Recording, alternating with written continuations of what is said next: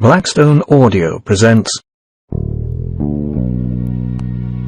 V for Vendetta, novelization by Steve Moore, based on the graphic novel illustrated by David Lloyd and published by Vertigo DC Comics, based on the screenplay written by the Wachowski brothers.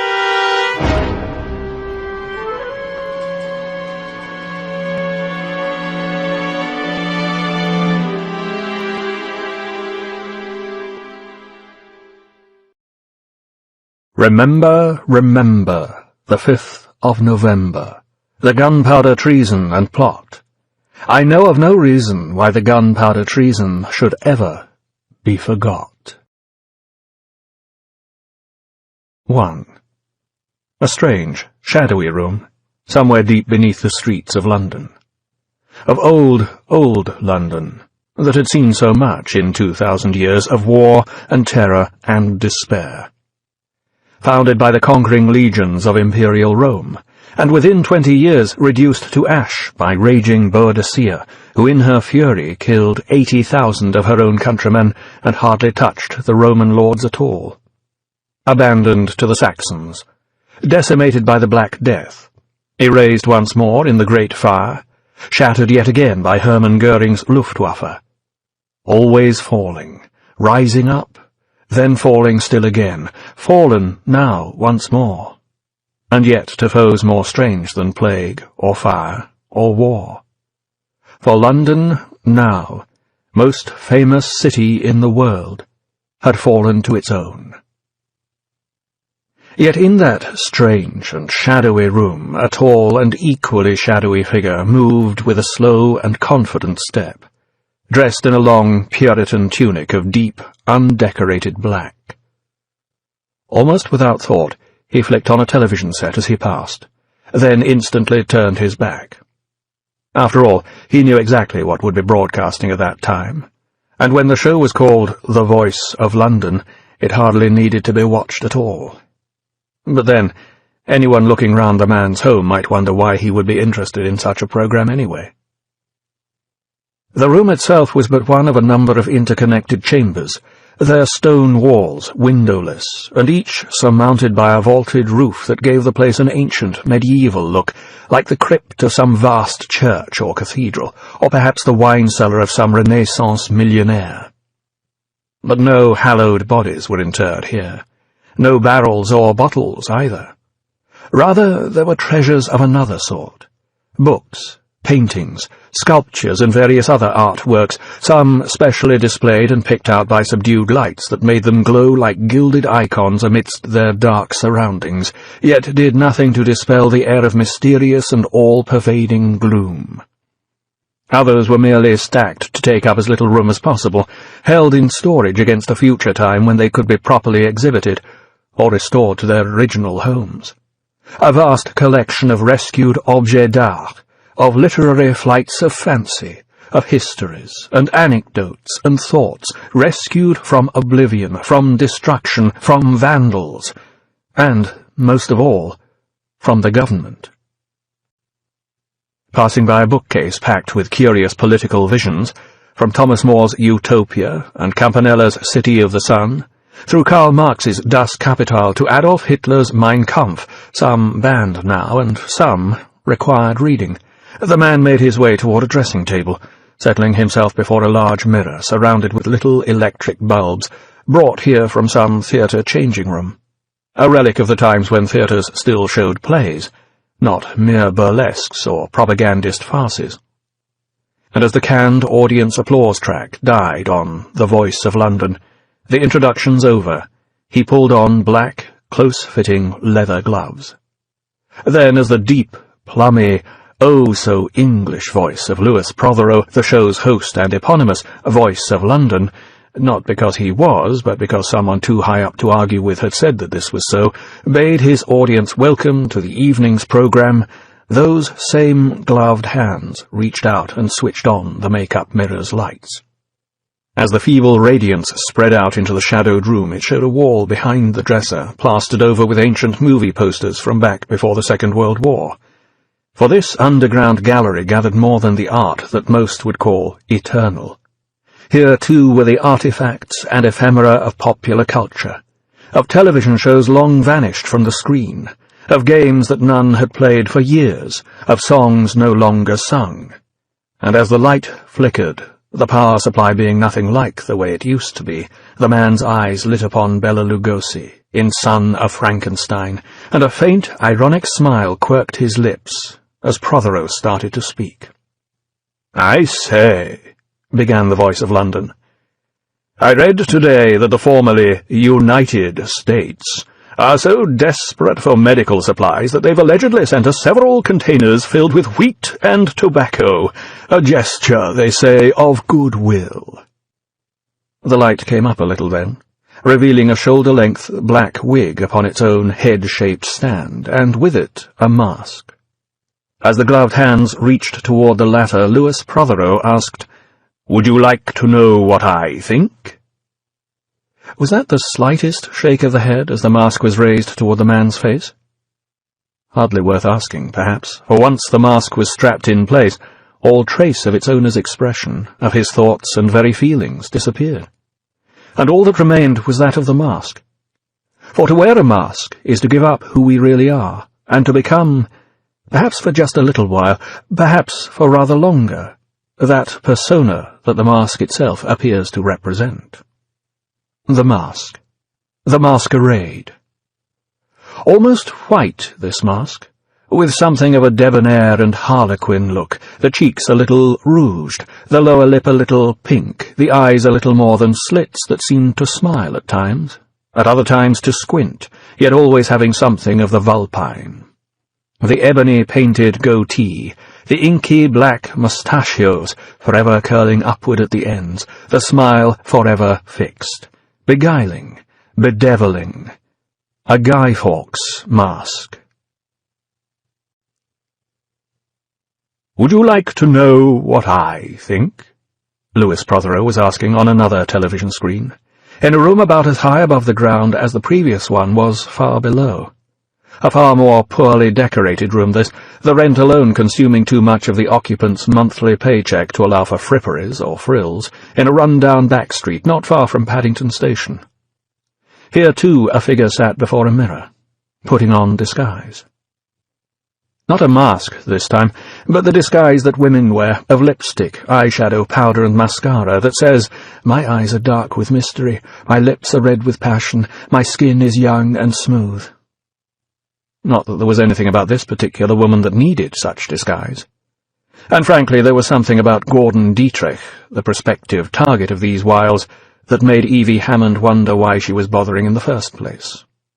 But she knew the answer to that question anyway. If she wanted to get on and up that damnable career ladder, this could be the most important date in her life. That was the way things worked these days. So gild the lily, then, and take whatever's offered.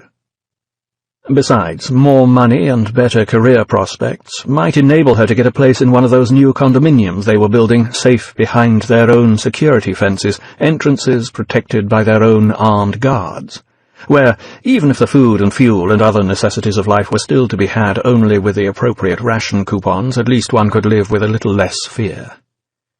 And Evie Hammond so very much wished to live without the fear that haunted all her days, and more. And worse, her dreams. "You're watching my show," the voice of London continued, though Evie was really doing this no more than a certain other of the programme's audience not so very far away. "So I'll assume you do. I think it's high time we let the colonies know what we really think of them. I think it's high time we paid them back for a little tea party they threw for us a few 100 years ago." With an apparent mastery of the dramatic pause, Prothero stopped while the technicians cranked up the canned applause once more. Her makeup finished, Evie slipped into her best dress and smoothed it over her hips as she checked herself in the mirror. Full lips, high forehead, brown eyes, and straightish golden hair that fell and spread across her shoulders, a lithe figure that filled out in just the right places. Yes, she liked the way she looked, and if Dietrich didn't, well, actually, if he didn't, what did it really matter? Either she'd get in his good books, which might eventually lead to a promotion, or she'd just stay where she was and carry on the same as usual until another opportunity came up. And if the worst came to the worst, she could always try to find another job. There were plenty around these days. Or, more to the point, there were far fewer people around than there used to be to fill the same number of vacancies. People of a certain type. Actually, she thought, biting her lip nervously, a promotion would mean quite a lot. For the way the party organized things these days, promotions brought more status as well as money, and that would mean more food coupons for a start. "What I say," Prothero's voice came again, when the applause had died down, "is that we go down to the docks tonight and dump that colonial crap where everything from the ulcered sphincter of Asserica belongs." A pause, but this time not long enough for the applause to start again. "Who's with me?" Then a further silence, until the dramatic tension seemed almost unbearable. Finally, in his best rabble-rousing voice, "Who's bloody well with me?" And only then did the applause crash in, as the entirely fictitious audience went wild with apparently hysterical approbation. Evie shrugged. She knew the show like the back of her hand, after all, with all its tricks, all its prompts. She even knew who wrote Prothero's stuff, and wrote his ad-libs, too. And heaven knows she knew the message it was trying to get across. What she didn't know was why anyone swallowed it. But they did. They did. And they had done so for more than 10 years now. And it looked as if they always would. Of course, no one was really going to dump wheat and tobacco in the docks. They might make a show of it for the cameras, throwing a few empty boxes into the water, but the wheat and tobacco would simply be spirited away to feed and soothe the party elite. If there was ever any there at all, that was. And the whole thing wasn't just another propaganda fraud to prop up British notions of superiority. These days, she knew, as an insider working at Jordan Tower, you couldn't believe anything the government said, apart from death threats and prohibitions. The applause storm having died down once more, Louis Prothero continued in a much calmer, more intimate voice, a lighter, knowing voice that suggested sharing a joke with his viewers, and a common point of view. "Did you like that? USA? The ulcered sphincter of Asserica? I mean, honestly, what else can you say? There was a country that had everything, and now, 20 years later, is what? The world's biggest leper colony. Why?" Now the voice, gained in confidence once again, became more emphatic, began to sound hectoring, demagogic, and loud. "Godlessness. Let me say that again. Godlessness. It wasn't the war they started. It wasn't the plague they created. It was judgment." More applause, while Evie could only think about how perceptions changed. When she was a little girl, after all, the USA had been regarded as one of the most Christian countries in the world, with right-wing Christian Republicans governing the place for year after year, with American Protestant missionaries taking their unwanted Bibles to all the other parts of the happily unredeemed world. And then there'd been the war. After that, the only things anyone remembered about the old America were its militarism and its conspicuous consumption, and what had been the promised land became nothing more than Rome and Babylon. And now no one cared about the state of the American soul, not here in England anyway, because now it was England that God smiled upon, and nowhere else at all. By then Prothero was really beginning to get into his stride. No one escapes their past. No one escapes judgment. You think he is not up there? You think he is not watching over this country? How else can you explain it? He tested us, but we came through. Her expression souring by the moment, Evie clipped on her earrings and began brushing out her hair. She knew perfectly well what was coming next, and Prothero delivered exactly what she expected. The building rant, the reddening face that went with the words, the rising blood pressure, and eventually the shouting. "We did what we had to! Islington, Enfield, I was there! I saw it all! Immigrants, Muslims, homosexuals, terrorists, disease-ridden degenerates, they had to go!" And now the punchline, same as ever. "Strength through unity! Unity through faith! I am a God-fearing Englishman, and I am God-damned proud of it!" "And that's quite enough of that, thank you very much," said Evie, twisting round to turn off the television, just as Prothero began to give the goddamned salute. And then she turned back to the mirror to check her appearance one more time. Yes, she did look good, and she knew it, no matter what that nervy little voice in the back of her head might say. But perhaps just one last look in the mirror with the photos tucked all round the frame. Her friends, her workmates, her parents. And it was that last one that always brought the same old lump to her throat. And on a night like this, perhaps that wasn't one to linger over. "Listen," she said, though whether to herself or to the photos, or to the empty air, she really didn't know. "He's a very nice man. He makes me laugh. But I'm just going to be honest with him, and if that costs me a job, well, that'll suck. But I've dealt with worse, haven't I? A lot worse." And then her eye lit once again on the picture of Mum and Dad, and she had to look away. And as she did so, her glance took in the clock. It said 1 minute after 11 o'clock. "Oh, shit!" exclaimed Evie, with sudden desperation, with sudden fear.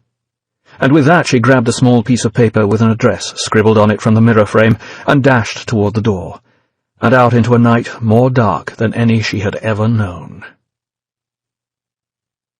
Underground. Back in that room of shadows and illusions, of literary dreams and cinematic fantasies, the dark-dressed man had by now completed his theatrical attire. The mask strapped on, the wig in place, long and soft black leather boots upon his feet that ran up above his knees, an inky cloak about his shoulders, and on his head a tall and tapering Jacobean hat, its round brim wide enough to add another layer of mysterious shadow to his already enigmatic, grinning features.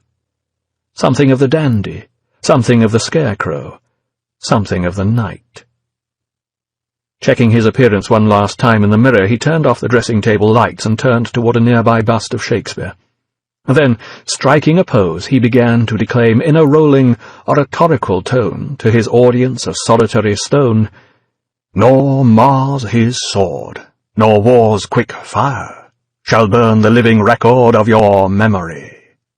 A bow, a swirl of the cloak, and then, in a much lighter, more mischievous voice, "Don't wait up for me, Will. I intend to enjoy myself tonight."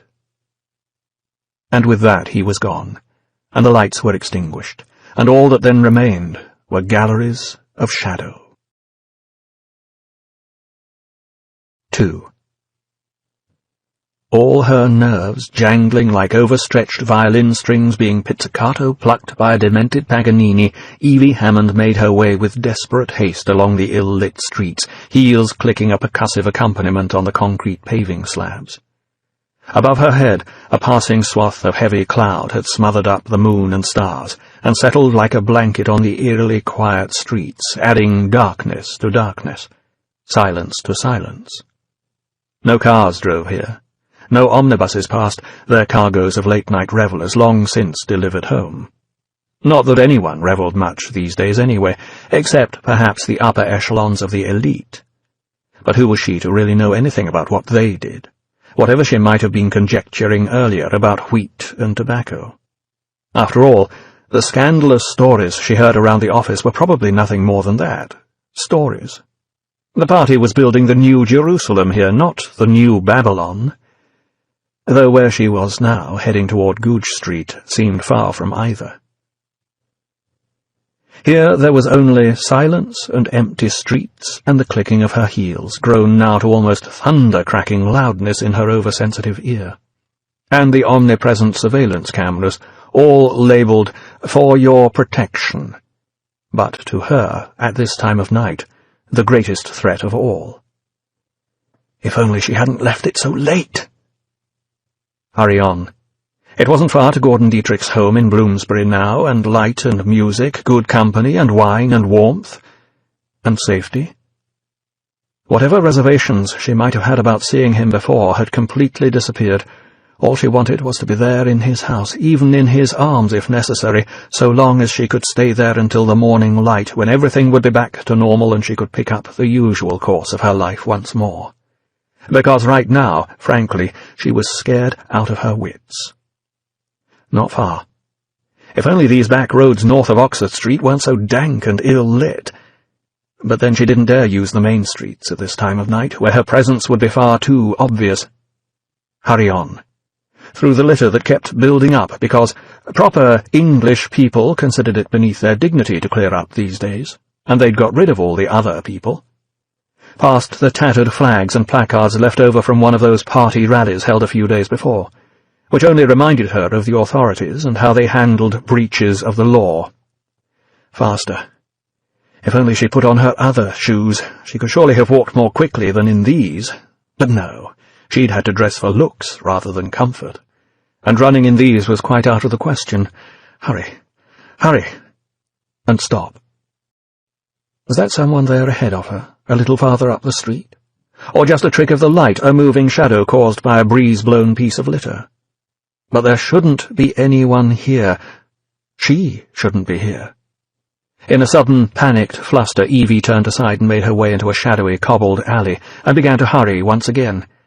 The alley didn't look at all inviting, littered with trash cans and garbage as it was, but if she could just avoid that mystery figure, go round and find another alley that would lead her back to the same street beyond the place he lurked, if he was still lurking there. If he wasn't following her. If he wasn't just about to grab her. Run. Bad shoes and lack of breath or not, just run, and glance back. No one there. But run anyway.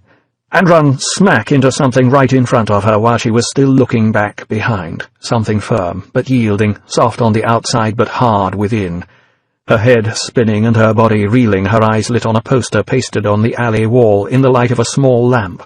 One of those posters that were everywhere, saying the same old thing, strength through unity, unity through faith, with a little angel-winged cross beneath it. The slogan that welded the nation together, kept everyone in line, ensured that no one went astray. And then there were strong arms uniting round her waist, supporting her, stopping her fall. But whether there was anything of faith about the big man in the tweed coat that she'd run into was very much an open question. As for angel wings, definitely not. "Whoa!" he exclaimed, in one of those theatrical catchphrase voices. "And excuse me, miss!" Regaining her physical equilibrium, though still far too flustered to think straight, Evie stammered out, "I'm sorry, I didn't see you." "In a hurry, are we?" the man said, in an exaggeratedly calming voice, though his attempt at an avuncular smile somehow kept slipping to a smirk. Evie tried to step back, but his big hands were still there on her waist, and she knew exactly why he wasn't taking them away. Big, powerful hands to go with a muscular, big-boned body and a hardened, worldly face. A smugly evil glint lit up the man's otherwise cold and brooding eyes. Eyes that said, "My lucky night here, caught myself a babe." "I was just—" The man in the tweed coat interrupted, and now his voice was flat and cold. A statement not to be argued with.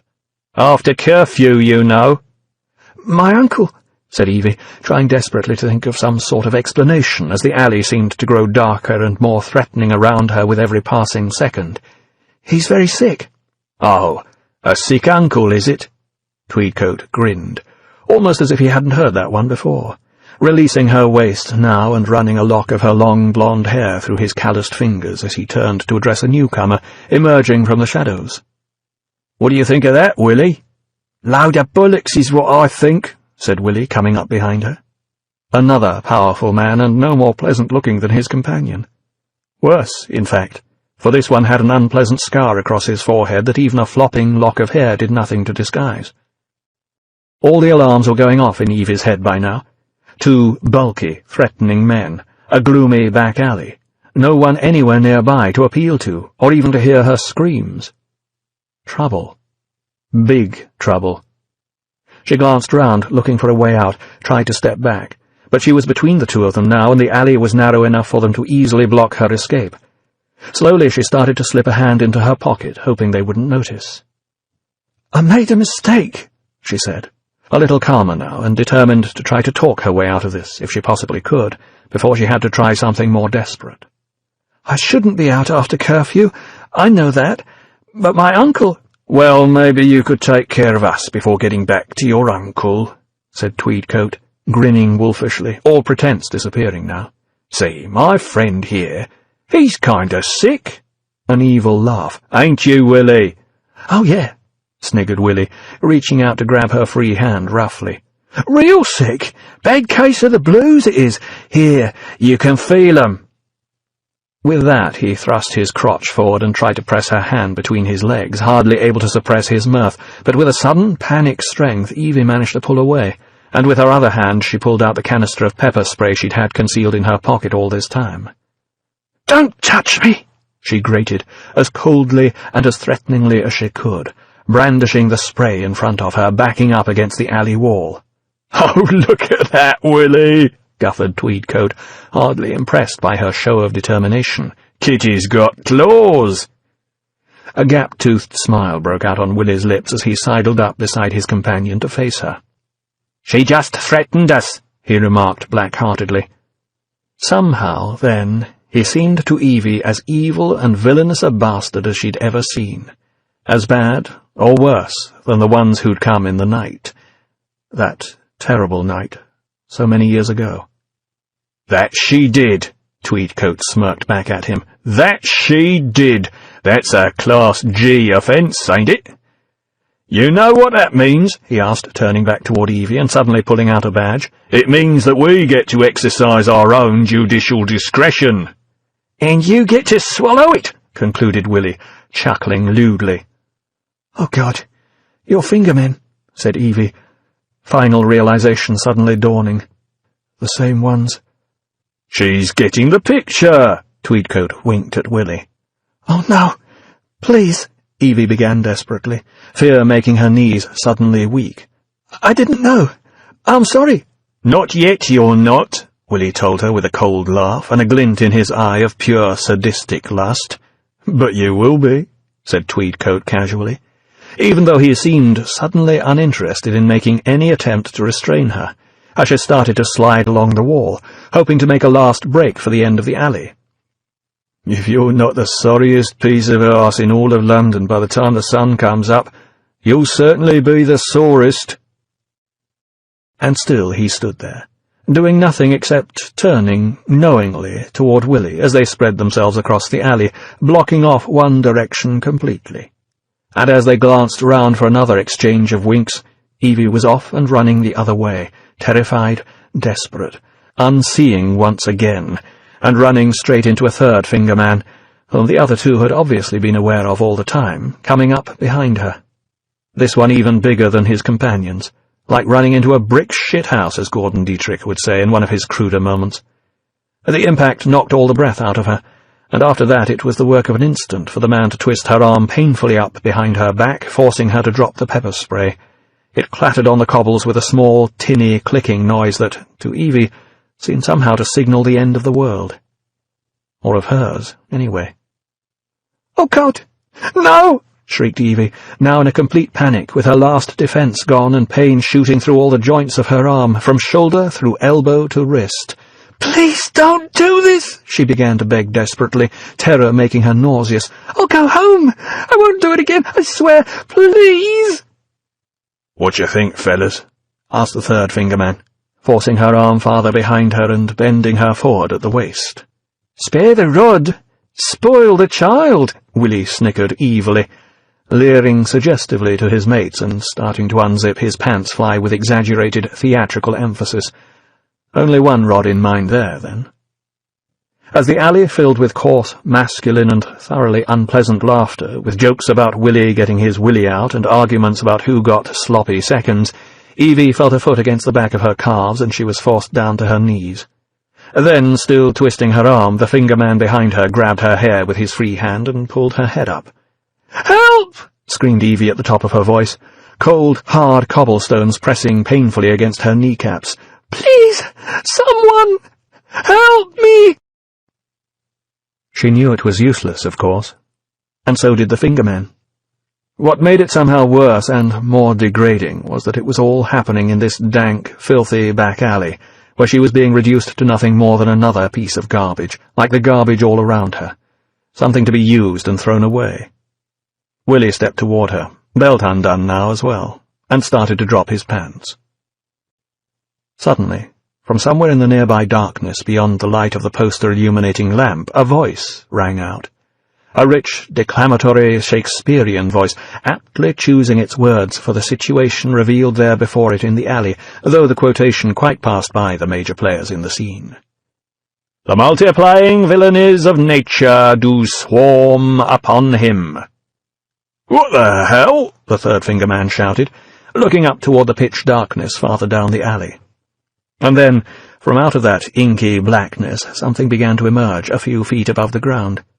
Something so bone-white it seemed to glow, that looked at first like a grinning skull suspended in the deep, oppressive night, but as it slowly approached, transformed before their eyes into a slightly more human face, dead white except for the merest touches of colour on lip and cheeks, the blackness of an upturned moustache and goatee, the smile forever frozen.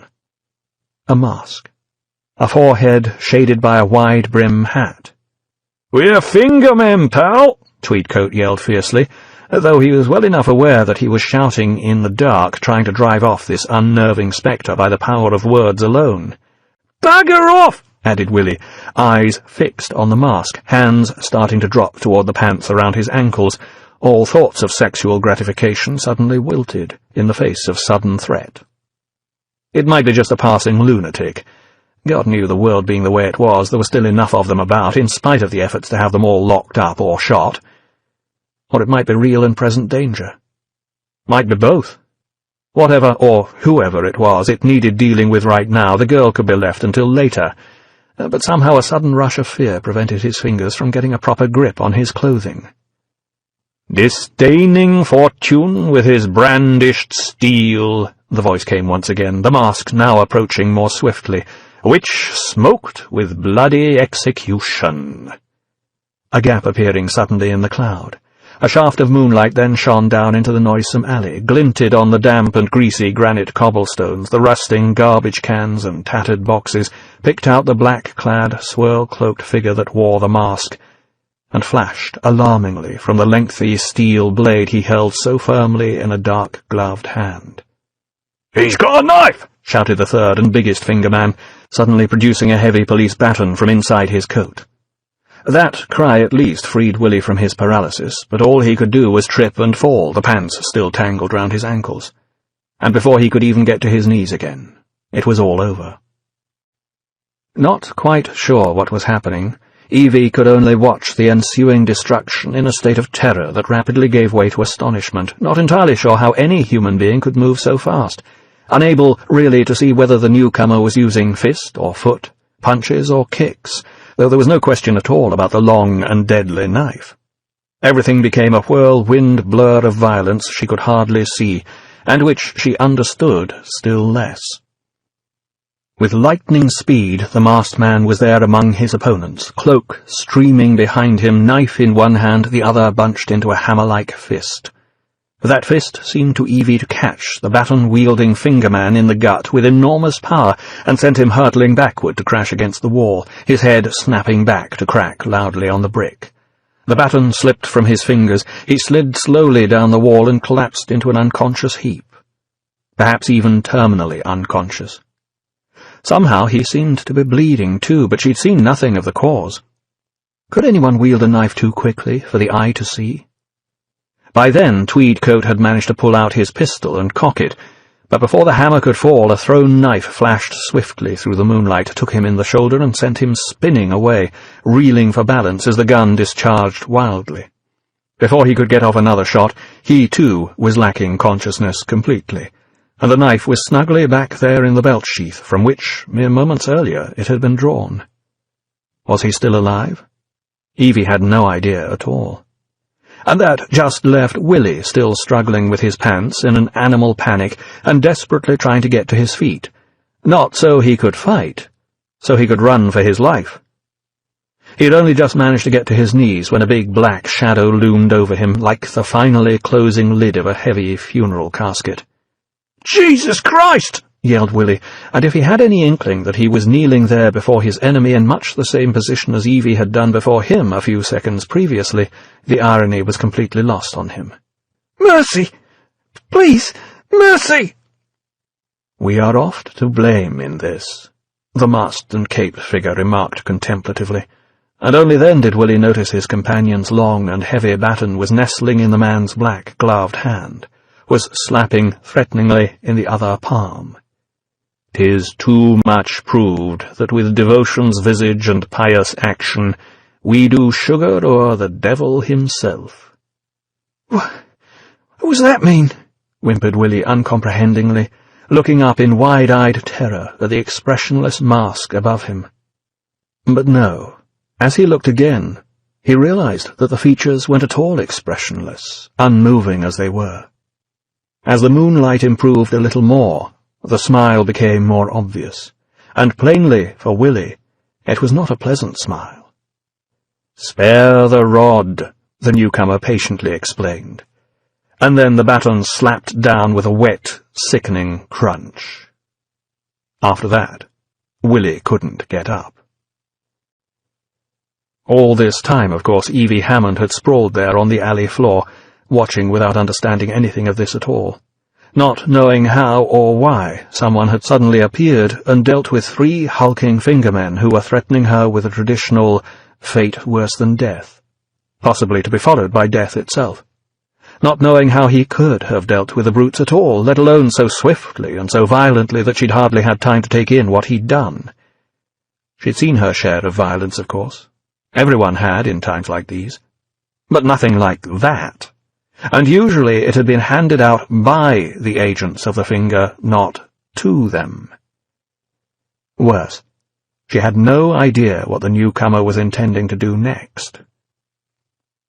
As the masked man turned toward her, almost as if he were noticing her for the first time, she hurriedly scrambled across the cobbles, picked up the pepper spray that she'd been forced to drop earlier, and held it up defensively before her as she waited for him to make the next move.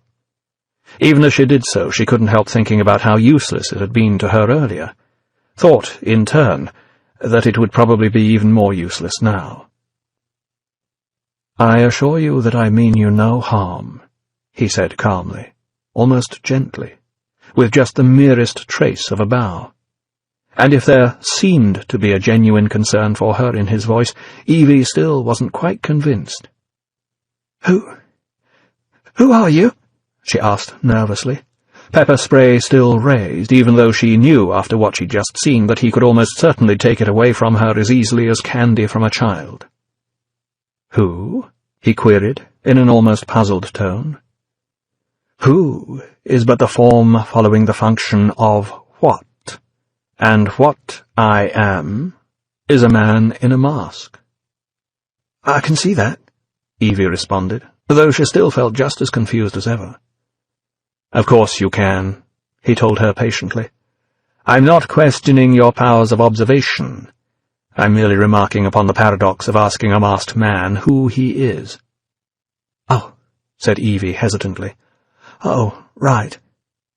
"But on this most auspicious of nights," he continued, now becoming increasingly grandiloquent, "permit me then, in lieu of the more commonplace sobriquet, to suggest the character of this dramatis persona." A grand and extravagantly theatrical gesture followed, taking in somehow the whole of himself, from crown of hat to sole of booted foot, and at the same time also managing to separate out his black-clad form from the darkness of his surroundings. "Voila!" The slightest pause, perfectly timed for maximum effect, and then, "In view, a humble vaudevillian veteran cast vicariously as both victim and villain by the vicissitudes of fate." Evie simply stared and forgot to hold the pepper spray quite as high as previously, and, as if taking her silence as willing agreement to his carrying on, he raised one hand to indicate his mask. "This visage, no mere veneer of vanity, is a vestige of the vox populi, now vacant, vanished, a vital voice once venerated, now vilified.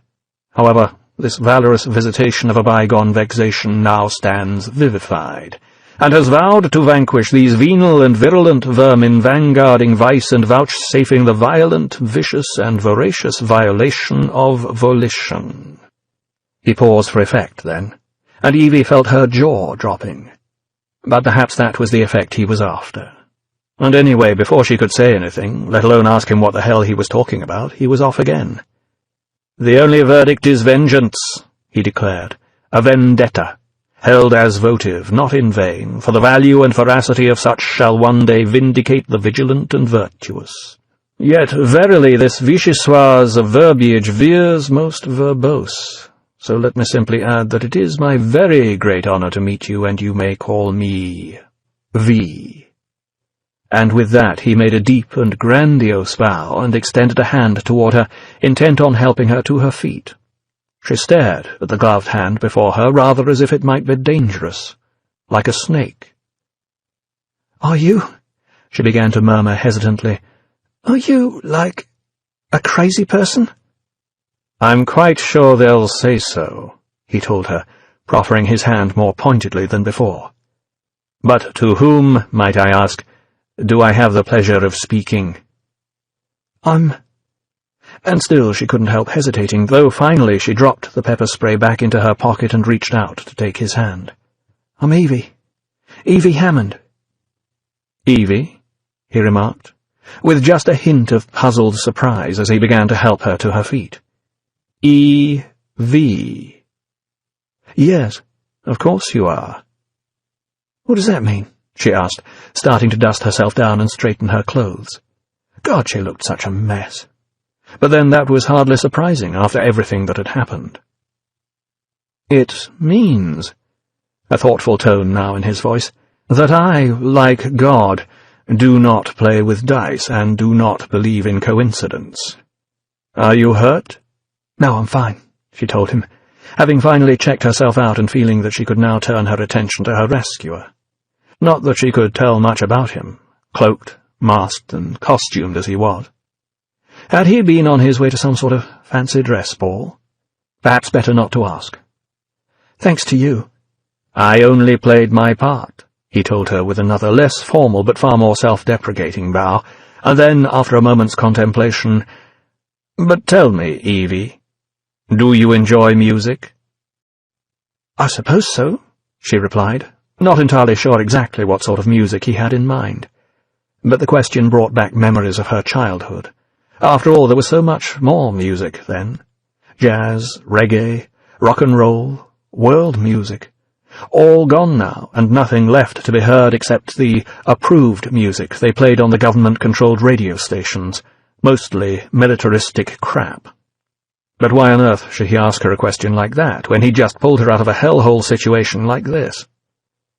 "You see, I'm a musician of sorts," explained the man who called himself V, "and on my way to give a very special performance." "What kind of musician?" Evie asked, suddenly nervous again, and not entirely sure she really wanted to know the answer. "Percussion instruments are my speciality." Somehow the grin upon his mask seemed wider than before. "But tonight I intend to call upon the entire orchestra for this particular event. And," again the briefest pause, the slightest bow, "I would be most honored if you could join me." "Oh, I don't think so," she said hurriedly, suddenly remembering all that had happened in the last few minutes, and, being out after curfew as she was, could still happen all over again. "I think I shall be getting home." But while she stood there, flustered and uncertain, he stepped closer and took her hand, raising it toward his mask almost as if he were about to kiss it. She looked at him in astonishment, having only seen gestures like that in the historical TV shows, the ones set in the 19th century and earlier. the gestures of an old-fashioned English gentleman, a species she'd convinced herself had long ago ceased to exist. "I promise it will be like nothing you have ever heard or seen," he said, his voice insistent and magnetic, "and that afterwards you will return to your home quite safely." And somehow she knew that there was only one thing to say to such a politely phrased assurance. "Well, all right." After that, of course, the sense of adventure and excitement began to overwhelm Evie's nervousness. How often, after all, did she get the chance to be roaming through the empty streets of London at nearly midnight, accompanied only by a masked and mysterious man in black who could take out 3 of the feared and hulking fingermen in little more than the blink of an eye? And she felt she owed him something for that. So if he wanted to take her to some sort of musical performance, it would be less than gracious to tell him no. On the other hand, he wasn't exactly forthcoming about where this concert was going to be staged, or even precisely when. But as he led her along the streets, circling to avoid surveillance cameras and dodging occasionally into shadowed doorways or alley mouths when a passing patrol car cruised by, she began to think such questions mattered less and less, and gave herself over entirely to adventuring. Or venturing, as we would probably prefer to call it, alphabetically obsessive as he was. As if in response to her lightened mood, the breeze blew the cloud away, and the stars appeared, spattered like diamonds across the velvet cloak of night, and a brilliant silver moon sailed into view almost at the full, and shone its beams down on old London as it had for the last 2,000 years, without fear or favour for any of its inhabitants, regardless of their innocence or guilt. The nerves did come back, though, when, after a fairly circuitous route that roughly followed along New Oxford Street and then wove back and forth across and along High Holborn, they arrived at the Farringdon area, and instead of conducting her into some sort of concert hall, he led her up a fire escape and onto the roof of one of the taller buildings in the area. She was quite a long way from her Paddington flat now, too, despite his assurances that he'd see her safely home. But that feeling of nervousness was immediately overwhelmed then by the wonder of the view they could see all round them, silvered in the purest moonlight and sparkling beneath the stars. Ahead of them rose the Old Bailey, or, more properly, the Central Criminal Court, a massive pile of stone surmounted by a copper dome, which in turn supported the famous bronze statue of Justice. A blindfolded woman, with her arms extended straight out to either side, the scales of justice suspended from her left hand, the fearsome judicial sword rising from the right.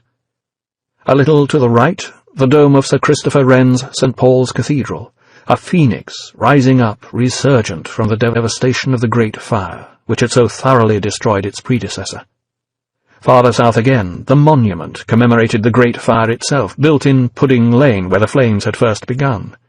Beyond that, in turn, the rising skyscrapers of the City of London, the nation's financial heart, and farther on again, the even larger, block-like towers of Canary Wharf.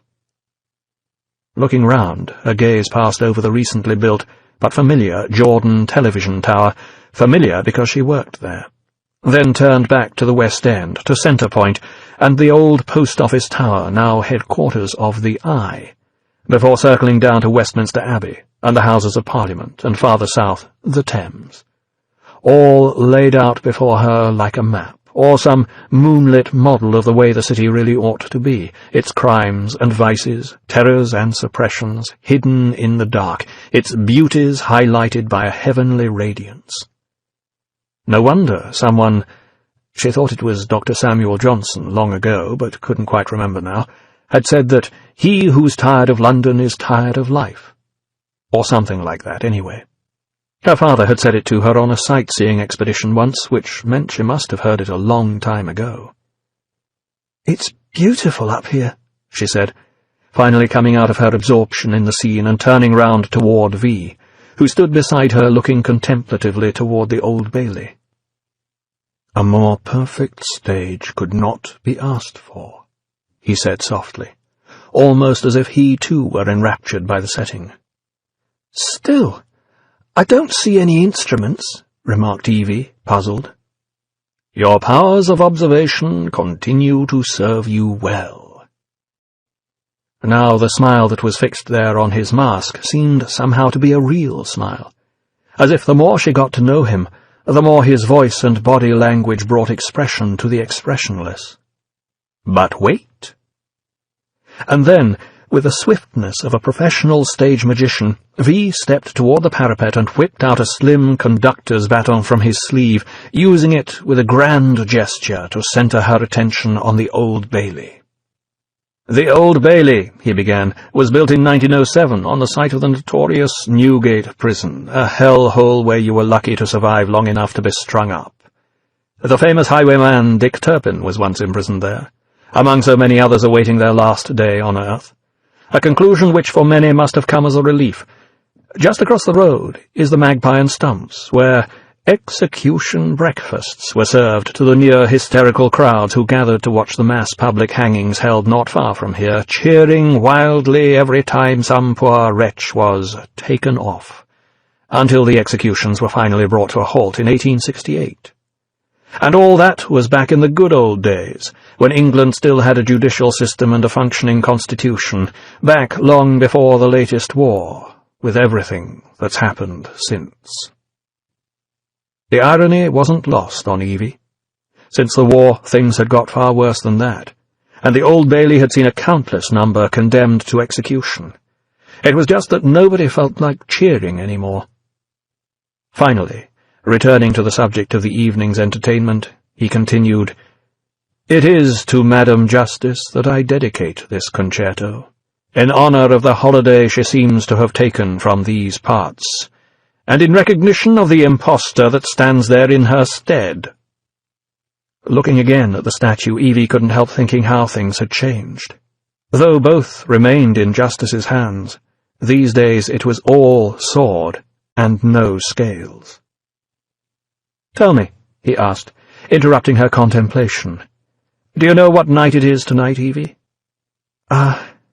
She had to pause and think. "November the 5th? And no sooner were the words out of her mouth than, back behind her down at Westminster, Big Ben began to chime the midnight hour, the instant when this most significant night was at its deepest. And with a slight nod of the head acknowledging the perfect timing of the bells, V continued, "And the meaning of the date?" She knew, of course, but also knew the date was no longer celebrated. After all, the official line was that Guy Fawkes had been nothing more than a terrorist attempting to overthrow the state. And even if, ever since, the populace had burned the traitor in effigy every year in eternal punishment for his crimes, it had all come to seem too much of a celebration for the current government. And anything remotely suggesting the celebration of terrorism had rigorously been stamped out. That was too much like free speech, and couldn't be allowed at all. Then, almost as if the distant tolling of the giant bell were occurring for no other reason than to accompany his voice, the masked man began to declaim. "Remember, remember, the 5th of November, the gunpowder treason and plot. I know of no reason why the gunpowder treason should ever be forgot." As the last note of the chiming midnight bell faded softly on the cooling air, V finally began his performance, tapping his baton on the stone parapet, and then raising both arms above his head, as if calling his unseen orchestra to attention. "First," he declared, "the overture." And then his arms began to move, slowly and gently at first, as if he were trying to coax music from silence. There was nothing to be heard, though, and Evie began to wonder if he really was crazy, and the music only existed in his head, or if all his performance would be nothing more than mime. Somehow what he was doing reminded her of an old Bugs Bunny cartoon she'd seen as a child, before everything American was banned. "Listen carefully," he said then, his soft voice reclaiming her attention. "Do you hear it?" Puzzled now, for there was obviously more to this than first appeared, Evie tilted her head and listened, while all the time she kept watching V's baton, moving, summoning. "I hear it," she said suddenly, a childlike wonder in her voice. This, after all, was magic, and perhaps it was less a conductor's baton he held than a conjurer's wand. Although, even then, she wasn't quite sure whether she might just be imagining it after all. But no, it was definitely there. The soft strings of the opening bars of Peter Tchaikovsky's 1812 overture, rising slowly like a thin white mist emerging from the darkness of the London streets and alleys. As the music swelled up louder and picked up its well-known theme, she couldn't help dashing forward to the parapet and looking down, trying to locate its source. Finally, she thought she'd tracked it down to a nearby loudspeaker, one of the myriad now strung across London and all the other cities of the country that filled the days with announcements and propaganda and control orders. But no, it wasn't just one speaker. It was all of them. Right across London, Tchaikovsky's musical portrait of Moscow's heroic resistance to the invading Napoleonic hordes sang out, growing louder all the time, and interwoven with the theme, although the composer had intended them to represent nothing more nor less than the enemy, were extracts from the Marseillaise, that paean to the now-forgotten values of liberty, equality, and fraternity. That revolutionary call to arms, "Aux armes, mes enfants." And across the city, children woke and, startled, asked their mothers what it meant, while people spilled out into the moonlit streets to listen, curfew quite forgotten. For this was loud enough now to wake the entire city, loud enough perhaps to wake the dead, for were not most of the city's population now dead indeed to so many things that mattered? Liberty, equality, fraternity. And in the offices of the security services and police, and even there in Downing Street, all hell was breaking loose. "How did you do that?" Evie asked, a smile of astonishment all across her face. "Wait," said V, still conducting, his gestures growing more frenzied and extravagant still. "Here comes the crescendo." Now the theme returned, far more powerful than at its first appearance, swelling inexorably toward its climax with all the battle fury of drums and cymbals and timpani, to the point where, upon its premiere, Tchaikovsky had had real cannon fired as part of the performance. And when that point was reached, the night sky over London was suddenly rent by a shattering explosion perfectly timed with the music, and the statue of blindfolded justice was simply blown apart in shards of melting metal, her sword and scales vanishing in a ball of angry smoke and flame. Evie could only stare in shock as the music rose again, and, once more timed to match the original cannon fire, a further series of thunderous explosions smashed the Old Bailey into myriad fragments. "Beautiful, is it not?" asked V, as the monstrous echoes of the collapsing building faded, and he turned to take a conductor's bow before his utterly startled audience. Evie just couldn't believe what she was seeing.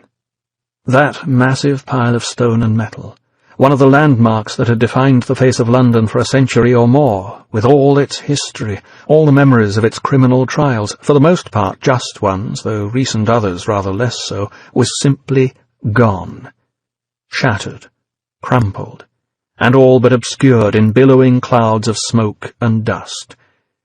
And V had provided a ringside seat at the spectacle, just for her.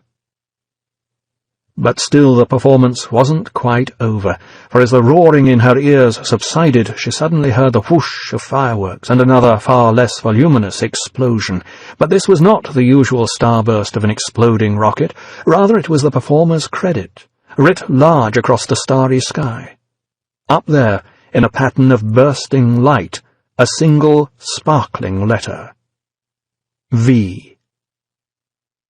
Eyes wide with awe and surprise, Evie turned toward the perpetrator of the evening's entertainment, but he had already disappeared. "V?" she asked an empty rooftop, asked again the empty, silent air. "V?" Then, all around, from those same speakers that mere moments before had provided the musical accompaniment, the harsh, discordant sirens began to wail. 3. The tension in the room was like the thick, black smoke of a sacrifice to evil gods, but none of the men gathered round the large table at its centre could bring himself to say anything to relieve it. This, too, was a room of gloom and shadows, but quite unlike that which lay hidden underground an unknown distance away, this contained nothing to lighten the oppressive air. No posters, books, or music. Certainly no bust of Shakespeare. For this was the new, modernized and thoroughly up-to-date cabinet room in Downing Street, now decorated in a totalitarian palette of grey, steel, and black. And here, where once elected cabinet ministers gathered to debate and discuss the country's fortunes and direction, sat the appointed department heads that these days represented the new body politic. Or rather its repression, for political life, like Guy Fawkes himself 400 years before, had now been hung, drawn and quartered, and afterward thrown to the dogs. These were hard-faced, ruthless men for the most part, who, despite their power, still couldn't quite avoid the caricaturing humour of the British public they did so much to stifle and suppress. And so these remnant travesties of supposedly legitimate government departments had their nicknames. The security services, the finger; visual surveillance, the eye; audio surveillance, the ear; criminal detection, the nose; propaganda, the mouth.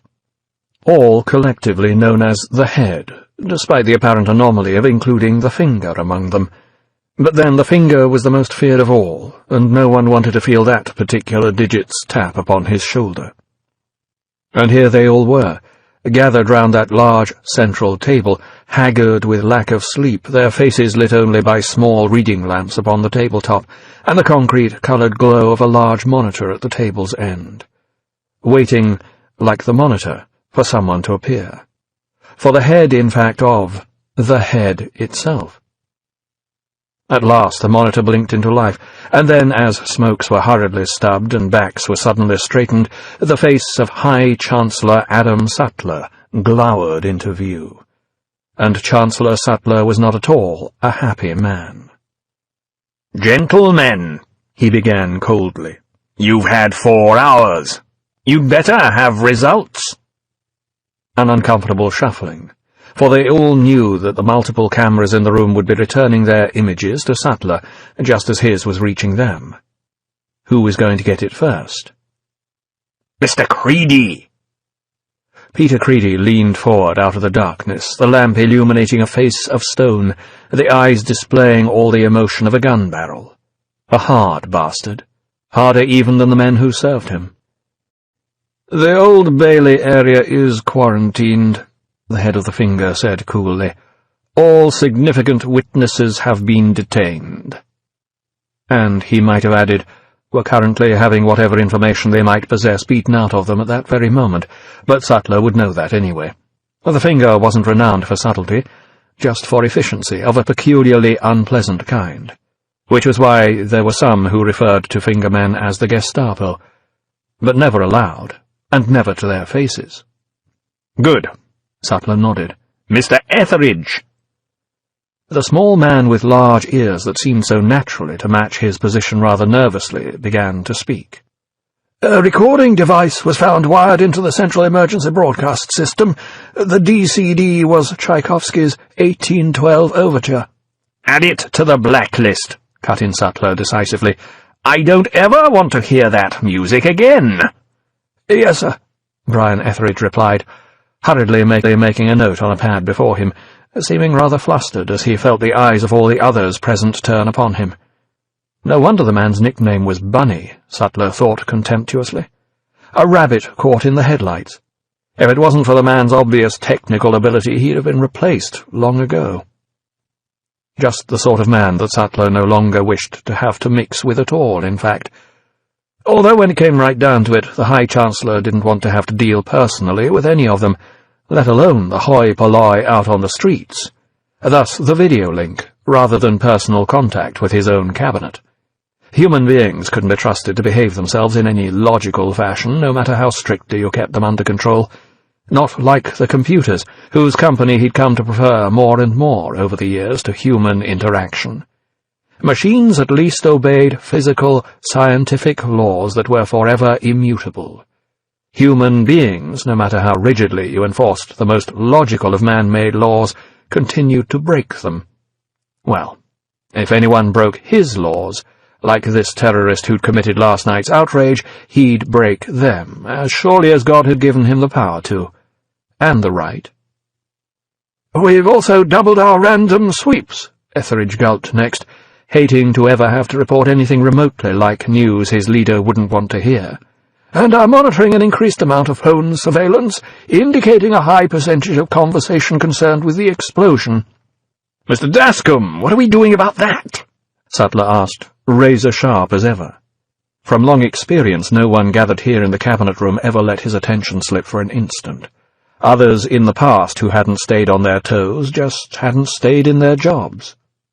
Roger Dascombe, however, was not one of those likely to be on their way out any time soon. Sleek, tanned, and immaculately dressed in a bespoke suit, without the slightest wrinkle, he looked every bit as perfect as he obviously thought he was.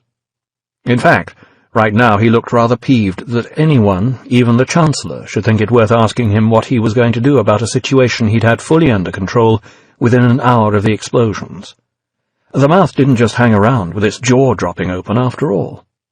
"We're calling it an emergency demolition," he explained, unable to avoid a smug glance round at his companions. "We have spin coverage on the network and throughout the interlink. Several experts have been lined up to testify about the Old Bailey's lack of structural integrity."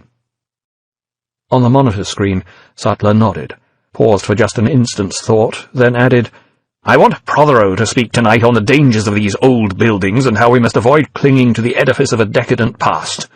He should conclude by saying that the new Bailey will become a symbol of our time, and of the future that our conviction has rewarded us with."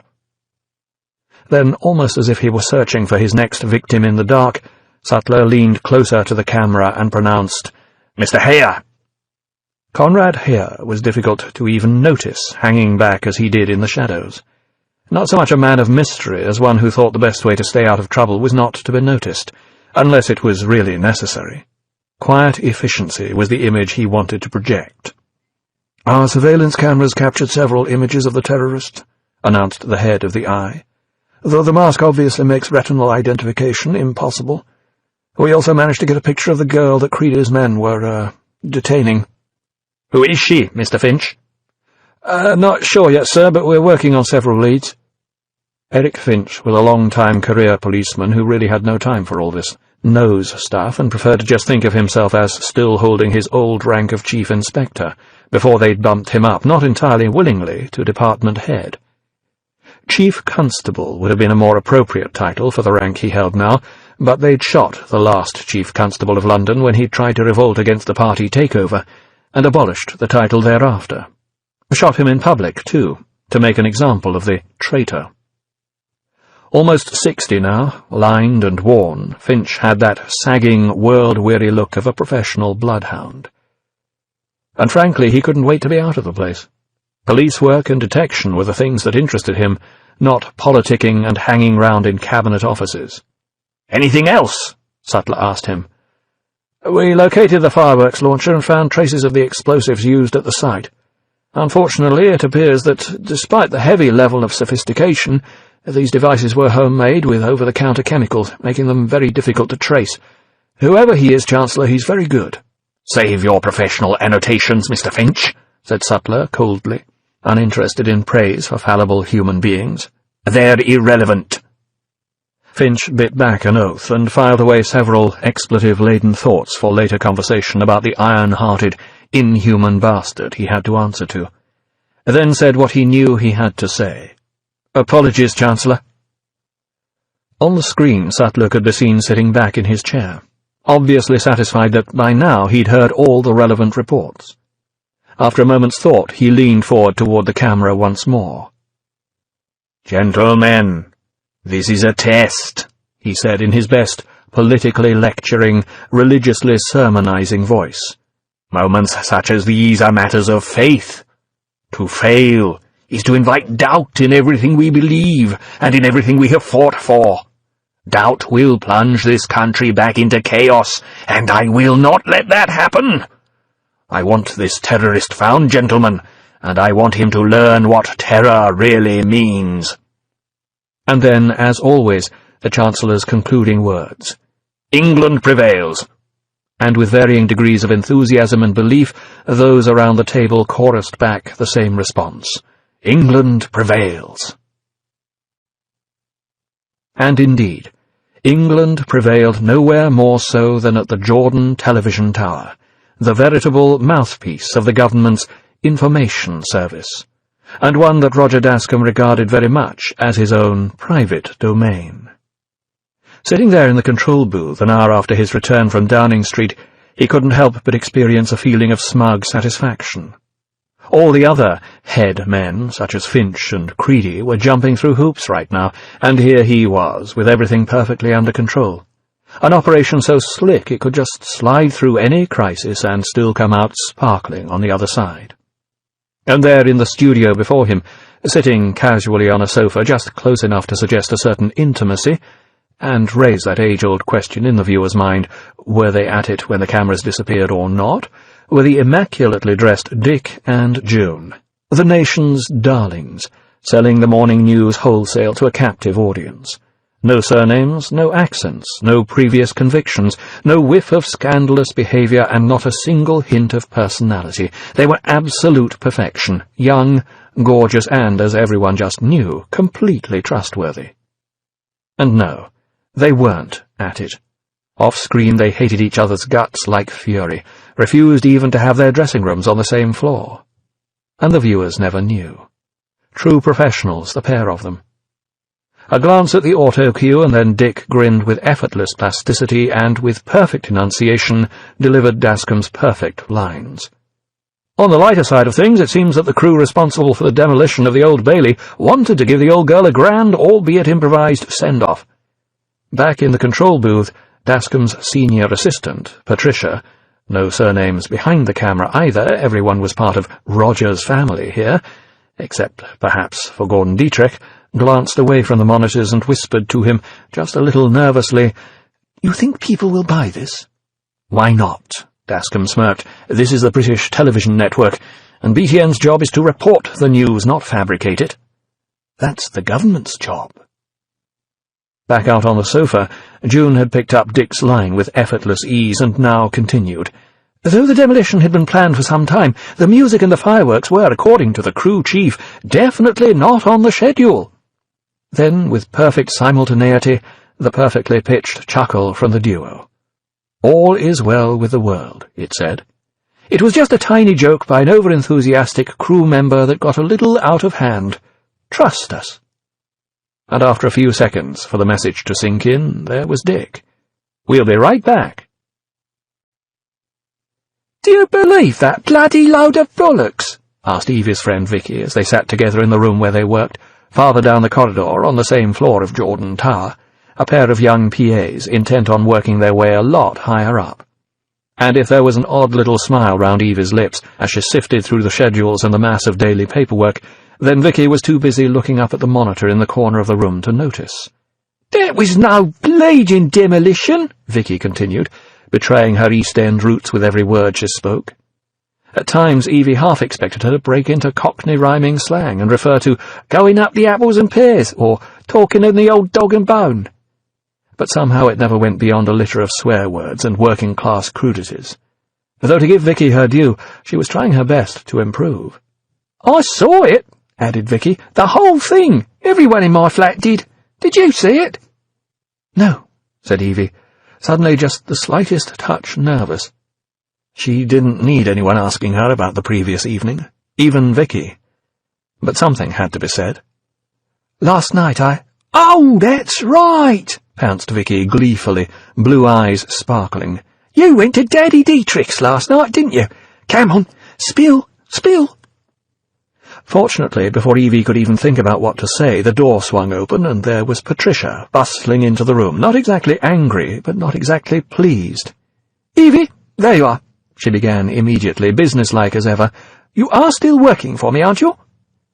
A moment's confusion, and then Evie noticed the small personal radio she used as an intercom between floors sitting on her desk.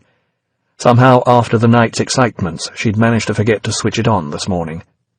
"Sorry, Patricia," she said contritely. That apology seemed to be enough, and Patricia was never one to waste time on useless chatter. Now that she'd found her missing minion, the task list just spilled from her lips in no time at all. "I need 2 espressos and 3 filter coffees from downstairs, and Dietrich is ready for his tea." She turned to go, already intent on the next item on the day's agenda. "And we'd like them just a little sooner than yesterday, please." And Vicky, suddenly seeming enormously busy, glanced up and smiled briefly as Evie leapt to her feet, blushing, and dashed away through the door in Patricia's wake. This book is continued on Disc 2. V for Vendetta, novelization by Steve Moore, continued. Disc 2. Over at New Scotland Yard, Chief Inspector Finch was starting to feel as rumpled as his old suit. He'd been out of bed as soon as the music started and the sirens went off. A couple of hours at the Old Bailey, a couple of hours at his desk, then that bloody cabinet meeting, then back to his desk again. And the desk was no more of a pretty sight than he was. A litter of reports, a mess of notes, a keyboard and a monitor, a couple of phones, and he'd piled up more empty coffee cups there than he had leads right now. And still the reports came in. 95% useless, but needing to be checked anyway, and if he wasn't careful they'd topple over again, and then he wouldn't know where he was or what he'd already read.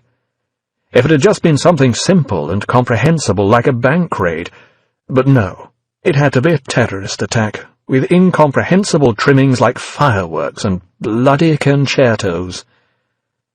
A cooperative operation between the nose and the finger, this was supposed to be, whether he wanted it or not, and duplicate reports to be faxed as fast as WPC Barndon could send them. Poor girl had been sending out stuff all morning. Not that he was getting much from Creedy and his finger men, but that was typical. Take everything, give nothing back. Bloody Creedy. Well, 2 could play at that game. Maybe he'd tell Lizzie Barndon to go sick tomorrow, and then be too short-staffed to find anyone to replace her for a while. "I don't get it," remarked Detective Sergeant Dominic Stone, Finch's lieutenant. DSDS, as he was usually known to the yard's canteen staff, whom he somehow charmed into giving him all the prime cuts and extra helpings. The younger man looked up in puzzlement from a desk that was far more organized than his boss's. Almost clean, Finch thought disgustedly, but he'd grow out of that. At least he hoped he would. Not like the last DS he'd had, who'd had half his head blown off in that Scottish Nationalist Army terror attack a couple of years ago. Finch liked Dominic Stone for his personality as well as his efficiency, and always thought of him as Dominic, rather than Sergeant Stone. Probably liked him a bit too much. After all, if Finch's son, Peter, hadn't died along with his mother back in the Troubles at the time of the Reclamation, he'd be— Well, thinking about that didn't help him get on with the job. "Why does he wear a Guy Fawkes mask and then blow up the Old Bailey?" Dominic continued. "Didn't Fawkes try to blow up Parliament?" "It's not too late," Finch told him wearily. "Maybe he's just getting started." He almost added, "But let's not go there." But before the words could reach his lips, the phone rang on Dominic's desk. Finch looked up at him as he took the call. Young, handsome, well-groomed, smart and eager. He'd grow out of all of those things if he stayed in this business long enough. The hair would be the first to go, falling out with worry while trying to solve just this sort of case. For a moment, Finch wondered if he was looking at himself when he was young, but then decided it was just stupid, wasting time thinking about things like that. Instead, he turned his attention back to the photo of the terrorist that one of the CCTV cameras had picked up the previous night, and who, or what, was he looking at here? The mask, the grin, the whole bloody pantomime outfit. A joke? Or a nightmare? The train of thought was suddenly interrupted as Dominic slammed down the phone and leapt to his feet excitedly. "A lead on the girl!" And so, with the gravity that his age and position had earned him, and the weariness that being up all night brought as well, Finch dropped the photo back on the desk and heaved himself out of the chair. Maybe there was something here for an old dog to get his teeth into after all. The girl in question was just then about to encounter another older man, the one she was supposed to have met the previous night. Gordon Dietrich was a long-time producer and variety show frontman from the old multi-channel days, back before everything had gone to hell and there was nothing left afterward but the British television network, whether anyone liked it or not. He'd spent a while in the wilderness while the new powers that be were getting themselves set up, which he'd at first put down to the idea that the programs he used to make were far too coarse for present tastes. And then, suddenly, he'd got the call to produce a new, weekly, government-approved variety show. Only when he read the brief did he realize that he'd actually got the job, because now they couldn't possibly find anyone coarser. Even so, there were limits. But as long as he provided enough cheap laughs and syrupy pap to keep the mindless masses entertained, well, it was a living. Frankly, it was a damned good living. And living was what a lot of the media people he used to know just weren't doing anymore.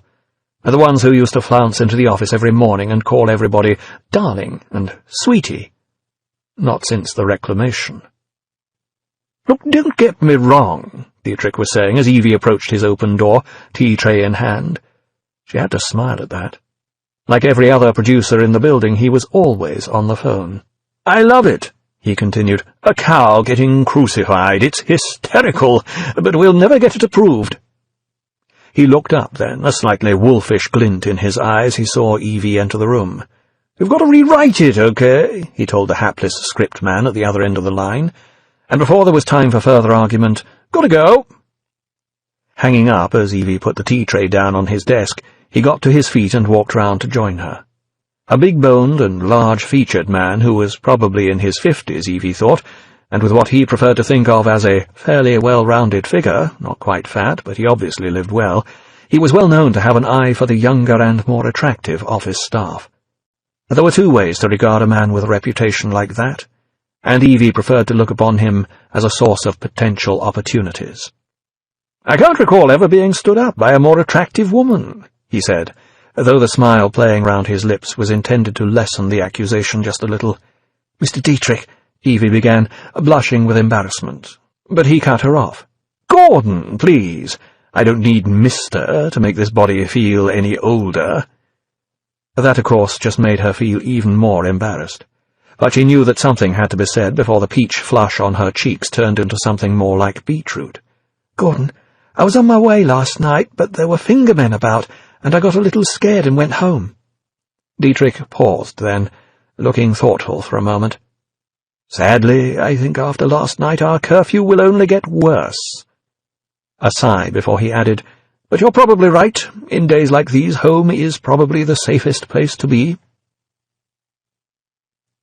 Not for Evie Hammond, though. Not anymore. The once safe haven of her apartment was breached forever, as Finch and Dominic kicked in the door, bursting in with guns drawn. A few moments' tension as they checked the shabby rooms, that swiftly drained away as they realized no one else was there. Pistols put away. That always made Finch feel better, remembering how, when he'd joined the force, only special units had carried guns. They began to look around, checking drawers and closets for anything that might help. Letters, an address book, an answer phone, anything. Not that there was much here that suggested this was the home of a dangerous terrorist. Certainly no bomb-making equipment, notes of targets or plans of action. The place looked as if it could have belonged to any young woman of relatively little means, student, office worker, shop girl. The clothes were cheap. The decor was worse. It was Finch who noticed the mirror, with the photos tucked in all around the frame. And there, amongst the others, of course, was one of Evie herself, a perfect match for the rather more blurry image picked up on the CCTV cameras. A glance toward Dominic, and then, "Gotcha," he said to the photo. And meant it, too. This was just the confirmation of identity they needed. 4.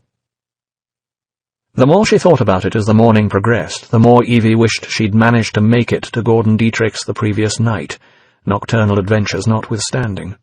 Though it had to be said, the more she thought about those nocturnal adventures, the more hair-raising they became. After all, the grand-sounding junior personal assistant was just a joke, really. They might just as well call her Gopher Number 2. Fetch the coffee. Go and find this. Send out for that. Now it was collect the latest delivery from the main entrance. If she could actually work up to really being someone's personal assistant instead of anyone's assistant, she might actually stop being run off her feet all the time. One day, she thought. Well, maybe one day she'd go a lot further than that. After all, she'd always wanted to be in front of the cameras, not behind them. But with her background, she'd never had the opportunities for that sort of thing. If she could just get herself noticed by someone who might be interested in her.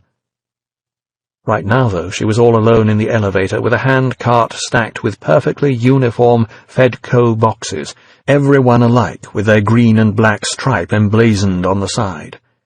Typical government mail system, everything the same, regular size, regular weight, regular colour, typical of the entire government itself, in fact. It was just a surprise that everyone didn't have to wear the same regular uniforms the way they used to do in China back in the days of Chairman Mao. Best not to think about that sort of thing, though. Every time she thought of a way that things could get worse, they usually did. As it was, the only uniformed people around Jordan Tower were the security guards, and there was one before her as the elevator doors opened and she pushed out the handcart. Fortunately, this was one of the friendlier ones, unlike the shoot-to-kill goons they had on the main door. A time server, just putting in his hours and taking home his paycheck, and far more interested in watching the latest episode of Storm Saxon than his security monitors.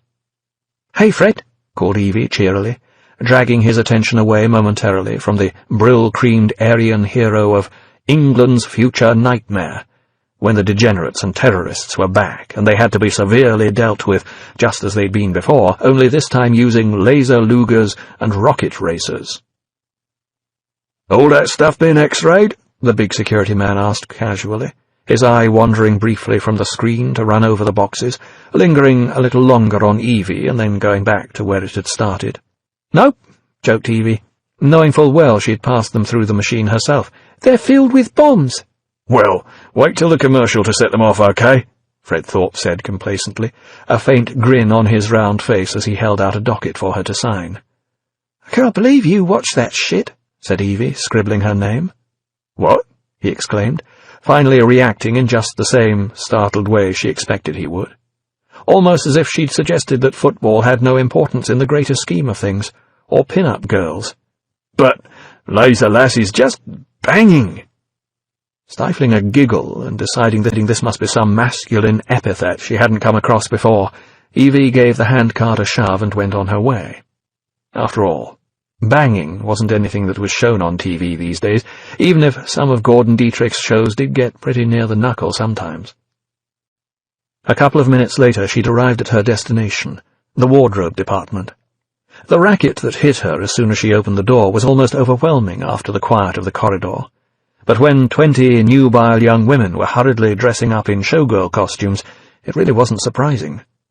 And somewhere in that noisy mass of blonde wigs, corsets, fishnet stockings, high heels, ostrich feathers, and sequins, Evie finally managed to find the wardrobe mistress, a woman far less interested in her own appearance than that of the girls she was trying to dress. In fact, her own appearance had gone to hell long ago, but when she'd gone through 3 husbands and had 5 kids, that sort of thing didn't seem to matter much anymore. "What's all that?" she asked bad-temperedly, eyeing the stack of boxes suspiciously and thrusting a handful of safety pins into her pocket. "Not sure," Evie told her, not really caring. As far as she was concerned, this was just one more job to get out of the way before she went to lunch. "They just arrived. Marked for stage 3. A sour expression crossed the older woman's face, which quite plainly said, "As if I don't have enough problems already without this." And after that she jumped to a conclusion that didn't improve her temper one iota. "Must be Prothero," she snapped. "I wish someone had the balls to tell him this station isn't his own personal bloody playground." With that, she grabbed one of the boxes from the stack and ripped it open. "What the hell is this?" she asked, pulling out a long black cape and a mask. A mask that Evie instantly recognized. A Guy Fawkes mask. V's mask. Evie could hardly breathe. She felt the blood draining from her face, feared the shock would give her away immediately, started to panic, a return of the same sort of overpowering fear that had dominated her whole life since she was a little girl, that only ever left her when she was too busy to think. But if the wardrobe mistress saw anything in Evie's expression at all, she seemed to take it only as incomprehension. Stuffing the mask and cape back roughly into the box and tossing it back on the pile, she turned away disgustedly and said, "Just put them over there until I can figure out what they're for." And then she was off among her charges once again, straightening feathers and fixing diamante brooches, snapping and yelling in the babble of voices that filled the room, and not noticing at all how Evie had left without uttering a word, without being able to utter a word. A minute later she was back in the JPA's room, burdened with a secret she wished she didn't have, and almost choking on a rising sense of desperation. "What is it?" Vicky asked with genuine concern, immediately realizing something was wrong. "What happened?" I don't feel very well," stammered Evie, white-faced and looking every bit as sick as she said she was. "I think I have to go." Hoping desperately that Vicky wouldn't ask her anything else, Evie began grabbing her things and stuffing them into her bag. It was a forlorn hope, of course. "Was it Dietrich?" probed Vicky. "What did that old pervert say?" "No, it was nothing like that," Evie said hurriedly, wanting to tell Vicky to mind her own business, but knowing that would only make things worse. "I just have to go." And she did. Sitting in the car, while Dominic sent it hurtling from Paddington toward the Jordan Tower, Finch had got Eva's record up on the dashboard computer system, and was intent on having something to concentrate on instead of the young man's hair-raisingly dangerous driving. Whether it was lunacy, or confidence, or just that boy's toy feeling of having a police car to drive around in regardless of the limit, Finch never really knew. He just had a nasty feeling that if ever he came to a sudden end, it wouldn't be a terrorist bullet that did it, it would be Dominic's driving. Still, in this case there did seem to be a compelling reason for it. "This looks serious," Finch remarked, not wanting to glance up at the street hurtling far too swiftly past the window, at the trucks Dominic insisted on weaving around, at the pedestrians who stood gawping in disbelief. "Her parents were political activists. They were detained when she was 12. "What happened to her?" Dominic asked, turning his head in a way Finch didn't like at all. "Juvenile reclamation project for 5 years. "Shit," said Dominic, having read far too many criminal records that started off in the brutal hell of a JRP and just went downhill from there, usually until they suddenly stopped, dead. "We're going to need backup, but let's keep it minimal. I want to stay under Creedy's radar." "You sure about that, sir?" Dominic asked in surprise. And now his eyes were definitely not on the road. "I just want a chance to talk to her before she disappears into one of Creedy's black bags. And for Christ's sake, look where you're going!" Back at the security station in Jordan Tower, that Evie had passed by only a few minutes before, Fred Thorpe was still devotedly watching Storm Saxon and licking his lips in anticipation. After all, Laser Lass was a big girl, and one day she was bound to have an accident and fall out of that skimpy costume, and he wanted to make sure he was watching when it happened. If only he were Rex Rannall, the lucky bastard who played Storm Saxon. So he wasn't looking round at the security monitors when the first of them fritzed out into static. Or the second. In fact, by the time he noticed anything at all, Laser Lass having temporarily disappeared from the scene, more than half the screens were dead, including just about all the ones covering the immediate area around his security station. "What the hell?" he gasped, swinging round in his seat and starting to get to his feet. The last thing he needed right now was to have to go and find an electrician, right in the middle of Storm Saxon. Or, worse still, start some sort of full-scale security alert just because of a blown fuse somewhere. The soft ding of an arriving elevator cut across his thoughts, and by the time the doors slid open, he hardly had a moment left to think at all. "Who's that?" he shouted, seeing only a grinning white mask, a wide-brimmed hat, and a floor-length cloak wrapped round a form that moved with supple swiftness. It could be an actor in costume, of course, that was the obvious conclusion. But somehow he didn't think it was.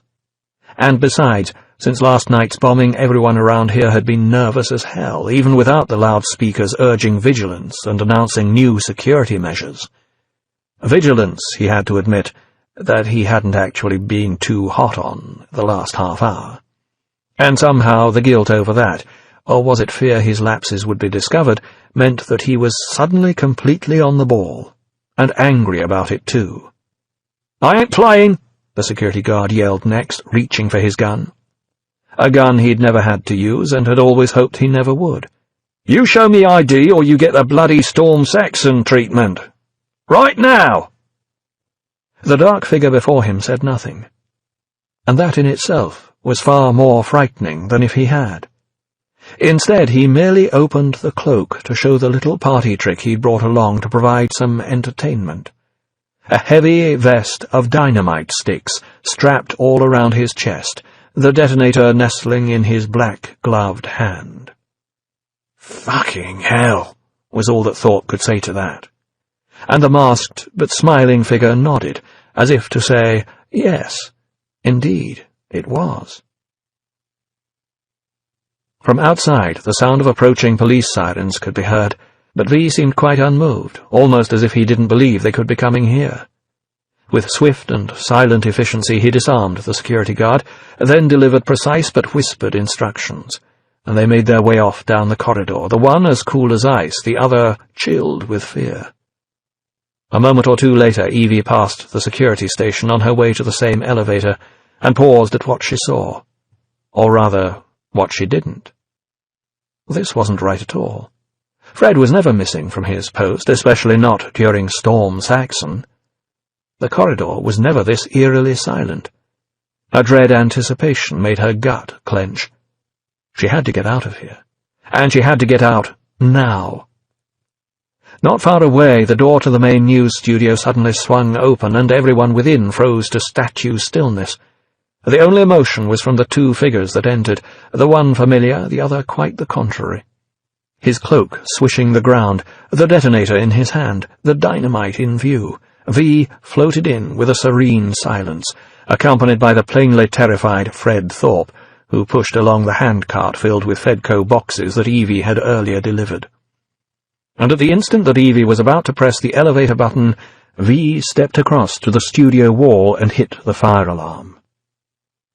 Down in the lobby, Finch, Dominic, and their assembled backup of armed and uniformed officers suddenly reeled as the air filled with thunderously loud alarm bells, and all the building's elevators promptly shut down, and, to a man, the company of police pulled out their guns.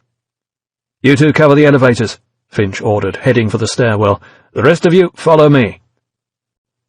Many floors above, while the studio staff cowered in terror, V used an electric drill to drive a heavy bolt through the metal entry door and into the jamb, sealing it shut, and no one made a move to stop him.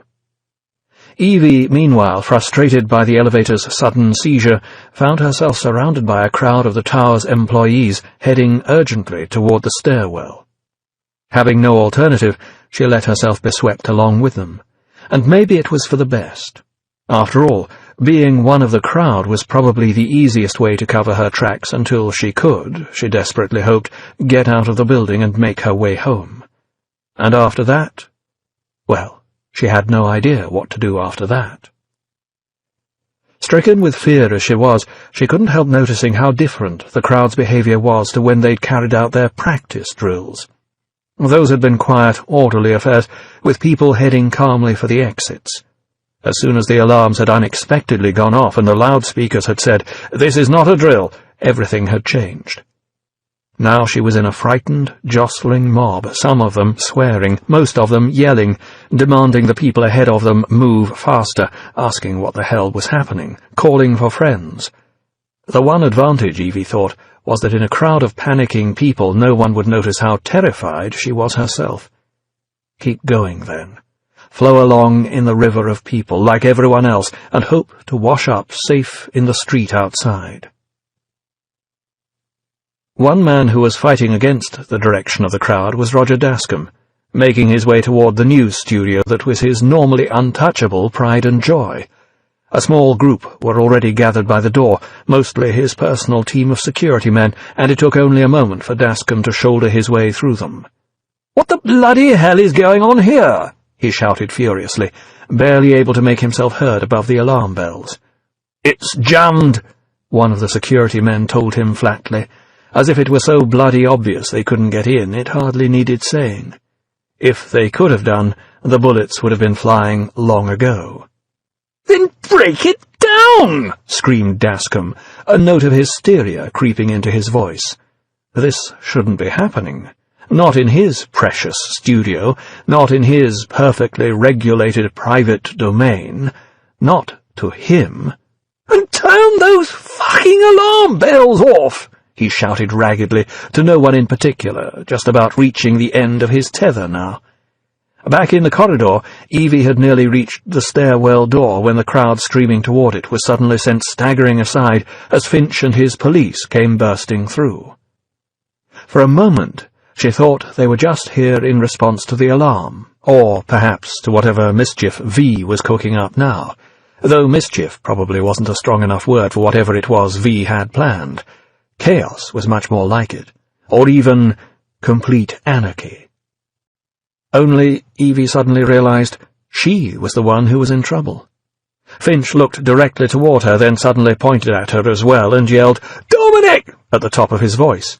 And a younger, lither, far more energetic man suddenly began to push his way through the crowd in her direction. "Oh my God," she thought, suddenly completely panic-stricken and twisting round to push her way back through the mob. "They found me! They know!" "Police!" Finch was shouting furiously now, following along in Dominic's wake, fighting his way through the ever more agitated mob in the corridor. "Get out of the bloody way!" Sick with terror, pushing, shoving, and clawing at a hand that tried to restrain her, Evie fought her way back to a corner and managed to slip round it, out of sight of her pursuers. Only a moment later, Finch and Dominic rounded the same corner, but that was a moment too late. The quarry had completely disappeared. "Damn it!" grated Finch, and stood a moment regaining his breath. Both of them knew what they had to do next, and a few seconds later they started hurriedly opening office doors and continuing the search. In the news studio, V had now reached the control booth and, detonator still brandished, pressed a DCD into the sweaty palm of a young technician. The grinning mask said nothing, hinted nothing, but somehow the young man knew exactly what was wanted. A sick expression passed across his face, almost as if the intruder had asked him to shoot himself. But then, as he did seem to be confronted by a mad bomber, that might have been the easy option. Desperate for someone else to take the responsibility off his shoulders, the technician turned toward a group of suited executives who cowered in the corner, at least one of whom looked to be on the verge of a heart attack. No help from him, then. But one of the others nodded slowly, and with an almost audible sigh of relief the younger man slipped the disc into the player. If old Jenkins had told him to go ahead, at least he wasn't likely to get tagged as being the terrorists' collaborator. Assuming there was anything left of him to tag when this was all over, or of any of them. Dominic, meanwhile, came barging through the door of the JPA's room, the corridor still alive with motion behind him, to find himself in empty stillness. The only sound was the laugh track of a sitcom coming from a monitor screen on one wall. For a moment he felt as if the set were laughing at him and the futility of his search. And perhaps it was. For as soon as he slammed the door behind him and left, Evie emerged from her hiding place beneath a desk, shoving aside the boxes of files she'd drawn in around her for cover. Then suddenly the laugh track stopped dead, swallowed up in a buzz of static. And when Evie looked up toward the screen, the image had disappeared as well. All across London, television screens large and small went blank in just the same way, from the tiniest portables to the most gigantic jumbotrons suspended high above the crowds in Piccadilly Circus. From retirement homes, where old men fiddled grumpily with their TV antennae, through pubs and clubs where a blank screen meant an opportunity to get another pint before the picture came back or the lunch was served, to family homes where small boys asked plaintively, "Mum, what's gone wrong with the telly?" Everything was silence, and signal-less snowy screens, and puzzled anticipation. But not for long. In the JPA's room, Evie was getting to her feet and preparing to make another break for freedom when the monitor suddenly winked into life once more. And there was V's familiar mask, grinning down at her, his face almost filling the screen, as if in a parody of Sutler's overbearing political broadcasts. In one corner of the screen appeared not the usual BTN logo, but VTV instead, and in a calm, almost professional announcer's voice, he began. "Good morning, London." And Evie could only shrink away. This was getting too much for anyone's nerves, let alone hers, after the previous night's events. Fear was starting to make her feel nauseous by now. Roger Dascombe wasn't taking things well either. Even though the alarm bells had been turned off now, he was getting more and more wound up by the failure of his security men to get through the door. Then, to his horror, he noticed the on-air light was glowing, and V's voice was echoing everywhere throughout the building. "Allow me, first, to apologize for this interruption." "That's the emergency channel!" screamed Dascombe, knowing full well it would be overriding every broadcast in the land, and with that he bolted away to find a set on which to watch, leaving his minions to sort out the problem with the door. "I do," V's voice continued, "like many of you, appreciate the comforts of the everyday routine, the security of the familiar, the tranquility of television. I enjoy them as much as anyone." "Bloody hell," said Finch, looking up at the screen in the wardrobe department where he had been searching for Evie. Well, that'd have to be left to the ordinary coppers now, he thought, heading back toward the door. Right now he needed to get along to the studio and get this sorted out. Or more to the point, get this stopped. At the same time, a part of him didn't want to leave the screen, which told him that even if he did get it stopped, the terrorist would almost certainly have escaped by then. After all, this was a man who was obviously too smart to commit real or potential suicide for the sake of a single broadcast, and that he might be better using his time to watch his enemy and perhaps learn something of the way he'd think and act. One thing was certain. He knew enough about television to exploit the medium for his own purposes. On screens across the land, the camera pulled back away from the close-up of V's mask to show him sitting at a desk, hatless now but still masked and wigged, while behind his shoulder the BTN logo that usually appeared with the normal newsreaders had been sprayed over with a circle containing the letter V. He began to speak again. "But in the spirit of commemoration, whereby those important events of the past, usually associated with someone's death, or with the end of some awful, bloody struggle, are celebrated with a nice holiday, I thought that this year we could mark the 5th of November, a day that sadly is no longer remembered, by taking some time out of our daily lives to sit down and have a little chat."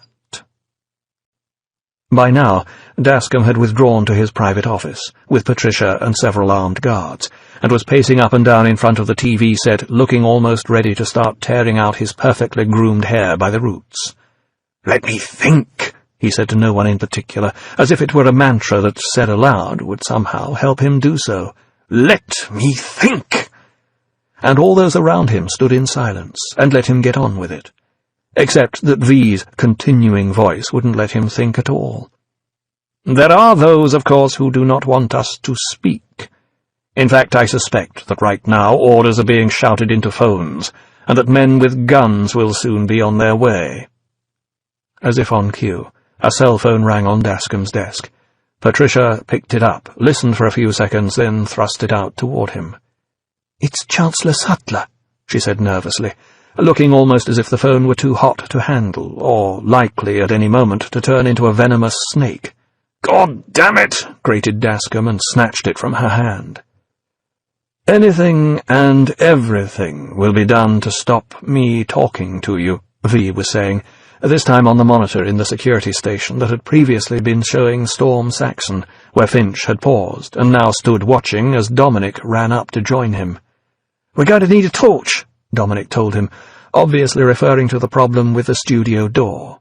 But Finch merely nodded, leaving his lieutenant to sort it out, having decided by now that he was far more interested in the voice of the man he'd already come to regard as a personal opponent. And when the face was not to be seen, every nuance of the voice needed to be absorbed, of the body language, of the thought behind the words. Know your enemy, just as relevant now as it ever was. "Why?" asked V. "Because while the truncheon may be used in lieu of conversation, words will always retain their power." Still not leaving the JPA's room, Evie stood transfixed, looking at the screen and feeling almost as if V were talking directly to her. That same magnetic voice that she'd heard last night continued to hold her in its thrall. "Words offer the means to meaning, and for those who will listen, the enunciation of truth. The truth is, there is something terribly wrong with this country, isn't there?" In his office, a sweating Roger Dascombe was trying to listen to Sutler with one ear and V with the other, though obviously only one of them needed a reply.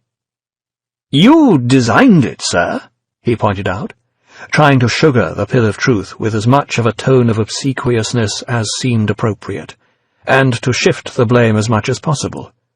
"You wanted it foolproof.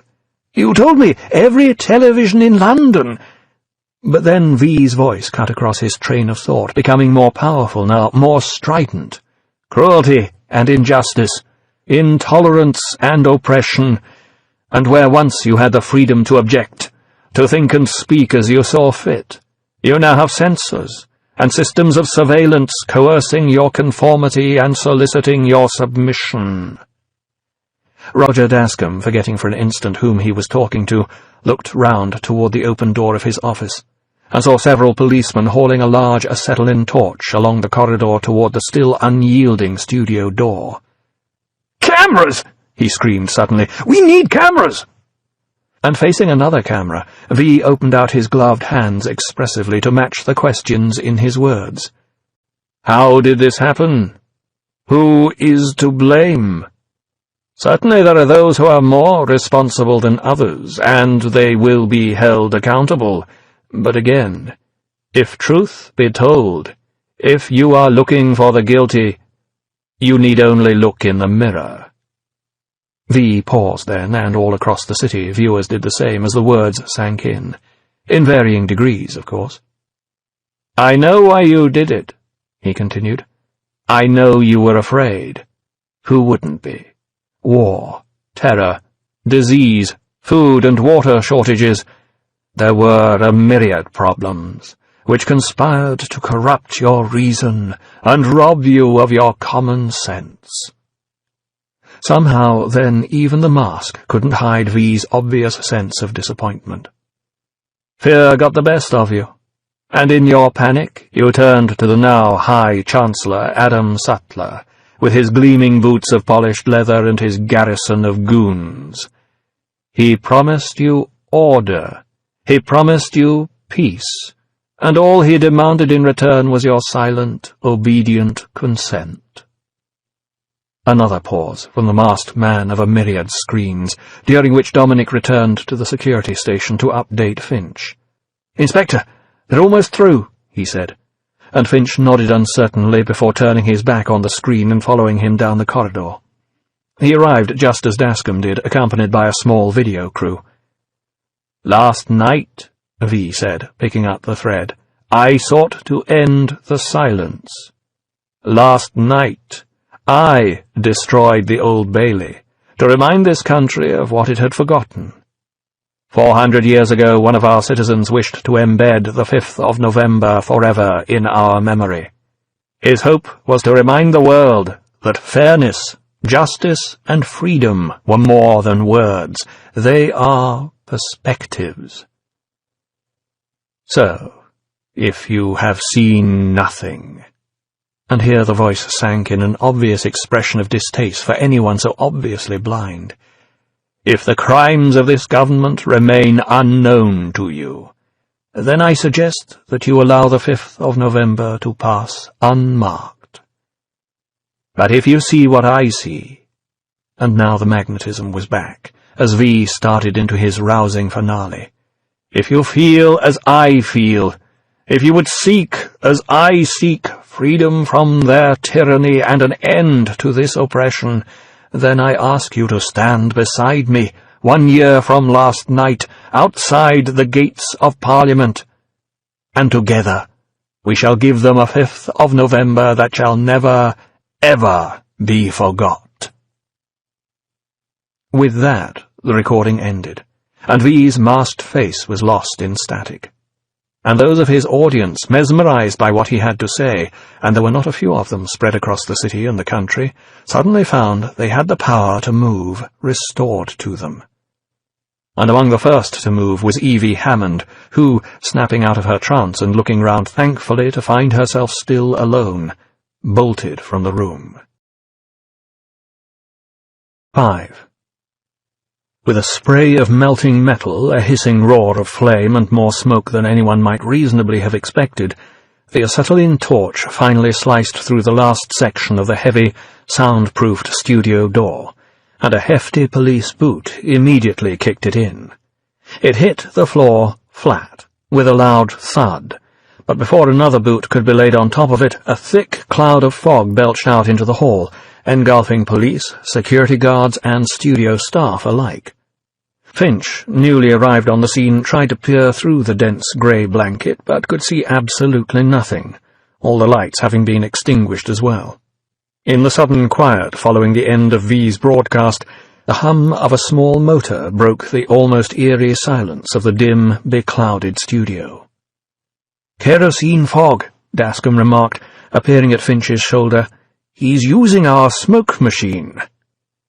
Not particularly grateful for information he could have figured out himself, Finch turned to Dominic and softly instructed him to cover the exits. Was that to have the best man on that particular job, or to save him from whatever might be waiting in the studio? Finch found he couldn't really say. As the younger man left, going about his task with quiet efficiency, Finch turned to his gathered band of coppers, wondering just how many of them would get out of this alive. Or, looking at the barely disguised thuggery that gleamed in many a slightly glassy eye, hopped up as they were on the prospect of violence, how many of them deserved to get out alive. The police service wasn't anything like it used to be in his younger days, and these were just the wimps who couldn't make it into the finger.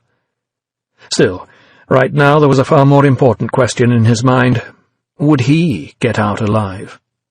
"You two stay here," he told a disappointed pair, though they did look a little more encouraged when he told them, "No one gets out. The rest of you," he added, beckoning the others forward, "follow me." And Dascombe and his camera crew tagged along behind as well. No one was going to keep him out of his own studio, especially when that studio was at the center of the news. The fog still billowing around them, they began to pick their way cautiously into the cavernous studio, edging past the shadowy forms of camera dollies and long extinguished lighting gear, of directors' chairs and the telescopic arms of drooping microphone booms. A familiar, cool chill ran down Finch's spine, while a cold sweat made the palm of his gun hand greasy, though the last thing he was going to do right now was change hands to wipe it. He was jumpy as hell, and if that was how he felt, nearly 40 years a copper, he could only conjecture how the young thugs behind him were feeling in their turn. He just hoped that the one with the itchy trigger finger wouldn't turn out to be standing directly behind him. Ahead, in the grey blankness, there was the sound of movement, a vague thrashing noise. Guns and cameras zeroed in, each in its way, ready to shoot. Next came the sound of footsteps, stumbling at first, then running toward them. A shout in the fog. "Don't shoot! Please don't shoot!" And a dark figure emerged from the blanketing greyness, cloak flapping around its shoulders, a grinning white mask upon its face. Behind Finch, before he could even think, and certainly before they had, the police gunmen opened fire, and the inspector threw himself flat and prayed. Twisting in the air like an unstrung doll, the caped figure flipped and went down, twitching and jerking in a cacophonous hail of bullets, and lay still, quite still.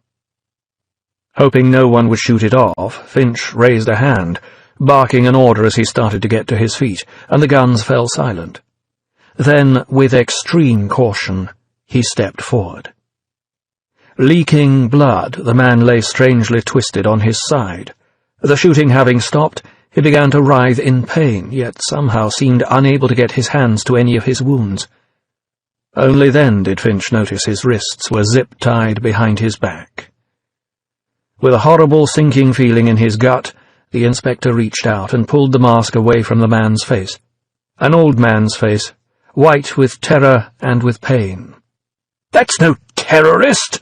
exclaimed Dascombe, appearing suddenly at Finch's shoulder, camera crew close in turn. "That's Brownlee's, one of our studio executives." He put masks on all of us," the man managed to gasp out weakly, then lapsed into silence, his eyes closing, his teeth gritted in a rictus of pain. "Jesus!" yelled Finch, appalled. More shuffling and stumbling noises emerged from the slowly clearing fog, and another shout. "Don't shoot! Dear God, don't shoot!" a theme picked up with multiple variants by a multitude of voices. And then the men themselves appeared ahead of Finch, all caped, all masked, all tripping over their own feet in terror, and behind him the police began to mutter and stamp their feet, their growing sense of uncomprehending panic almost palpable. It would take only one nervous trigger finger, one shot, and all hell would break loose. A police massacre, not as uncommon as they used to be, but still something they could do without right now. "Freeze!" shouted Finch, as loudly and commandingly as he possibly could, an order directed at those both before and behind. "Nobody move!"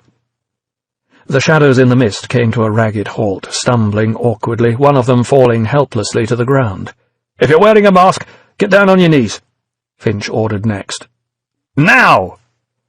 The caped forms crumpled to the floor, and behind Finch one of the police hissed through his teeth softly, releasing his own tension and, somehow, doing the same for the rest of them.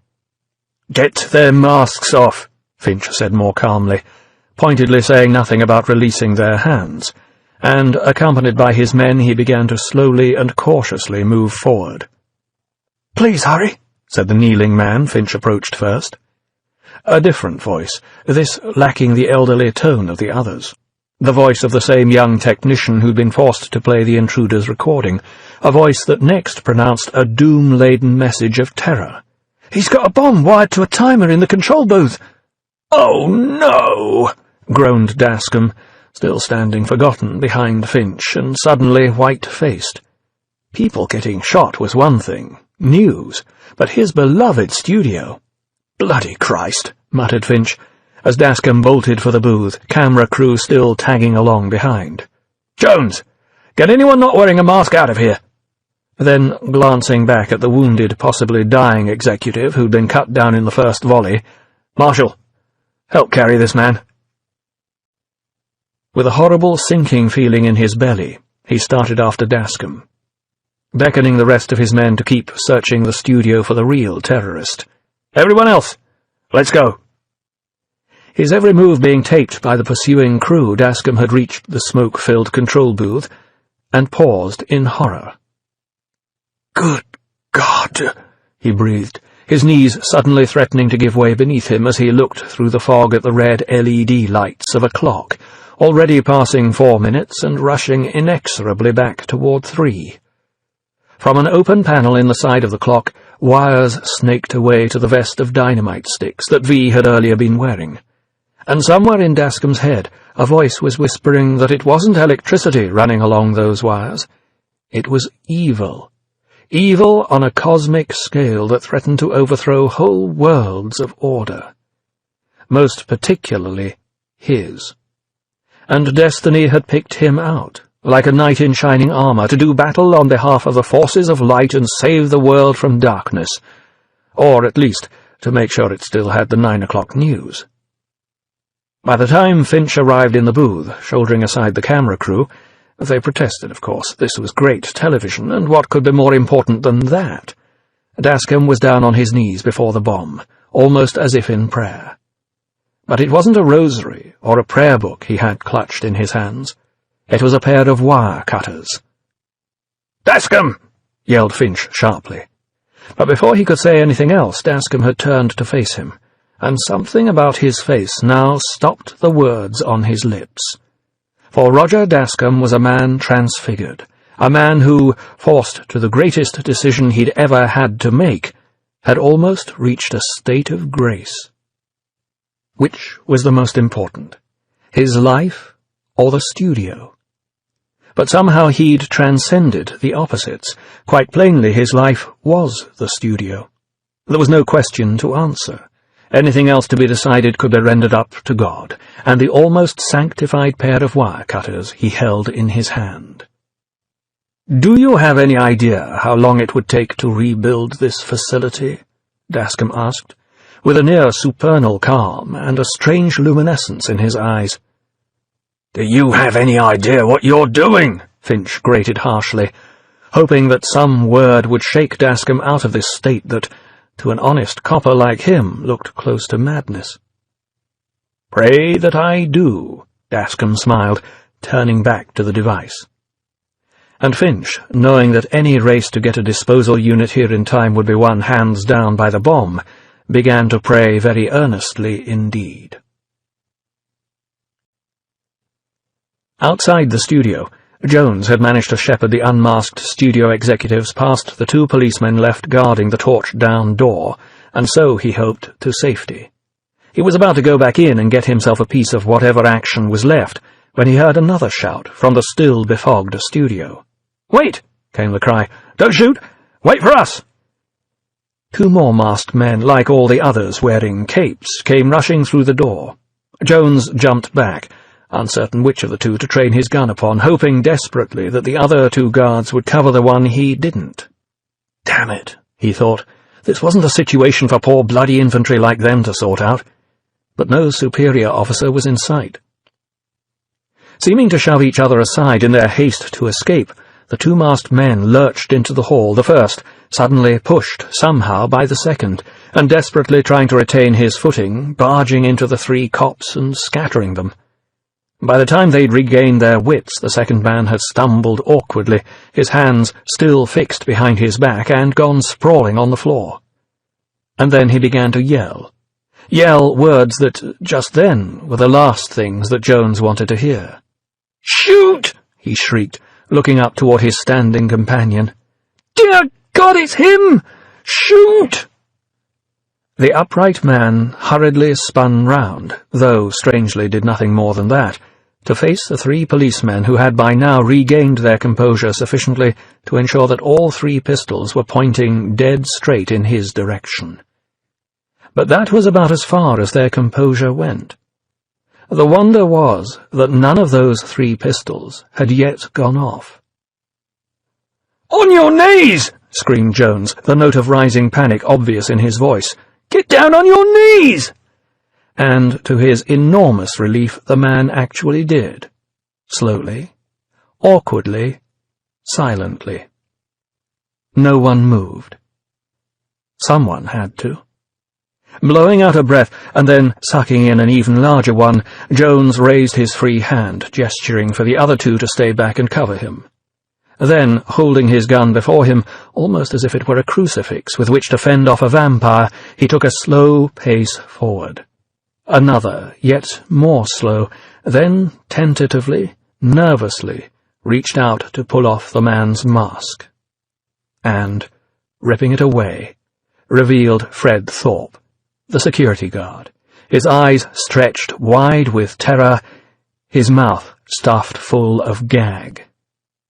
And before any of them had time to react, V had risen from the floor as swiftly as a striking cobra, all pretense now thrown aside, the real V, his hands not bound in any way behind him, but rather holding long knives. So sharp, those blades, and such a silvery glint along their edges it was almost beautiful to see, until they suddenly crimsoned for a moment, and after that were never seen again. It was over in an instant. Jones never got off a shot, being closest as he was, though his companions did, but all their bullets found was a billowing cloak swirled out around their target, confusing their aim like a bullfighter's cape. No red rag, this, but simply formless shadow. And then there was no time for further shooting. There was only time for screaming, and the noise of cracking bone, and the wicked, slicing sound of sharp knives sinking into human meat, and falling bodies, and sightless eyes, and slowly spreading pools of thick, coagulating gore. Poor, bloody infantry. It was only sweat that was pouring from Finch's brow back in the studio control booth as he watched Roger Dascombe, still somehow bathed in that glow of serenity that Finch himself was desperately wishing for, almost certainly about to bring their lives to a shattered, shredded end. And if he didn't, the clock, now rapidly nearing 0, quite definitely would. The clock and the bomb attached. How did it feel to be blown to bits? Finch didn't really know, but was rather afraid he'd soon find out. And it wasn't much comfort to think he wouldn't be alone in the discovery, or that it would almost certainly be quick. 2 or 3 minutes had passed while Finch had assumed that Dascombe was examining the bomb. But then he realized he was doing nothing of the sort. He was simply using the last moments of his life for some sort of demented contemplation, until there was no time left for anything else but decisive action. And now that time had finally arrived. "Here we go," said Dascombe coolly, and clipped a wire. A tiny noise, but in the frozen silence of the room more than enough to make Finch jump. He blew out a nervous breath and raised a thankful glance toward heaven, then realized that no one else had made a move or said a word. Looking back toward Dascombe, his man still down there on his knees, his eyes still fixed religiously on the clock that still continued to tick down the last few seconds with a horrid, glacial slowness. 4, 3, 2, 1, 0. Nothing. No explosion, no screams, no noise, no pain, no death. And then the tension broke, restoring Roger Dascombe to almost human form.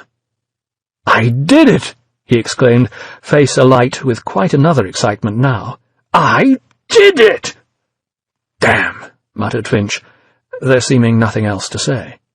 And leaving Dascombe to his triumph, he turned away and began to push his way through the crowd at the door, some laughing, some looking nauseous, some just slumping to the ground, depending on how the stress and its relieving took them.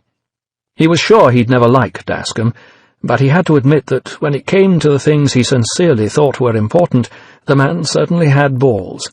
Not much sense, perhaps, but balls.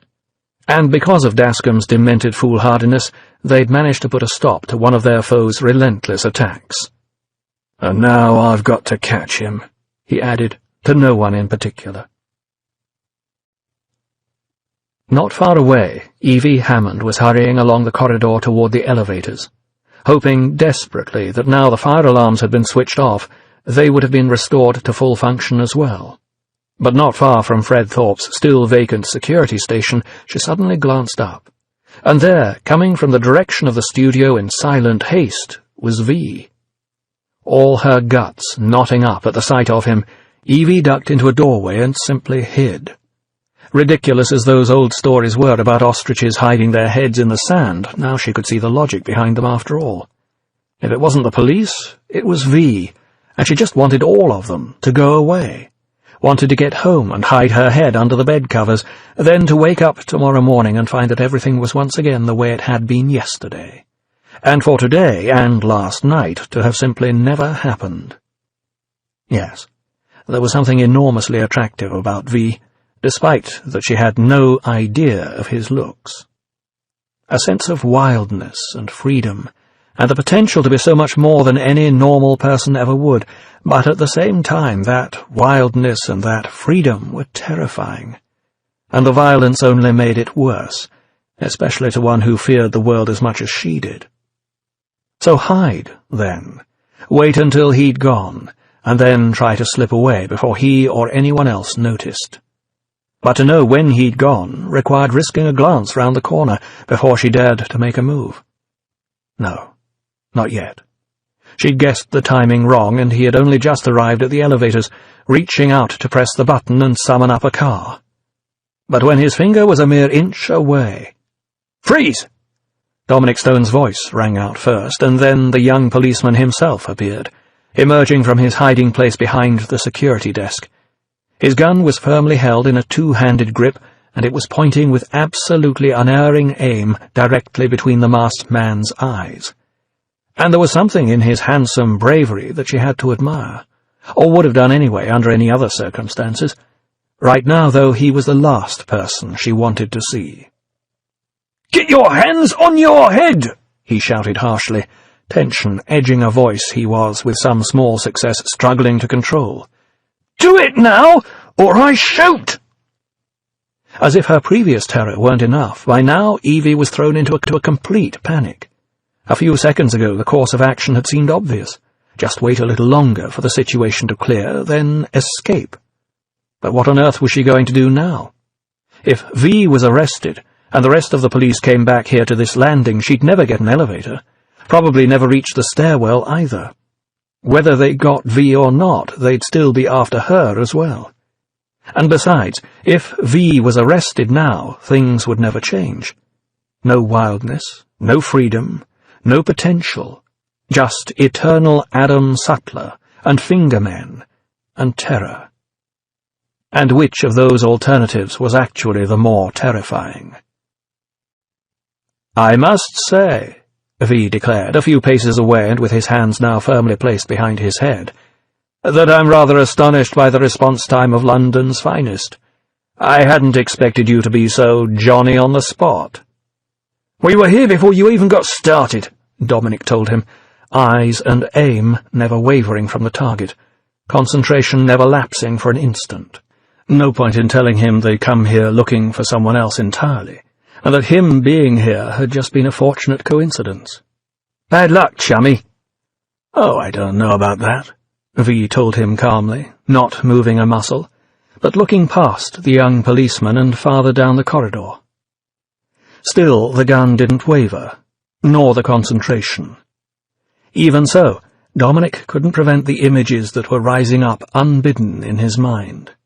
The man who caught the terrorist, his picture in the papers, the television interviews, celebrity, promotion, maybe even the police medal, though that didn't mean as much these days as it used to. When the hand tapped him lightly, almost tentatively, on the shoulder, Dominic jumped so much it was a miracle his jerking finger didn't pull the trigger, but that much he did manage to achieve.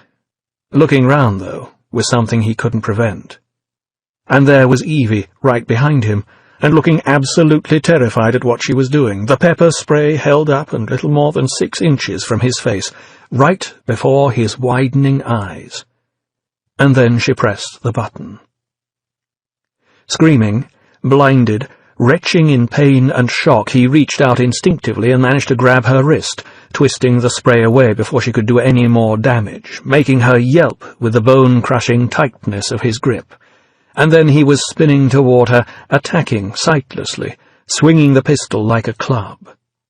Cold metal cracked against Evie's temple, and her legs buckled, sending her collapsing to the floor just as V moved forward and dragged Dominic away from her. No time for steel now, just instant, unarmed retribution. A straight-fingered knife hand jabbed viciously into the policeman's solar plexus, taking his wind and doubling him over in exactly the right position for a hammer-like elbow straight down on the base of his skull. Dominic was unconscious before his head hit the floor. And then, for the first time in a long, long while, V stood there over the prone pair of bodies, staring down at Evie, and quite uncertain what to do next. Not long afterward, television screens across the land blinked into life once more, reappearing with a sombre and obviously hurriedly constructed caption, "Special Emergency Report." And in those same retirement homes, pubs and clubs, and middle-class family homes that only a short while ago had hosted V's interruption to the schedule for an audience both puzzled and enthralled, expectant viewers held their breath and wondered what they'd be getting next. What they got was Dick, this time without June, without the viewer-friendly sofa, and definitely without the reassuring "all's well with the world" smile, but with a banner logo in the corner of the screen saying, "Crisis at Jordan Tower." "We are interrupting your regularly scheduled program," he began, as if the program hadn't already been interrupted, "to bring you this terrifying report of a terrorist takeover of Jordan Tower, which ended only moments ago." All this was said with a grim and dour expression to match his tone of voice. Then a pause, just to make sure everyone had got the point. The takeover had ended. There was no longer any crisis. Normal order was rapidly being restored. Professional as ever, and with a script written almost instantly by Roger Dascombe himself, who now believed that there was nothing beyond his power to do. A psychotic male terrorist, identified only by the code letter V, attacked the studios and control booth with high-powered explosives and other weapons, used against innocent, unarmed civilians in order to broadcast a message of hate. We have just received this footage of a daring police raid. At this point, the screen began to display an edited extract from the handheld, grainy video footage that Dascombe's crew had shot on entering the studio behind the police. Cinema verite, it looked, with its swirling fog and cacophonous volley of gunfire, its twisting, bleeding body and its screams, and cinema verite it was, except that the cry of "Don't shoot" had been edited out, and no one mentioned how many men in masks had been found in the studio, or that this one, now on life support in a nearby hospital but fading fast, was not, in fact, the right one. No one would know about that, of course. The main thing was to show the audience the gunshots and the blood, and the obvious evidence that the terrorist was dead. Threat over. See how efficient the police and security services were. Feel safe. More to the point, heed the warning, "Don't try it, Buster." You too could end up like dead meat in the butcher's shop, the same as the masked poltroon who'd been talking all that crap a few minutes before, and getting shot dead like that, he was lucky. "This is only an initial report," Dick's voiceover continued, until the camera returned to him and his now much more reassuring smile. "But at this time it is believed that during this heroic raid the terrorist was shot and killed." And then, with just a hint of triumph and much more emphasis, as if the louder it was said, the much more obviously it would be true, "Again, from what we have been told by the authorities, the danger is now over, and the terrorist is dead." And somewhere on a hill in southeast London, a little girl who could have been Evie a dozen years before, and whose parents were already suspected of being dangerously free thinkers, said precisely what she thought, and what her parents thought, and half the population of the city, too. Bollocks! 6. Evie woke in darkness, a dull, throbbing pain in the side of her head that felt as if someone were thumping it insistently and sadistically with a rubber mallet, only to realize a little later that the throbbing was actually caused by the pumping of arterial blood through the bruised and sensitive skin where she'd been hit by the policeman's automatic. She'd always known there was a pulse there, but this was more like the crack of doom, a doom that just kept repeating itself over and over forever and ever. Reaching up to touch it, she found a cool, damp compress over the welt and wondered who on earth could have put it there. With that memory of how she'd been rendered unconscious and all that had happened before it came first horror, and then the realization that she was lying in a bed, still fully dressed. But not her own bed. Not in her own apartment. A weak ray of light was leaking into the windowless room from a door that stood slightly ajar. A warm, candle-like glow that spilled across the bed, and as her eyes adjusted, allowed her to take in just a little of her surroundings.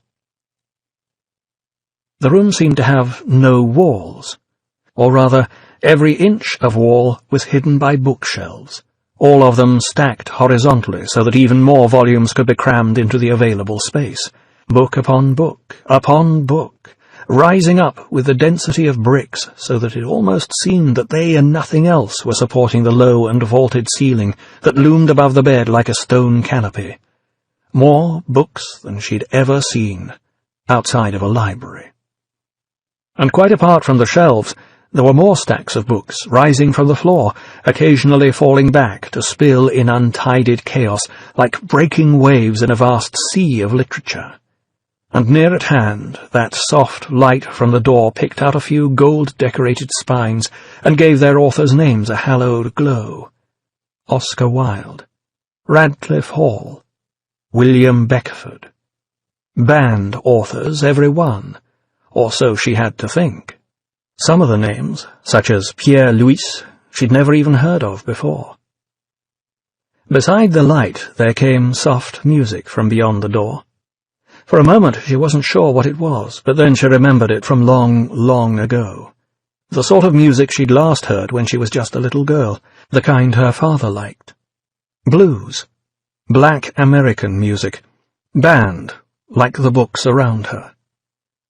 And then she almost choked on a memory rising up out of the past and threatening to strangle her with its sweet, cloying loveliness of lying in bed on a Sunday morning with Teddy in her arms, warm and safe and 5 years old, entranced by the dust motes floating in a beam of golden sunshine, recovering from a childhood illness, and smelling Mummy's roast beef and Yorkshire pudding, and Daddy's pipe smoke rising from the downstairs living room as that same song was played on an ancient hi-fi.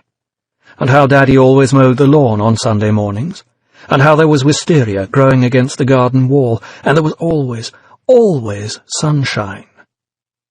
And then she knew she was going to have to get up and find out what this was all about, before she burst into salty, melancholic tears. Beyond the door was a short passage that somehow reminded her of a wine cellar, leading to a larger room, more startling and more wonderful even than the bedroom book-room in which she'd awoken, but windowless just the same. Like some sort of storeroom from a museum or art gallery, or both combined, the place was packed with artworks from the Renaissance to the modern, from art for art's sake to the commercial, from Titian to the comic book cover. Comic books themselves as well, abused as they were, though mostly of the underground, political or artistic varieties that never quite received the treatment they deserved. Still more books, too, with fictions from the Iliad to Raymond Chandler, philosophies from Plato to Foucault, works of the now eradicated neo-pagan religions, and histories by the hundreds containing tales that it seemed no one ever paid any attention to anymore. More than this, there was all that could be saved of the popular culture, swept away by Sutler's fascist imperialism. The DVDs and videos, CDs, cassettes, and even old vinyl albums, blues, soul, Tamla Motown, gypsy music, protest songs, an endless cornucopia now tossed away like a fistful of dead roses. Again there were movie posters, papering the wall behind all these foreground piles. Humphrey Bogart, George Raft, James Cagney. Old gangsters never die. But it seemed they'd been asleep for longer than she could remember. And in a corner, gleaming brashly with its chrome and plastic and electric lights, a 1950s jukebox, from which that same old blues came gently crooning forth. And Evie could only stand there like Alice in Wonderland, choking up with mingled melancholy nostalgia and equal portions of delight. So many things she thought were lost, so many things preserved. From out of the shadows, V silently emerged, capeless now, but still masked and wigged, still dressed in the same Jacobean tunic, breeches and boots. "Oh!" yelped Evie, startled. "You scared me." "My apologies," he said gently, a genuine concern quite obvious in his voice. "Are you feeling all right?" "Yes, thank you," she told him warily, a little reassured by his tone but still uncertain about so many things, including his intentions. "What is this place?" "My home," he replied, and artificial as it obviously was, there seemed to be something genuine about the smile upon the mask. Or perhaps the smile was in his voice. "I call it the Shadow Gallery." "It's beautiful." Evie turned to let her eye run over the assembled treasures once again. always spotting new things she hadn't seen before. Was that really an Egyptian mummy case over there in the shadows? Or just some movie backlot prop? And those strange wooden carvings, like the ones she used to see in the Africa shop before Sattler's thugs had burned the place down. Japanese woodblock prints. Buddhas. It just seemed endless. "Where did you get all this stuff?" "Here and there," he said lightly as the blues tune came to an end, idly starting to wander round the room and taking in the display with a single all-encompassing wave of the hand. "Much of it comes from the vaults of the Ministry of Objectionable Materials." "You stole them?" Evie asked, wide-eyed, suddenly afraid once more. Was there nothing this man wouldn't dare? Theft, violence, terrorism? And here she was with him, in his headquarters, consorting with an enemy of the state. What would they do to her if ever anyone found out? Heavens, no! A gentle laugh added unexpected warmth to his voice. Stealing implies ownership. You cannot steal from a censor. I merely reclaimed them. God, if they ever find this place, Evie began, but didn't quite complete the thought. I suspect that if they do find this place, V told her, making light of the thought, a few bits of art will be the least of my worries. You mean after what you've done? Replied Evie. And then all the events of the previous day came flooding back, and the floor seemed to tilt beneath her feet. Oh, God! Suddenly all the wonderland around her didn't look anywhere near so wonderful at all, and her head, forgotten for a while in overwhelming novelty, began to throb once more. What have I done? She asked, mainly to herself, a hand raised to massage her forehead, as if that would somehow make her brain work the better. I maced a detective. A groan of despair. Oh, no! Why did I do that? You did what you thought was right, V told her, in an almost fatherly, reassuring tone. No, said Evie, shaking her head in rejection. I shouldn't have done it. I must have been out of my mind. Is that what you really think? He asked, and now somehow he reminded her of one of her old school teachers.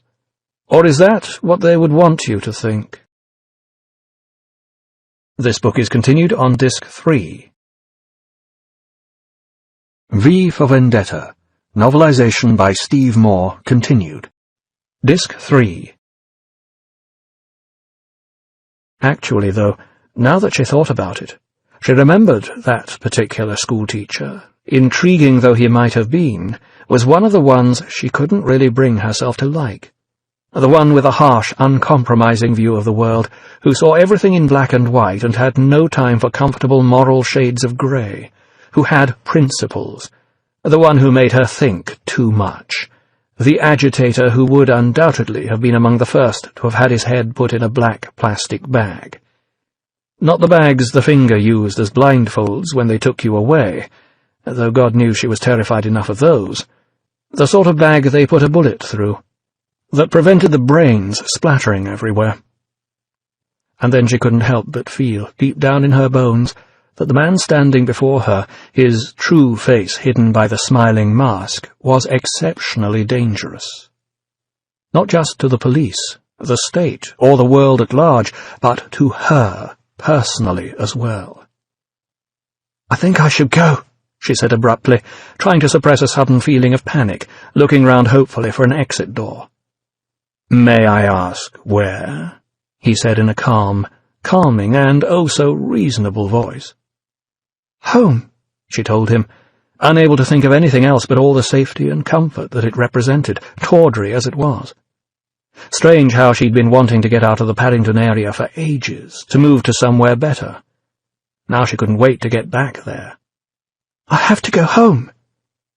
You know they're looking for you, he said slowly, patiently, as if he were having to explain things to a small child. If they know where you work, they certainly know where you live. I have friends, said Evie desperately. I could stay with them. I'm afraid that won't work either. She'd known he was going to say that, even as she mentioned the idea. Knew as well that he was right. She couldn't drag her friends into this by asking for help. Or rather, she couldn't drag them in any more. Undoubtedly they would already have been pulled in for questioning, and not at all of a pleasant sort, and these days innocence was no excuse, no protection. "I want you to understand, Evie," V continued, turning away from her now as if the words he had to speak were rather too hard to say directly to her face. "I didn't want this for either of us, but I couldn't see any other way. You were unconscious and I had to make a decision. If I'd left you, right now you'd be in one of Creedy's interrogation cells. They'd imprison you, torture you, and, in all probability, kill you, in pursuit of finding me." Evie knew that every word he said was true, but still they sounded like a death sentence. And in many ways they were, for whatever happened now, the old life she'd had was over, irrevocably and forever. "After what you did for me, I couldn't let that happen." These words cut once again across her train of thought. "I picked you up and carried you to the only place I knew that you'd be safe. Here, to my home." "I won't tell anyone," Evie pleaded, desperation giving way to terror now. "I swear. You know you can trust me." "I'm sorry, but I can't take that risk." He turned back to face her now that the worst had been said, and everything else would only emphasize the point. "Have you ever been tortured? People say things they'd never believe they would."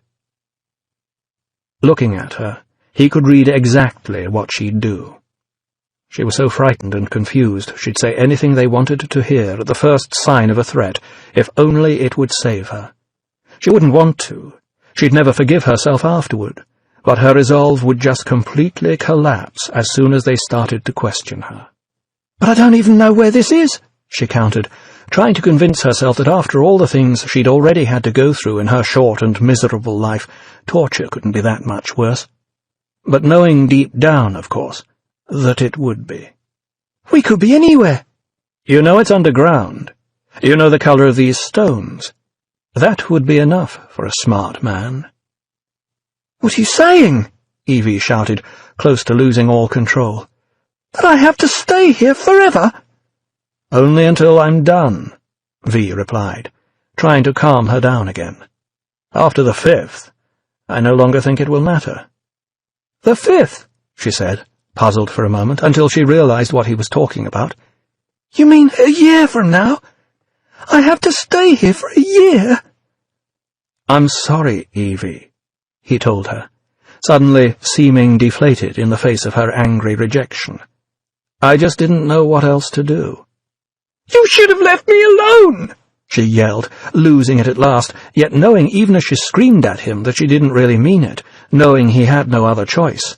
"Why didn't you just leave me alone?" Then, with tears blurring her vision and streaming down her face, Evie spun around and dashed from the room, back along the passage to the bedroom, which it seemed she was now going to have to think of as home, because it was either that or think of it as a prison, and she had no other home to go to now, or perhaps forevermore. And V, surrounded by all the treasures of the past, all those things that made a solitary life worthwhile, could only stand and listen as the stillness of the night was rent by painful, uncomprehending sobs, and know that Evie Hammond's wasn't the only life that had changed forever. Windowless as the shadow gallery was, the only indication of the coming morning was that the lights had been turned up a little more brightly, and the smell of frying eggs. It was the eggs rather than the light that woke Evie, though if truth were told she hadn't slept much at all anyway, and crying herself to sleep was one of those things that she'd hoped was long behind her now. Still, no matter how much pain or grief the heart and mind might bear, the stomach always has demands quite independent of its own, and Evie had always been prepared to get up for fried eggs. In the Shadow Gallery's kitchen, V was smiling to himself beneath the mask, preparing what the Americans had called eggs in a basket, though in the part of England where he'd come from, they were always called an Egyptian fish-eye sandwich. Quite why, he never knew, but he treasured the picturesque name as another fine survival from the past. Evie found him standing at the stove, the eggs starting to sizzle in the middle of the toasted bread before him, masked and dressed pretty much as usual, except for the cloak, and an apron tied around his waist, which she found at once both ridiculous and touchingly homely. A mother and a father figure, both combined. "V?" she asked tentatively, not really certain how his mood would be after their contretemps the night before. "Oh, good morning," he said pleasantly enough, turning round and holding the pan and spatula away from the stove a moment while he talked. "I just wanted to apologize for my reaction last night," Evie said nervously, trying not to stumble over the speech she'd been rehearsing every time she'd woken up in the latter part of the night. "I understand what you did for me, and I want you to know that I'm grateful." And then the words just tailed off, and refused to say themselves any more as she looked, appalled, at his hands. For V, too busy with his cooking, had neglected to put on his gloves. The skin of both hands was horribly scarred, as if from severe burn damage, and that not treated very well besides. What was left of the flesh was healed over now, but the resemblance to normal skin was marginal at best. "Your hands?" Evie questioned softly, but there didn't seem to be anything else to add. "Oh, yes," said V, quickly putting down the pan and grabbing his gloves from the kitchen counter nearby, turning away from her and hiding his hands as he pulled them on. "There," he said a moment later, turning back toward her. "That's better. I hope I didn't spoil your appetite." "No, please," Evie put in quickly, suddenly filled with a sympathy that the previous day she'd never have thought to feel for this strange and baffling man, whose unrevealing reserve disguised almost as much as his mask. "It's just— Are you all right?" "It's fine," he told her briefly, but by no means abruptly. "Fine." "Can I ask what happened?" He turned his attention back to the eggs. "There was a fire." V raised his head as if looking off into the distant past. "A long time ago. Ancient history for some. Not really very good table conversation." And then, with little more than a mental shrug, he glanced round toward her, changing the subject. "Would you care for a cup of tea and some eggs?" "Yes, thank you," she said eagerly, as if she thought he'd never ask. "I'm starving, actually." With that, he nodded toward a small breakfast table and skillfully slid the eggs out of the pan onto a plate, picked up a knife and fork, and turned to set the simple feast before her. "Please, enjoy," he said, adding, after the slightest of pauses, "I've already eaten." Of course, she thought. To eat in her company would require taking off the mask, and there might be more than simple reasons of identification for avoiding that. And if his face was anything like his hands, did she really want to know what he looked like? But by then the eggs were hot in her mouth, and there was something else to think about apart from other people's features. Delicious," she sighed softly, mouth full and already forking up some more. "Good," he remarked, with all the satisfaction of a chef who just served up an 8-course banquet. "Oh, God!" said Evie suddenly, recognition dawning of a long-forgotten taste and bringing back a flood of memories. "I haven't had real butter since I was a little girl. Where on earth did you get it from?" "A government supply train." V's voice betrayed the smirk that obviously played about his lips. "It was on its way to Chancellor Sattler." "You stole it from Chancellor Sattler?" Evie spluttered, almost choking on a bit of egg. Was there anything he wouldn't risk? "You're insane!" "I dare do all that may become a man," V quoted at her sententiously. "Who dares do more is none." "Macbeth," Evie tossed back at him, determined not to be outdone. "Very good," said V, casting a glance out into the shadow gallery toward his favourite bust, then nodding his head a little bit to indicate a query. "My mum," she explained, finishing off the eggs. "She used to read his plays to me, and ever since then I've always wanted to act, be in plays or movies. When I was 9, I played viola in Twelfth Night. Mum was very proud." A little smile played unbidden round her lips. Memories as sweet as that were few and far between. "And where is your mother now?" "She's dead." "I'm sorry." Evie nodded, well used to receiving this kind of sympathy. But then she was hardly alone in that. She couldn't think of anyone she knew who hadn't been touched by this sort of loss somewhere among their family or friends. She took a mouthful of tea, and they sat there for a moment, looking at each other across the table in silence, wondering what other secrets might still remain. Everyone, she knew, wore masks of one kind or another. It was just that V's was far more obvious than most. "Can I ask you about what you said on the telly?" she said at length, although she wasn't really sure she wanted to go back over the previous day's events. But if she was going to have to live here, and with him, for a whole year, she needed to know what was going on, what made him tick. "Did you mean it?" "Every word." "Do you really think blowing up the Houses of Parliament is going to make this country a better place?" "There is no certainty, only opportunity." Aphorisms and quotations. They seemed to make up half his conversation, Evie thought. Maybe even more. Sometimes she was impressed, though probably not as impressed as he thought she ought to be. At other times she just found it downright annoying. Was he really just a know-all with a photographic memory? Or was his manner of speaking just another mask, to hide his real self? Or was he, as had occurred to her on the first night they'd met, actually some sort of lunatic? Well, the only way to find out about that real self would be to keep him talking and to listen to the bits that weren't just learned recitation. "I think you can be pretty certain if anyone does show up to join in," she said a moment later, "Creedy will black bag every one of them." "People should not be afraid of their government," he said, slipping back into his teaching mode. "Governments should be afraid of their people." "And you're going to make that happen by blowing up a building?" she asked, rising to the challenge now. "The building is a symbol," said the man whose face was nothing more than that besides, "as is the act of destroying it. Symbols are given power by people.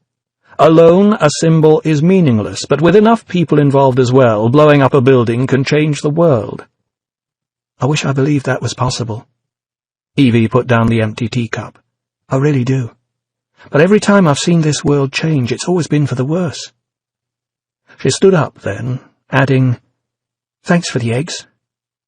And with that she walked away and headed back to her room, leaving V still sitting there at the table, the expression on his mask as enigmatic as ever. "Right there. What's he thinking?" asked Chief Inspector Finch, more to himself than Dominic, even though the younger man sat there right beside him. Both of them were staring intently at a small monitor showing security camera footage from the Jordan Tower fiasco of the previous day, from one of the few cameras that the terrorist had somehow neglected to disable on his way in. Looking with total concentration at V, standing contemplatively over the unconscious bodies of Evie and Dominic sprawling at his feet. Is he considering leaving her? After she just saved him? "He's a terrorist. You can't expect him to act like you or me," Dominic said shortly, still red-eyed and raising a hand to feel the bruising at the back of his neck. Understanding the man wasn't his major priority at the moment, just catching him and getting him alone in a cell where he could kick 9 kinds of living shit out of the bastard. And as for the girl, well, Dominic wasn't the kind who'd normally go around beating up women, but for women with pepper sprays he was prepared to make an exception. On the monitor, V finally bent down and scooped Evie up in his arms. "Some part of him is human," Finch pointed out. "And for better or worse, she's stuck with him." Watching V carry Evie to the elevator one more time, and he couldn't remember how many times he'd watched the masked man do the same before, Finch finally turned the monitor off and swiveled his chair round to face Dominic, noticing the folder his assistant had brought when he'd come over to join him. "You got anything else on her parents?" "Yeah." Dominic spread papers on the desk. "And it's not good. They were both interned at Belmarsh." "Oh, no," groaned Finch. The same old story again. How many thousands had disappeared? Good people for the most part, he was sure, just because they disagreed with the party policy line, or protested at the takeover? How many families had been broken up while they were establishing the new order? Still, they'd been worse places than Belmarsh, he knew. Belmarsh was just where they took the politicals. There'd been other, fouler hells during the Reclamation, for the degenerates, the immigrants, the heretics, and all the other labels they'd used to dehumanize the victims. How easy it was to forget that one was dealing with real people when they just became categories, to be sorted, filed, and then forgotten when they'd been removed from the records. It was still going on to this day. After all, nobody in the media or the government news releases spoke of this V as a man, as someone who might have feelings, a family, a history. He was just the terrorist. Of course, of all the categories who'd been dealt with in the Reclamation, it had been the politicals who'd been the most troublesome, who'd put up the most resistance.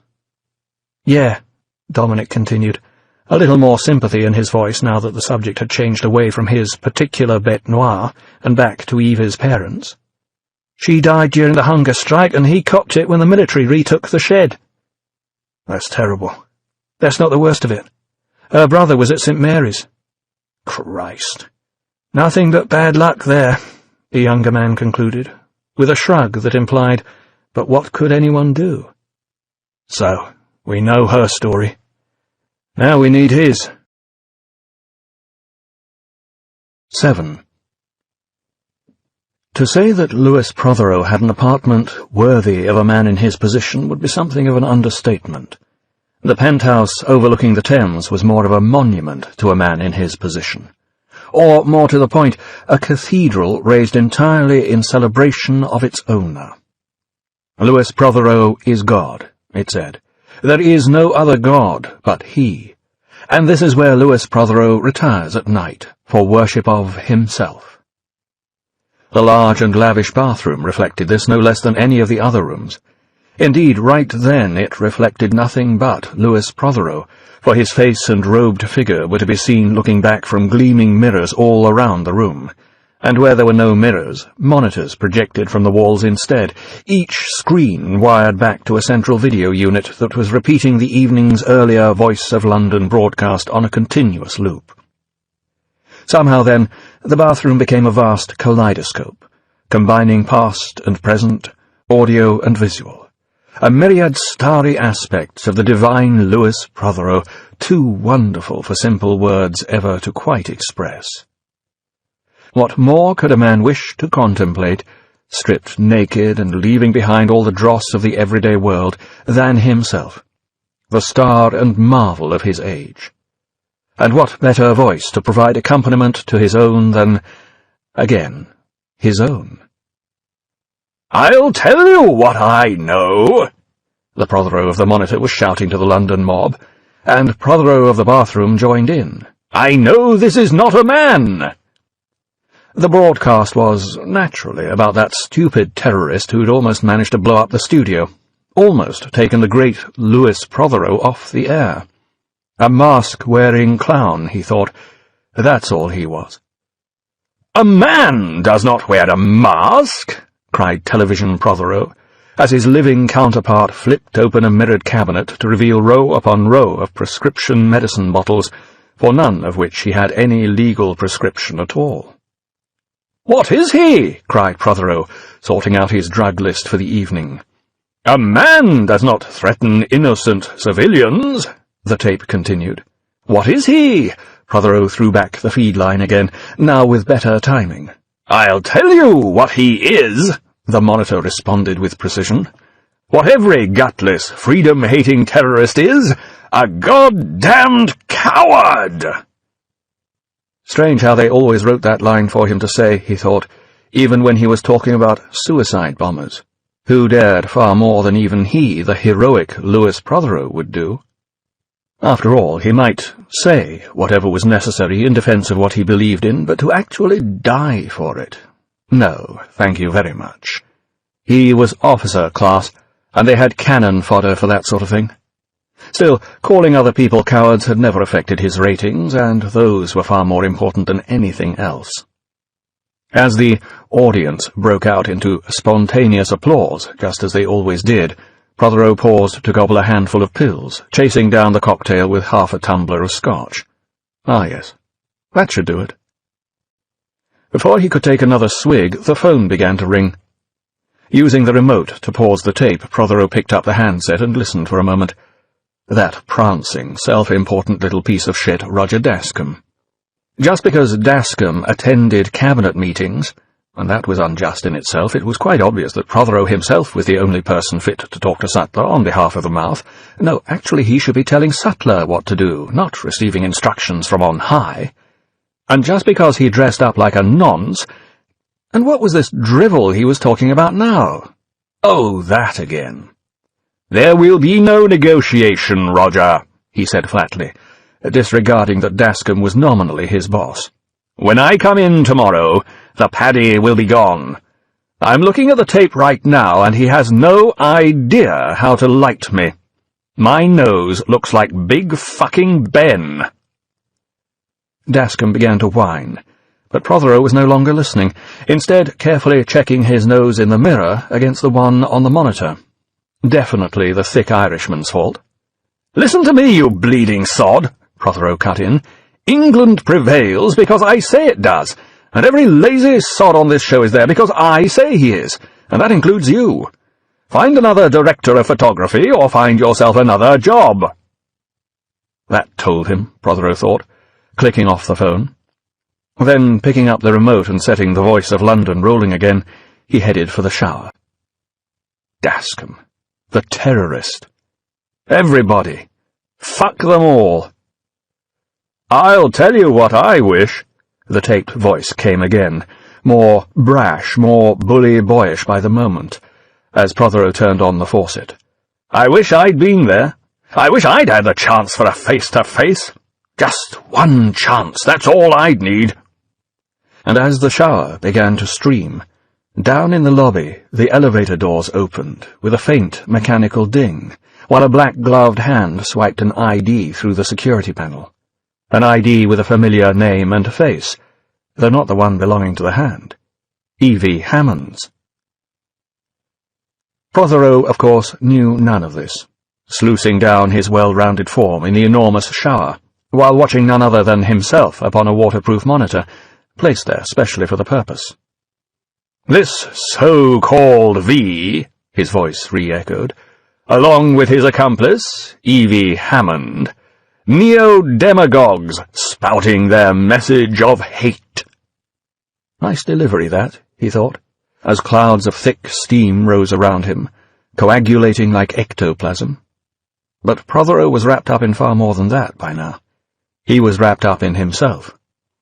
"A delusional and aberrant voice," said his television self. "Aberrant and abhorrent," he chimed in, embroidering on the theme. Ought to be writing his own scripts, obviously, as well as doing everything else. "Delivering a terrorist's ultimatum." "Treason!" cried Prothero, taking the audience's part, responding to himself. "An ultimatum that was met with swift, surgically precise justice. No mercy!" "And the moral of this story, ladies and gentlemen?" his electronic persona asked, dropping now into a calm, reassuring voice that sought to put all the troubles of the past few days behind them. Prothero, smiling and winking to his own reflection as he stepped out of the shower, didn't wait for the recording, but delivered the punchline on his own. "Good guys win, bad guys lose, and, as always, England prevails." And as the tape re-echoed that triumphant declaration, he clicked off the monitors, watching that much-loved image of himself fade to grey. And saw another face reflected in their glass, and in the mirrors. A bone-white smile, a fixed, mustachioed grin, hideous in its implication. A mask. Partly shaded beneath a broad-brim hat, mounted on black-caped shoulders, a combination of the Puritan and the Joker, an image of the grinning knight. A 17th-century incarnation of the Grim Reaper come back to haunt the 21st. V. "Holy Christ!" cried Prothero, half a shout of terror, half a gasp of despair.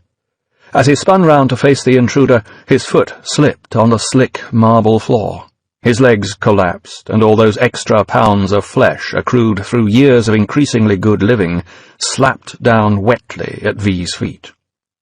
He lay there for an instant, gasping for breath like a beached whale as the sobering adrenaline pumped through his veins, then looked up, terrified at his uninvited, most unwelcome guest.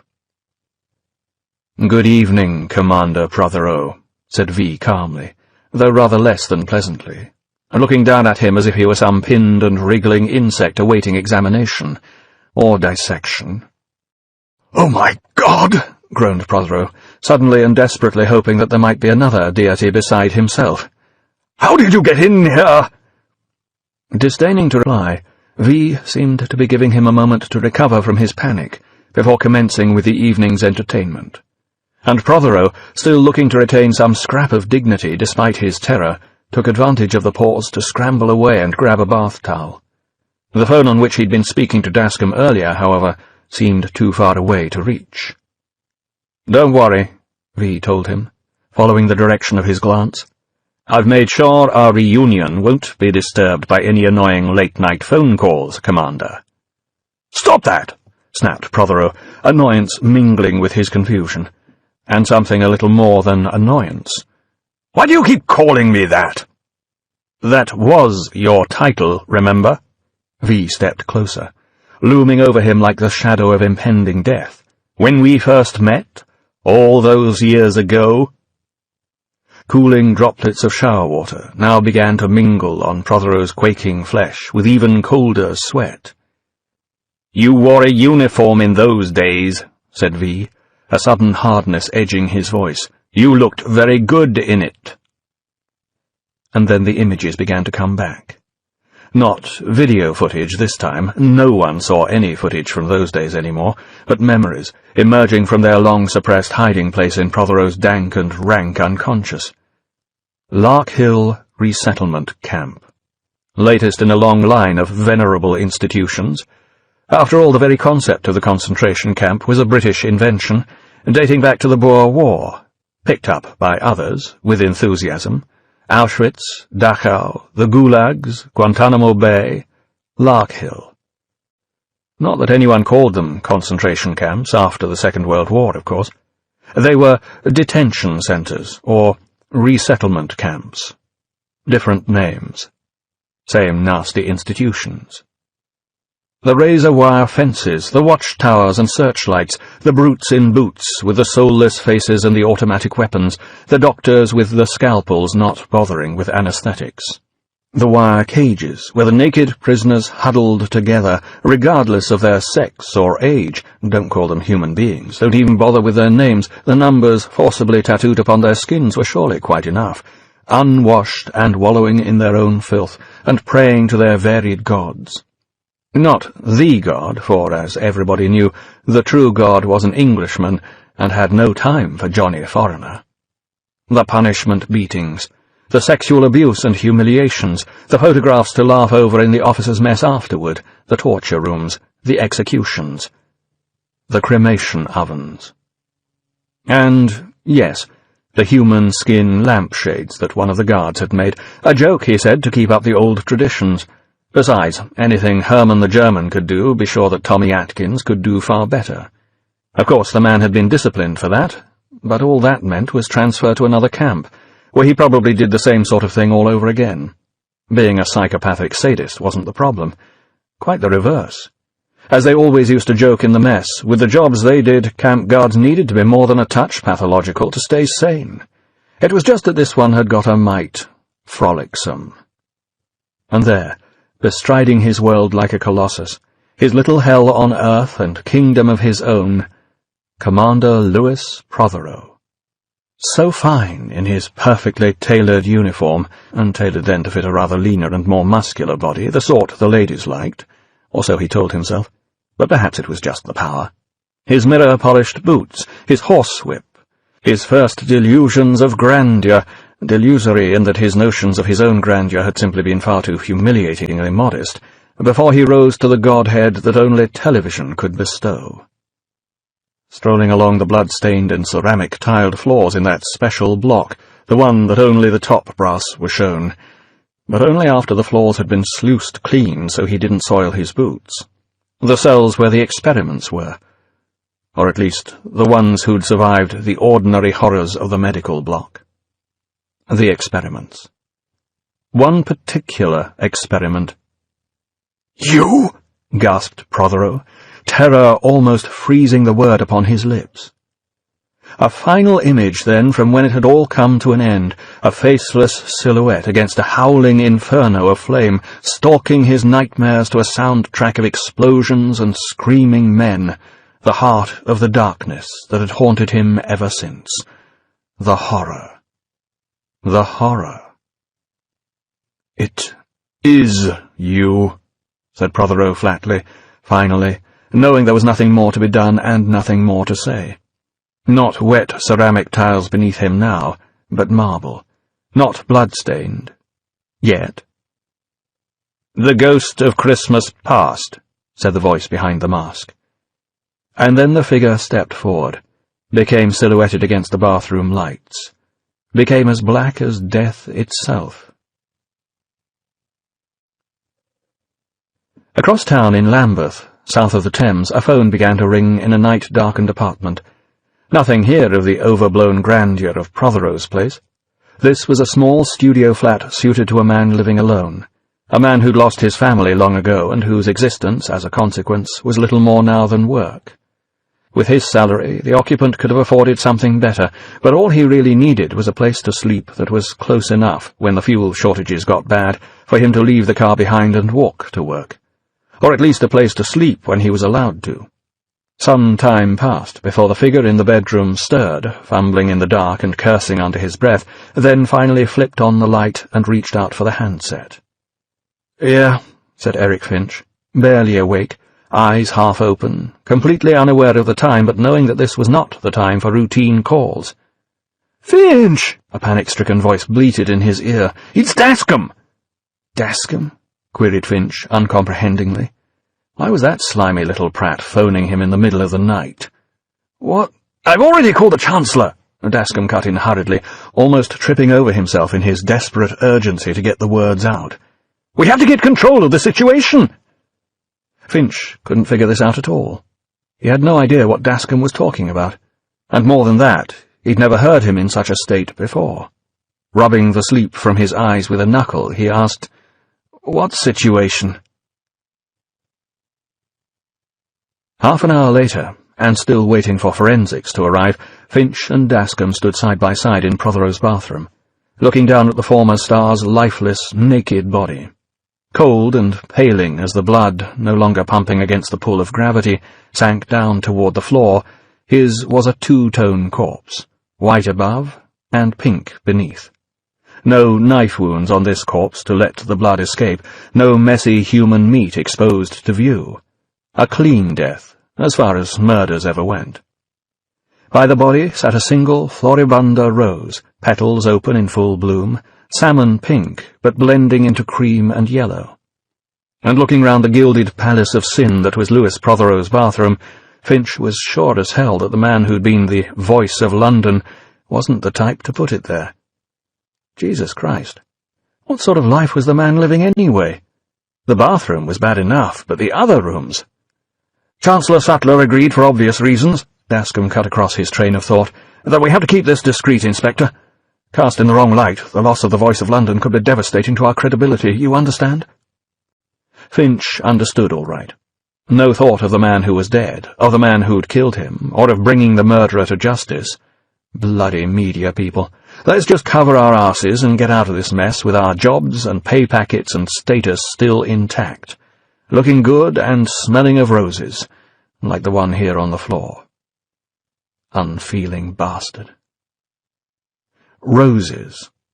This one obviously had some significance, though right now Finch had no idea what. He knelt down to look at it more closely. Not a familiar colour. But then flowers weren't his forte anyway. He'd need to find someone who could tell him more about it. "Perhaps a stroke?" Dascom continued, merely thinking aloud now, as he realized that Finch wasn't going to give him any audience feedback. No, too horrific. A quiet, dignified death in his sleep. Not that there was anything dignified about being poisoned, Finch thought, glancing back at the green foam that had bubbled from Prothero's nose and mouth, at the empty eyes staring fixedly at the ceiling. No mirrors up there, Finch thought. But then Prothero obviously never thought he'd end up lying on his back, with poison eating into his nerves and brain, unable to see himself in the last few seconds before he was unable to see anything at all. With that green gunk coming out of his nostrils, he probably wouldn't have wanted to see himself anyway. Footsteps clicking on the marble floor attracted Finch's attention. He looked up to see Dominic enter the room, paused to glance around, a little bleary-eyed, in bewildered disbelief at the sybaritic luxury all around, then come over to join him. He, too, looked down at the body for a moment. Not a pretty sight. But, young in the service as he was, he'd quickly become used to seeing a large variety of corpses, especially in days like these. "Got any eyes or ears on this one?" Finch asked him, rising once again to his feet. "Camcos were cut," Dominic replied. "Same MO as before, but we've got an elevator log ID." "Let me guess," Finch remarked wearily, already knowing the answer as well as his assistant. "She's in deep, Inspector," Dominic confirmed. 8. Terror. The old terror, the one she tried to suppress, the one she hated to think about and mostly didn't dare, the one where she woke shortly before dawn, and heard. Was she back there now? Was the old terror repeating itself? Or was this a new one?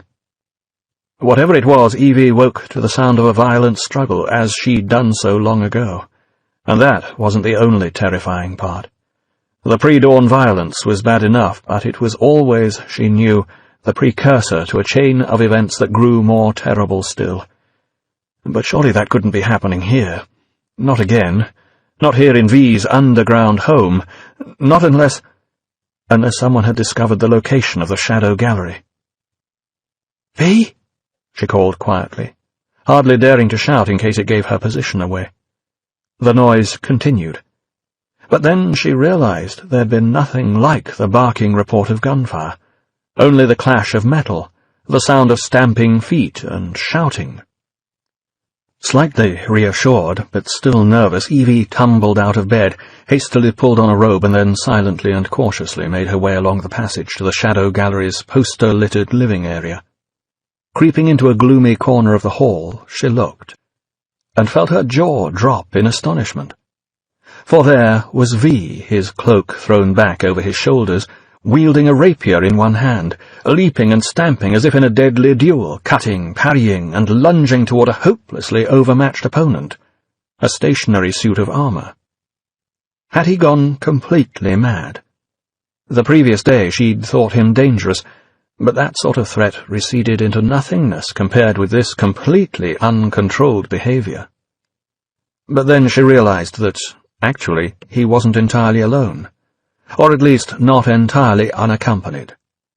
On a television set behind him, an old black-and-white movie was playing, a swashbuckler that looked as if it went back to the 1930s, with a dashing hero also fencing for his life and more besides, for love. And V was mimicking all the hero's moves in perfect synchronization and speaking his lines as well, words he quite obviously knew by heart. With a last flurry of clicking metallic blows, he finally vanquished the helpless suit of armor and sent its helmet crashing to the floor. Evie could only smile to herself at the complete and absolute commitment of his lunacy. As the echoes of the tumbled helmet eventually faded into silence, he realized he was being watched. "Oh," said V quietly, quickly adjusting his mask, though whether that was to make sure his identity or his embarrassment was covered, she couldn't tell. "I'm sorry," he continued. "I hope I didn't wake you." "No," she told him, though that wasn't quite the truth. "I just thought you were fighting. Fighting for real." Whether there was concern in her words for him, for herself, or for the both of them, was something neither of them could quite decide. Leaving the question hanging, V turned and gestured toward the TV set, using the rapier to do so. "It's my favorite film, The Count of Monte Cristo, with Robert Donat as Edmond Dantes. It gets me every time." "I've never seen it." After all, it must have been made at least 50 years before Evie was even born, and now that there were far fewer TV channels than when she was a little girl, it wasn't surprising she hadn't come across it. "Really?" asked V. Then, with a rather charming eagerness, "Would you like to?" "Does it have a happy ending?" she asked tentatively, feeling somehow that, after all she'd been through in the last few days, happy endings were now the most important things in the world. "The Count finally finds peace in the arms of the beautiful Mercedes," he assured her. "A happy ending?" she asked again, still not quite certain what finding peace might imply. "As only celluloid can deliver." "Okay," she said, smiling with just a little relief. Then, looking at what he still held in his hand, and remembering how carried away he'd been a few moments before, she added, "But put the sword away." Finch had returned to his desk at New Scotland Yard and begun to drain a steady succession of coffee cups. He ought to be used to losing sleep after all these years on the force, but on balance, the older he got, the harder it got to take. And in spite of the continuing law and order clampdown by Creedy and his goons, the sort of crime that ordinary coppers had to deal with didn't seem to be going down at all. The more you took away the things that were important in people's lives, he guessed, such as liberty and freedom of movement, the more desperate they became. And desperate people didn't worry about what was right or wrong, only what they could get away with. He looked up then from the computer monitor where facts and figures were blurring into meaningless symbols before his aching eyes as Dominic came into the office flicking through a sheaf of printouts. "Forensics just wrapped things up," the young detective told him. "No prints, no hair, no fibres. The guy's like a ghost. But you wouldn't believe the shit they found in Prothero. Drugs. Could have started his own hospital." "Interesting." Finch beckoned him over. "Why?" asked Dominic, coming round to join him behind the desk. Finch indicated the monitor, where the meaningless symbols he'd been looking at a moment earlier now began to make a little more sense. "Did you know that Louis Prothero was one of the richest men in the country, before he became the voice of London?" "Drugs?" Dominic's eyes lit up, as they always did when there was even the slightest hint of a hot lead. "Legal ones," Finch said. "A major stockholder in Viadox Pharmaceutical." "Wow!" breathed Dominic, as the link snapped into place. "Viadox and St. Mary's in less than a week. Coincidence?" Finch shook his head, the faintest of smiles upon his face. His usual reaction to a hot lead. "When you've been at this as long as I have, you've stopped believing in them." In the black-and-white world of the TV screen, which had somehow had all the colour of magic to Evie for a couple of hours, the final romantic swell of music was coming up, with Edmond Dantes, the Count of Monte Cristo himself, nestled in the tree of happiness with Mercedes de Rosas. "Find your own tree," he addressed the final remark to the viewer, and as "the end" came up, Evie could only sniff. They certainly didn't make them like that anymore, and she didn't care if that was a cliché. "Did you like it?" asked Fee, looking round for the remote. "Yeah." To simply sit in safety on a comfortable couch and watch a movie after the last few days that she'd been having was a pleasure in itself.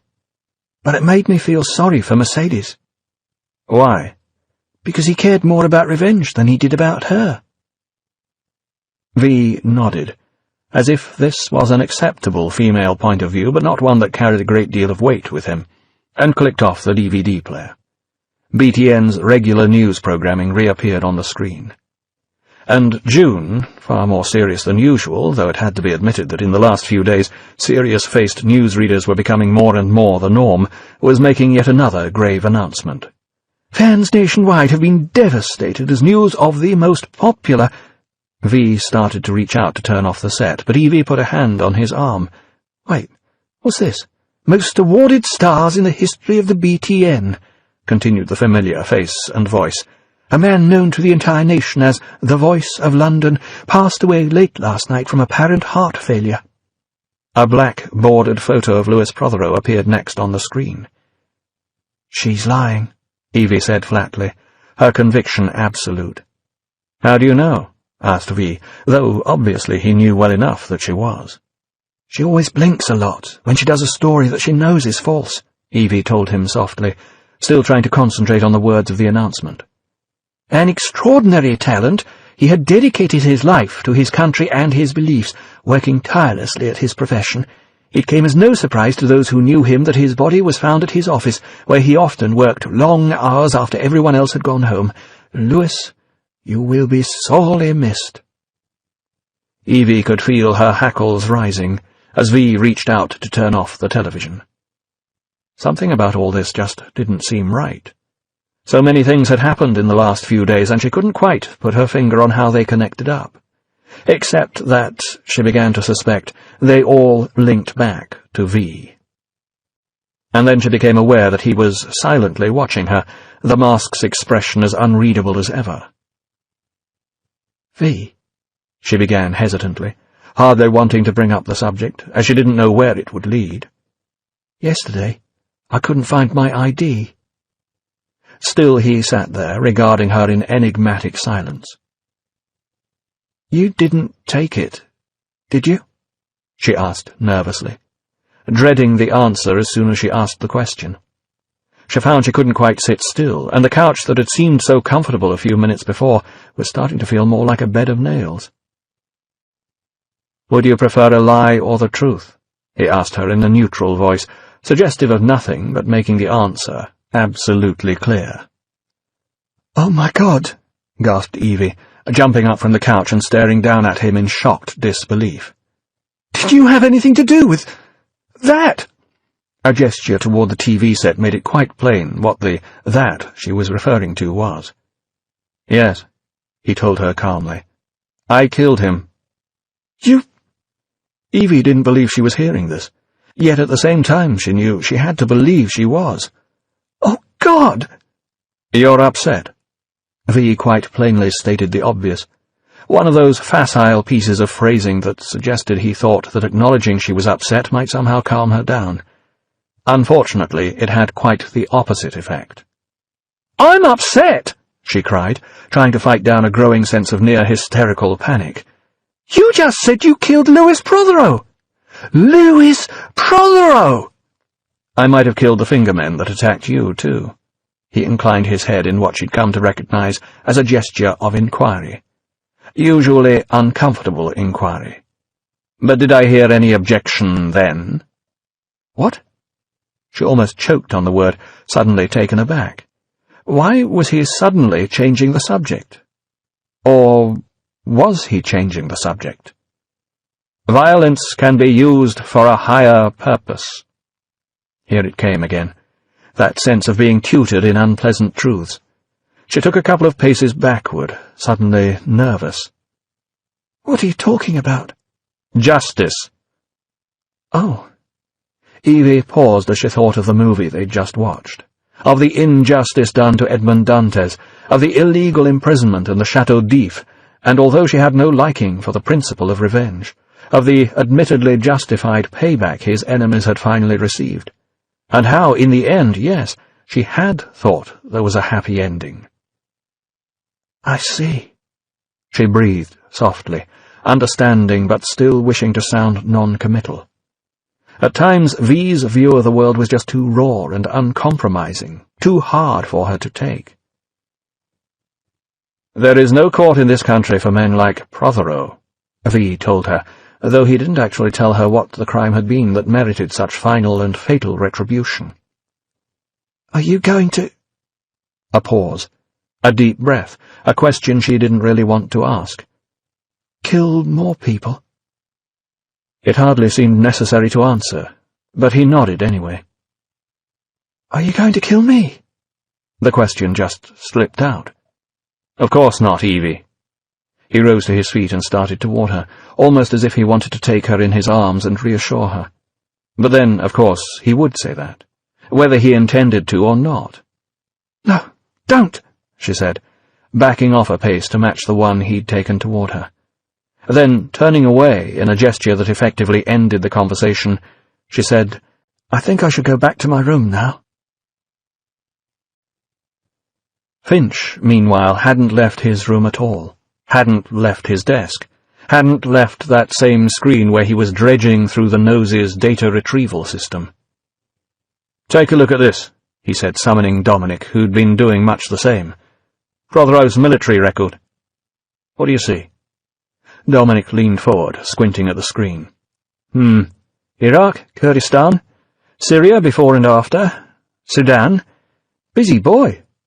"Yeah." Finch swigged coffee. "But after all that, they put him in charge of a detention facility at Larkhill."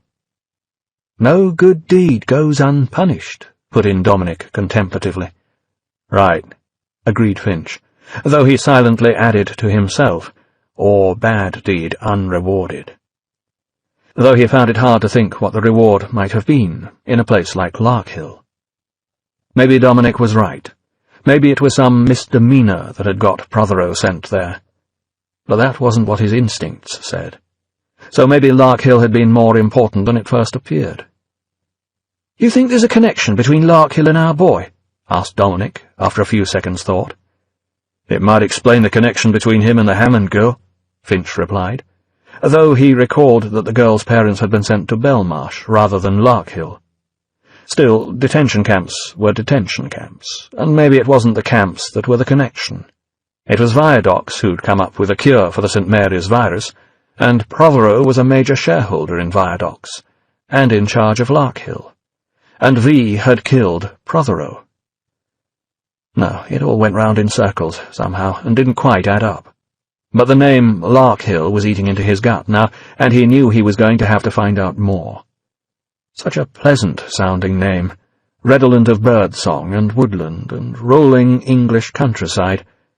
But then people probably used to think that Belson was a nice place name, before they built a concentration camp there. Larkhill. "Problem is," he added, "I can't find any other record of the place." They looked at each other for a few seconds, but, as Finch had suspected all along, Dominic didn't surprise him with a brilliant idea. Instead, the expression on his face just said, "What do we do next?" Sometimes the boy was such a disappointment, thought Finch ruefully, smiling slightly to himself. But no, that wasn't really true.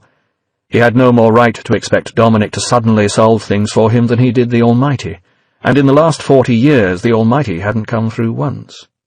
Yet. It was just that, unfortunately, Finch knew exactly what they had to do next, and he was absolutely sure it was going to be absolutely futile. But they had to go through the procedures anyway. Sighing, he got slowly to his feet and started toward the door, gesturing for the young man to follow. At least the journey he had in mind probably wouldn't take long enough to give Dominic time to kill them. A couple of hours later, Finch's frustration was starting to approach boiling point. He'd had quite enough of dead ends and stonewalling, as he'd also had enough of traipsing along what seemed to be endless miles of corridor on his redirected way from one filing clerk to another. And now here he was, sitting in an office at the Department of Military Records in the Ministry of Defence, the office of, he'd been told, the man who'd been there, the man in charge, who'd be just a blighter to sort out the problem for him. Fat fucking chance. Major Wilson had some of that same military pomposity that the unlamented Louis Prothero had had, though he still had the form and style to carry it off convincingly. An officer and a gentleman. Sitting there behind his desk with his back ramrod straight, and probably all the straighter in response to Finch's battered, weary slouch, he obviously had no time for civilian interference. Damnation! If this was what a career policeman looked like, he'd show him what it was like to go up against a career military man. Damned nosy bastard, anyway. And the boy with him looked as if he could do with 6 months' worth of square-bashing to knock him into shape. Young puppy had actually had the damn nerve to ask him a direct question a couple of minutes ago. Shouldn't be allowed. "Larkhill?" Wilson queried, military bluster mingling with an apparent desire to help as Finch brought up the name yet again.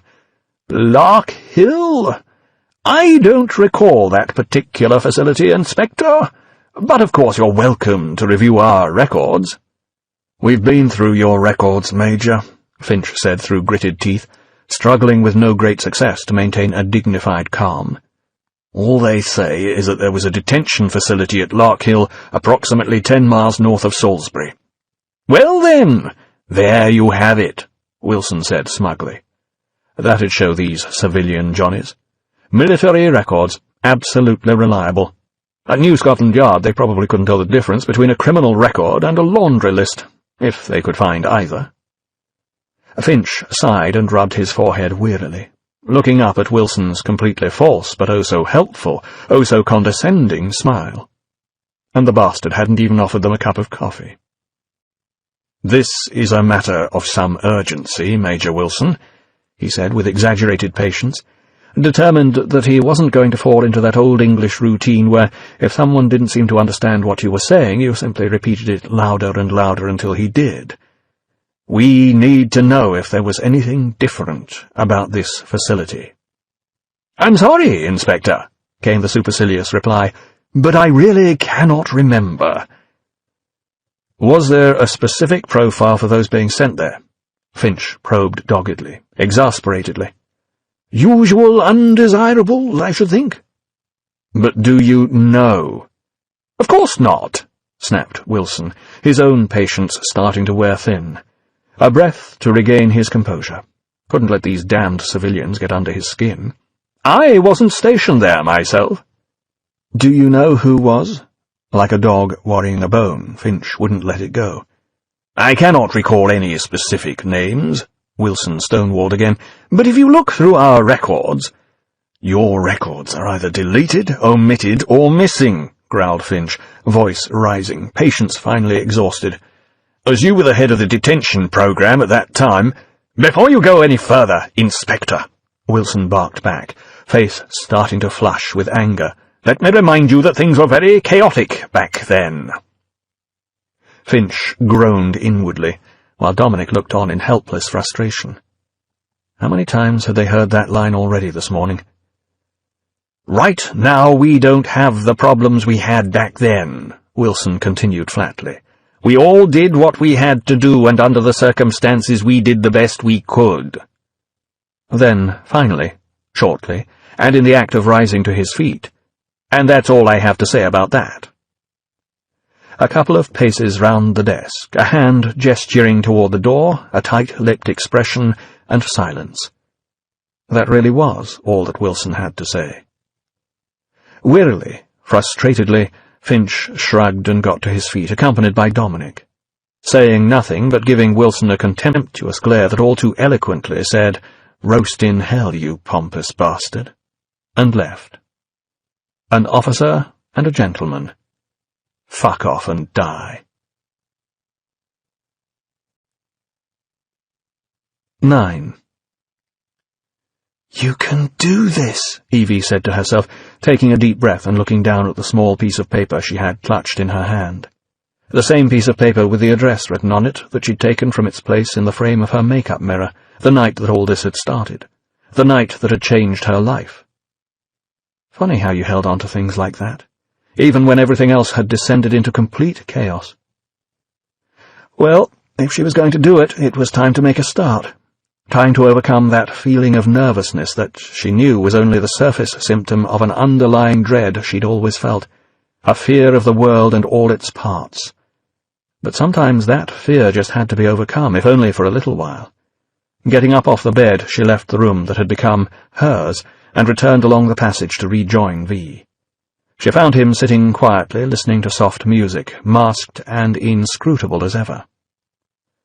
"Hello," she said tentatively, not even sure if he was actually awake behind that mask. And if he wasn't, was this the opportunity for one of those Phantom of the Opera moments? The unmasking, the hideous face, the horror? No. When she started to think of the possible consequences, it didn't seem like a good idea at all. And anyway, the nod of greeting he gave her showed he wasn't asleep at all. "I've been thinking," she said hesitantly, sitting down on the couch and looking toward him like an actress not quite sure of her next line. "I want to ask you something, but I don't think you'll understand why, unless you know a few things about me." Another nod from V, and now he sat up straighter, quite obviously giving her his full attention. That at least was encouraging, but still she found herself picking nervously at a thread on the couch. What she wanted to tell him brought back unpleasant memories that she preferred not to think about. The past, her own past particularly, didn't make for idle conversation. "My father was a writer," she continued after a deep breath. After all, he'd been so dear to her, with his unruly hair and glasses, his gangling frame and lopsided smile, that since he'd been gone, it was always painful to even think of him, let alone talk about him. "You would have liked him. He used to say that artists used lies to tell the truth, while politicians used them to cover the truth up." "A man after my own heart," V remarked briefly, softly. "He always told the best stories until—" A pause, another deep breath. "Until my brother died. That was when everything changed. My brother was one of the pupils at St. Mary's." And then the memories really did come back, with an overwhelming power, memories so poignant they almost made her weep now, just as she'd wept so much then, so many years ago. The intensive care unit at the hospital, where she hadn't really understood what was going on, but they'd all had to wear masks over their mouths and noses, and it wasn't the sort of mask you wore to play games in. And Mummy had been crying, and Daddy had been trying not to as he held her in his arms and did what he could to comfort her. And Evie had been standing there trying to get her fingers under the mask to wipe away the tears that kept streaming down her cheeks as she looked through the plastic tent at little Timmy, whom she'd been angry at the day before for kicking his football at her, and who was lying there gasping for breath and covered with purple sores, and she'd never had the chance to say sorry for the nasty things she'd said to him about the football, and he'd never had the chance to forgive her for them, and she'd never forgiven herself for saying them in the first place, and she didn't understand it then, and she still didn't understand it now. But that was the last day she'd ever had with Timmy. They hadn't even been allowed to attend the cremation, and Timmy had been one of the lucky ones. One of the pupils they got out of the school alive, if only for a little while.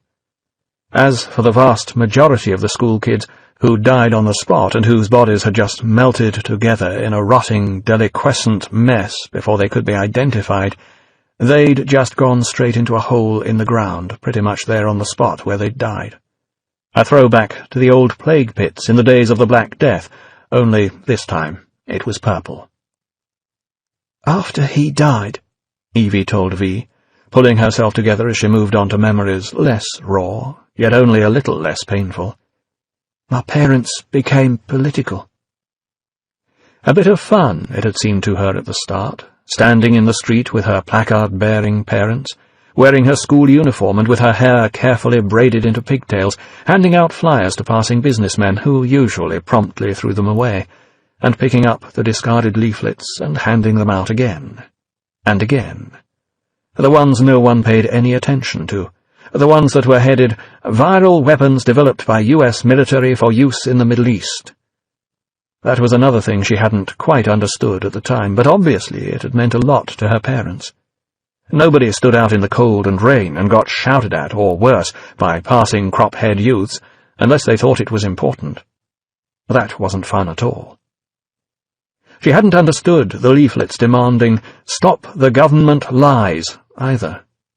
After all, only bad people told lies. And why would anyone vote for bad people? "They protested against the war and the reclamation," continued Evie, remembering how she'd been 10 years old at the time. That was when the Americans, after all their apparent successes in the Middle East, "creating a desert and calling it peace," Daddy had said, quoting some ancient author she couldn't remember, had finally overreached themselves and were forced to pay the price. Fortunately, by then, successive British governments had got into such hot water with their own electorate for their unthinking support for American military adventures that they'd closed the US bases here and sent the missiles home, pretty much as the rest of old Europe had some years before, and the NATO alliance being defunct was probably what saved the country when the Taiwan crisis came. Of course, no one had really expected what happened then, when it turned out that the American military hammer failed to smash China apart like the crockery their propaganda machine kept comparing it to. It was the hammer that broke on the porcelain instead, though not without immense loss of life on both sides. Then the hand that wielded the hammer had broken too, and the Second American Civil War had begun, and hadn't finished yet, though both sides seemed to have fought themselves into an exhausted stalemate now. It was one of those situations that cried out for international intervention. But before the war, the Americans had destroyed the United Nations, when it wouldn't just roll over and do what they wanted it to. England hadn't been immune to the chaos that had washed over the entire world like a tsunami after the war, with the collapse of international trade, the transnational banking system, and the food supply.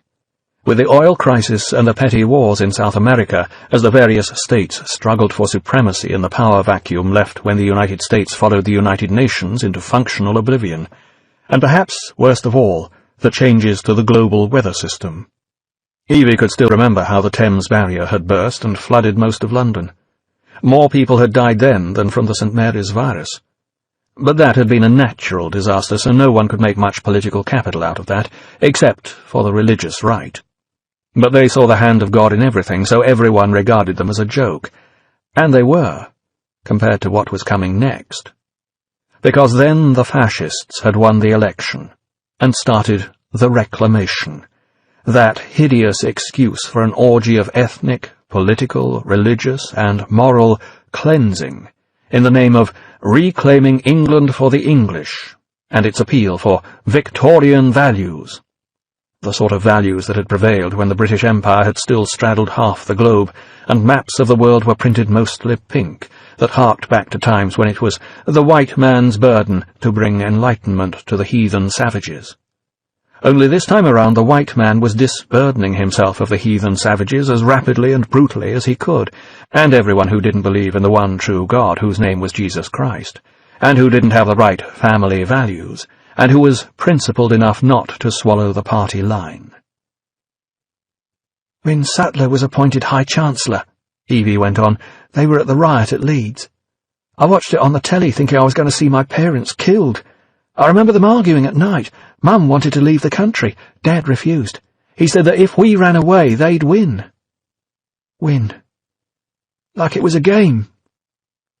And then there was the other memory, the second of the two that she always did her best not to think about, especially at night, especially just before dawn, the one that kept coming back anyway, the worst one, more awful yet than Timmy, the one she'd remembered that very morning when she'd confused it with the soundtrack of the Count of Monte Cristo. She'd been asleep too when that had started. Started with the sound of breaking glass, and the sound of a heavy iron ram battering in the front door, the heavy footsteps of metal-shod boots, the shouting, the gunshot. They should have expected it. It had been happening all across the country, and to people they knew as well. But when friends stopped getting in touch, it was far easier to delude yourself that there must be some minor reason for it, other than what you knew in your heart to be true. And always there was the feeling that these things only happened to other people, that it would never happen to us. But then nobody had really expected a fascist government would happen either.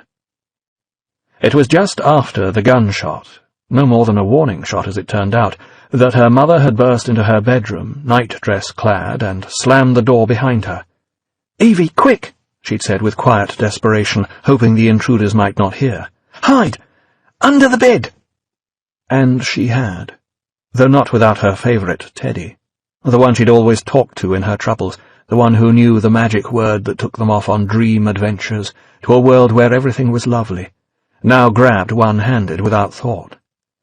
Then the door had been broken in, knocking her mother to the floor and revealing not the police they'd always half expected, but soldiers. Brutal, coarse, laughing among themselves as they ogled her mother in her nightdress, dragging her to her feet and pinning her arms behind her back, speedily fastening her wrists with plastic zip ties, and not caring where they put their hands as they did so. Evie, huddled desperately beneath the bed and overwhelmed with panic, found she could hardly breathe at all, only managing tiny mouse-like gasps. She looked up in absolute desperation to see her mother looking straight back at her, as if to fix her daughter's image in her mind forever, just before they pulled the shiny black bag down over her head. Then Evie had screamed helplessly, all control completely lost, and the flashlights had stabbed under the bed. and the soldiers had found her, and taken her away. "I never saw them again," Evie told V, struggling with things she never talked about, and remembering then with pathetic absurdity that she'd never seen Teddy again either. "It was like those black bags erased them from the face of the earth." Erased the magic word as well, and all the magic that had ever been in the world, and then there was nothing left but fear. Cold, dark fear that lived somewhere near the bottom of her spine, and, at the slightest opportunity, would suddenly rush up and engulf her entire brain and seep throughout her mind. "I'm sorry, Evie," V said gently, and with an obvious sympathy that transcended the usual platitudes. "No, I'm the one that's sorry," she said, trying to gather herself only to fall prey to another memory of how, at times like these, so near to tears, her mother would always smile and tell her gently to blow your nose and pull yourself together. But ever since she'd said that for the last time, it seemed somehow that nose-blowing didn't help. "I'm sorry that I'm not a stronger person. I'm sorry I'm not like my parents. I wish I was, but I'm not. I wish I wasn't afraid all the time, but I am." She sucked in a deep breath then, steeling herself to say the words that all this had been leading up to. "I know this world is screwed up. Believe me, I know it better than most, which is why I wanted to ask. If there's anything I can do to help make it right, please, let me know." "If you wish," murmured V quietly. "If you wish." Another request, meanwhile, had been made at another ministry, this time one of the civilian and infinitely more civil ones. But still Finch and Dominic waited with growing impatience at the issue desk. How long did these things take? The rain had been coming down so hard when they'd arrived, in stair-rods, as Finch's old mum had used to say, which was a stage quite beyond the usual raining cats and dogs, that they got soaked just walking into the building from their parked car. Now they'd been waiting so long, they were almost perfectly dry again. Mind you, it was Saturday morning, and though he and Dominic were prepared to put in the extra hours, they'd had to call out someone specially to help them here. And no doubt the man would be putting in for time and a half for Saturday work, so maybe it wasn't surprising that he was dragging it out for as long as he could. Or maybe it did just take this long. "You really think we'll find something here?" Dominic asked the elder man, as much to make conversation as anything else. "Worth a shot," Finch told him, wondering what it was these days that seemed to have deprived the nation's civil servants of coffee. One thing is true about all governments. Their best records are tax records. At last, a door opened on the other side of the room, and the grey-haired, bifocaled filing clerk they'd first spoken to, a forgotten age ago, reappeared. Stooping slightly, he meandered across the office toward them, carrying a large box file. The expression on his face didn't look at all hopeful. "It appears that the original electronic records have all been lost, probably during the reclamation," he said apologetically, seeing disappointment slide across the faces of the detectives like curtains closing on the casket at a crematorium. "A lot of things went missing back then, but I found this hard copy filed down in the vaults." Still with a rather apologetic expression, he handed the box to Finch. "Everything we've got on Lark Hill is in there." And then he glanced up, almost in wonder, to see the look of grateful surprise dawning on Finch's lined and world-weary face. "Thanks," Finch told him, for once meaning it quite sincerely. "This is a big help." Christ, he thought, if only things always turned up like this. This book is continued on Disc 4. V for Vendetta, novelization by Steve Moore, continued. Disc 4. Somewhat later, Evie made a discovery of her own. Passing the time until there was something for her to do, and trying to make her bedroom look a little more like home, she had found some fabric to hang over the small amount of bare brick wall that was visible between the book piles, and had now turned her attention to cleaning the dressing-table mirror. As she scrubbed away the dust that V had allowed to accrue in what was, after all, little more than a storeroom with a spare bed in it, She found a motto carved in Latin on the frame. Peering at it through the gloom that nothing seemed able to dispel, so dark the walls and ceiling were, so dark the books that gathered there before them, she finally managed to pick the words out enough to read them. "Vi veri veniversum vivus vici," she said aloud to herself, though as she did so she noticed V appear in the mirror there beneath the words, and she could only gasp in amazement. For a moment her mind reeled. This was like the old days when she was a child, like the tales in the storybooks her father had read to her, like the times with Teddy. For it seemed to her that she had spoken the magic words, and V had suddenly appeared, genie-like, in the magic mirror. And then she realized that he had really entered the room behind her, and his appearance at that exact moment was just one of those amazing coincidences. Yet such a strange one. "By the power of truth, I, while living, have conquered the universe," he translated for her, moving forward into the room. She turned to face him. "Personal motto?" she asked, knowing his penchant for all things related to the letter V. "From Faust." Of course, she thought, a magician. Who else would have the magic words? "That's about cheating the devil, isn't it?" she asked, after a pause to gather her thoughts. Cheating the devil, indeed. "It is." A certain warmth in his voice expressed his pleasure at her knowledge. "And speaking of the devil, I was wondering if your offer to help still stood." "Of course," said Evie, her pulse quickening as she put down the cleaning cloth. "It appears that unforeseen circumstances have accelerated my original plan. As a result, I am in need of someone with some theatrical skill." "I'll do my best." She smiled, not a little pleased at his appreciation of her talents and the opportunity this presented. "I believe you will," V told her, preparing to coach her in her script. "Another doctor?" queried Finch, not entirely sure whether he was asking himself, or Dominic, or the empty air, or maybe the rain, which was still battering against the windows. It never used to be like this, before the weather collapsed. Now it was weeks of drought, followed by a month's worth of rain in a single weekend. No wonder what water they had was so rigidly controlled. With it falling so heavily, all this would be running off down the sewers and into the Thames before anything useful could be done with it. If the sewers didn't back up again and flood the streets with sewage, as they had a couple of months ago. And that hadn't been the first time either. "What does a detention facility need with so many doctors?" Finch continued, picking up his coffee cup and, finding it empty, putting it down in disgust. They'd been here throughout the night, sorting through the tax files, sleeping occasionally in their office chairs, sending out for sandwiches when the canteen closed. And here it was on Sunday morning, and they didn't seem to be getting any further. The latest doctor was a Dana Stanton, one of a list that he couldn't quite remember the length of. The tax records they brought back from the ministry contained plenty of food for thought, even if a lot of it just didn't seem to fit together. Interesting, suggestive, but puzzling. "I don't know," Dominic replied to his question, going through a folder of his own. "But this is interesting. The highest-paid person in the camp was a priest." "What?" Puzzling wasn't the word anymore. That latest nugget of information seemed just completely incomprehensible. "The Reverend Anthony James Lillyman," Dominic told him, seeming as baffled as his superior.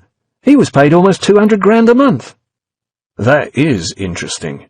Finch typed the name Lillyman into his computer search engine. "Looks like he was promoted," he added when the information came up on the screen.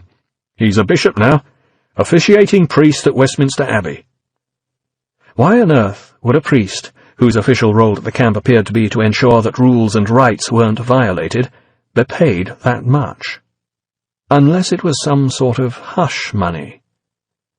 "I guess we're going to confession tomorrow, then," smirked Dominic. "Yeah," Finch agreed, allowing himself a little smile of satisfaction, as it seemed they were finally starting to get somewhere on this case. "And I'll bet his confession will be a lot more interesting than ours." 10.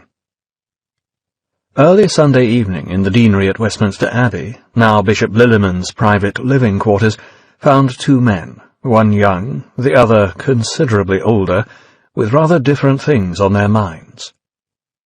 "Your Grace?" the young man called, his voice somehow retaining a reverent hush while still carrying along the echoing corridor as he sought to catch up with the bishop. A marvellous opportunity for a young priest, he'd thought this position as personal assistant to the bishop would be, until he'd realized just how personal some of his duties actually were. Still, needs must when the devil drives, even here in God's house at Westminster, and once he'd got used to the notion and some of the perks and side benefits involved, it still was a marvellous opportunity, just not quite the way he'd thought it was going to be. "Ah, Dennis," the bishop said softly, pausing and turning to look back as the young priest caught up. "Has everything been arranged?" "Yes, Your Grace," said Dennis hurriedly, eager to please as ever. "I've just received your interlink itinerary, and you should arrive in Perth in time to celebrate communion." Lilliman smiled, but it was a smile much more suggestive of reptilian dissent than pleasure, of tested patience rather than fatherly pride in his assistant's accomplishments, the sort of smile that went with his thin, lanky body, with the receding hairline and the almost shriveled skin-on-a-skull face. All he really needed was a forked tongue to complete the look, but Dennis had soon realized that the old hypocrite spoke with one anyway, regardless of what he physically had in his mouth.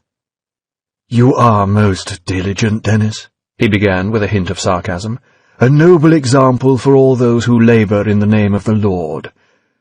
But—" "Your Grace?"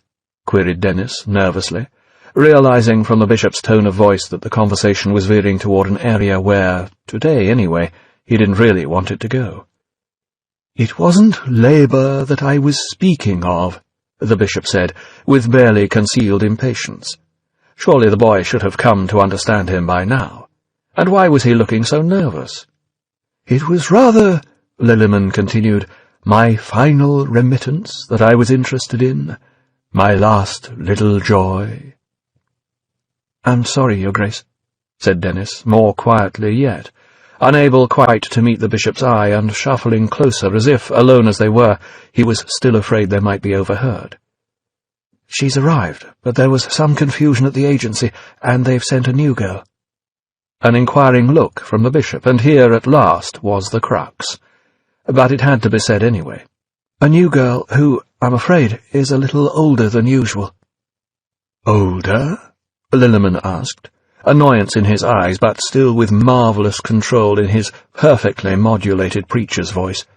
"Oh, dear. Not too old, I trust?"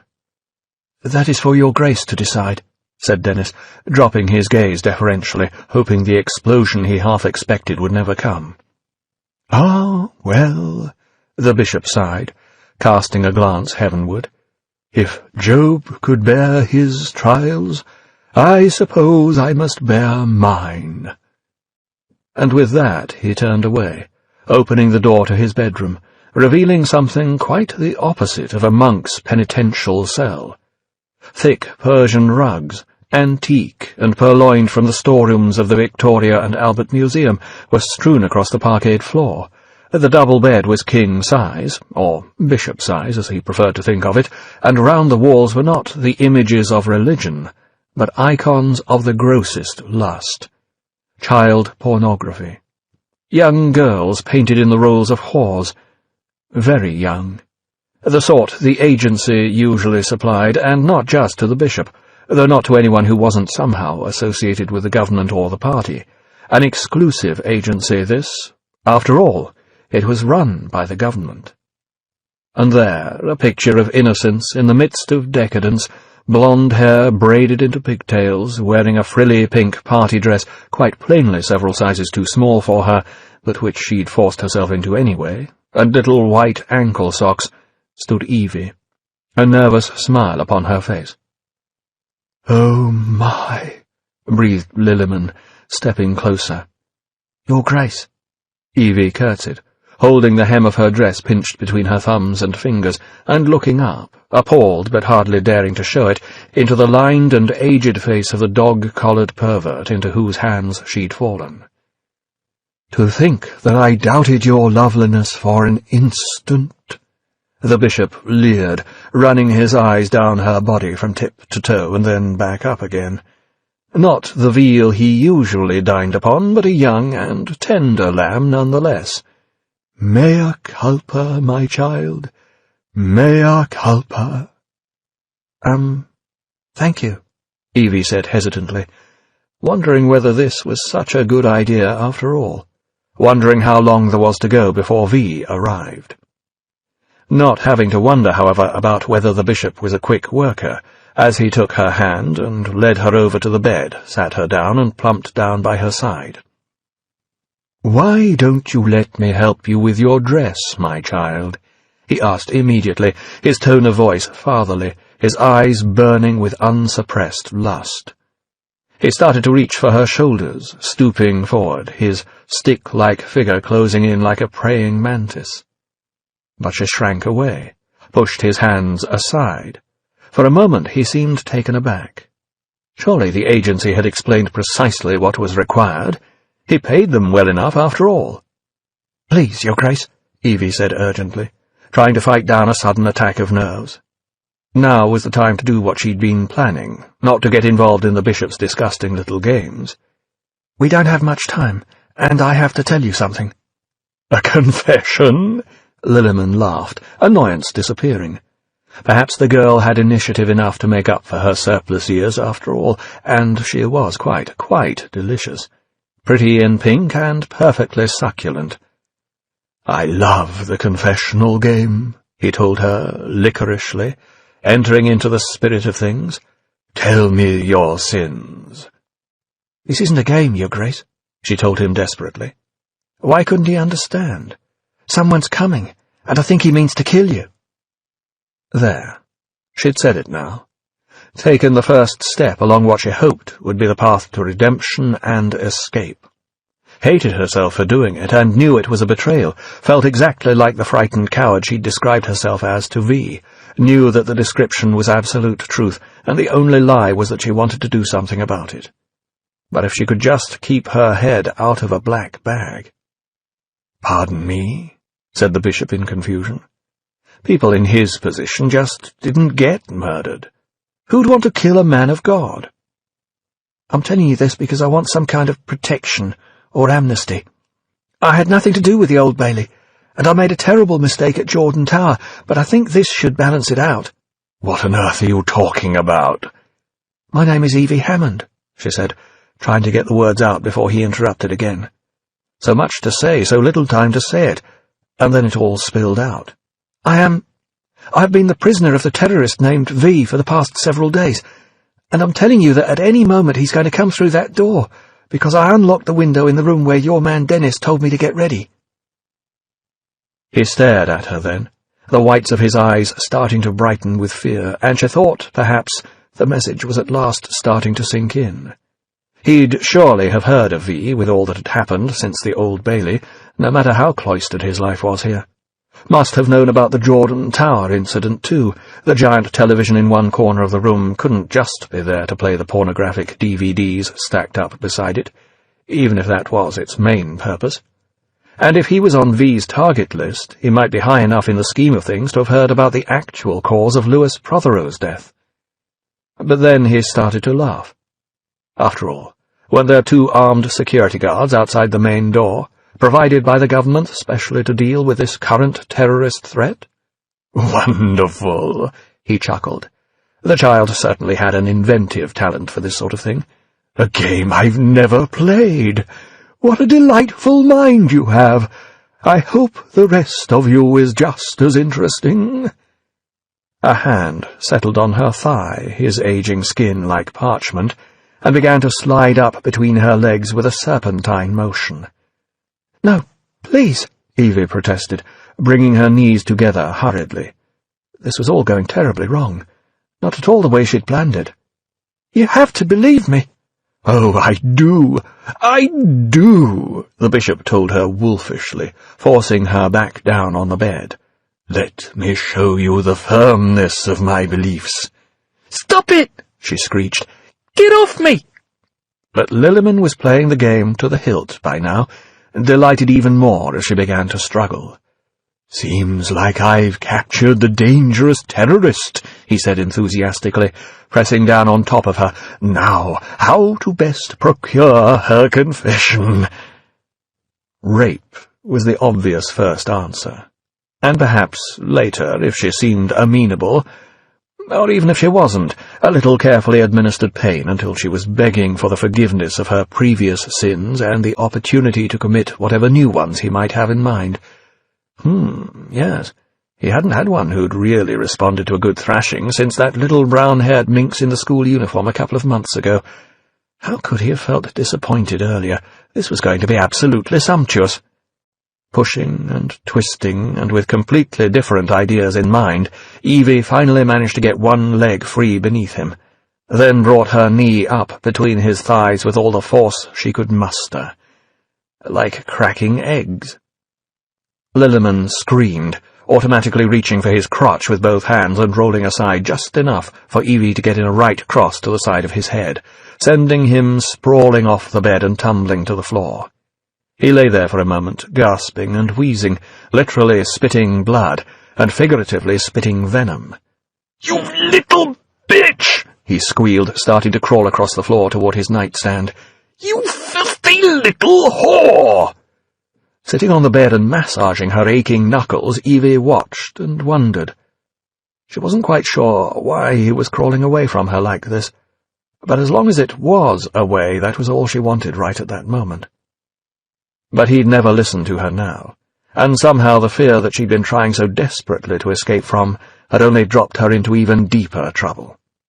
And then, with a shriek of breaking wood, the door was kicked in, and there was V, a demon in black, the cloak flapping behind him, the smile forever fixed.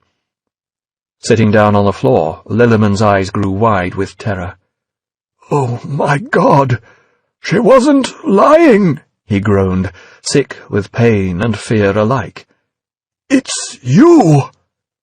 V paused then, struck by the significance of the words, and looking round toward Evie.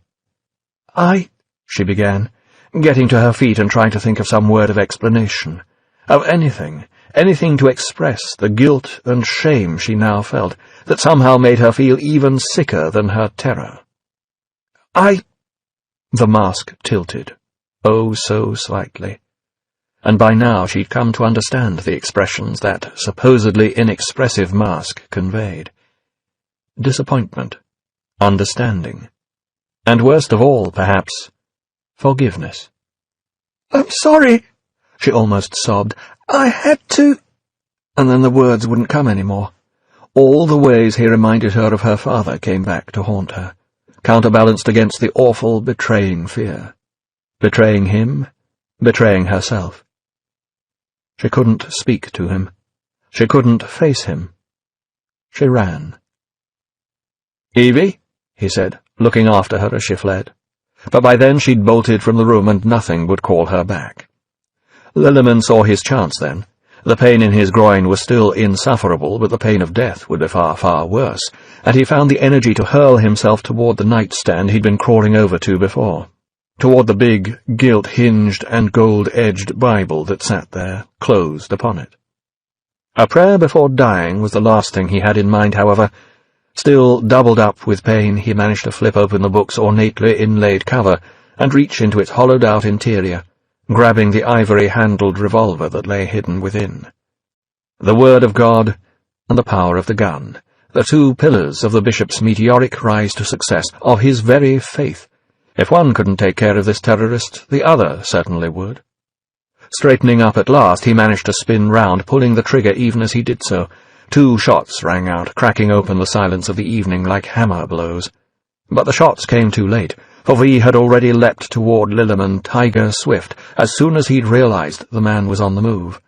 He was already within the arc of the bishop's gun hand before the trigger was squeezed, the inky cloak flapping round the pair of them, making it difficult for Lilliman to see anything at all, only to feel V's gloved hand suddenly reaching for his own, grabbing, squeezing, wrenching. And then there was another loud crack, not gunfire this time, but the dry snapping of bone as V's iron grip broke the priest's wrist, sending him screaming to his knees. A moment, then, as the masked man stood holding the revolver, looking at it contemplatively. "And thus I clothe my naked villainy," he quoted, "with odd old ends stolen forth of Holy Writ, and seem a saint when most I play the devil." He tossed the gun across the room, far out of reach. Lilliman, a wiry figure still hunched and kneeling, sobbing with pain and clutching his wrist, finally managed to raise his head, looking up at the dark, death-like figure looming above him. "Who are you?" he managed to gasp. "You once said I was the devil incarnate," V reminded him. "Remember that, Bishop? You do remember Larkhill, don't you?" Larkhill. The word almost stopped Lilliman's heart. But he'd hardly done anything there, he'd always told himself, except turn the blind eye that he'd been well paid to turn, and to avail himself for free of the same sort of pleasures he paid for now. It was the others who'd done the experiments, not him, even if he had amused himself at the expense of the victims sometimes. And that was all behind him a long time ago, a shadow in the past, eradicated like the camp itself the night it burned to the ground, long gone, like the man who'd burned it. Like the man who'd burned it. "Oh, dear God, have mercy," he gasped, realization dawning, a realization more sickening than the pain. "Not tonight, Bishop," V pronounced, the words a sentence too final to appeal. "Not tonight." Outside in the rapidly darkening night, where the rain had thankfully stopped some time before, Evie Hammond was fleeing along the still wet streets as if her life depended on it, trying to get as far away from Westminster as fast as she possibly could. It hadn't worked out at all the way she'd hoped or planned. It had been a bad decision motivated by fear that ended in a bad result. There should have been enough of an alarm raised to scare off V, whom she hadn't really wanted anything terrible to happen to, whatever he might have done, and then it should have been a few hours' interrogation, perhaps a short sentence at the worst, a return to work and normal life. Instead, they'd be hunting her even harder now, undoubtedly blaming her for the bishop's death besides. And yes, although she'd escaped from V, she'd also given up the small amount of protection he provided. Though looking back now from her new, even worse situation than before, perhaps that wasn't such a little amount of protection after all. Wrong. Wrong. It had all gone horribly wrong, and now she was even more afraid than she'd ever been before.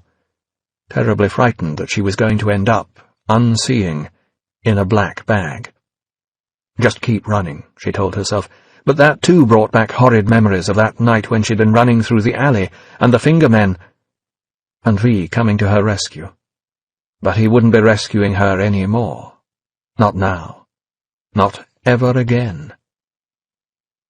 A dark shape turning a corner up ahead sent her scrambling into shadow, not a man this time, but one of the Ear's huge, armoured surveillance vehicles, black as night. The incoming fascist government had swiftly realized the symbolic and psychological significance of the colour when it came to keeping the population cowed.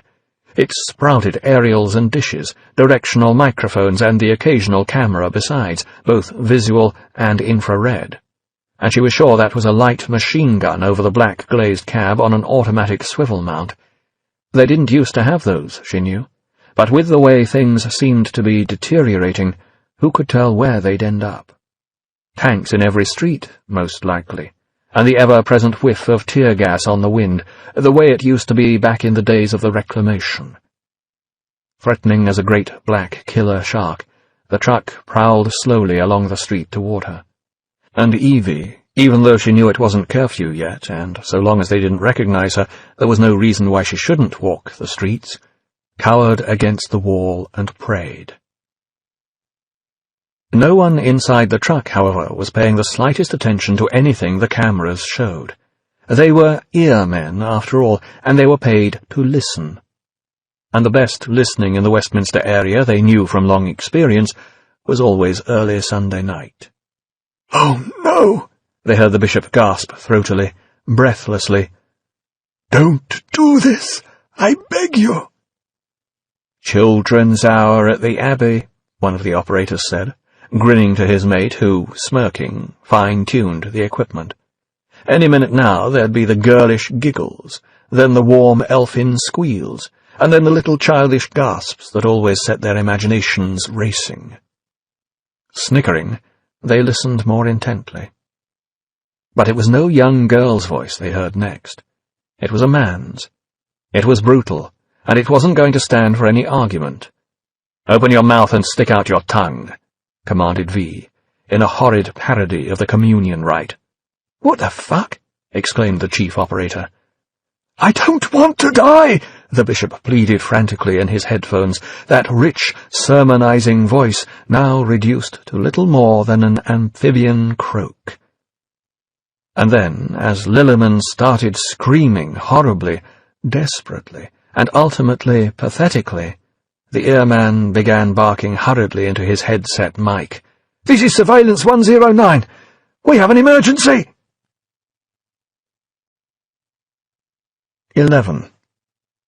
Even though it was only the second time he'd seen it, Eric Finch was already becoming thoroughly fed up with the sight of green and white vomit, now foaming in the puddle of brackish, already coagulating blood that had stained and soaked into the Persian rug.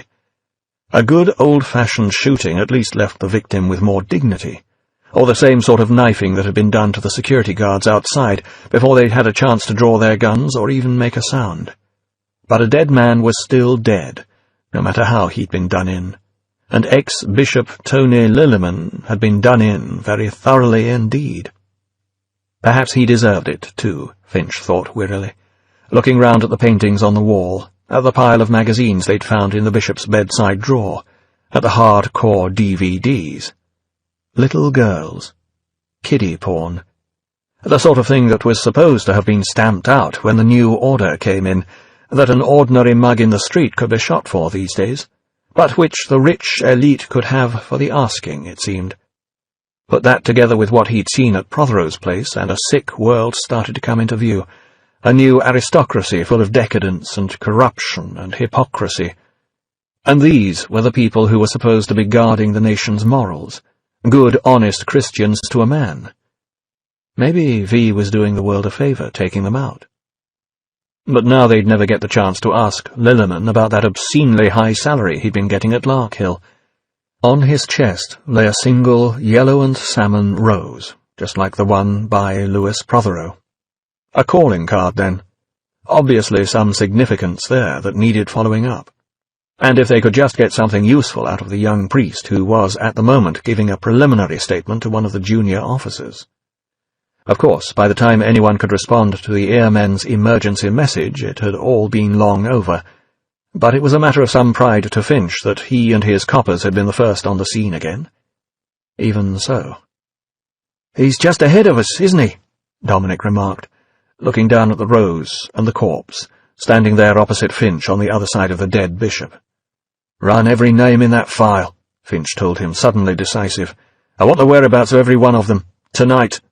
"Yes, sir," said Dominic smartly, then paused as he saw his superior's face fall. "Oh, hell," muttered Finch, and Dominic turned to see several fingermen entering the room. In a matter of moments, they'd insinuated themselves in between the police and Dennis, uncompromising expressions on their faces and hands tucked inside their immaculate suits, up there near the armpits where the shoulder holsters were. No argument, their whole attitude said, and no argument was what they got. And then Peter Creedy came through the door, heading straight toward Finch. "Pack her up, here comes the finger," whispered Dominic, eyes quite plainly saying he'd like to give the man the finger himself. "Get going. I'll handle him," Finch told Dominic quietly, and looked up with feigned surprise at the newcomer. "Creedy, what are you doing here?" "Several prominent party members have been murdered, Chief Inspector," Creedy told him coldly, barely bothering to glance down at the corpse. After all, a dead bishop wasn't all that different from any other dead party member, and Creedy had personally purged enough of them for corpses to become, to him, little more than statistics. He hadn't been known as Sutler's Rottweiler for nothing back in the Reclamation. Now everyone called him Creepy Creedy behind his back, though never loud enough for him to hear. Finch couldn't help wondering what his fetish was. After all, if an apparently respectable bishop was into underage sex, Finch had to suspect that with Creedy it would be something far, far worse. Probably something to do with baths full of tarantulas, or medieval torture instruments.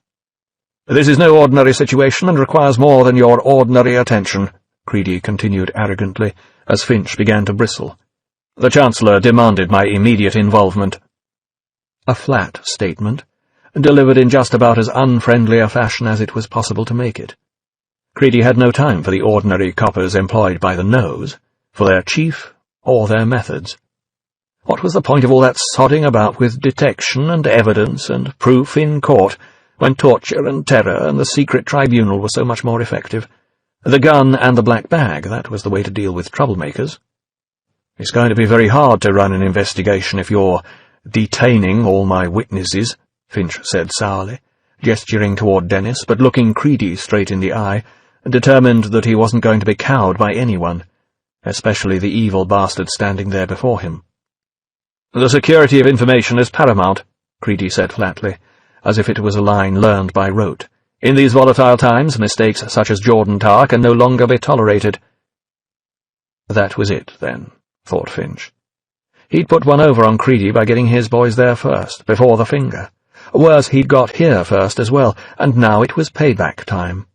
The first thing to be done was to grab the witnesses and make things as difficult for Finch as possible, and after that all the supposed collaboration between their departments would grind to a complete halt. If only the Hammond girl hadn't maced Dominic, Creedy wouldn't have had a leg to stand on. "If, in fact, Jordan Tower was indeed an accident," added Creedy with heavy emphasis. "What does that mean?" Finch asked shortly, suddenly starting to get angry at the obvious, though not quite understood, insinuation in the man's words, despite his best intentions. "The terrorist seems to have a rather intimate understanding of our system," Creedy said airily, now looking around the room for the first time, as if Finch's response were hardly worthy of his attention. "The Chancellor suspects there may be an informer." "Are you saying I'm under surveillance, Mr. Creedy?" Finch asked flatly, fed up now with Creedy's game-playing and wanting to get to the heart of the matter. "At this time it would behoove you to cease any investigation of matters that have long since passed," Creedy said brutally, "and concentrate on the concerns of the present." Ah, there it was then. The annoyance about Jordan Tower was personal, but that wasn't the crux. That had got Creedy's back up, but the real reason he'd arrived was to deliver a message he particularly enjoyed passing on because it gave him a chance to get back at Finch. This wasn't about capturing terrorists. This was a warning. "You mean Larkhill?" "Major Wilson is a friend of the High Chancellor," Creedy told him, with just the ghost of a malicious smile. So that was what it meant to be a career military man, Finch thought, whining and tale-telling to get the nasty police bogeyman off his back. But Creedy wasn't finished on the subject of Wilson yet. "His loyalty is not in question." "But mine is," Finch responded shortly, suddenly not liking where this was going. "I've been a party member for 27 years. And somehow he hated himself for saying that. It was true, but it rankled, and it wasn't anything he'd normally parade before others. Something he'd felt he'd had to do at the time, and he certainly wouldn't be where he was today if he hadn't. But not something he was proud of. "Your mother was Irish, wasn't she?" Creedy cut in coldly, knowing exactly which nerve to hit. "You bloody—" "Terrible what St. Mary did to Ireland, wasn't it?" said Creedy, turning away and barely able to keep the gloating, evil laughter out of his voice. "If I were you, Chief Inspector—" and somehow Creedy managed to turn the title into a term of complete contempt, "I'd find that terrorist, and I'd find him soon." Just for a moment, Finch started to take a step forward, fists bunched, almost tripping over the dead bishop in his eagerness to let Creedy chew on a knuckle sandwich, regardless of the consequences. But one small thought made him relax into a shrug instead. Just a bloody messenger boy. "Evie?" gasped Gordon Dietrich, opening the front door of his big, old, and very expensive Bloomsbury home, and simply looking at her, stunned, standing there in the same pink party dress she'd been wearing earlier. "Good God!" "I'm sorry," she said nervously, helplessly, looking up at him in almost tearful desperation. "I didn't know where else to go." That was true to a certain extent, though secretly she had to confess to herself that it had always been part of the plan. When she'd first suggested helping V, in the hope that he'd take her out of the shadow gallery, and so give her the opportunity to weep, she'd always had it in mind to come to Dietrich, as he was the sort of man who had the status and influence to help her. Then, when V had involved her in the plan to assassinate Bishop Lilliman, she'd seen a much more obvious opportunity to make a deal with the authorities.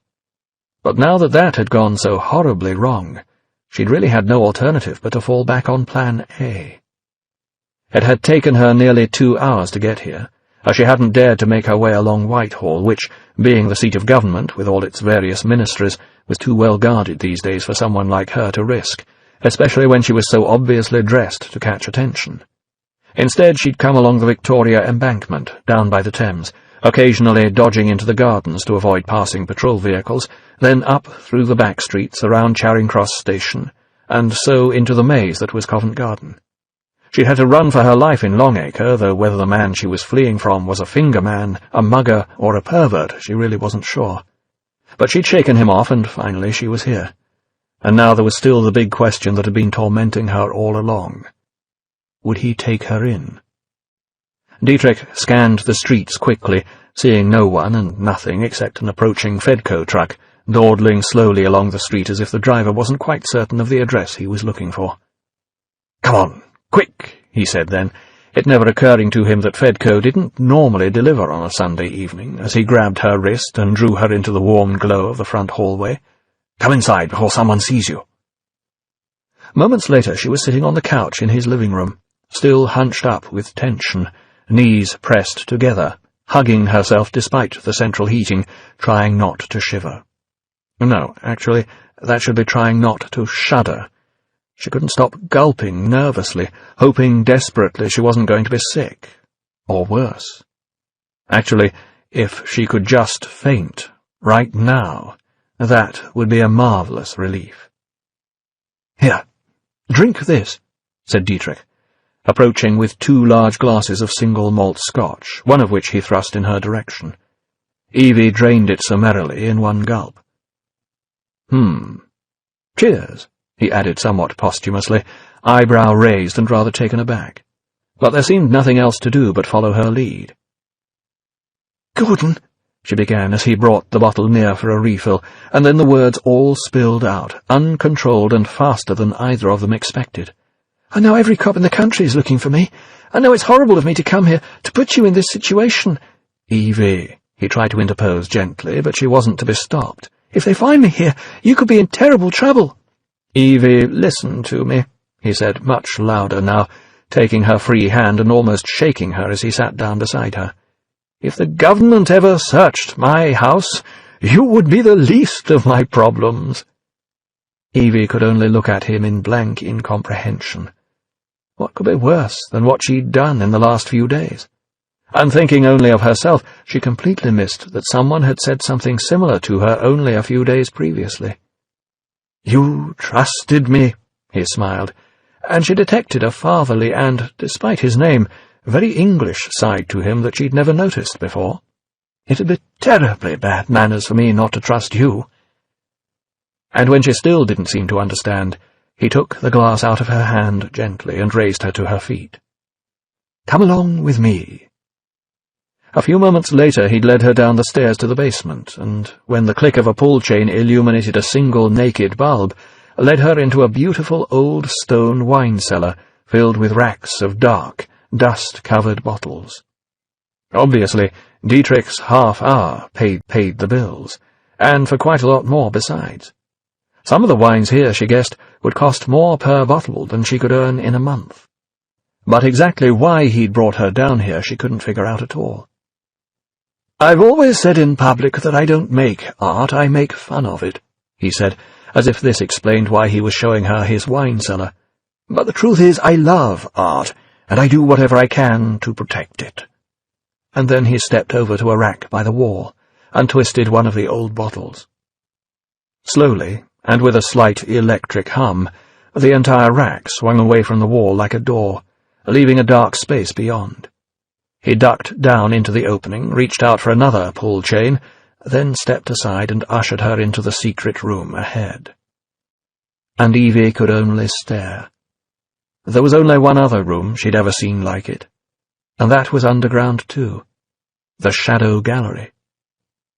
This was a smaller version, but it reflected much the same tastes, and definitely the same interest in preserving what was old and valuable, discarded, forgotten, and forbidden. Books, music, paintings, erotica of various persuasions, sculpture, and though there was less of the popular commercial stuff that V obviously treasured so much, row upon row of movies, on video, on disc, and even on original reels. Remembering how she'd enjoyed The Count of Monte Cristo, Evie let her eye run over the movie collection.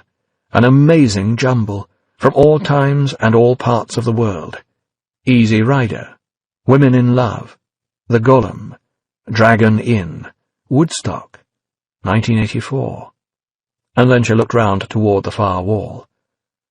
"Oh, my God!" she exclaimed, looking up at a large and extremely satirical painting.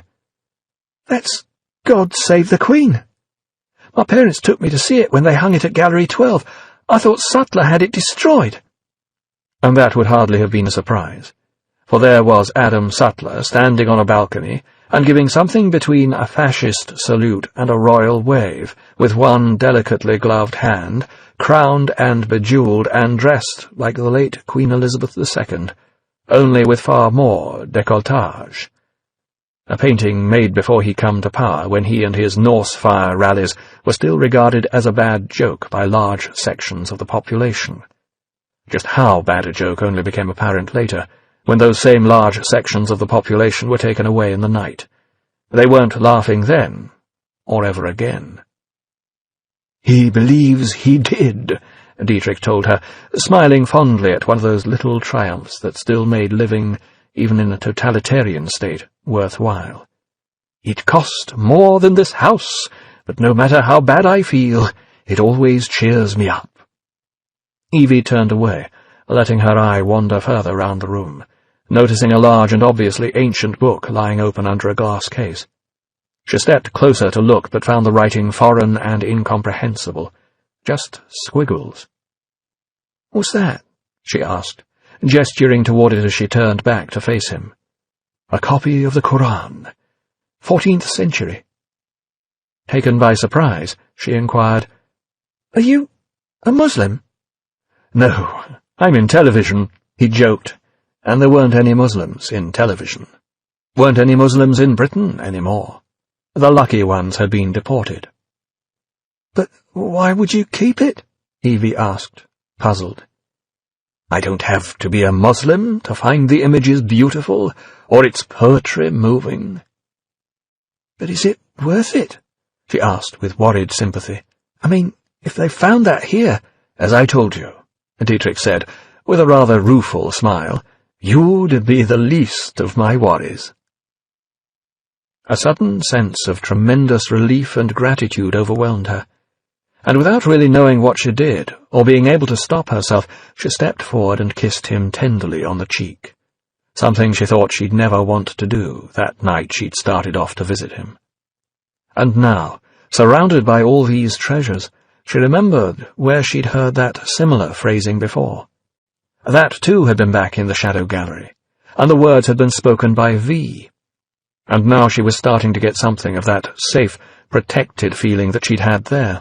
Probably more so, because if there was one thing she was sure of, it was that Gordon Dietrich didn't go round blowing up buildings or murdering people in some sort of vendetta. The only trouble was, she'd betrayed that protection the first time around. Well, she thought determinedly, not again. "Thank you, Gordon," she said, smiling at his slightly bewildered, slightly embarrassed look. "Thank you so much." "It's all right," he told her gently, relieved that at last she was showing signs of relaxing, of letting the tension drain away.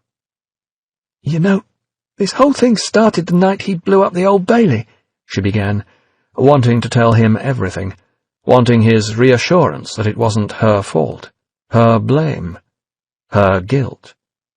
"I was on my way here." And then her words trailed off as she noticed what was hanging on the wall behind him, seen there over his shoulder. Gorgeously coloured prints of the most explicit homosexual erotica, and displayed so prominently their importance was absolutely obvious.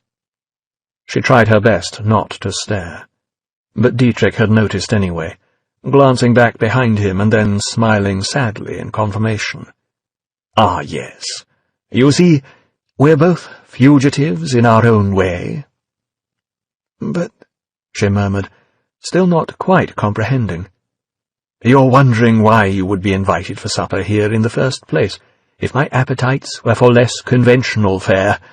Unfortunately, a man in my position is expected to entertain young and charming ladies like yourself, because in this world, if I invited who I really desired, I would undoubtedly no longer have a home, let alone a television show." "I'm sorry," Evie said with genuine sympathy, genuine concern. After all, whose business was it, in the end, what direction his tastes ran in? Surely not that of the government, the church, the judiciary, or, least of all, the police. If no harm was done to others, if they were adult and consenting, then whose business was it? But people like Gordon Dietrich got sent to the camps, while elitist reptiles like Bishop Linneman got away scot-free. What kind of world were they living in? No need to ask that, really. A society that treated its citizens like that was a fascist society, and there wasn't any other way to describe it. "Not as sorry as I am," he said, but the words that might have sounded bitter on the lips of a younger man were nothing more than resigned acceptance on his own. "But there must be others?" she asked, desperately hoping on his behalf that he wasn't quite so terribly alone as he appeared. He merely shrugged, eloquently. "Occasionally you read something delightful," he said wistfully, "or notice a rather well-designed woman's shoe, and you wonder. But the truth is, after so many years, you begin to lose more than just your appetite. You wear a mask for so long, you forget who you were beneath it."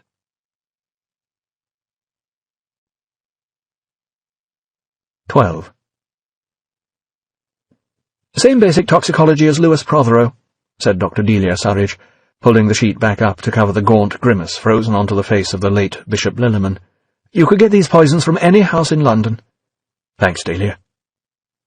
In her early 50s, she was a smart, attractive-looking woman, Eric Finch thought, although he had to admit he was prejudiced. She was a friend, after all. Sometimes a little more, but right now he was talking to her in her official capacity. Chief Medical Officer, pathologist, autopsy specialist for the nose. Running the body back into its chilled morgue drawer cabinet, she asked her next question without looking up at him, almost as if she didn't want to put him on the spot. Or perhaps just feeling that she ought to ask but didn't want to meet his gaze. Maybe even not really wanting to know the answer. "Any leads in finding this guy?" she said, presumably oblivious to the pun, and unaware that the very word guy had its origin in the same Guy Fawkes whose mask V wore. "Honestly, nothing yet. Nothing concrete." Finch glanced round the brightly lit, clinically sterile room, where it seemed impossible to ever tell if it was night or day outside. Delia didn't seem to fit in this cold, empty domain of the dead.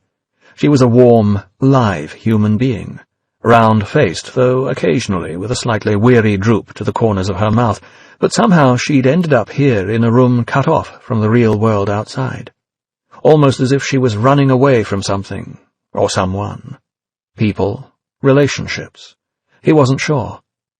Medics helping people recover, he could understand. Forensic pathologists poking about inside the bodies of the deceased, he didn't. "But there is something else you can help me with," he added, reaching into his pocket. "You started as a botanist, didn't you?" And then he pulled out a plastic bag containing the rose found at Westminster, told her he'd found another with Prothero, looked at her expectantly, his eyes asking what it was. and Delia Surridge stared as if she'd just seen a survivor from the dinosaur age, or the dead come back to life. "It's—" She leaned closer, looked, and started off again. "It's a Violet Carson. I thought they were extinct." Violet. The letter V. Well, that went some way to explaining it.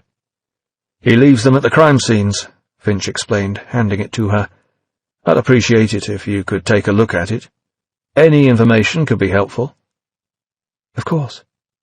She started to tell him how it was a hybrid, dating back to 1963, and named after a popular actress who used to be in the TV soap opera Coronation Street. Was there anything there? Finch wondered, vaguely remembering the show from when he was a kid. What was the character's name? Ina Sharples, that was it. A blunt, working-class busybody whom he'd always frankly regarded as a bit of an old cow, but she'd been in the show for nearly 20 years and had made herself a household name. Probably nothing there, then. Unless his man was somehow obsessed with popular culture from back before the Reclamation. But no, it was probably just the letter V. His phone rang before he could take the thought any further. Pulling it out of his pocket, he just said, "Yeah?" Dominic was at the other end, and his tone of voice alone made everything sound urgent. "I just finished going through the file, Inspector. You better get back here." "My God," said Finch, staring as the list of names ran down Dominic's computer screen as if descending inevitably into hell. As it seemed they had.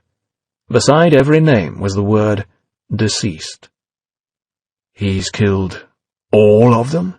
Finch asked. There seeming no other reason why the dates of death should all be so close together, so recent.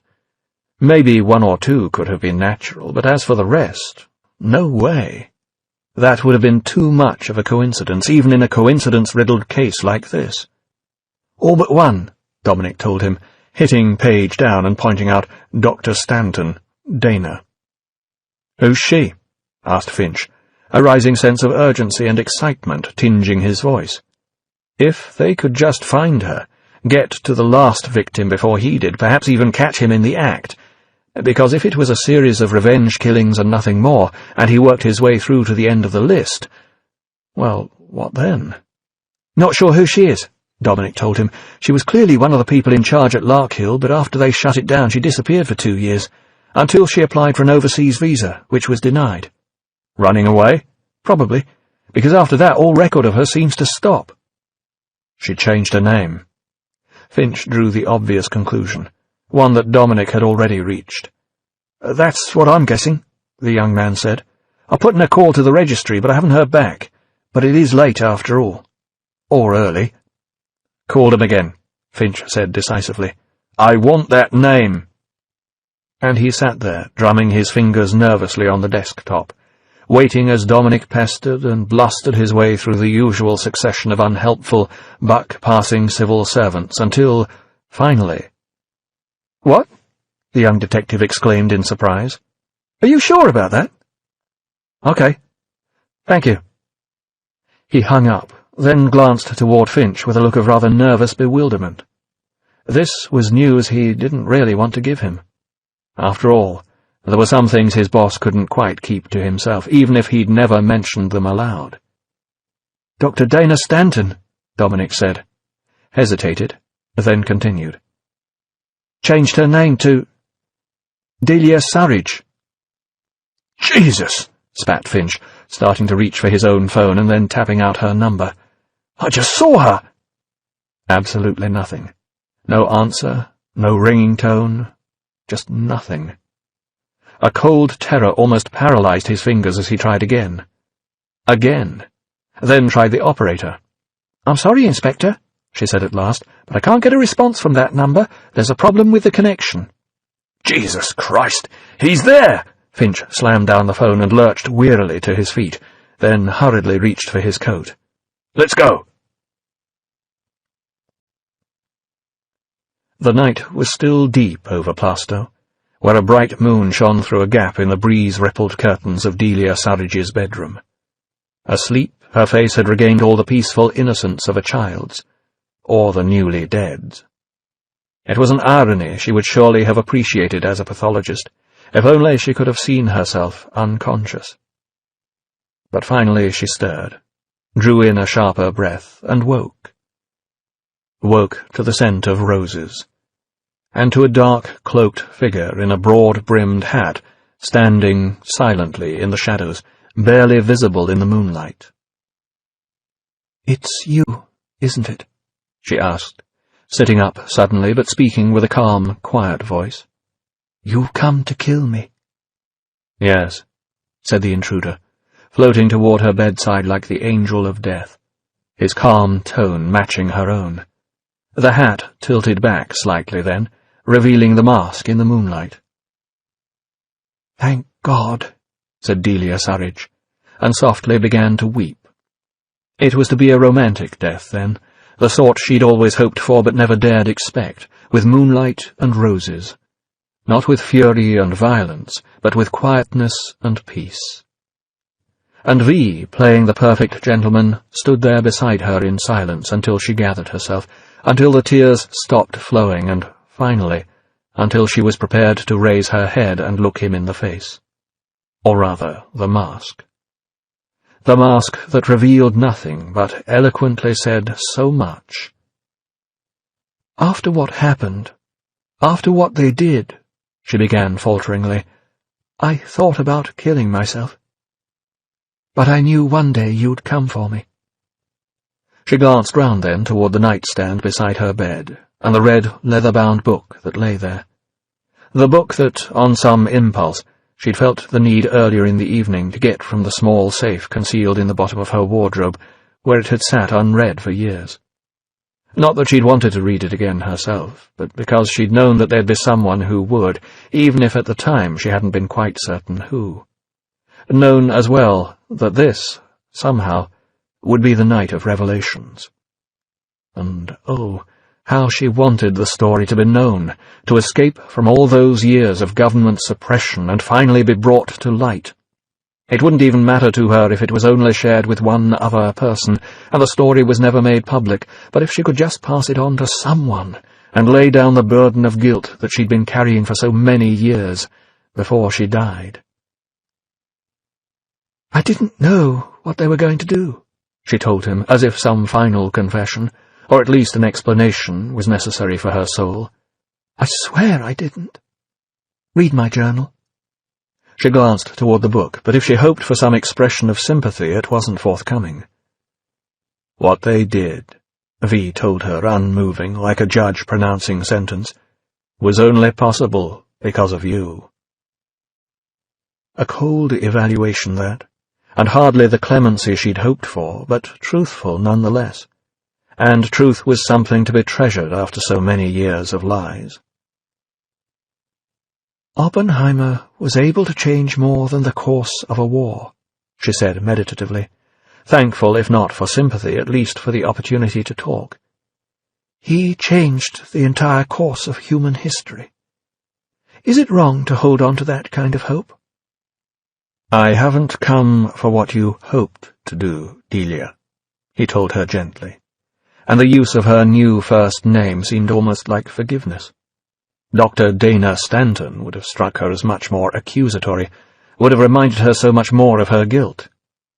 "I've come for what you did." "Yes, I know," she sighed, shaking her head wearily. "It's funny. I was given one of your roses today.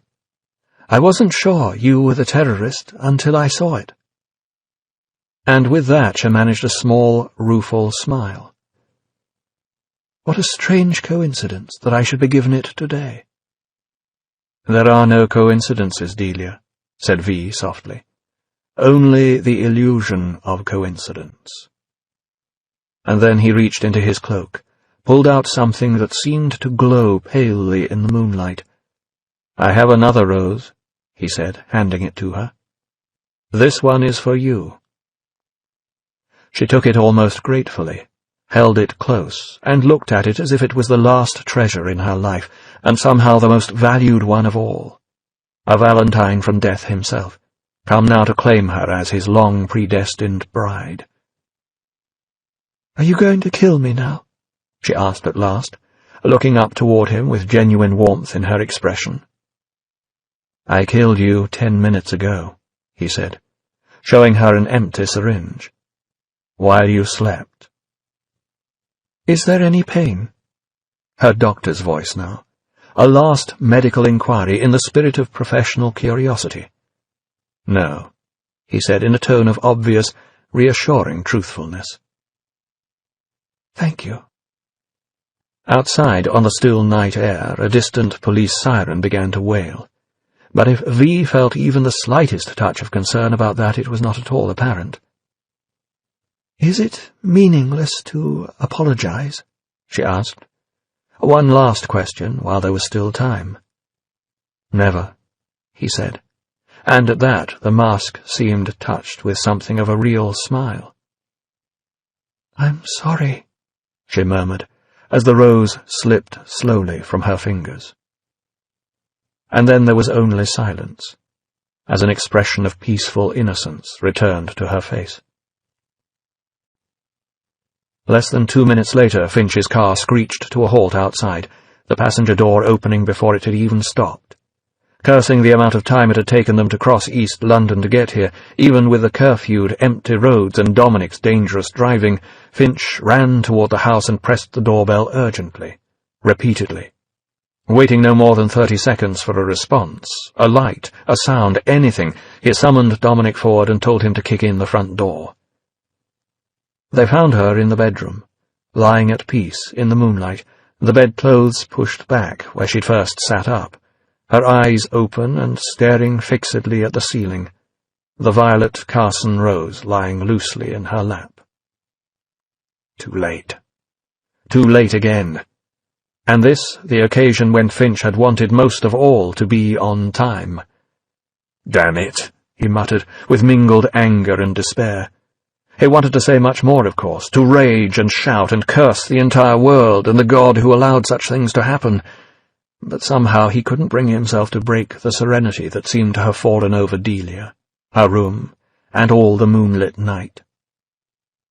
Almost as if the world itself were telling Delia Surridge, "Rest in peace," and he could only add the same, remembering the few times they'd drifted together, two lonely people in their middle age who'd gone for dinner and wound up once here and twice at his place, before drifting apart again the following morning with vague promises that neither of them ever really intended to keep.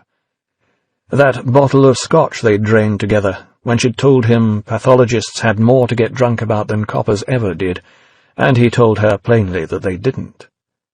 But even when she couldn't stand up any more and he'd had to carry her off to bed, she still hadn't mentioned anything about Larkhill. And then his eye lit on the leather-bound journal, still there by the bedside, inviting attention, waiting to be read. There was no way Finch was going to allow this particular piece of evidence to fall into Peter Creedy's hands, and the only way to prevent that happening, and to cover his exposed rear end at the same time, was to take it right to the top himself. So here he was, after a sleepless night's reading, alone in the cabinet room in Downing Street, looking up at the huge monitor dwarfed by the televised face of Adam Sattler. "It was found at the crime scene, beside the bed," Finch explained, gesturing toward the journal on the table before him, knowing that the multi-angle cameras around the room would be picking up a view of it well enough, along with every nuance of Finch's behavior. Difficult to conceal anything when every slightest movement, every trace of expression could be picked up and examined from a multitude of different angles, and every word, every pause, every breath, and every silence was being taken down on tape as well. Well, tell the truth and shame the devil, Finch thought to himself. And that was pretty much how he was seeing the High Chancellor now, after reading the contents of the journal, and everyone else involved in this case, from those who were employed at Larkhill to the political masters they worked for. A rotten business, a rotten system, a thoroughly rotten world, and that he was just another compromised cog in this horribly inhuman wheel didn't make him feel any better at all. But he tried to keep all those feelings out of his presentation as he told Sattler something of the journal's contents. Whether he'd succeeded, Well, only time would tell. "The terrorist obviously wanted us to have it," he continued, looking up at the screen to watch Sattler's reaction to what he said next. "He wanted us to know the story, or at least a part of it." The reaction was pretty much as he'd expected. First time he'd ever seen the evil old bastard even remotely discomfited. Well, life had its little triumphs, mixed in with its larger, far more widespread despairs. "Am I to understand that you have read the whole of this document, Inspector?" Sattler said coldly, malignance ringing in every word. "Yes, sir." Finch had, and it would have been obvious that he had, or he wouldn't have known it was important enough to bring to Downing Street, so there was no point in lying about it. But there was still that gnawing uncertainty in his gut about what the consequences might be. He didn't want to end up in a black bag any more than anyone else. "Has anyone else read it?" Sattler continued, trying to sound matter-of-fact, but somehow just suggesting he was looking for an excuse for further action. What they used to call, euphemistically, executive action, with the emphasis on execute. "No, sir." Finch waited. It wasn't as bad as it could have been. After a few seconds of narrow-eyed contemplation, while he was obviously weighing the pros and cons of whether it was more useful to keep Finch alive or not, Sattler made his pronouncement. "Then let me make this perfectly clear to you. The contents of this document are a matter of national security, constituting an assault on the character of several important party members, as well as being a blatant violation of the Articles of Allegiance." A pause, and then came the statement of denial that would, true or false, obviously be the official party line. "As the authenticity of this document cannot be verified," Sattler continued with heavy emphasis, "it could be an elaborate forgery created by the terrorist, as easily as it could be the deranged fantasy of a former party member who resigned for psychological reasons.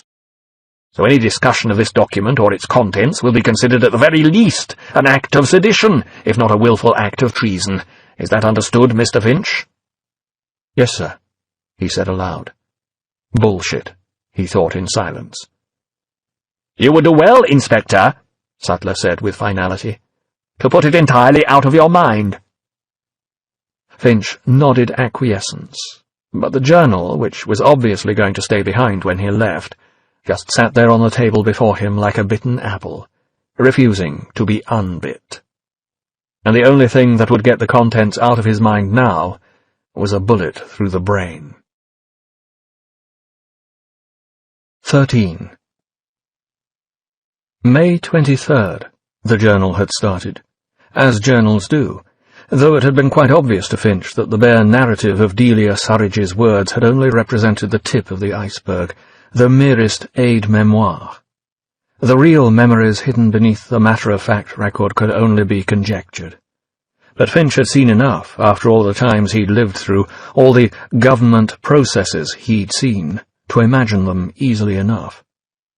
And if the world had seemed to forgive Delia Surridge on the night of her death, he had to say that now, after reading the narrative of all the things she'd done and all the other things she'd neglected, he couldn't really understand why.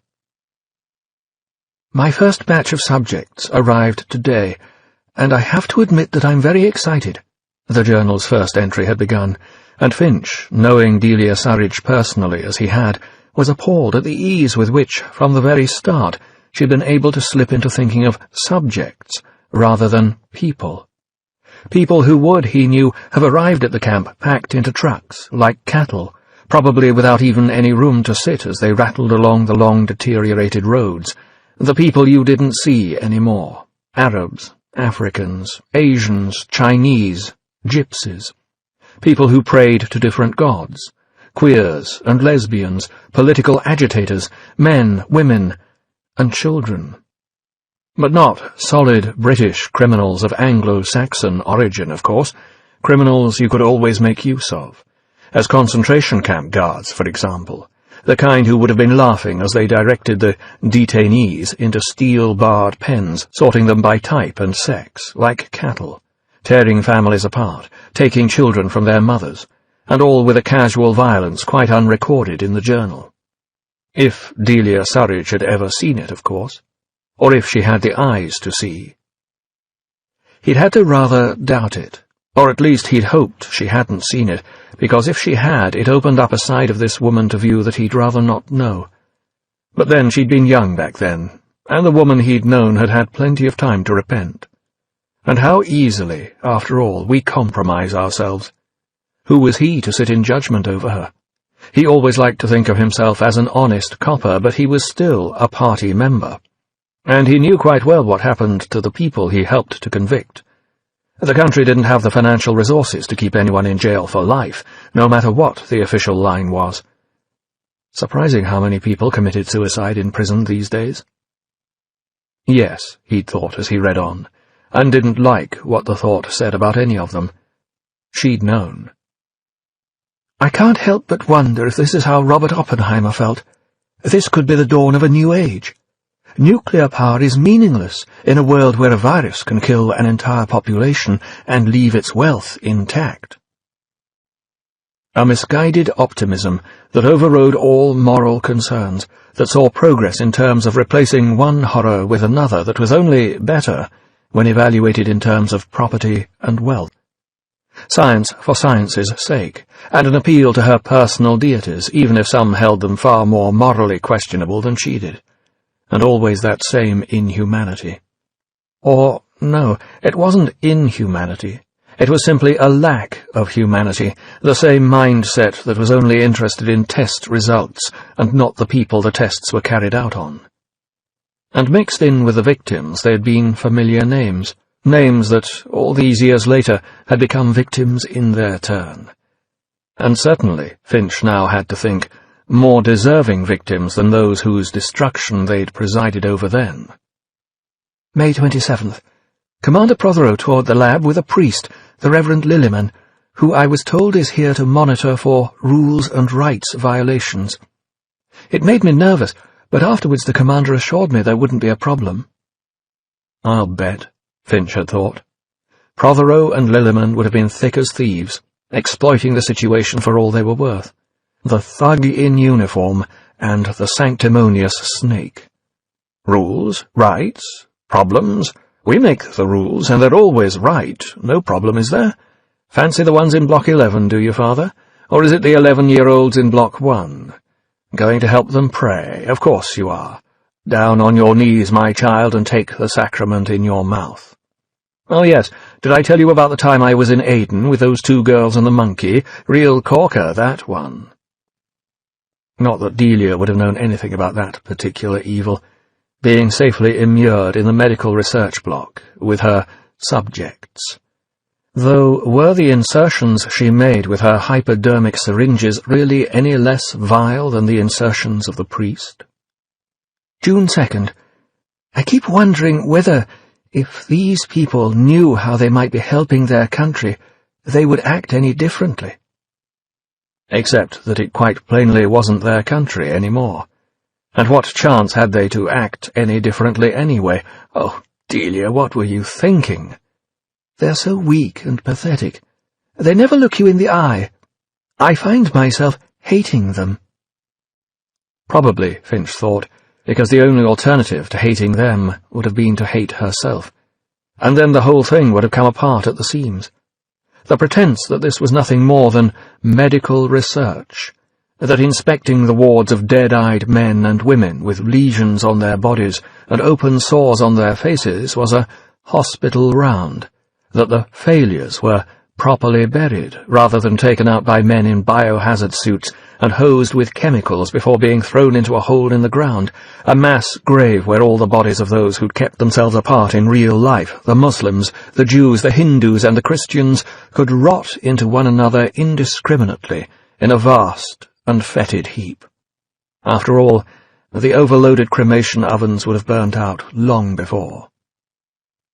August 18th.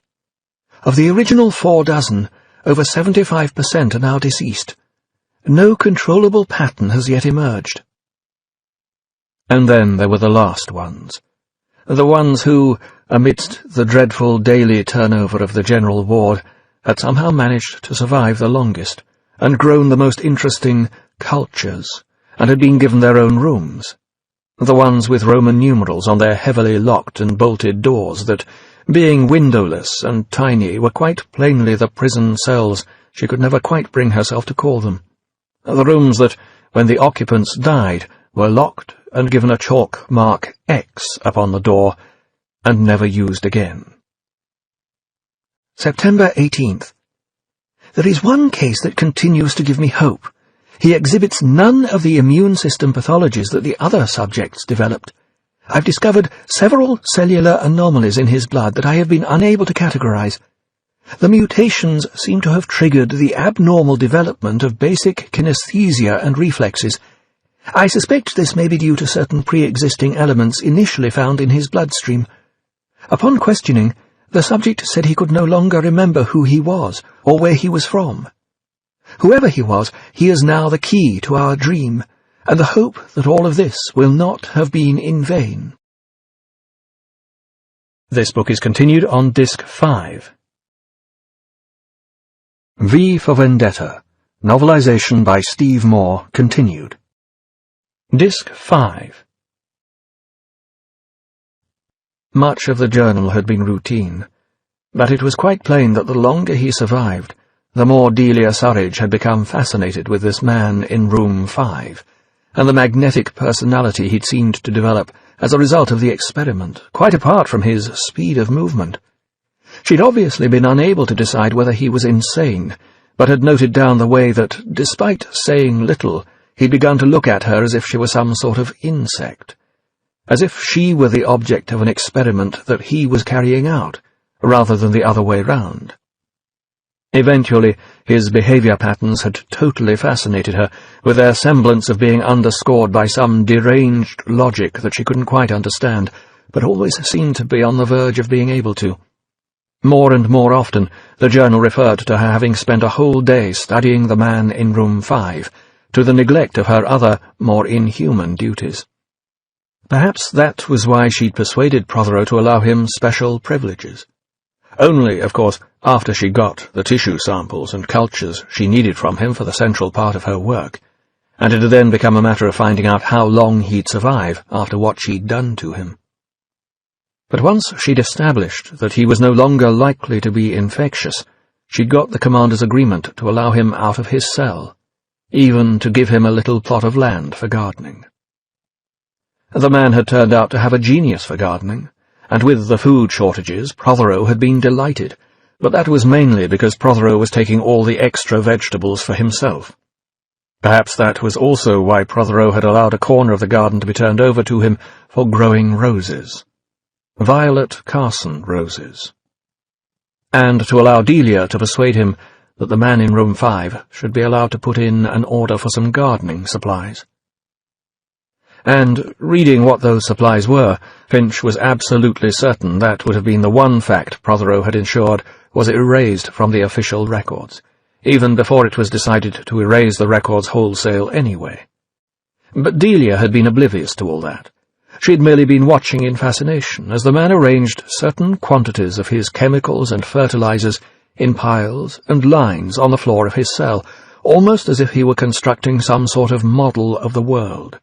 Like a tabletop train set without the tracks and engines, but with all the hills and valleys and houses rendered in different-coloured heaps of powder, all kept separate, of course, and in patterns that she was so busy trying to understand that it never occurred to her what might happen when they were mixed together.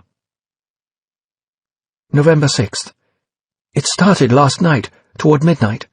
The first explosions tore open the entire medical section. All that work, all my work, gone. Of course, that was what the journal concentrated on, not the explosions, the fires, the people running screaming with their clothes and hair in flame, the panicking guards shooting at everyone and everything, the inmates dying shackled where they were because no one thought of their release before smoke inhalation asphyxiated them. How many died that night? No one knew. No one had counted. Civilian casualties hardly mattered. Not those sort of civilians. But there was the date again. Although the entry was dated the 6th, the events concerned had taken place on the 5th. The 5th of November. and it was obvious that all her work hadn't been lost. The reports had been filed, the knowledge preserved. Whatever it was that Delia Surridge had been working on, and Finch couldn't quite put his finger on that, despite reading the journal with the most careful attention to detail, she'd already succeeded by the time the project and Lark Hill itself was brought to a sudden, fiery end. I was trying to understand how it could have happened when I saw him, the man from room 5. He'd used the things we'd given him to garden with, the chemicals, fertilizers and ammonia, to make the bombs. I saw him in the midst of the flames. He looked at me. Not with eyes, there were no eyes, but I know he was looking at me because I felt it, and, oh, God, what have I done? 14. Evie Hammond woke with a sense of déjà vu, or so she thought at first, though she soon realized that Gordon Dietrich's guest bedroom, with its sumptuously silken bed-sheets and marquetry-work wardrobes, cloisonné vases and brocade drapes, now parted to let the sunlight stream through in brilliant golden splendor, was quite outside her experience. Not a sense of seen before, then. Smelled before. Uncertain, or more to the point not quite believing, she began to get an inkling of just what that aroma was, and tumbled out of bed, dressing hurriedly in the clothes that Gordon had fetched for her late the previous night, ringing up a friend with some tale of a long-neglected niece arriving from Carlisle, with nothing more than the clothes she had on at the time, and then risking the curfew to go and borrow an outfit for her. Such good taste he had, too, although now, knowing what she did about him, that wasn't quite such a surprise.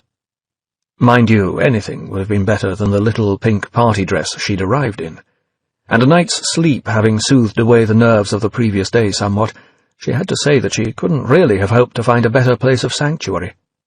Still, thoughts like that weren't getting that aroma investigated. She slipped on her shoes and headed downstairs. As expected, she found Dietrich in the kitchen, a frying pan in one hand, a spatula in the other. "Bonjour, mademoiselle," he grinned brightly, becoming aware of her standing hesitantly at the door, then pausing as he noticed the confused look on her face. "What's that you're making?" she asked, taking a tentative pace forward into the kitchen. "We called it eggs in a basket. My mum used to make them. Sit down." She did, still looking a little bewildered, and he served the eggs onto a plate before her. Just the same meal. Just the same way. "Is this a dream?" she asked, more to herself than him, though nothing was going to stop her from picking up the knife and fork and making a start. "What do you mean?" Dietrich asked, a little bewildered himself now. "The first morning I was with him, he made me eggs just like this." "Really?" he asked, eyebrows rising in genuine surprise. "I swear," she assured him, not wanting to be laughed at over something that seemed both so minor and somehow so important to her.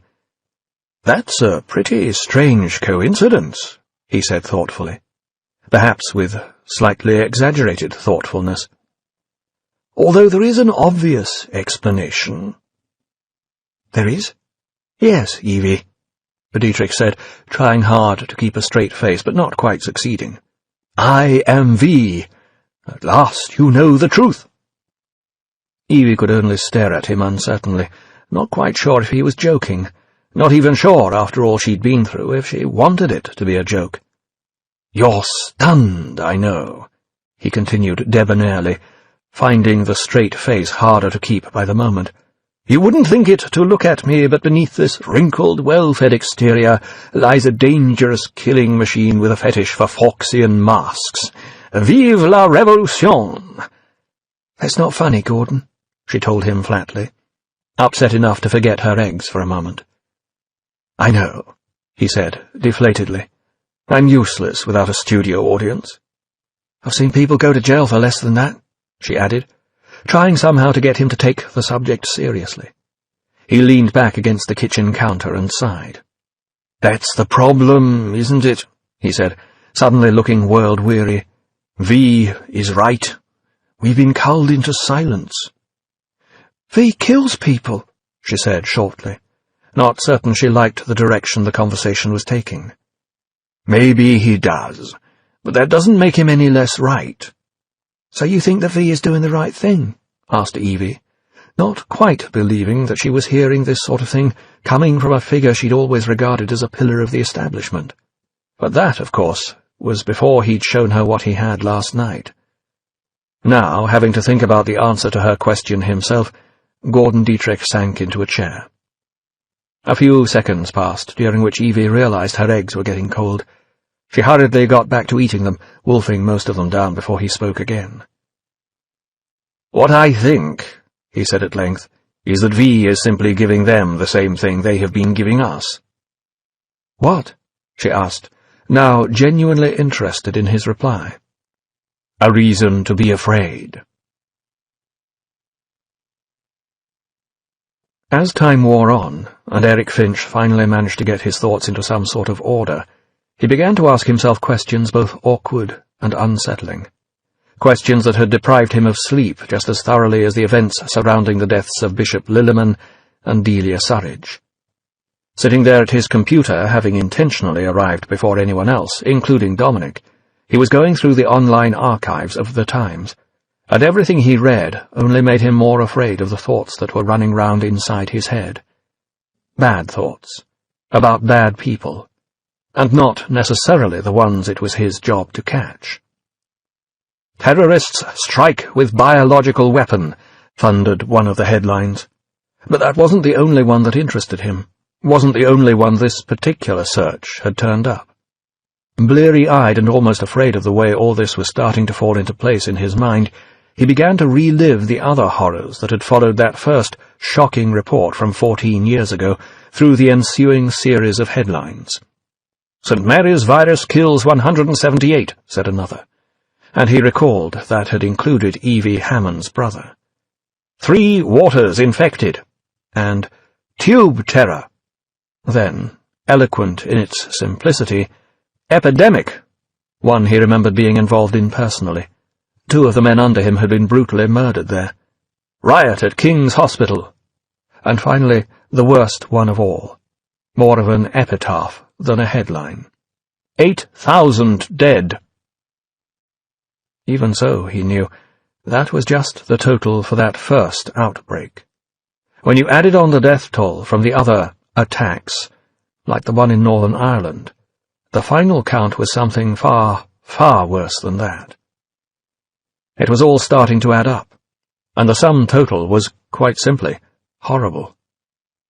Finch was still reading when Dominic arrived and greeted him with a cheery, "Morning, Inspector. You're at it early." This morning Finch found Dominic's youthful energy and enthusiasm depressing, but right then he found anything and everything depressing. "Something wrong?" the young man asked, now with genuine concern as he looked at his boss's pasty face. Jesus, the old man wasn't about to have a heart attack, was he? "You don't look so good, sir." Finch shook his head slightly to dispel any fears Dominic might have about his health. Then he reached down into the lower drawer of his desk and pulled out a small electronic device and flicked it on before he said a single word. Dominic reacted in obvious surprise as he recognized the jammer, specifically designed, he knew, to knock out the ears, bugs, and listening devices. No one was supposed to have one of them. That was the sort of thing they arrested people for. "I want to ask you a question, Dominic," Finch began when he was sure the machine had had time enough to warm up and function. "I don't care if you answer me or not, but—" And now Finch nodded toward the device, making it obvious that this was the reason he'd switched it on. "I just want to say this aloud, but I need to know that the question won't leave this office." "Yeah, of course, Inspector. But—" It wasn't a question of Finch trusting him, yet there still remained the outstanding why, and the why was contained in Dominic's glance toward the machine. "Because of the terrorist?" Dominic asked. "No." "What is it, Chief?" Dominic felt confused enough now that he wanted to sit down. "What's going on?" "The question I want to ask is about St. Mary's," Finch told him in a deadly serious and somehow threateningly quiet tone. "And 3 waters." The names were enough to make Dominic's blood run cold. "The question that's kept me up for the last 24 hours, continued Finch slowly, hesitantly, his own blood flowing sluggish with the enormity of it all. "The question I have to ask is, what if the worst, most horrifying biological attack in this country's history was not the work of religious extremists?" "What?" said Dominic, aghast. "I don't understand." "We know it was. They were caught, they confessed." "And they were executed, I know," Finch concluded for him. "And that may be what really happened." It was certainly the official story, anyway. A band of fundamentalists from the Middle East had got hold of some of the same viral agents that the Americans had been using to win one of their dirty little wars in the same neighborhood, the very same biological weapons that so many British agitators had protested so loudly about until the government had finally been forced to withdraw from the NATO alliance some time before the war. And then, lumping all the Western, Christian countries together under the name of the Great Satan, those extremists had formed a cell over here and carried out revenge attacks in London, in Ireland, and elsewhere, and that was what Finch, like everyone else, had always believed. Until now. It was only reading through the news reports again this morning that he realized that the virus they'd been using wasn't the same as any of the ones the Americans had been using. Similar, yes, but actually far more powerful. Something the Yanks would probably have given their right arms for, if only they could have used it in the war with China. "But I see this chain of events, these coincidences," Finch picked up his train of thoughts again, "and I have to ask, what if that isn't what happened? What if someone else unleashed that virus? What if someone else killed all those people? Would you want to know who it was?" "Sure," said Dominic, still trying to get his head round the idea that what he'd taken for certainty, for gospel truth for so many years, might be a tissue of lies. Even if it was someone working for this government. "Jesus," gasped Dominic slowly, understanding now why Finch had turned on the debugging device. "That's my question," his boss summed up. "If our government was responsible for what happened at St. Mary's and Three Waters, if our own government was responsible for the death of 18,000 people, would you really want to know?" "Honestly?" Dominic asked, trading question for question. Finch nodded. "I don't know." 15. The champagne cork popped. The bubbly began to foam. The clink of bottle on glass, once, and then twice. Gordon Dietrich handed one of the glasses to Evie and raised it with a smile. A look of real pleasure, and not the rather forced smile, the mask that she'd grown used to seeing while working with him at Jordan Tower. And in the couple of weeks that she'd been living with him, Evie had discovered that when he took that mask off and became his true self, as he only did in the safety of his own home, there was much to admire about Gordon Dietrich, even to love, in a platonic sort of way. After all, not only was he gay, he was old enough to be her father. And that was at the heart of it. With him going out to buy her clothes, sharing his meals with her, even reading her favourite stories late at night, she began to feel as if she had a home again, for the first time in more years than she recalled. That was more precious to her than she could possibly express, and he, being part of it, had become precious to her as well. Family. Father figure or not, he was kind and caring. He made no demands, and except when the pressures of work left him tired and depressed, he was very good company indeed. And having her around the house seemed to compensate just a little for all those lonely years he'd had to pass since he, too, had been driven underground. She couldn't help but notice how his spirits had improved since she'd been with him, and at times his sense of humour got so out of hand she wanted less to treat him like a father than to spank him like a little boy. And in the last few days it had got worse. He seemed to be always going round with a secretive smirk on his face, as if he were planning some wonderful practical joke, some wizard wheeze that he didn't want to tell her about for fear of spoiling the surprise. And that, she had to confess, was starting to get her just a little bit worried. Now they were sitting on the couch in his living room at 2 minutes to 8 on Wednesday evening, and she still had no idea why he seemed so happy. But the barely suppressed excitement that radiated from him made her rather suspect she was about to find out. "What's all this about?" Evie asked, as he reached for the remote and turned on the television, cranking up the volume with an excited grin. "I'm celebrating," Dietrich told her, clinking their glasses together and taking a sip. The bubbles burst heavily against his palate, matching and then adding to his sense of euphoria. "Celebrating what?"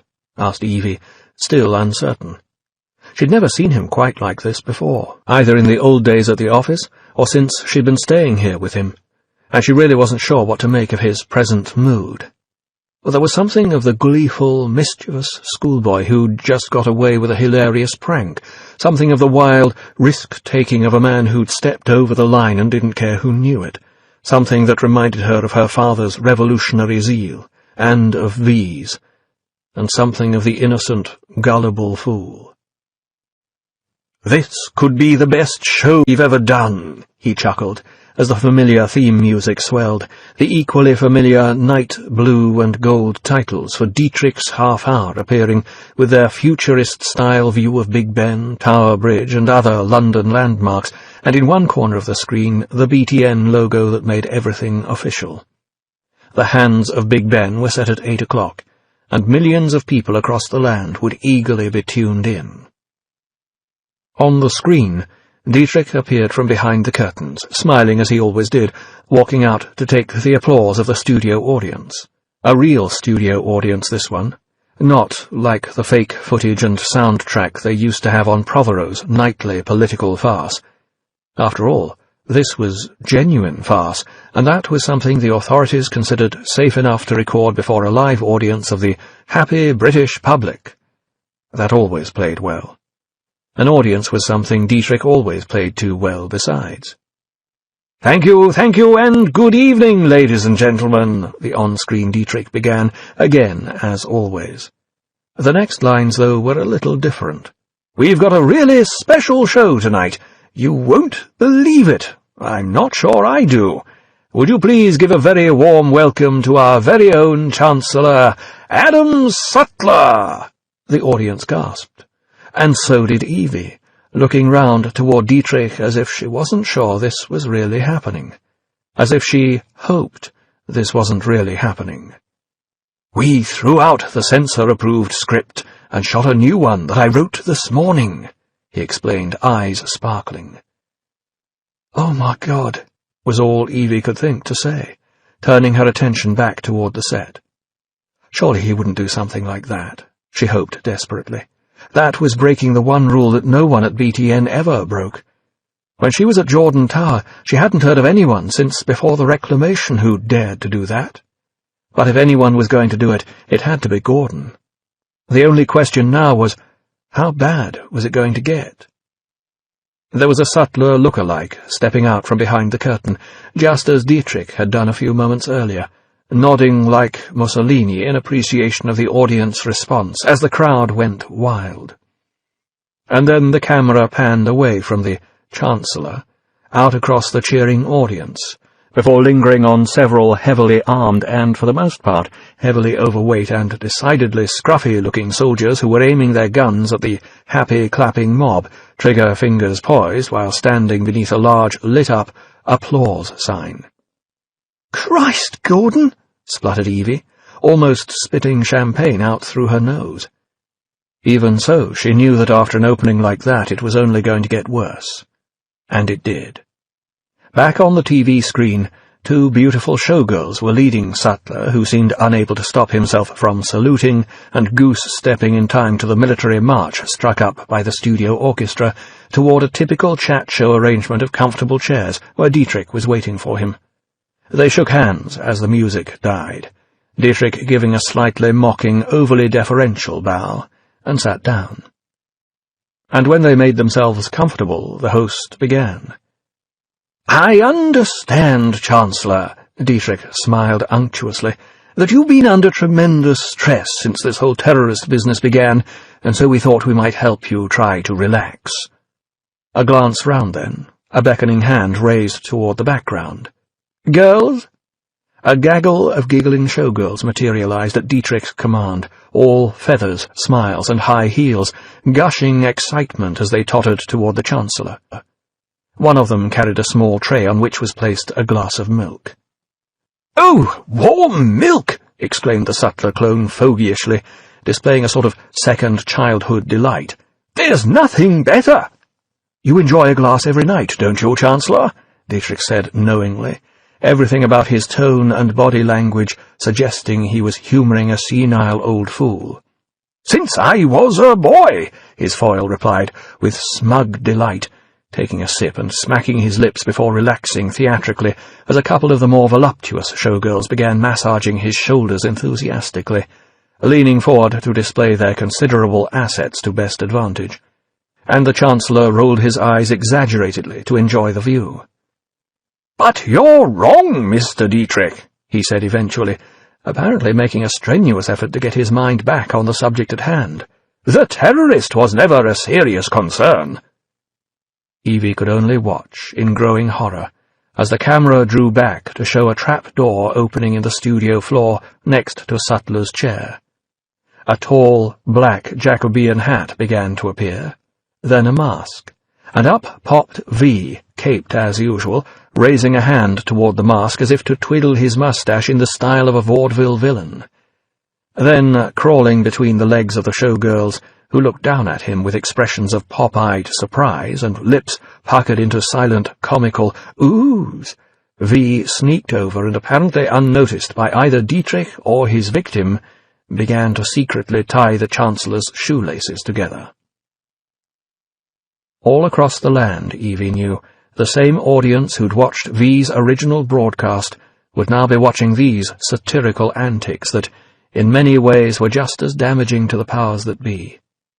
She couldn't imagine what Dietrich thought he was doing, or where he'd got the idea, until she remembered God Save the Queen, securely hidden down there in the basement. "So, is the terrorist still alive and active?" Dietrich continued blithely, glancing round toward his showgirls, cueing one of them to produce a large cigar. She prepared to light it, only to have it taken away from her by V, who substituted another in its place. "The terrorist has been neutralized," said Sutler, with a smile of absolute confidence, taking the ready-lit cigar and starting to puff. And Evie knew exactly what was going to happen next. It was going to be one of those Bugs Bunny cartoon moments, and of course it was. The cigar exploded with a large bang and a thick puff of smoke, and then, while the audience broke into screaming peals of laughter, some under-costume tubing appeared to send steam shooting out of the raging Chancellor's ears. As the gale of laughter and applause finally subsided, Dietrich looked round toward the showgirls and seemed to notice for the first time V hiding among them. "Oh my God, Chancellor!" he exclaimed in surprise, pointing with a finger that shot out just past the Chancellor's nose. "Look!" "The terrorist!" cried Sutler, leaping to his feet and immediately pratfalling forward on his face as the knotted laces between his feet pulled tight. "Get him!" the Chancellor commanded next, rolling to a sitting position and starting to untie his shoes. And the soldiers who'd been seen earlier dashed forward and began chasing V round the stage, accompanied by the tittering, tottering showgirls. Then the whole crew scampered out into the audience and back to the stage again, while the orchestra played an exaggeratedly speeded-up accompaniment, and the audience went wild with laughter. And all through this madcap chase, reminiscent of the closing scenes of an ancient Benny Hill show, Gordon Dietrich sat benignly in his chair, obviously enjoying his finest moment ever on the air, impeccable and impervious to the chaos all around him. And Evie could only stare in horrified shock, almost unaware that Dietrich was sitting there beside her, enjoying the experience, the glory, all over again. At last the soldiers, one or two of whom had managed to capture showgirls by mistake, finally caught V and wrestled him to the ground. And now Sutler, on his feet and all his freedom of movement fully restored, stepped forward and reached toward V's mask. "At last!" he cried. "And now for all the world to see!" But as the mask was ripped away, another surprise was revealed. stunning both soldiers and audience alike. For the terrorist turned out to be another subtler look-alike, and as the soldiers looked on with their mouths hanging open comically, he leapt to his feet, tossed aside the hat, cloak, and wig, and revealed himself wearing exactly the same suit as the first impersonator. "Unhand me!" he cried. "I'm your Chancellor!" "What?" the first sutler exploded. "How dare you! I'm the Chancellor!" "Imposter!" came the pantomime response, and then they lunged at each other, going down in a tumbling ball of flailing fists and thrashing legs, until, wound together like a Mobius strip, it became quite impossible to tell one Chancellor from the other. All it really needed to complete the humiliating farce was for their pants to fall down, revealing red and white polka-dot boxer shorts.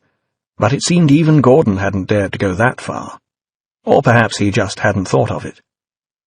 Finally, they broke apart and leapt to their feet, pointing furiously at each other, and one cried, "Soldiers, that man is the terrorist!" and the other screamed, "I order you to shoot that traitor, that liar, that fake, that fraud! Ready, aim, fire!" A staccato rattle of automatic weaponry as the soldiers opened fire, and then the two sutlers slapped concealed blood capsules against their chests and spun to the ground, the curtain crashing down just after they hit the deck. And the audience went wild, in a way that no one could quite have anticipated. Certainly not the man who sat watching his TV set with a glass of warm milk gripped rigidly in one hand, staring as Dietrich made a profound, theatrical bow and disappeared behind the curtain.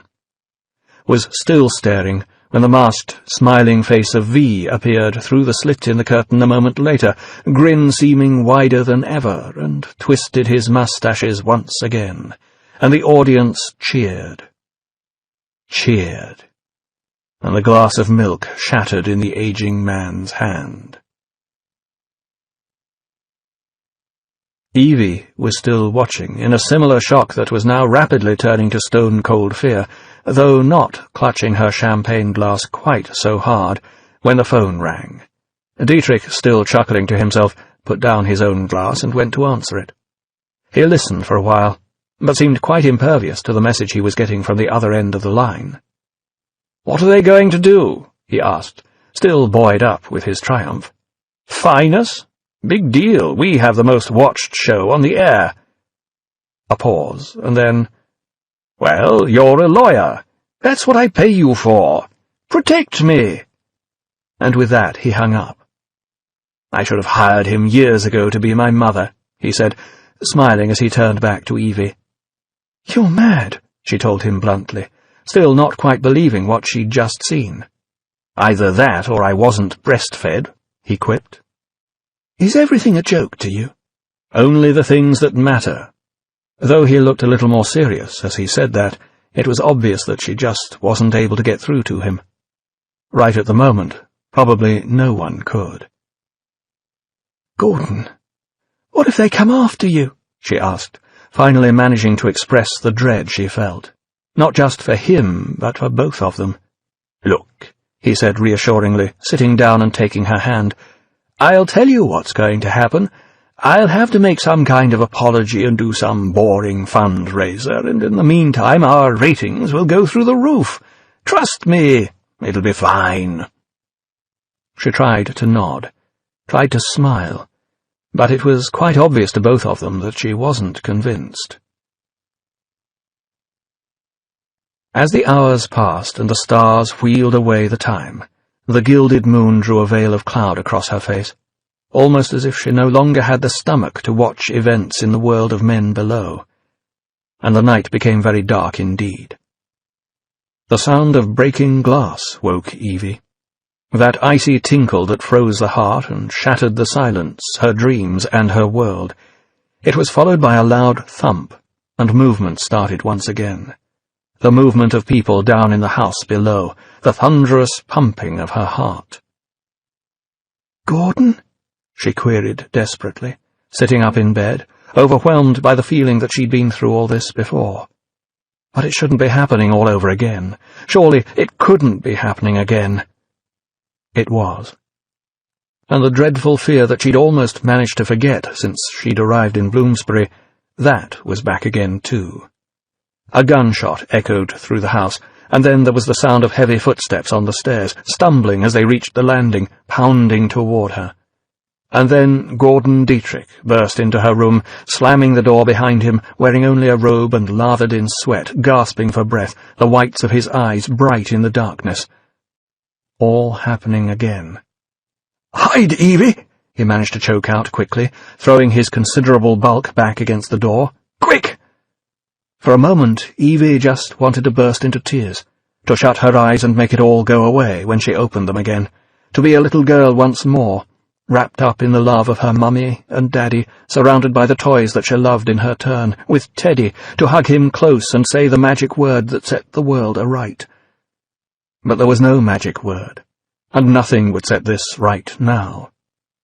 Panic took over then, and she rolled out of the bed, hit the floor hard, and scrambled into the shadows beneath the bedstead. Lay there quaking with terror, remembering how she'd done exactly the same thing before, and all the terrible things that had followed. Repetitions and coincidences. As if God only had a limited number of stories to tell per individual person, and just wanted to replay them over and over, making his cast jump through the same hoops time after time, until they finally collapsed with exhaustion, or until, perhaps, they'd learned the lesson they needed to and managed to escape the play into the world of greater freedom outside the theatre. Only instants later the door exploded from its hinges, throwing Dietrich aside like a limp sack. As he staggered, trying to regain his balance, a swarm of heavily armed, dark-clad paramilitary fingermen flooded into the room. "What do you think?" he managed to get out, but a rifle butt smashed into his mouth and cut the question short. Beneath the bed, Evie could see only Dietrich's bare feet, seeming pale and old and venous against the polished black leather boots, and think how terribly vulnerable they looked as the fingermen took their prisoner in hand. Then Peter Creedy was there, gloating, his favourite, well-used truncheon in his hand. It flailed down with a sick thud, then landed again with much more of a bony crack. "Not so funny now, is it, funny man?" he grunted, as Dietrich sobbed and gurgled for breath. Another hit, and then the most famous television face in the land, now that Louis Prothero was gone, hit the floor hard, and looked toward the fugitive under the bed. And both of them knew that that face, now split open like the skin of a watermelon to reveal the red pulp within, would never be seen on television again. He tried to say something, to beg them to stop the kicking they were continuing to give him even as they zip-tied his hands behind his back, but his jaw was broken, and all he could manage was a gurgling scream. He writhed, looked away, looked back. His eyes searched for Evie, locked with her own. All happening again. She could only stare back helplessly, remembering the way it had happened to her parents, and how her mother had looked at her just like that, feeling the panic attack clutching at her throat, starting to hyperventilate. All happening again, trying not to scream as they yanked the shiny black bag over his head and pulled it tight round his neck like a noose. All happening again. Again. Again. And Evie Hammond, still sick with terror, suddenly found her whole self filling up with a burning, angry hate for Peter Creedy and his fingermen, and their arrogant, vicious, and appallingly casual brutality, for Adam Sutler and his party who gave the finger their orders, and who had turned this country into a hell in the name of making it a heaven, to a lesser extent for Gordon Dietrich, for being so wonderfully, stupidly heroic in launching his satirical attack on the evils of the world, and never being wise enough to realize the dire consequences that his foolhardy actions would bring, but most of all, for herself. For she felt responsible for all that had happened, for giving him someone to show off his bravery to, for being here in the first place and landing him with someone to protect, for not having the same sort of courage that he'd had in standing up against them, and still, no matter what she might think of what he was doing, she hated herself for betraying V's trust. Most of all, she hated the fear she'd always felt, which had never let her live the life she wanted to live, and held her paralyzed and quaking beneath the bed even now, despite the self-loathing it provoked. Then they hauled Gordon Dietrich to his feet, his old, bare feet now spattered with dripping blood, and dragged him out the door, laughing as they did so. And there was nothing she could do to help him. Nothing anyone could do now. Sound receded from the house then, like the ebbing of the tide. The footsteps going down the stairs, the slamming of the front door, the sound of engines starting outside and driving off down the street. And when silence finally had the place securely in its grasp, Evie pushed her way out from under the bed, knowing she dare not stay, for after the first raid others would undoubtedly come to search the place more thoroughly, not for proof against Dietrich. After the evening's television show no other proof was needed for what was going to happen to him now, but for evidence of accomplices, of fellow conspirators plotting together to satirize and overthrow the state, perhaps even, if their surveillance was good, for her. If, indeed, everyone had left the house, she thought, dressing hurriedly and silently. For all she knew, fingermen might be lurking there still, just waiting for anyone who, thinking silence meant safety, might now emerge from a hiding place and, seeking to escape, fall into their hands like ripe fruit dropping from a tree. Not the front door, then. Instead, she climbed out the open bedroom window and crawled out onto a small roof beyond. The roof overlooked the back garden behind the house, and she slid down to its edge, grabbing the guttering before she fell right off. Even so, when she peered over, the ground still looked too far away to risk a jump. She threw one leg over the edge of the roof, then the other, scrambling for a handhold that would stop her sliding, and managed to ease her body over the edge. She hoped desperately that the gutter would take her weight as she grabbed it hurriedly, feeling herself slipping out of control, going down quickly, catching her jaw a glancing blow on the gutter edge, then falling until she felt her arms snap out straight. She winced with pain at the pull on suddenly stretched joints and shoulders, then felt the gutter pull out of its brackets, and she was falling, trying desperately in that instant to remember whether it was better to keep her legs straight or bent, and deciding on the latter. Then hitting the ground with a soft thump, thankful that she'd remembered right, but sprawling heavily on a concrete patio nonetheless. She stayed low as a flashlight shone out from inside the house, swung across the garden, and then turned back inside. Lights and shadows moved around eerily within, all the more threatening for the accompanying silence. Obviously they were still searching, waiting for some betraying sound or movement. And as Dietrich had been known to live alone, she realized that meant they were looking for her. Taking a deep breath and trying to calm herself, she began to wriggle away across the patio on her belly, made it to a bed of shrubbery, and began to crawl through it toward the garden gate. No thought of how dirty her clothes must be getting, of how the branches were pulling at her hair, not even of where she might go from here. Escape was the only thing she had on her mind at that moment, and if she had to keep running until she'd left the country entirely, then somehow she would. A few moments later she was through the gate and out into the back alley, finally starting to breathe properly for the first time since she'd heard the sound of breaking glass. Now, then, away. Anywhere away from here, though she still had no idea of a destination at all. Perhaps the best idea was to try to get out of London, even out of the quarantined safe zones the government had established. She'd never been entirely sure what lay beyond them. The TV news kept reporting outbreaks of plague and other horrors, but she no longer believed the media anyway. But if they were beyond the areas where the government writ normally ran, they might be her last best hope, and right now even the risk of disease seemed better than the prospect of the black bag. Mind made up, and starting to feel better simply for having a sense of purpose, she looked up the alley, took a deep breath, and set off. But no sooner had she started to move than a hand landed on her shoulder, jerking her backward and grabbing her arms with a force that made her sudden, desperate struggles absolutely useless. "Gotcha!"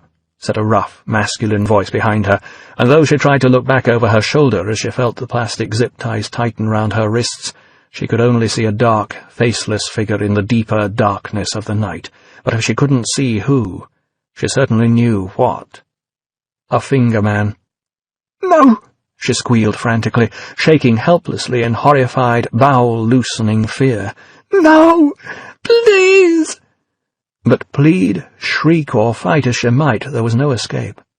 Nothing that could be done to stop the black plastic bag from being drawn over her head, being tightened round her neck, and drowning out her piercing scream of absolute, abject terror. 16. When they pulled the black bag off, Evie had lost all track of time. She remembered being roughly dragged along, half fainting, and thrust into a truck, remembered the noise of its engine, the raucous chatter of the guards, and even their very breathing, the smell of them, and the odour of her own fear, surprised despite her terror at how swiftly, when the sense of sight was removed, the other senses had become heightened. And the one thing that she did have to be thankful for was that she hadn't been sick inside the bag. Although, with the way she thought of herself now, that humiliation would have seemed like a deserved punishment. For it seemed to her it was fear that had brought all this on her, and whatever happened to her from now on, she had only herself to blame. She was sure she'd passed out at some point, but whether that was before or after they'd buffeted her out of the truck, dragged her down some stairs and shoved her along a corridor, she couldn't tell. The sound of a shutting door, and the grating of its lock, was clear enough, and she remembered how they'd merely dumped her on a stone-cold floor, without food, without water, without toilet facilities. And so she'd had no alternative, eventually, but just to let go on the floor. And somehow that seemed a small revenge in itself. How long had passed after that before a guard came to collect her, she had no idea. He called her a dirty little cow, but he'd finally freed her sore, chafed wrists from the zip ties and dragged her here, somewhere, and sat her down roughly in a chair. And then they did, at last, remove the hood. She so wanted to look, to see where she was, just to use her eyes again, but the lights that shone in her face were so brilliant, and her pupils were so distended from the long darkness that she had no alternative but to shut them again.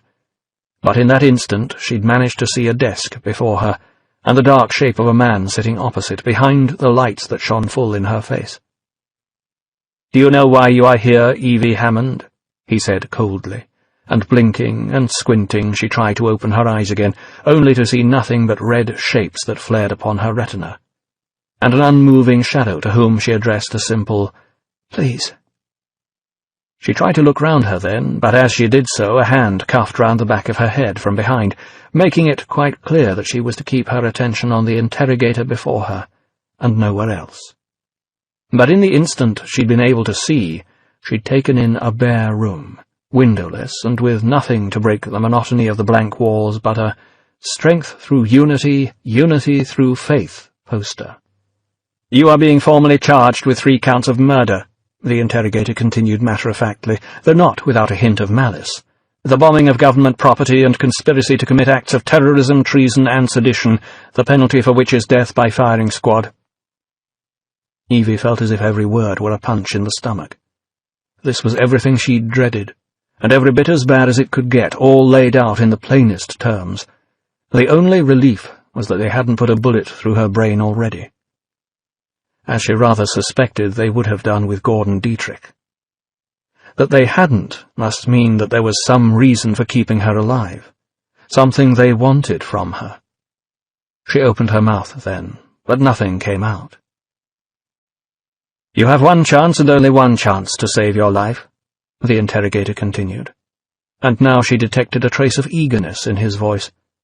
Strange the way her hearing seemed to have become almost supernaturally heightened in the few hours she'd been forced to rely on it most of all, not just sensitive to the slightest whisper, but to nuance and tone beside. "You must tell us the identity or whereabouts of code name V," the voice said next. "If the information leads to his capture, you will be immediately released from this facility. Do you understand what I'm telling you?" There it was. The deal she'd wanted to make when she'd almost betrayed V to the bishop, the last, best hope she'd clung to all along. Until— when was it? Last night? Until they'd come along and done what they'd done to Gordon Dietrich. Poor old, foolish, brave Gordon Dietrich.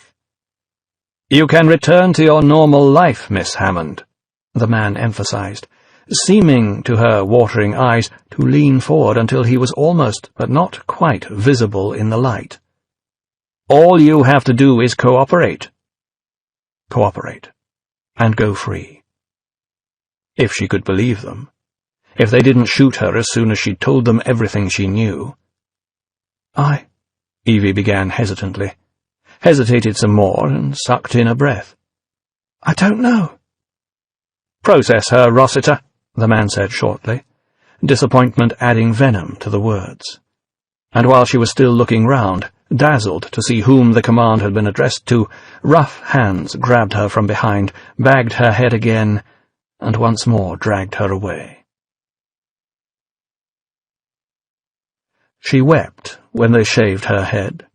She didn't mean to, didn't want to, but her hair was the one thing about her appearance that she'd always been proud of, always thought her best feature. And as the rough hand ran the crude, hurtful electric clippers over her scalp, as the long blonde tresses rained down on the floor, she felt that this, more than anything, was stripping away the sense of identity that she'd clung to for years. With this, she was no longer Evie Hammond. She was just a prisoner, without even a number, a cipher, a subject, nobody. A nobody who was very, very afraid. But then they'd known the head shaving would make her feel like this, which was why they'd done it in the first place. There might be physical torture later, but first there would be humiliation. They stripped her clothes away next, took her naked into a room and manacled her wrists to a ceiling hook, then left her dangling while they hosed her down with powerful jets of water that buffeted her, left her breathless, bruised her, and eventually became more a form of torture than the washing and delousing it pretended to be. And then, while her skin was still raw and pink and hurting, they pulled a rough hemp dress down over her head, more like a penitent's hair shirt than anything else, refused her any shoes or underwear, and dragged her away to a cell. A cell with one small window, too high up to see out of, and an electric socket in the ceiling without a light bulb, so when the day ended there was only darkness.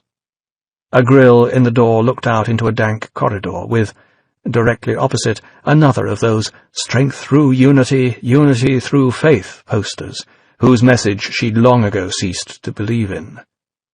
She had no faith, and fearfully little strength, and she now realized unity for this government meant little more than murdering anyone who disagreed with anything it said.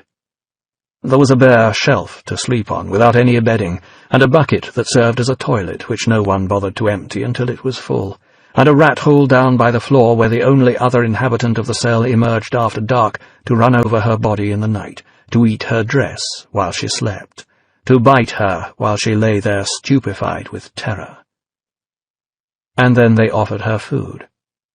One look was enough to make her want to vomit, because vomit was exactly what the food they offered looked like. Even the rat wouldn't touch it. Why didn't they just kill her straight away? She was sure they were going to, regardless of whether she cooperated, so why not do the merciful thing and kill her now? But mercy wasn't on their agenda, of course, and besides, she desperately wanted to live. Her sense of time began to blur again. The minutes passed, somehow, but with only 4 stone walls to look at and that increasingly stupid poster, there was nothing to divert her attention. At any hour of the day or night, they'd drag her away for further questioning, for beatings, torture, and humiliation. They showed her surveillance camera footage from the alley where first she'd met V, accused her of being a plant, sent in by the terrorist to distract the Fingermen before he moved in to kill and maim them. When she denied it, they questioned her furiously about what he'd said to her afterward, then pointed out how obvious it was that she'd willingly left the scene with him, showed her more footage taken near the Old Bailey and at Westminster, demanding to know how she explained her presence there. And more than that. How did she account for her ID being used at Louis Prothero's apartment building? Told her, too, that the young priest at the deanery had positively identified her as V's accomplice in the murder of the bishop, and how did she explain that? And what was the terrorist going to do next? Endless, Endless questions. And when she couldn't or wouldn't answer, and even her interrogator was becoming exasperated, the man Rossiter would drench her with buckets of water and take her back, cold and shivering, to her cell. She slept whenever she could, unconsciousness being her only escape, but always it seemed to her that as soon as she fell asleep, a loudspeaker would boom into life, and a military band would play Sutler's recently written national anthem over and over, sometimes for hours on end, until she couldn't stand it any more. And then they'd thrash her with thin bamboo canes until her skin was raw, and even if she wanted to sleep, she couldn't possibly lie down. That was the part Rossiter seemed to enjoy the most. The beatings, the cigarette burns, the humiliation. An evil, sadistic thug, he was everything she'd expected a fingerman torturer to be, and the only surprise to her was that he stopped short of inflicting permanent physical damage. But with everything else added to the random acts of violence, the sleep deprivation, the interrogation, the miserable state of her cell, the mental damage being caused was quite enough. Eventually, so disoriented she thought it was night when the light shone through the window, and day when it was dark, she began to eat the food. That made her cry in itself, that she'd reached that point of degradation where she'd eat that filth. But crying was what she did most of the time anyway, when they gave her a minute to herself. And the rat came and went, providing the only entertainment she had, the only companionship, love bites in the dark. And when the rat's attentions were all she had left to look forward to, she realized there really wasn't any lower to go. No better than a rat. Probably worse. And then the rat didn't come any more either, and her loneliness was absolutely complete. And the light shone through the window sometimes, and sometimes it didn't, and the questioning never stopped. Eventually, in one of those periods of total silence that somehow had become even more difficult to sleep in than the periods of continual noise, she heard a faint scratching sound from the hole down at the foot of the wall.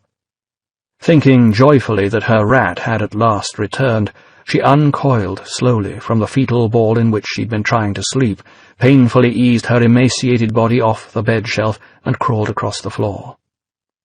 There was no rat. But something else was in the hole, something that had been pushed through from the other side. A small roll of toilet paper. Evie looked at it in astonishment. Toilet paper was something she hadn't seen since she was arrested, something she'd almost forgotten existed. Even more astonishing was that this little roll of paper had writing on it. Crude, and in pencil, it looked like the sort of script she'd expect to write herself after weeks of torture and starvation. It could only be, she thought, a message from the prisoner in the cell next door. Unless this was just another malicious fraud on the part of her interrogators. Either way, it gave her something to do, something to read. A voice from somewhere outside her own personal hell. And if anything could fill up even a minute of the long, lonely hours, she'd gratefully accept it, no matter where it came from. Just so long as it didn't mention V, or ask her to explain anything. Dragging herself over into the light from the window and propping herself up against the wall, she began to unroll the fragile missive. I know there is no way I can convince you that this is not one of their tricks, but I don't care. I am me. My name is Valerie. I don't think I will live much longer, and I wanted to tell someone about my life. I'm writing this with a pencil that I hid inside of me. This is the only autobiography that I will ever write, and, oh God, I'm writing it on toilet paper. Another woman. And that seemed important to Evie, even if it turned out that they had entirely different backgrounds. They still had that basic something in common, the shared gender, the sense of being women together in trouble, of being sisters under the skin, as the old cliché had it. Avidly she read on. I was born in Nottingham. I don't remember much about my early years, but I do remember the rain. My grandmother owned a farm in Tottlebrook, and she used to tell me that God was in the rain. The sound of rain tapping on a window has always felt like home. I passed my 11+, and went to girls' grammar. Secondary school. Something Evie had never known, having spent most of her teenage years after the arrest of her parents in the Juvenile Reclamation Project, a hellish young offenders institution over in Wapping, and that had featured an educational curriculum of an entirely different sort: fear, brutality, abuse, and the Bible, followed by the rote slogan learning they called political re-education. Strength through unity, unity through faith.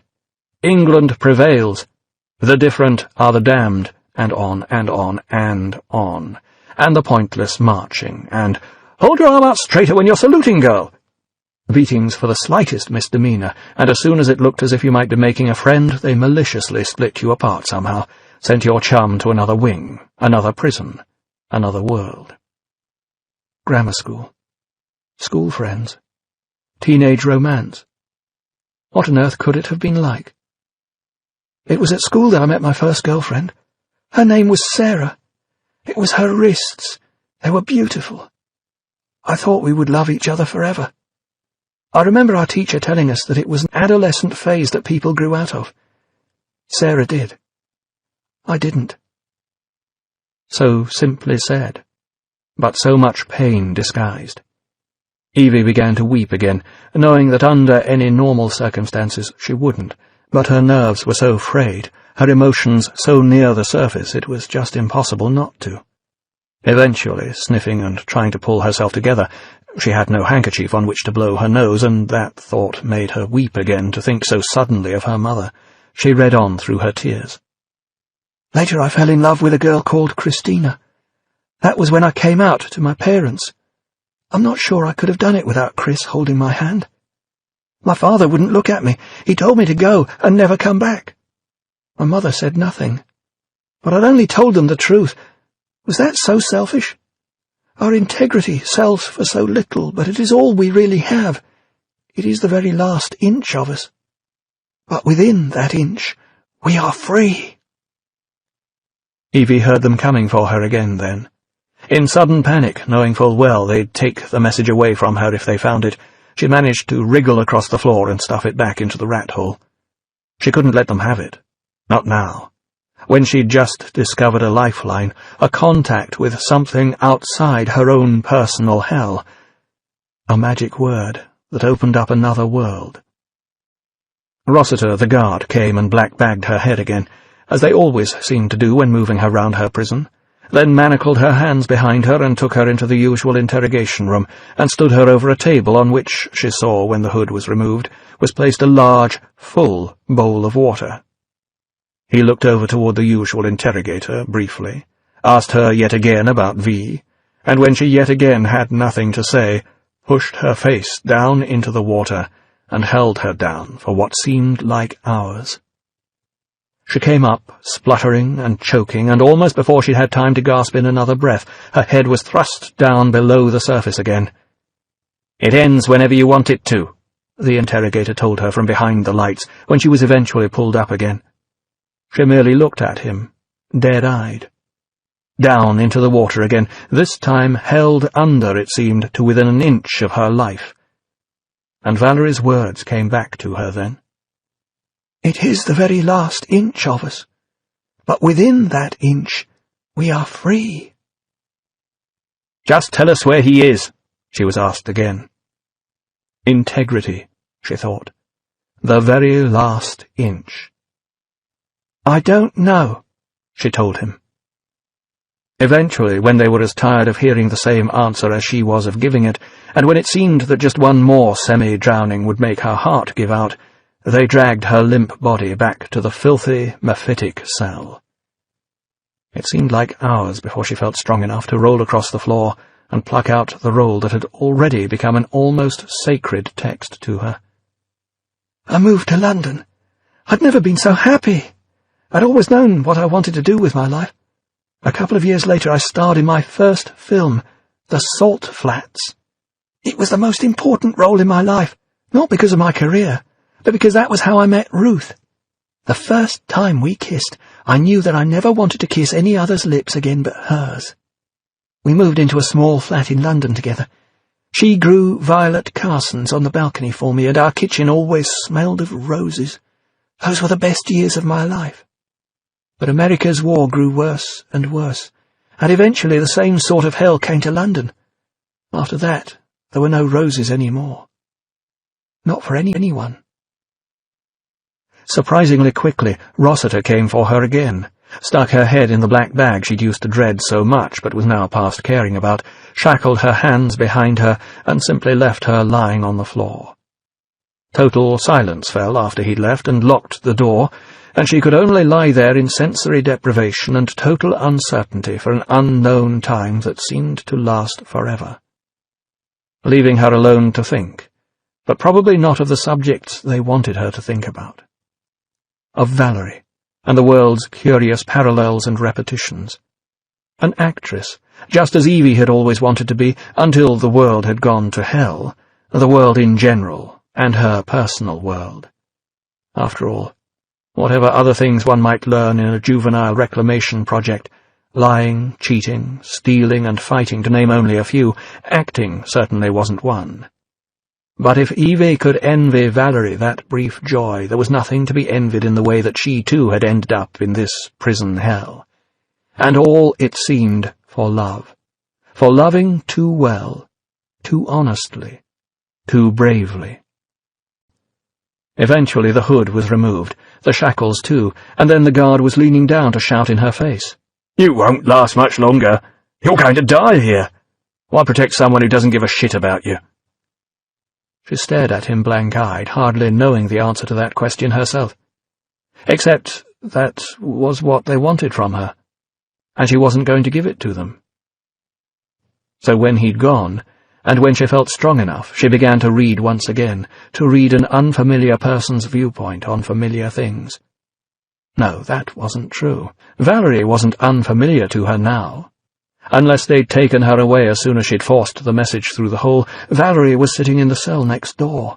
Valerie was her companion in adversity, her friend, her only friend, the last one she had in the world. Unless she was already dead. Dead. What did that mean? Weren't they all dead in here? Weren't they, perhaps with one single exception, all dead in the England of today? Hadn't they been for years, and wasn't that why they were in the situation they found themselves in today? How long ago had the nation become a corpse, and how had it happened? I remember how the meaning of words began to change, how unfamiliar words like collateral damage and extraordinary rendition became frightening, while things like Norse fire and articles of allegiance became so powerful. And I remember how different became dangerous. I still don't understand it. Why do they hate us so much? They took Ruth while she was out looking for food. I've never cried so hard in my life. It wasn't long until they came for me. And Evie could only cry again in turn, knowing exactly what must have happened. Ruth must have cracked under torture, or even just the threat of it. Told them everything, the relationship, Valerie's name, the address, all exchanged for a life that Evie knew wouldn't have been worth living afterward, the sort of life that ends in suicide. They called me a criminal and told me my films would be burned. They shaved my hair. They held my head down a toilet and molested me. They've injected me with chemicals. My skin is covered in purple bruises and I can't feel my tongue anymore. It seems strange that my life should end in such a terrible place. But for 3 years I had roses and apologized to no one. I shall die here. Every inch of me shall perish. Every inch but one. An inch. It's small and fragile, and it's the only thing in the world worth having. We must never lose it or give it away. We must never let them take it away from us. I hope that, whoever you are, you escape this place. I hope that the world turns and that things get better. But what I hope most of all is that you understand what I mean when I tell you that even though I do not know you, and even though I may never meet you, laugh with you, cry with you, or kiss you, I love you. With all my heart, I love you. Valerie. And, still sobbing, Evie could do nothing else but kiss that signature, that testament on toilet paper. And doing so, she kissed the world entire. She knew when they next bagged her and took her away, whether it was from intuition or some subtle difference in Rossiter's attitude, that she was fast approaching the end. And when the hood was removed, and she sat there blinking in the interrogation lights, the end was there indeed. "I have been told to inform you," the man behind the desk began, "that you have been convicted by a special tribunal, and that unless you are ready to offer your cooperation, you are to be executed. Do you understand what I am telling you?" "Yes," she said softly, staring at the silhouetted head, trying to look the man straight in the eye. "Are you ready to cooperate?" "No." And in the silence that followed, the tiniest hint of a smile passed across her lips. "Very well," the man said in a voice that mingled weary exasperation and puzzled incomprehension, and then continued to Rossiter, unseen behind her. "Escort Miss Hammond back to her cell. Arrange a detail of 6 men. Then take her out behind the chemical sheds and shoot her." If they expected any reaction to that, they didn't get it. The black bag was placed over her head one last time, and just for a moment the thought ran through her head that she wouldn't have to put up with that any more. But then, she wouldn't actually have to put up with anything ever again. Evie was still holding Valerie's letter when Rossiter came for the final time. She had thought to take it with her to her death, one last sentimental gesture, a treasure to take with her to the grave. But why? Ultimately, you couldn't take anything with you. Not anything physical, anyway. Only the one small thing she'd come to treasure most of all. Integrity. Instead, she placed the letter reverently on the bed shelf and stood up, and remembered suddenly a tale told to her by her father long ago that she'd never quite understood at the time, of how a Tibetan Buddhist monk, escaping the Chinese soldiers swarming through his country, had almost crossed the Himalayas to safety when he was told that his entire family, left behind after being given assurances of safety, had just been killed. And while his companions could only receive the news with horror, all the monk could do was laugh. And how, asked about the incident in later years, he had said that that was the nearest he had ever come to enlightenment. For everything was gone then, and there was nothing left but release. "It's time," said Rossiter, staring at her from the open doorway. "I'm ready," she said, getting to her feet, almost beatific smile. "All they want is one little piece of information," he said, showing the slightest touch of human warmth, something that he'd never shown before, as if, in the end, he wanted her to survive after all, despite everything. As if he couldn't understand why she wouldn't give in, when he most surely would. Just give them something. Anything. "Thank you," she said, an almost mischievous sparkle in her eye. "But I'd rather die behind the chemical sheds." "Then you have no fear any more," he said, trying to suppress a smile. "You are completely free." And he turned and left. Left the cell door standing open, too. Evie, completely taken aback, could only stand and stare, and eventually, listening to the footsteps receding down the corridor, choke out a single word. "What?" This book is continued on Disc 6. V for Vendetta, novelization by Steve Moore, continued. Disc 6. 17. Stunned, Evie stepped toward the entrance, all her previous composure evaporating with every pace. She reached out to touch the door nervously, unable to quite believe it hadn't been relocked. Then, tentatively, she stuck her head out into the hall beyond, and saw nobody.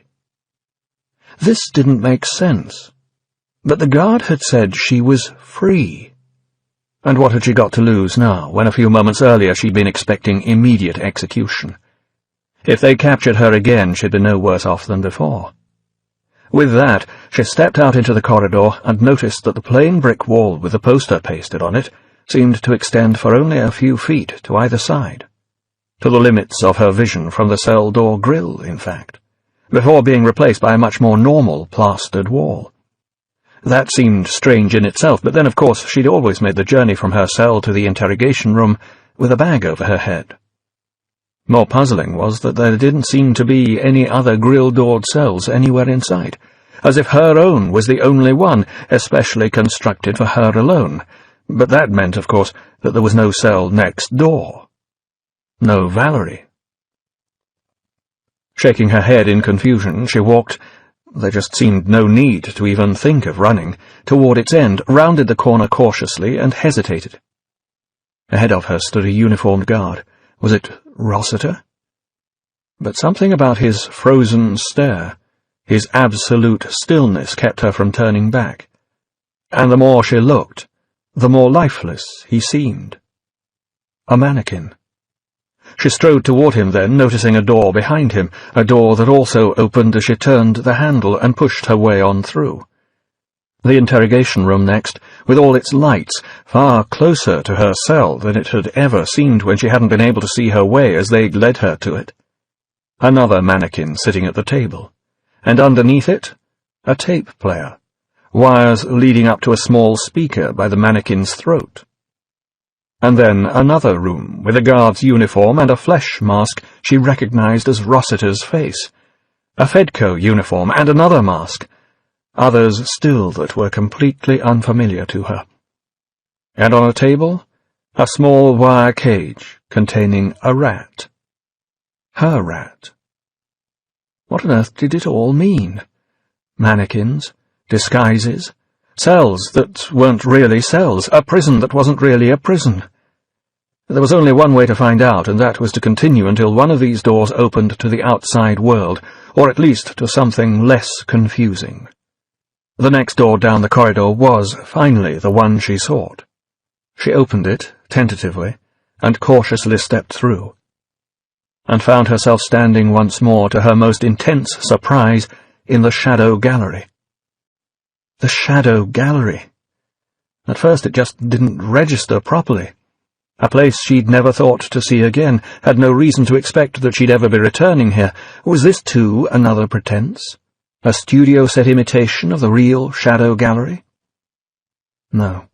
Somehow, as she ran her eyes over the assembled treasures the place contained, she knew that this was the real thing. Which meant that her prison had always been part of the shadow gallery, too. But how could it be?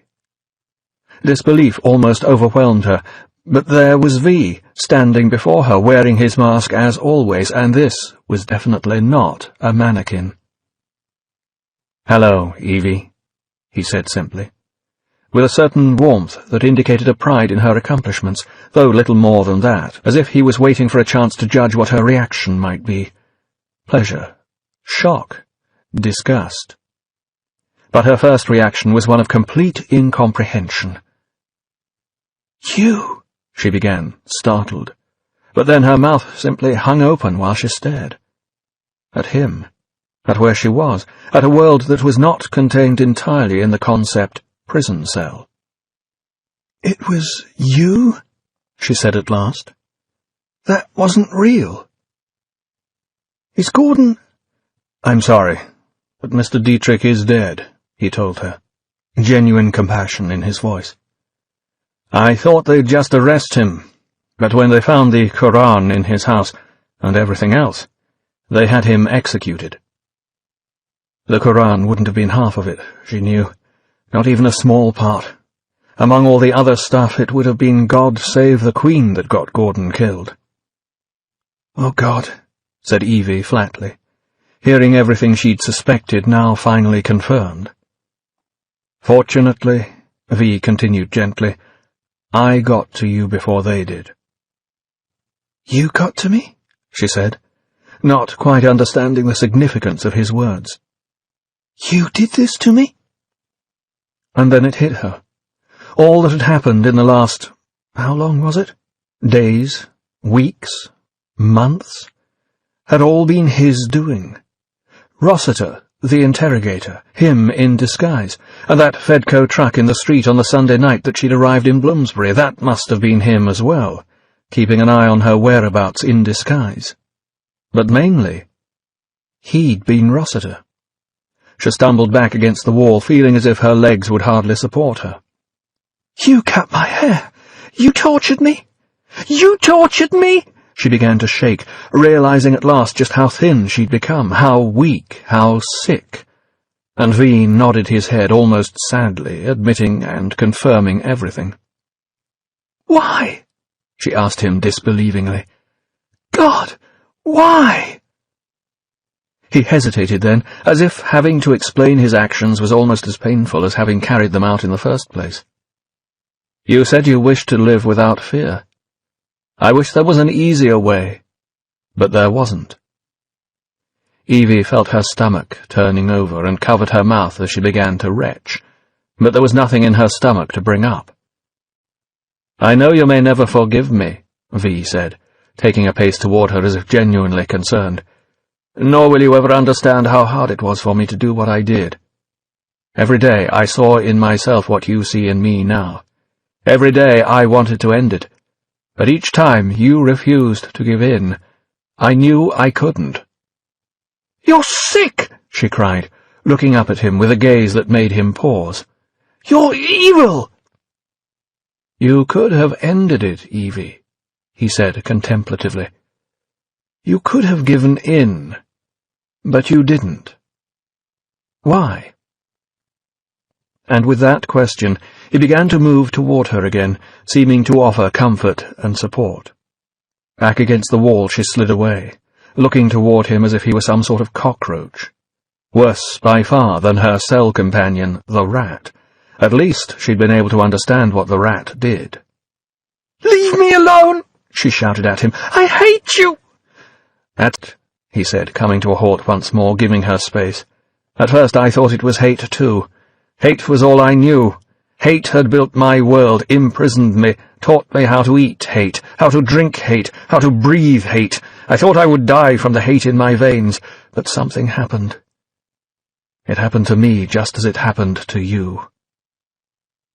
Evie turned away from him then, snapping her eyes shut and covering both ears with her hands.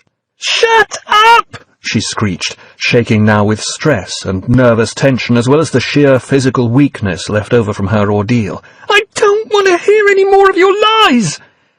"Your father said that artists use lies to tell the truth," he reminded her. "Yes, I created a lie, and because you believed it, you found out something true about yourself." "No!" she shouted, hunching over, trying to get away, to make him stop, to make everything stop. "What was true in that cell is just as true now," V told her insistently, adding pointedly, "What you felt in there had nothing to do with me." "I can't feel anything anymore." "Don't run from it," he carried on, in that same annoying, unrelenting way that she'd found unnerving about him right from the start, that way he had of forcing her to face unpleasant truths. "You've been running all your life." "Oh, God!" she gasped suddenly, falling to her knees, starting to curl into a fetal ball as the panic attack arrived with unstoppable force. "I can't breathe." Wheezing and moaning, she managed to choke out, "Asthma, when I was little." But after that, the words wouldn't come any more than the breaths, and Evie felt that this collapse of her body was another final betrayal, and she could do nothing else but cry. "Listen to me, Evie," he said in a tone of quiet command. "This may be the most important moment of your life. Commit yourself to it." She didn't want to hear it, didn't want anything except for all this to just stop.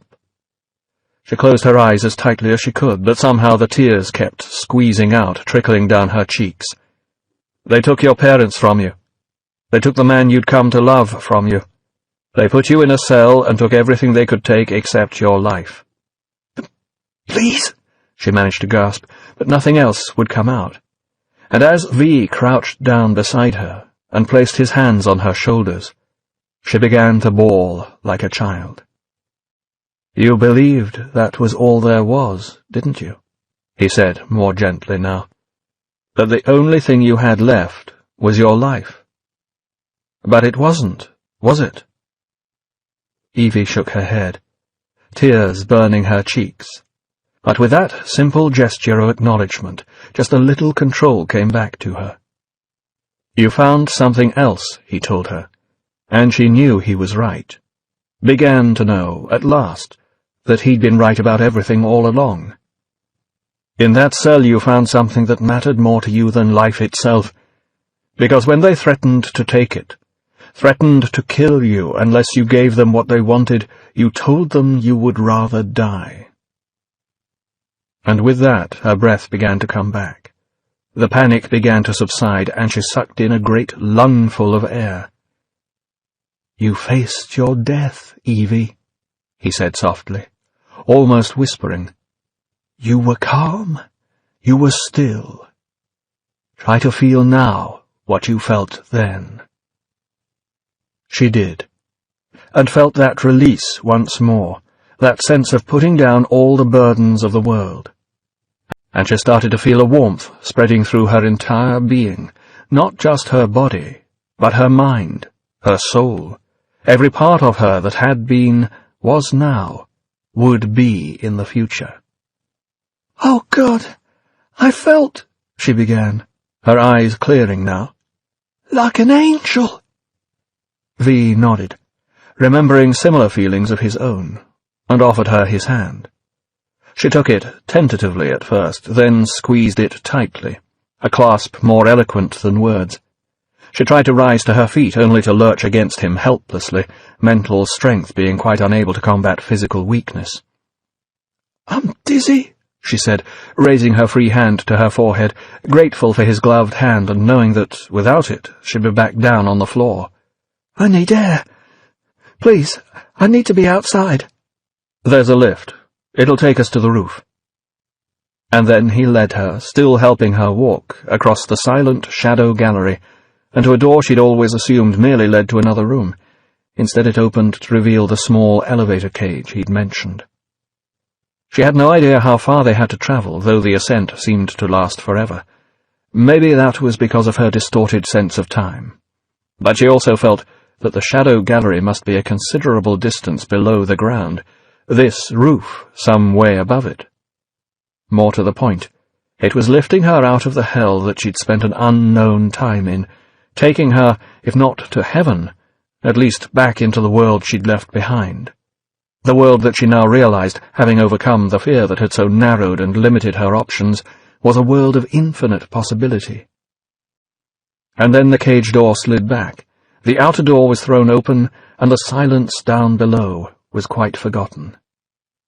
The night was rent by a rolling cannonade of thunder that made her think of the night he'd blown up the Old Bailey, made her expect at any moment to hear Tchaikovsky struck up upon the wind, and the parallel was given added verisimilitude when jagged, blue, forked lightning split the sky open in a spider web of stark electric filaments, before the thunder quaked the low and rolling clouds again. But it wasn't the celestial pyrotechnics that interested Evie. It was the rain that tumbled down from the clouds, splashing and hissing on the flat rooftop before her, making mirror pools that reflected back the lightning flashes, so many little pieces of sky down here upon the earth below. "Here," said V, offering his cloak to her. But she simply ignored him. More than that, she wriggled out of the hemp dress she'd worn for far too long, and stepped out naked into the pouring rain. Quietly, peacefully, she raised her head and looked straight up into the sky, felt the heavy raindrops lashing down almost vertically, let them wash over her face, shower over her thin, frail, and battered body. Not washing away her sins, but her sufferings. All gone now, all behind her, and with them the tempest finally sluiced away her fear for good. "God is in the rain," she said slowly, remembering Valerie's words, breathing deeply, filling her lungs as if they'd never been used before. and she knew that Valerie had been right. God, whoever you thought of him, or her, or it, was undoubtedly in the rain, in the clouds, the trees, the buildings, the people, in the rat, in everything. And everything, too, was God. And God wasn't just an Englishman, wasn't Sutler's God, wasn't even Christian. God was everybody's God, or gods, or goddesses, and there was only Godhead in the same way as there was only human. And whether you called God Jehovah, or Allah, Zeus, or Odin, Brahma, or the Jade Emperor, so in the same way whether you were Anglo-Saxon, or African, Arab, Jewish, or Chinese, so you were still called a man, or a woman, or a child. For in the same way that Shylock said, "If you prick us, do we not bleed?" then so the deity from crucified Christ to idol made of mud would say besides, "If you worship me, am I not God?" And Evie knew that it was so. And so, for her, it was. And V, watching her, remembered the night he too had achieved this state. Not through water, but through fire. Not in London, but in Larkhill. Not with celestial fireworks, but with explosives of his own. The 5th of November, many years ago, when all the sky was fire, all the world was smoke, and he'd been naked too, not to feel the world upon his skin, but because his clothes had burned off, and much of his skin was quite simply gone.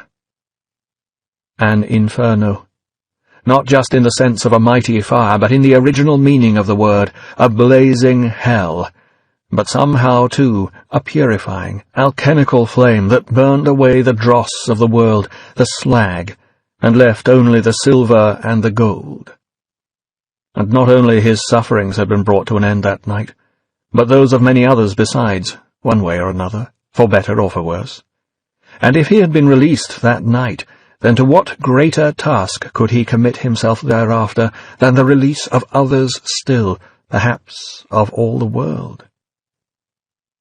"Everything's so different," Evie said softly, gently, almost inaudibly through the rain, but just loud enough to draw his attention back from that night of his own, when there'd been no such quiet words, but rather screams and roars.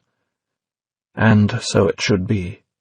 For this was her night, a night the like she'd never known before and never would again. And he would do his best to feel it with her, for all these experiences were as different, always, as they were the same.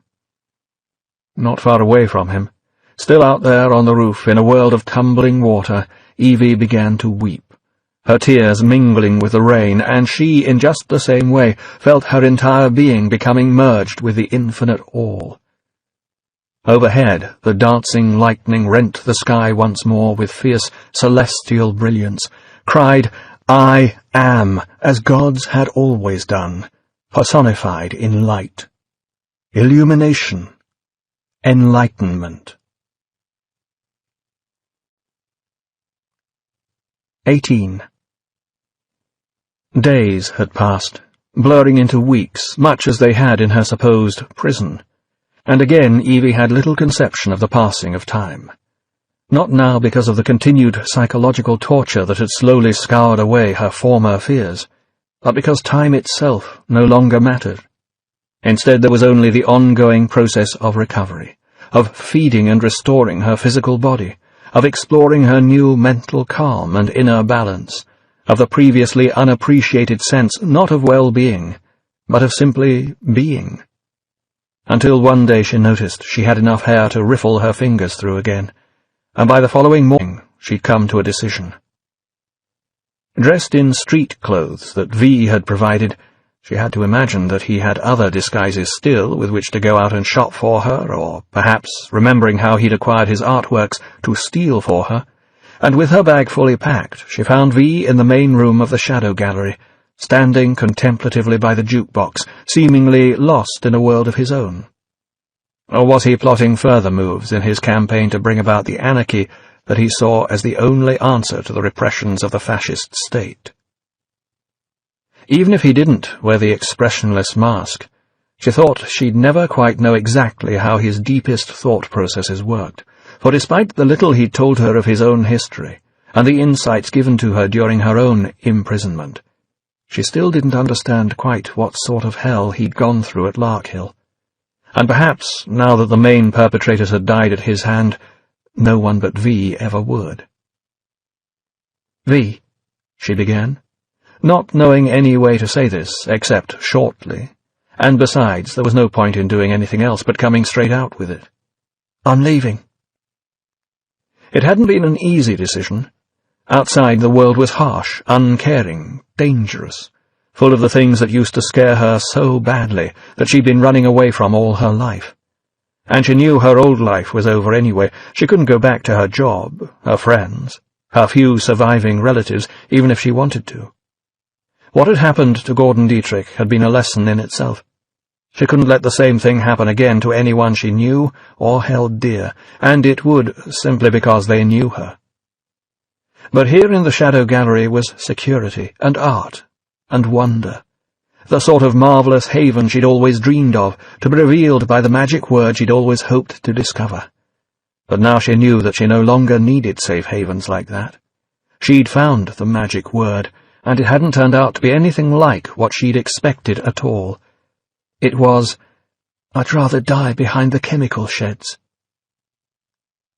"There are 872 songs in here," V eventually said, distractedly, without turning round to look at her. "I've listened to all of them, but I've never danced to any of them." "Did you hear me?" she asked, a little taken aback. "Yes." "I can't stay here," she told him flatly, wondering if, having heard, he still didn't quite understand her. "I know," he said, finally turning away from the jukebox to face her, the smile on the mask seeming sympathetic now, despite that it never changed. Or perhaps it was just the way he held his head, the language of his body. No, it was more than that. She could read his voice much better now, with all its minor inflections and changes of tone, its subtle shades of meaning. "You won't find any more locked doors here." She crossed the room toward him, reaching into her bag as she did so, searching for something she'd gone back to her cell to retrieve.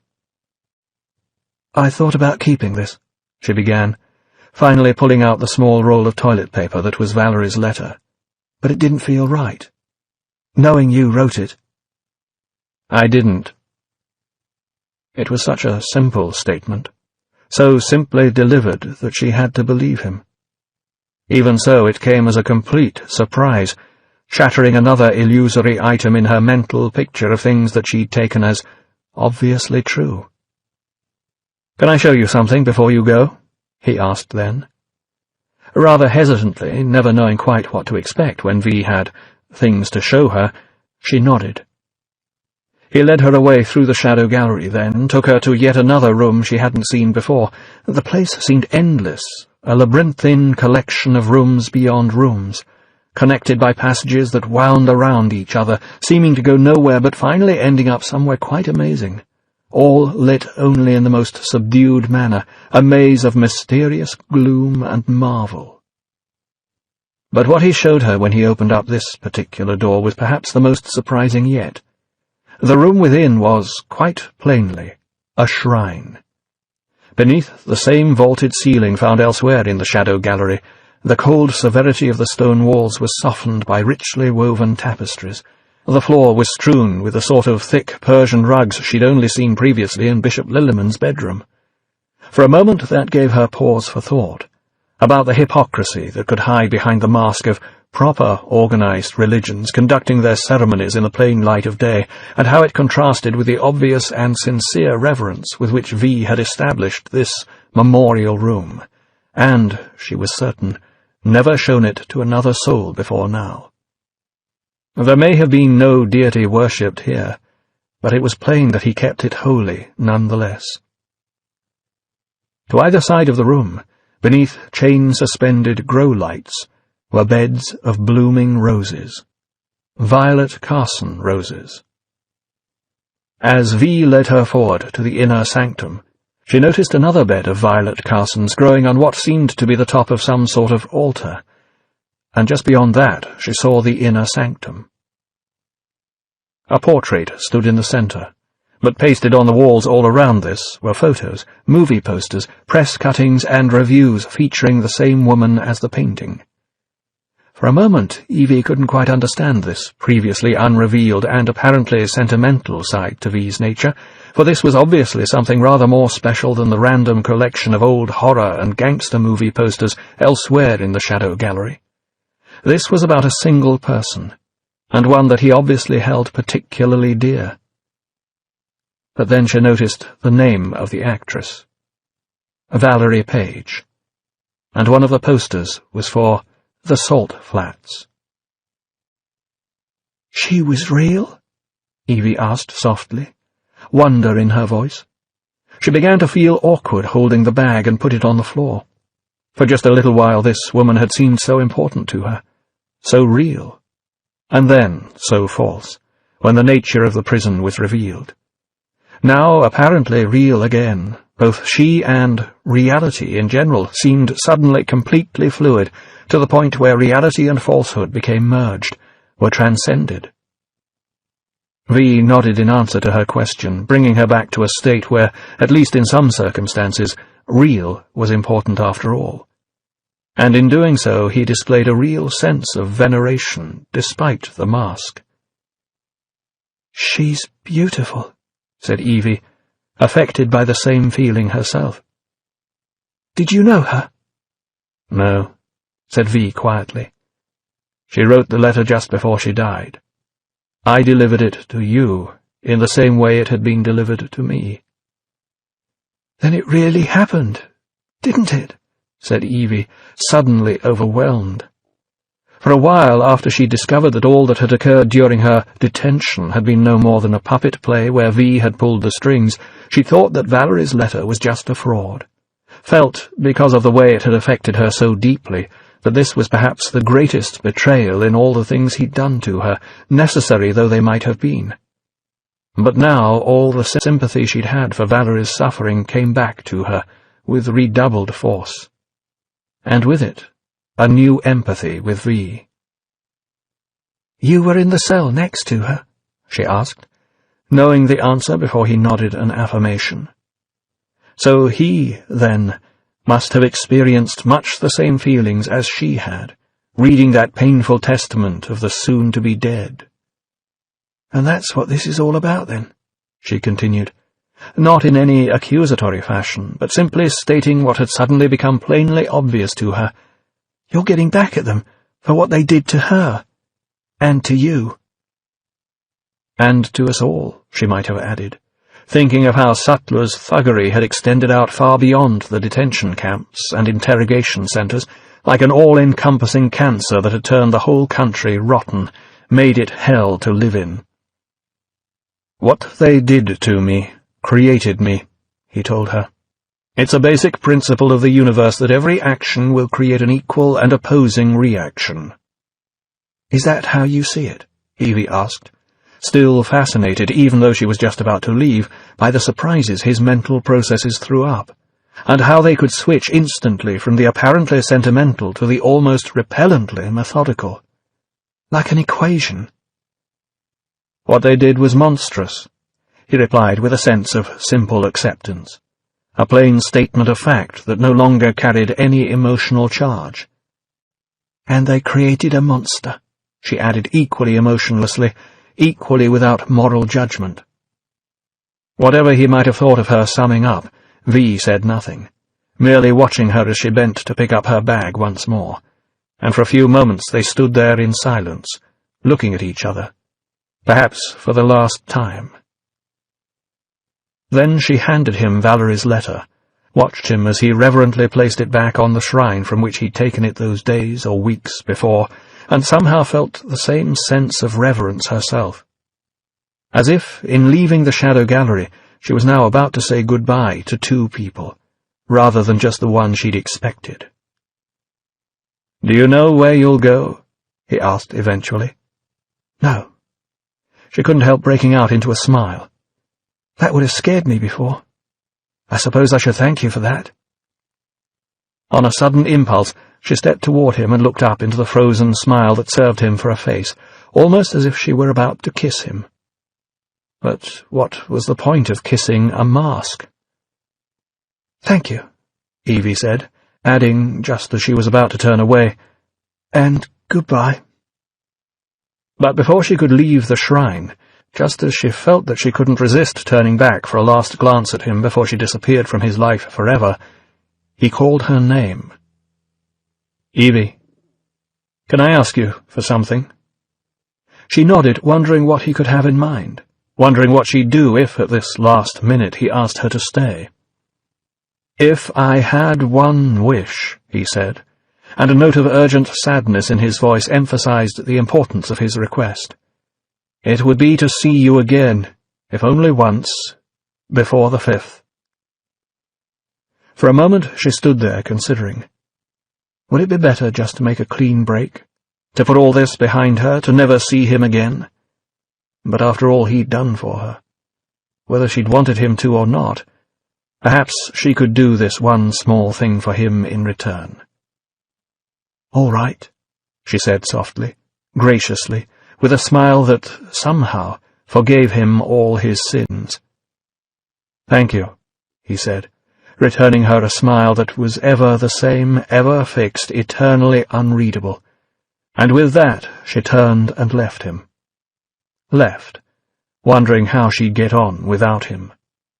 Wondering how he'd get on without her. 19. High Chancellor Adam Sutler glared down from the large screen in the cabinet room, clearly far from happy with the situation being reported to him by his department heads. Were these really the best men available? And were they really making their best efforts to deal with this terrorist imbroglio? Perhaps if he had one of them killed, in full view, pour encourager les autres. Etheridge, for example, the useless little toad.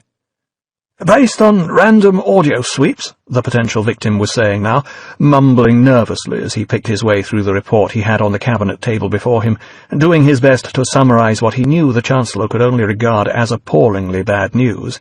"I've projected that right now 80% of the public believe the terrorist is still alive." Etheridge gulped, took a sip of water from the glass before him, and continued. "We are showing a 12% increase over last month's positive mentions in all 4 quadrants. The Chancellor's glare was withering. Did Hitler have to put up with underlings like these? You get rid of all the scum to make way for your purebred Norse-fire Superman, and you end up with this? As if he knew what his master was thinking, Etheridge tried to shrink back into the shadows, to become invisible, to disappear from view. If only they could make the current unrest disappear as well. On the larger scale, apart from the activities of the terrorist himself, it was little more than talk so far, and an increase in slogan painting and poster defacement. But it was a worrying sign. And there were areas in the East End where they were starting to vandalize the security cameras, where petty crime was increasing, where the police thought it best to patrol in pairs. "Mr. Creedy," Sutler snapped next, and even the normally cool, calm head of the finger looked a little uncomfortable at the Chancellor's tone. "We're handling it as best we can, Chancellor." Peter Creedy did his best to sound businesslike and efficient. "Our arrests are as high as they've been since the Reclamation." That was something to be proud of, surely. Or if not that, at least it showed that he and his men were on the ball, doing their job. That there seemed to be more and more people out there who needed to be arrested was, perhaps, something not really to be gone into just now. Even so, he wasn't quite prepared for Sutler's reaction. "I want more than arrests!" he shouted furiously, changing his mind about Etheridge, thinking Creedy would provide a far more effective object lesson. "I want results!" For a few seconds, the very silence seemed to hum with the violence of the Chancellor's outburst, and the assembled department heads could do nothing but look down at the table before them, averting their gazes, nerves taut, minds racing. Was the old tyrant starting to lose it? Was this damned terrorist situation actually starting to get to him? And if he was becoming unstable, what about the fallout? Who'd catch the flak? More to the point, who'd eventually come out on top, with his boot on the neck of the others, if there were any others left. Eventually the silence was broken by the rustle of papers being nervously shuffled as they prepared to move on to the next item on the agenda, hoping that by the time they got to it, Sattler's glowering face would have settled back into something more like its normal expression. Only Eric Finch allowed himself the slightest of smirks at Creedy's discomfort. Serve the bastard right. After all the shit he'd been giving Finch lately, it was about time the evil sod got it in the neck for a change. Finally, Conrad Hare cleared his throat nervously. "I beg your pardon, Chancellor," he began tentatively, not sure why it had fallen on him to bring up the matter of the report that the various department heads had communally been responsible for assembling, or all but one of them, anyway. He'd rather expected Creedy to press forward with the presentation, grabbing all the attention as usual, but after the bollocking the Fingerman had just got, perhaps it wasn't surprising that he didn't. Dascombe didn't give a shit about the Houses of Parliament, so long as his news teams were on site to report events, and Etheridge certainly wasn't the man for the job. Finch wouldn't anyway, so it was down to him. "I know no one wants to discuss this," he continued with a rather accusing glance at his silent companions, then started to get into his stride. "But if we're to be prepared for every eventuality, then it can't be ignored any longer. The Red Report before this meeting has been vetted by several demolition specialists. It concludes that the most logical delivery system for the terrorist to use would be an airborne attack." He paused, having brought the important matters to the Chancellor's attention, and glanced round toward Finch. Well, he supposed one more thing had to be said, ridiculous as everyone else had agreed it was. However, a separate report has been filed suggesting an underground train, despite the fact that the tunnels surrounding Parliament have been sealed shut. "Who filed that report?" Sattler asked, the sneer on his face already suggesting what he thought of the idea. "Chief Inspector Finch," Hare told him, passing the buck with considerable alacrity. "Do you have any evidence to support that conclusion, Inspector?" said the Chancellor from the screen, fixing Finch with a stare. "No, sir," he replied honestly. After all, he didn't. "Just a feeling." "If I am sure of anything, Inspector Finch," said Sattler with cold, heavy emphasis, "it is that this government will not survive if it is to be subject to your feelings." Across the table, Creedy grinned wolfishly at Finch, returning contempt for contempt, with added interest besides. Well, thought Finch, they'd see. And he'd far rather trust a copper's instincts than he would the absolute certainties of a jumped-up Nazi throwback like Adam Sattler. If he trusted anyone, or anything at all, any longer. Finch knew the look on Dominic's face as the young man entered the office they shared at New Scotland Yard and closed the door behind him, even before he gave the signal they'd arranged. Even so, Finch thought, as he pulled out the debugging device from his desk and switched it on. His assistant was looking particularly harassed this morning. "My friend inside the finger came up with something," Dominic said quietly, despite the device. Then, with a furtive glance around him, even though he knew full well they were quite alone, he reached into his pocket and handed Finch a disk, which the latter immediately began loading into his computer. "There were 3 men," Dominic said, joining his boss behind the desk as the file began to open. "Covert intelligence, original black baggers, all under Creedy." "Alan Percy," Finch began to read from the screen, "Robert Keyes, and William Rookwood." "The day after the St. Mary's outbreak," Dominic filled in for him. "Percy gave his Beretta a blowjob, Keyes dies in a fire, and—" "Rookwood goes missing," Finch concluded for him, looking at the information on the screen. "Bloody coincidences are making me sick to my stomach," Dominic remarked, no longer believing in coincidence any more than Finch did. "Rookwood?" Finch asked meditatively, trying to put his finger on something he couldn't quite remember. "Rookwood? Why do I know that name?" A hunch, an instinct, one of those feelings Sattler despised so much, And Finch opened his mailbox, typed the name into the search facility, and found an unopened email from William Rookwood. "Holy Christ!" exclaimed Dominic softly, looking over his boss's shoulder. Finch opened the message and began to read it. "Dear Inspector, I understand you're looking for me. I can only assume this means you are ready for the truth. If so, return this email and I will send contact details. W.R." "He must have had a hidden trip on his file at the finger," Dominic said, though his satisfaction at working out the solution soon gave way to puzzlement again. "But how'd he know it was you?" Finch shook his head. Sometimes there were questions even Copper's instincts couldn't answer. "So what do we do?" Dominic asked nervously, fearing the answer, but guessing it already. "I'm a cop," Finch told him, clicking on the reply button. "I have to know." "Shit," breathed Dominic softly, horribly afraid that that was exactly what they were going to get into. The St. Mary's Mausoleum and Memorial was one of those huge memorial buildings that fascist imperialist regimes seemed to do so well, or so badly, depending on one's personal taste. Gigantic, imposing, monumental, the sort of tribute the hapless victims so richly deserved. Or overblown, overbearing, and oppressive, the sort of monstrosity an evil government erected to make it feel better about itself. For Finch and Dominic there wasn't any argument about which. "I came when they opened it," the younger man shuddered. "Gave me the collywobbles." He looked around him at the fountains, the lilies, the centerpiece statue of playing children, their angelic faces frozen into cold eternity by the snow-white marble, their running legs never quite going anywhere, the toys and games they held unplayed, at the vast line of slabs engraved and gilded with the names of what seemed the near-infinite dead. "Still does," Dominic added, and Finch knew exactly what he meant.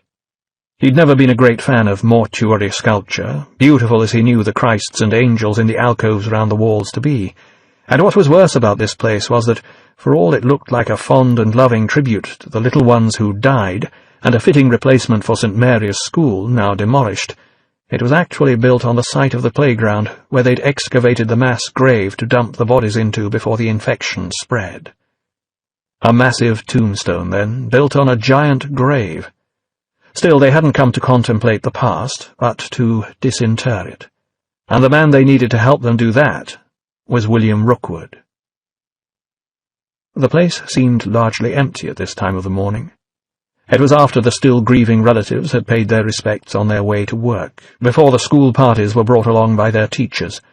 Round at the back was a museum section with photos and memorabilia of the victims and the school, most of the latter almost certainly false, considering the way the clean-up crews had eradicated everything while disinfecting. The Museum of Dead Children, it was commonly known as, and organised visits were a compulsory part of the curriculum of all the schools in London to learn the lessons of history and the necessity of vigilance against the threats of the future. A history Finch now suspected was completely false. A future threat he thought less likely to come from without than from those who were actually supposed to protect the citizens of tomorrow. But the place wasn't entirely empty. A soft cough brought to their attention a man sitting on a marble bench in a shadowy corner of the memorial, almost hidden by a bed of pure white lilies. Finch and Dominic glanced toward each other, then started toward him. "That's close enough, Inspector," said the man silently, and they stared at him, remembering the tall, relatively slim, clean-shaven man that Rookwood had appeared to be from the photo in his file. Instead they saw a large, almost fat and heavily bearded man wearing dark glasses, a wide-brimmed hat pulled down low to shade his face, and a heavy, dark coat. By his side was a small bag, and his gloved hands fiddled with a heavy, silver-headed cane that would obviously double as a weapon, even if it didn't contain the blade Finch rather suspected it did. The beard looked real enough, but Dominic thought the coat covered several layers of padding. Not surprisingly, Rookwood lived in darkness and disguise. Outside it began to rain again, beating a soft tattoo on the marble paving surrounding the memorial, and bringing an added chill to the air.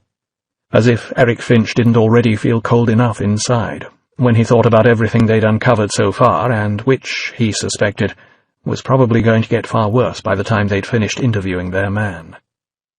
"You're Rookwood?" Finch asked, receiving a nod in reply. And then the man reached into his bag and drew out a debugging device very much like Finch's and turned it on.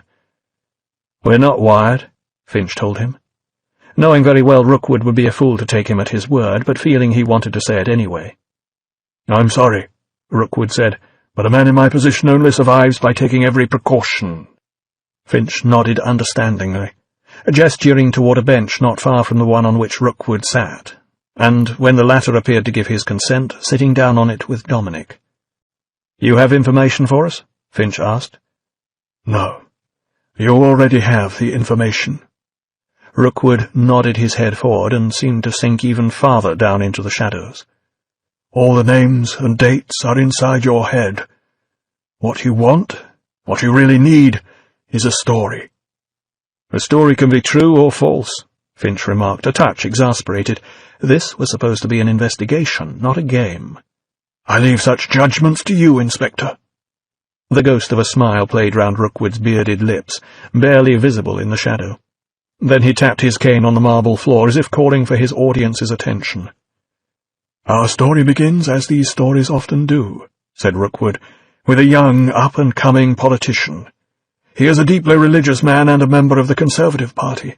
He is completely single-minded and, before too long, regardless of the political process." Finch knew well enough to whom Rookwood was referring. Adam Sutler, swiftly outgrowing his Conservative roots, setting up his own Norse Fire organization that so many people had initially regarded as a joke. Adam Sutler, the man who talks to God, they'd called him derisively, in those days when God had long been declared dead, hardly foreseeing the crushing return the Church would make a few years later, reorganized now as an arm of the party. They'd also said a neo-Nazi outfit like Norse Fire would never take root here, not in England, not in the mother of democracy, called them nasties, and laughed every time they were mentioned, quite forgetting Oswald Mosley's black shirts back before the Second World War, forgetting that had been a movement that had appealed to all classes of society, from the working-class bigot to the aristocratic toff. It was led by Sir Oswald Mosley, after all, while most of its supporters came from the East End. But if they did remember Mosley, it was only as an old joke, a minor aberration, certainly not a serious warning. And they also failed to remember Thatcher, Blair, and all the others who'd sent the country lurching dangerously toward the right, but had made a better show of disguising their intentions. Good, honest Christians, too, the lot of them. History's lessons, still unlearned. Even when the rallies had started, when the symbols started to appear, the double crosses, which with hindsight should have tipped someone off as to what was going on, even when the armbands and the uniforms appeared, the red and black motifs, when the salutes began, surely it should have been obvious by then. But no, fascists the world over have always known how to put on a good show, to play the crowd, to give the people what they want, and once they've got the fatheads in and listening, to tell them what they want to hear. Or at least to tell them what the party propaganda had already persuaded them that they wanted to hear, after that same propaganda had subverted the information they received, their moral values, their very humanity. The same old messages of hate, that the country's full of degenerates and idolaters, especially in the schools where they can corrupt the helpless children, that hordes of asylum seekers are taking the jobs, that all the Arab ragheads are nothing but terrorists in disguise, that the Yids have got the money, the Jippos are nothing but a bunch of burglars, the Yardi gangs have got the protection rackets sewn up, all the vice is run by Albanian immigrants, the Triads are smuggling in more foreigners every day, and there's no point going into town tonight unless you want to eat curry. And then there are the Spicks, the Wops, the Krauts, and, worst of all, the Frogs, quite plainly communists to a man. Put them all on the boat back home and sink it when they leave. England for the English. Strength through unity. Unity through faith. England prevails. Rookwood's words broke into Finch's memories. The more power he attains, the more obvious his zealotry, the more aggressive his supporters become. It was true enough, after all.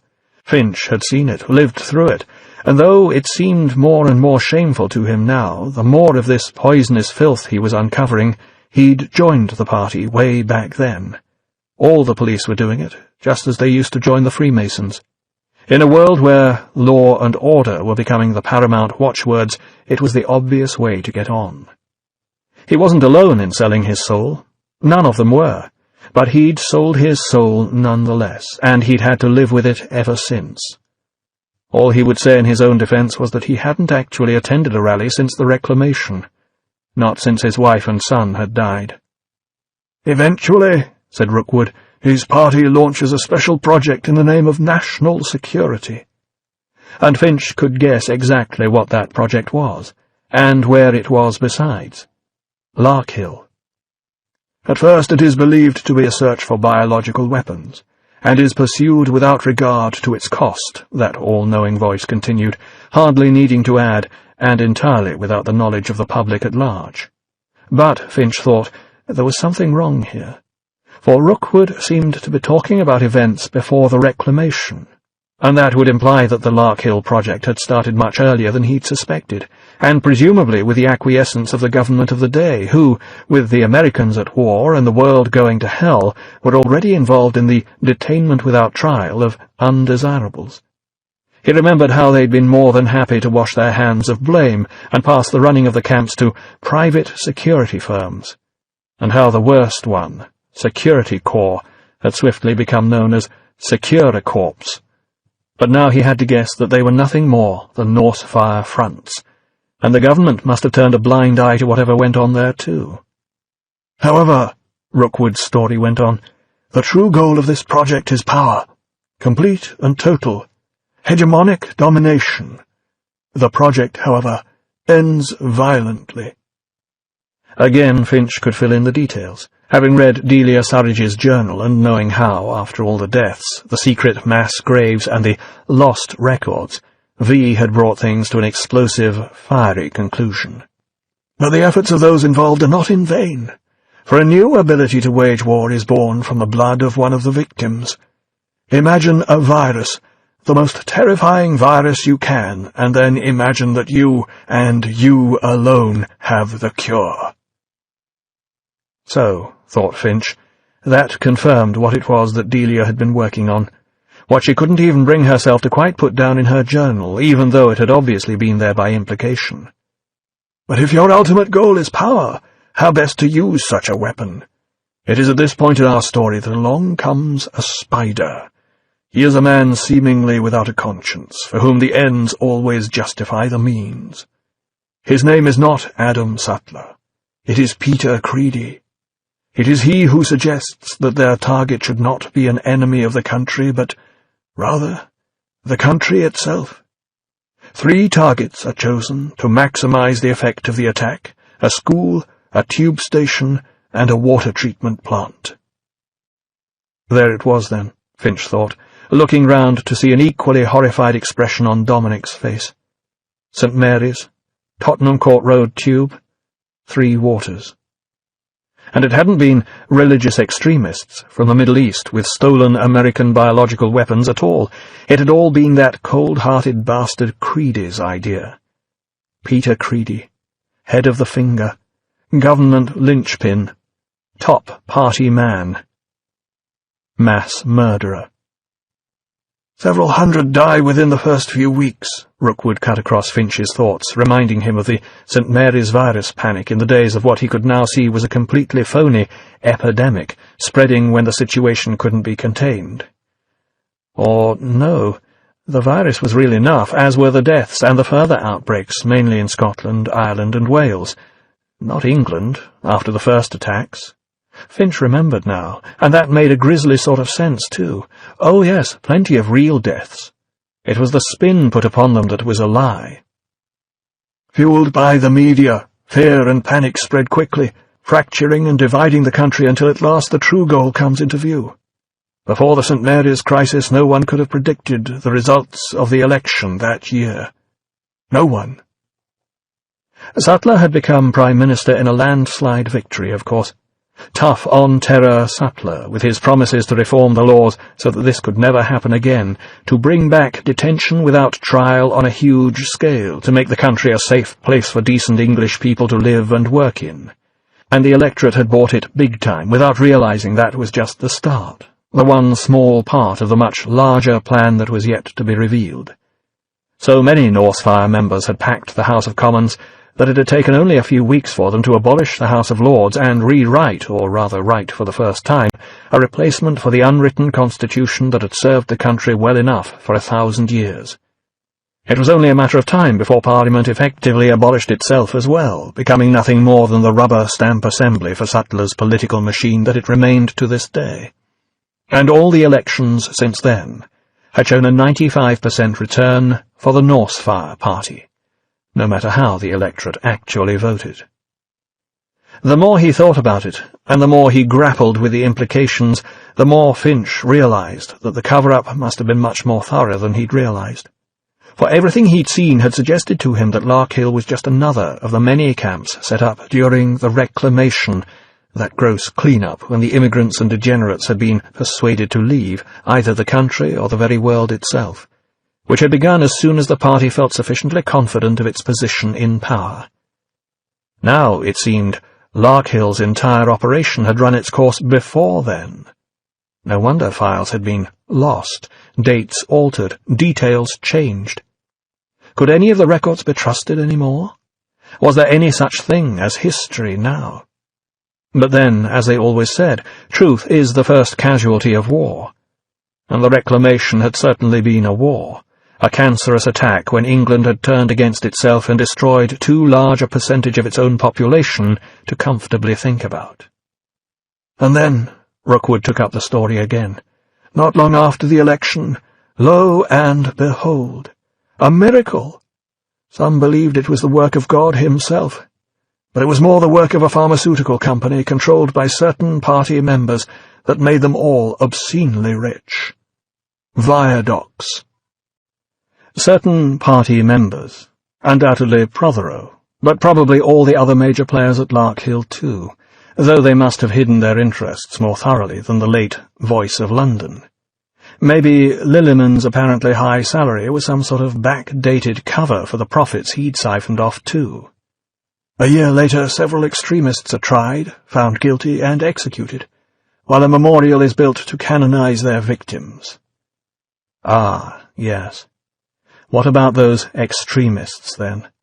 Presumably they must all have been stooges, well-paid stooges, no doubt, who learned their lines and said their piece in court, who confessed, were found guilty, and then, when the execution date came round, were quietly smuggled out of the country.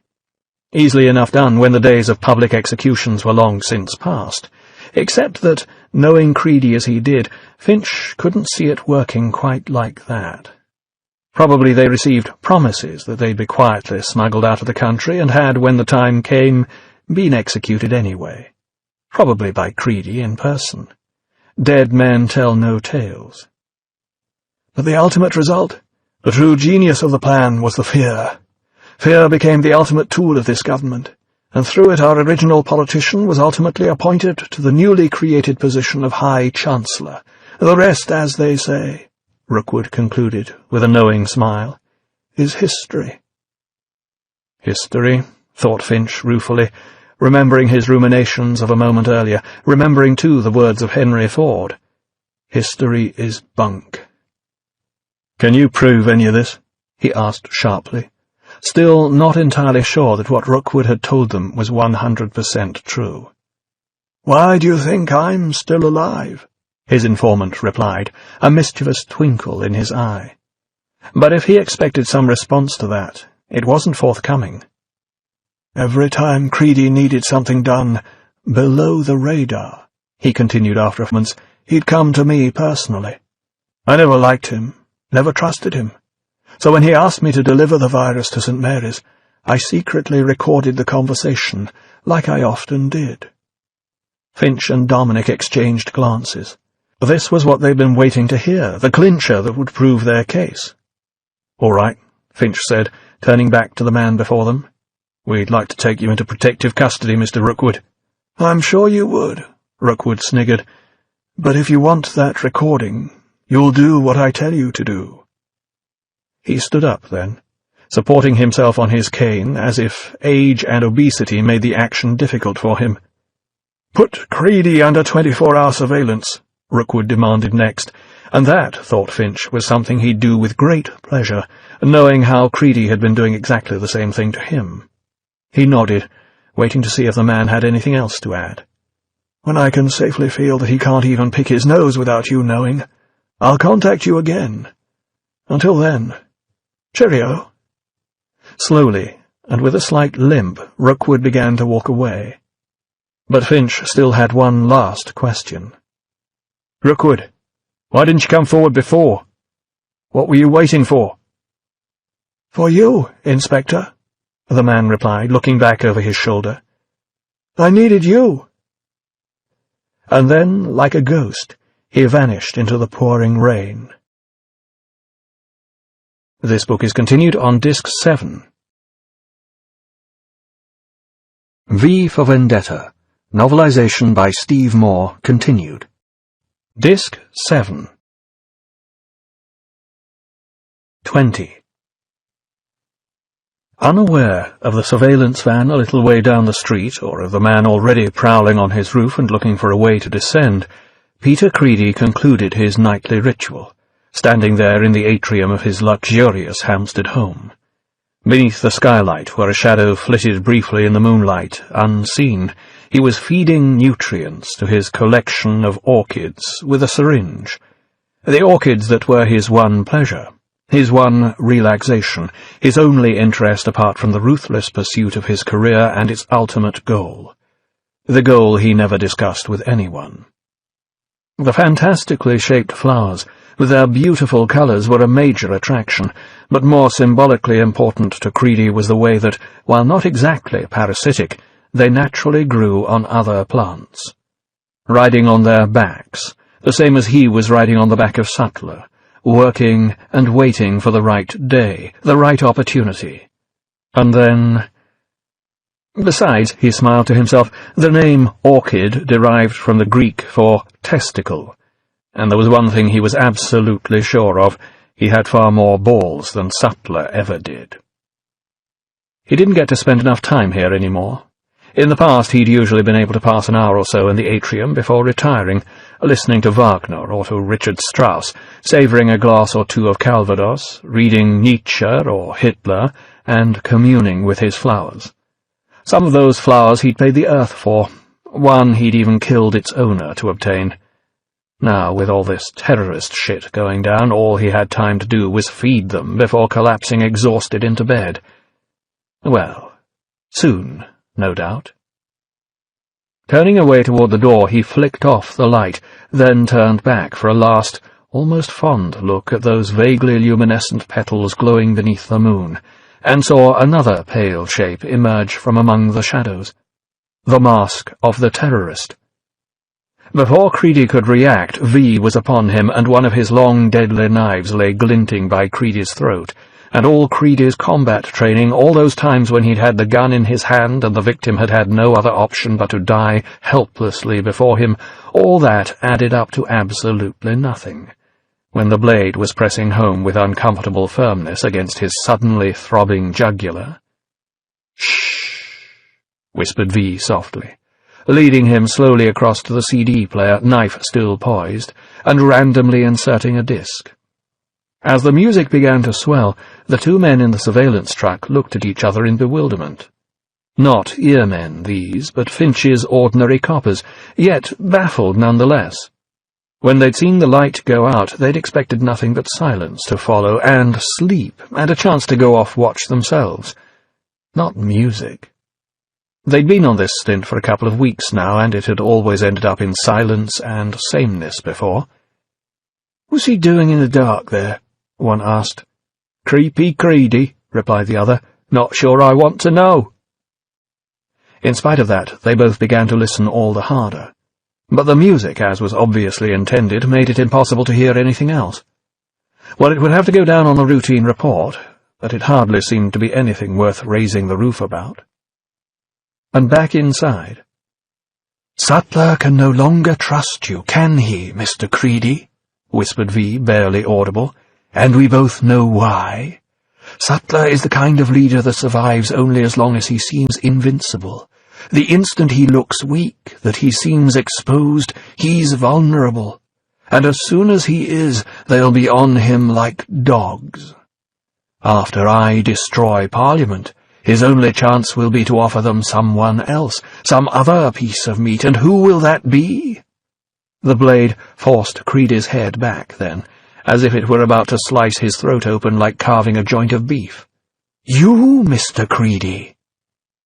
A pause to let the words sink in, but Creedy only stood there expressionlessly, trying to look round toward the man who held him prisoner, trying to work out if it was worth trying anything, and deciding it was not.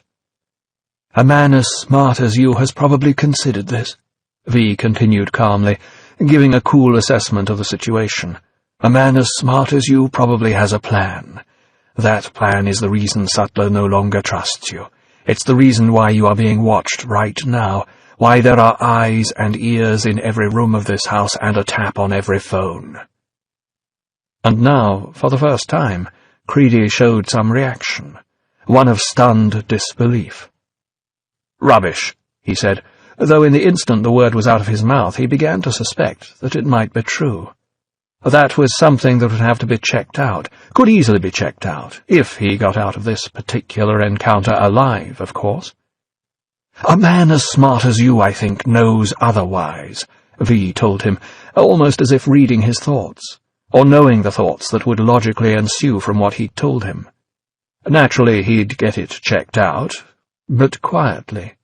If it turned out to be true, there was no point in letting Sutler know that he knew. That would only precipitate a crisis. Far better to know and leave your enemy unknowing while still awaiting your opportunity. "What do you want?" Creedy asked, not wanting to move his lower jaw with so sharp a knife pressed so close against the soft, defenseless tissues of his throat. "Sutler," V told him, his masked face leaning forward over Creedy's shoulder now so he could see the way the man's eyes flashed. "Come now, Mr. Creedy. You knew this was coming. You knew that one day it would be you or him. That's why Sutler's been kept underground for security purposes. That's why there are several of your men close to Sutler, men that can be counted on. All you need to do is say the word." "And what do I get out of this deal?" asked Creedy, mind already racing toward the consequences of launching such a coup. "I should think that would be obvious," remarked V, confirming exactly what Creedy had been thinking. And then V held up a piece of chalk in his free hand, moving it into Creedy's field of view. "If you accept, leave an X on your front door." "And why should I trust you?" "Because it's the only way you'll ever stop me." And then, while one hand held the knife to Creedy's jugular vein, the other pressed on his carotid artery, cutting off the flow of blood. A few seconds later, Peter Creedy lost consciousness, and V lowered him gently and completely silently to the floor. Equally silently, he left through the skylight, the same way that he'd come in.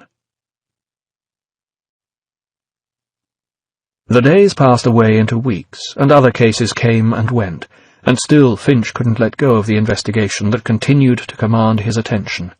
Nor could Dominic come to that, though each was handling different aspects of the affair. Not the terrorist case, not V, though that still took up most of their time, with Sutler always on their backs. The Larkhill story. And they knew that story was intimately connected with the V case, and that was one of the reasons Finch found it so fascinating, so important. It wasn't just a matter of waiting for V to make some sort of mistake. The man was too good for that. They needed to understand the way his mind worked, what made him tick, where he was coming from. That he'd come from Larkhill was obvious, but beyond that there were all the coincidences, the strange ways that everything seemed to link up. Finch had been reading Arthur Koestler's The Roots of Coincidence, and become fascinated with the way the world seemed to be constructed like a web, where connections were made that somehow surpassed all normal, everyday understanding. And somehow, plucking the strings of that web like a spider-king, was V. Or at least, it seemed to be V. That with all these layers of cover-up and obfuscation, of conspiracy and plot, and downright treason, who could say? Treason and plot, and the 5th of November was drawing ever closer, while they seemed no nearer to V at all. For Finch, though, it was William Rookwood on whom the focus lay. Something about the man seemed wrong. Something about his story didn't add up. One of those feelings again, but it kept sending him back to the man's file over and over, trying to put a finger on what it was. He was at it again when Dominic came over to join him and saw the file open once more on his machine. "We've had Creedy pinned like a butterfly for weeks, and still no word," Dominic said, frustration edging his voice. "What's he waiting for?" Before Finch could think of an explanation for Rookwood's silence, if there was one, the phone rang. Dominic picked it up and then passed on the call. "It's for you, Inspector." "Yeah," said Finch distractedly, taking the phone, still staring at the monitor. "Is that Chief Inspector Finch?" an unfamiliar voice asked in an unexcited, routine tone. "It is," he said shortly. "This is Inspector Clark at Southend. We've found him." "Found who?" Finch asked uncomprehendingly, though something began to spark his interest. Another of those feelings. "William Rookwood," said Clark, a thunderbolt delivered in an offhand voice. Another of those damnable coincidences, when Finch had just been looking at his file. "The one you've been looking for. I saw your missing person report a few weeks back and thought I'd run it through our John Does. And sure enough, I hooked him. Perfect dental match. He was a floater. A couple of fishermen picked him up. No ID. Never solved. Until now, that is." "William Rookwood is dead?" asked Finch uncertainly, needing confirmation. "I'll say so," Clark told him with a small laugh. "For nearly 15 years now." Putting down the phone with a polite thank you, Finch leapt to his feet and began to pace around the room like an angry animal trapped in a cage. And Dominic, who'd heard enough of the conversation to understand his feelings, could only look up at him and wait for the storm to blow itself out. "God damn it," Finch growled, kicking the wastepaper basket and sending it skittering across the floor. "It was him the whole time. That son of a bitch sat there and spoon-fed me that bullshit, and I ate it up. God damn it!" Had any of Rookwood's story been true? Parts of it, certainly. But which? Had the St. Mary's virus really been developed at Larkhill? It certainly looked as if it had, what with the shareholders who'd got rich at Viadocs having been, like Prothero and Lilliman, so intimately connected with Larkhill. And even if Delia Surridge's diary remained evasive about the precise nature and results of her work, the amount of guilt she seemed to have been carrying around with her certainly implied that it could have been. But there remained that contradiction. Everything Finch had discovered before about Larkhill suggested that it was a Norse fire camp set up during the Reclamation, processing the sort of undesirables that so many camps dealt with during that enormous, bloodthirsty purge. But if the St. Mary's virus had been developed there, and it was that viral attack that had brought Sutler's Norse Fire Party to power, then that implied that Larkhill had been operating at least a couple of years before then. Could they have got away with something so flagrant? And if they could, didn't that imply the wholehearted collaboration of the previous government? Imply that, actually, Norse Fire's fascism wasn't actually much worse than that of any other political party, Conservative or Labour, only more overt? Or was there an even broader conspiracy yet, where Norse Fire was only the public face of a plot that had begun with the previous government, the one that Norse Fire had apparently overthrown to abolish the old order and replace it with the new? But that would imply that the whole political system, whether Conservative, Labour or Liberal, had been unutterly corrupt, had probably been so for years, and that even the pre-war elections were as farcical as the ones they had today. That, in the words of an old catchphrase he'd heard in his youth, whoever you voted for, the government still got in. And was the anarchism espoused by V, then, the only true political answer? A state without leaders, that had outgrown the need for leaders because it had realized that the whole concept of leaders had become morally and politically bankrupt. Could that actually work? A true democracy, rather than the so-called democracy that the Americans and British had been so eager to spread around the world before the war, which had turned out to be just another shameless euphemism for globalization and imperialism and exploitation, an excuse for interference that had finally led to the ultimate folly of the Sino-American War. Or was even that thought just another bullshit line he'd swallowed down whole from V? And was Creedy in any way responsible for what had happened? Or had V just wanted to distract their attention away from himself, perhaps needing them to pressure Creedy with their surveillance for some nefarious purpose of his own? Could they even trust those tax records they'd found? Or was the preposterous sum being paid to Lilliman a hidden clue that someone was taking the piss with the entire thing? Was there any truth left anywhere, or only versions of the truth? And were those various versions all part of some gigantic web of conspiracies being manipulated for reasons of his own by that devious bastard V? V. V. It all came back to V. "What do we do now, Inspector?" asked Dominic, returning Finch's thoughts, almost to the situation in hand. "We do what we should have been doing all along. We find him." But detective work still had to be combined with the political, and that meant attending the increasingly fraught cabinet meetings, where Sutler, obviously feeling the strain of his now vulnerable position, could lambaste both their best efforts and their worst. The only surprise to Finch was that he hadn't grown a little toothbrush mustache by now. "Every day, gentlemen," he was saying now, his implacable eyes gigantic on the screen as they bore down on his underlings. "Every day that brings us closer to November, every day that man remains free is one more failure. 277 days, gentlemen. 277 failures!" Creedy leaned forward into the light from the lamp before him, an action that he knew would immediately focus the primary camera on his face, bringing him to the Chancellor's attention. "Chancellor, we do not have the adequate force to—" "We are being buried beneath the avalanche of your inadequacies, Mr. Creedy," Sutler cut him off, shouting. Definitely losing it, thought Creedy, easing himself back into the shadows. Well then, watch and wait, and let Sutler dig himself into an ever deeper hole. "Mr. Dascombe," Sutler said next, moving on to his next target. "What we need right now is a clear message to the people of this country. This message must be read in every newspaper, heard on every radio, and seen on every television. This message will resound throughout the entire interlink." Dascombe nodded, always ready to appear willing, but not prepared to commit himself to anything until he knew exactly what the Chancellor wanted. And now Sutler continued, in his most Churchillian tones, "I want this country to realize that we stand on the edge of oblivion. I want every man, woman, and child to understand how close we are to chaos." And both Creedy and Finch, enemies as they were, knew what was coming next. "I want everyone to remember why they need us." Creedy could only nod to himself in the shadows.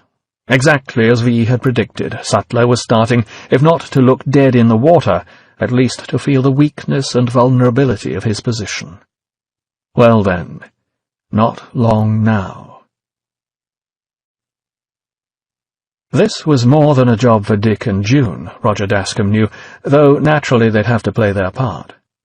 But they couldn't be on the television 24 hours a day, and round-the-clock broadcasting was obviously what was required here. It was to be a blitz, with a new news flash every couple of hours, and extended bulletins at breakfast, lunch, and dinner times. As for the newspapers, radio, and interlink, he'd already delegated that to the appropriate editors and writers, the lesser stuff for the lesser beings. Television was the key, he knew, the same as he knew that he was television's key man. And, unlike the previous feel-good broadcasting they'd always specialized in, this was definitely going to be a bad news day, followed by several more. So all across the country, from tenements to middle-class homes, from bars and restaurants to schools and old people's homes, the population began to find themselves inundated. From the seemingly innocuous but slightly worrying, it got steadily worse, became more and more threatening. Scientists attribute this latest water shortage to the lack of rainfall during the last 2 years. Ministry officials expect water coupon prices to rise. That was always the first step. Get people worried about the basic necessities and threaten to hit them in the pocket as well, but phrase it carefully so it doesn't sound as if the government has done anything wrong. And if they look out of their windows and see that it's pouring rain, well, so what? Most people have such short attention spans that if you tell them that it's all down to last month, when it hardly rained at all, they'll believe you, especially if you tell them that it's only now raining in their part of the country, not anywhere else. And then, once you've used natural calamities to get them worried about their standard of living, hit them with all the other terrors that are quite obviously other people's fault, that they'll want the government to take strong measures against, before the country collapses into the same sort of chaos that's prevailing everywhere else in the world. The things caused by terrorists and undesirables, and the biggest bogey of them all, biological weapons and diseases. The sort of threats that will make people demand that the government take off its velvet glove and smash these people flat with its iron fist, just as it did before, the last time this sort of thing happened. It worked well enough before. It ought to work again. Police arrested 9 suspects believed to be responsible for hoarding avian flu vaccines. In the former United States, civil war continues to devastate the Midwest. Outside the quarantine safety zone, a new airborne pathogen has killed 27 people. The authorities have uncovered new evidence linking the terrorist organization called V to the St. Mary's viral attack on London 14 years ago. In her new apartment, Evie Hammond watched that last item, read to camera this time by June herself, and noted how V had now been inflated into a terrorist organization to make the threat seem still more dangerous. And even without the woman's furious blinking, she knew at least that particular news nugget was a downright lie, and suspected that more people than the government expected wouldn't believe a word of it either. She'd seen what was happening on the streets, the things that didn't get into the news bulletins, the spray-painted V's that kept appearing on walls overnight, sometimes even on the back of government surveillance vehicles. The defaced strength through unity, unity through faith posters that were being anarchically turned into strength through disunity, disunity through fate. The police cars with their unexpectedly flat tires, the knocked-out security cameras, and the loudspeakers with their wires cut. They weren't the work of V. That was the work of ordinary Londoners, starting to wake up at last. Running a hand through her short and newly dyed black hair, she could only wonder more and more what the approach of November the 5th would bring. Whatever it was to be, it seemed that Fedco would be delivering it. By train, by truck, by individual delivery man, the immense number of perfectly uniform boxes, with perfectly uniform and perfectly false return addresses, were sent across the land with the same sort of thoroughness that Roger Dascombe achieved with his broadcasts, to rich and poor, to individuals and institutions, and to every single member of Sutler's cabinet. Eric Finch was only half-dressed for work and entirely unshaven when the Fedco man arrived at his door. He merely grunted when the man began to idly chatter about the number of deliveries he was having to make. "Never known anything like it, Gov. What the hell's going on?" Signed for the box and took it within, having only had 1 cup of coffee and still too bleary-eyed to even wonder what he'd got. Only way to find out was to open it, anyway. He ripped the box open roughly and dumped the contents on the table before him. And a Guy Fawkes mask lay there looking back up at him, a broad grin on its face and seeming all the broader for the message it conveyed. The face of V. "Bloody hell," said Finch, scratching his head. What was the evil bastard up to now? Making his way to the office, he was given no clearer idea, though from the amount of torn and discarded Fedco boxes that littered the streets, he was getting some notion of the scale of things. This was beginning to look like the biggest mass mailing Fedco had ever had to deliver. How was he doing it when, despite what the government propaganda machine was saying, the organization called V consisted of 1 man? Perhaps 2 if you included the Hammond girl, but she seemed to have dropped off the radar in the last few months. Maybe if they could find her again, it might be a way to get to him. But they couldn't. She'd gone. Maybe the finger had got her and the information hadn't been passed back to Finch. Maybe she was dead. That left just V responsible for the whole thing. Computerization had to be the answer. It was the only way one man could have organized all this, with the ordering of the masks, probably from several different sources to cover his tracks, and the mass mailing through the official delivery system. And if that was it, it meant that V was good enough to hack into the government's own system, putting the trip on the Rookwood file, getting the information on the Larkhill staff who were to become his victims, their whereabouts, their changes of name. No wonder Creedy had been talking about Sutler suspecting an informer within the government. The government's own system had been leaking like a sieve all the time, and no wonder V always seemed to be one step ahead of them. He should have realized it before. But it had taken something of this scale to actually bring it to his attention. He'd get the tech boys on it, naturally. But it was getting so close to November, he had a nasty feeling that even if they could shut up shop more effectively, it wouldn't make much difference. V probably had all the information he needed already, and might not ever hack the system again. So probably no chance to put a trace on him that way, either. Clever bastard, thought Finch. Trying to catch the man was giving him nightmares. But the way V operated, the way he had everything planned out, well, Finch had to admire him. Grudgingly, but he hadn't had a challenge like this to get his teeth into for years. It was complete bedlam at New Scotland Yard when he finally arrived. First stop, the coffee dispenser, then into the fray. He hadn't seen the place like this in years. "How many went out?" he shouted to Dominic over the cacophony of ringing phones and shouting staff. Someone had got up a feed to the control room, so they were getting in the radio reports from the ordinary bobbies on the beat as well, and every word was about Guy Fawkes masks and Fedco deliveries, and V. "So far we think it's about 8 containers worth," Dominic yelled back at him. "Several 100,000 at least." "Christ," was all Finch could say, though he doubted that even the deity could get them out of this mess. Making his way to his desk, he'd barely had time to sit down when the phone rang. Not the normal office line, but that phone, the direct line. With a sense of weary inevitability, Finch picked it up. "I want anyone caught with one of those masks arrested!" Sutler immediately screamed in his ear. Finch didn't see any point in trying to explain that in no way did they have enough manpower to arrest what might well total up to be half the inhabitants of London, or anywhere to put them if they did. "Yes, sir," was all there seemed to say, so he did, adding under his breath that timeless phrasing he'd learned as a bobby on the beat in response to impossible orders from above. "Yes, sir, no, sir, 3 bags full, sir." Stupid bastard Sutler was. Almost as stupid, he was beginning to think, as he'd appeared on that Dietrich's half-hour show, the last one there'd been before they'd had Gordon Dietrich shot. Pity about that. It had been a fairly gross show, but if it had had material to work with like this current situation, it could have given him quite a laugh. And laughs were damnably few and far between these days. As soon as he put the phone down on the Chancellor, it seemed that every other phone in the place began to ring simultaneously. And they just didn't stop, no matter how many of them were answered. "We're under siege here," Dominic told him, stating the obvious. "The whole bleeding city's gone off its nut."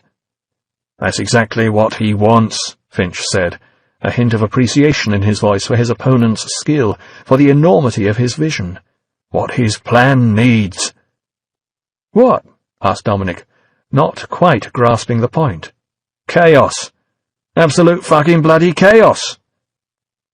And chaos was indeed breaking out all over, and continued to do so in the succeeding days.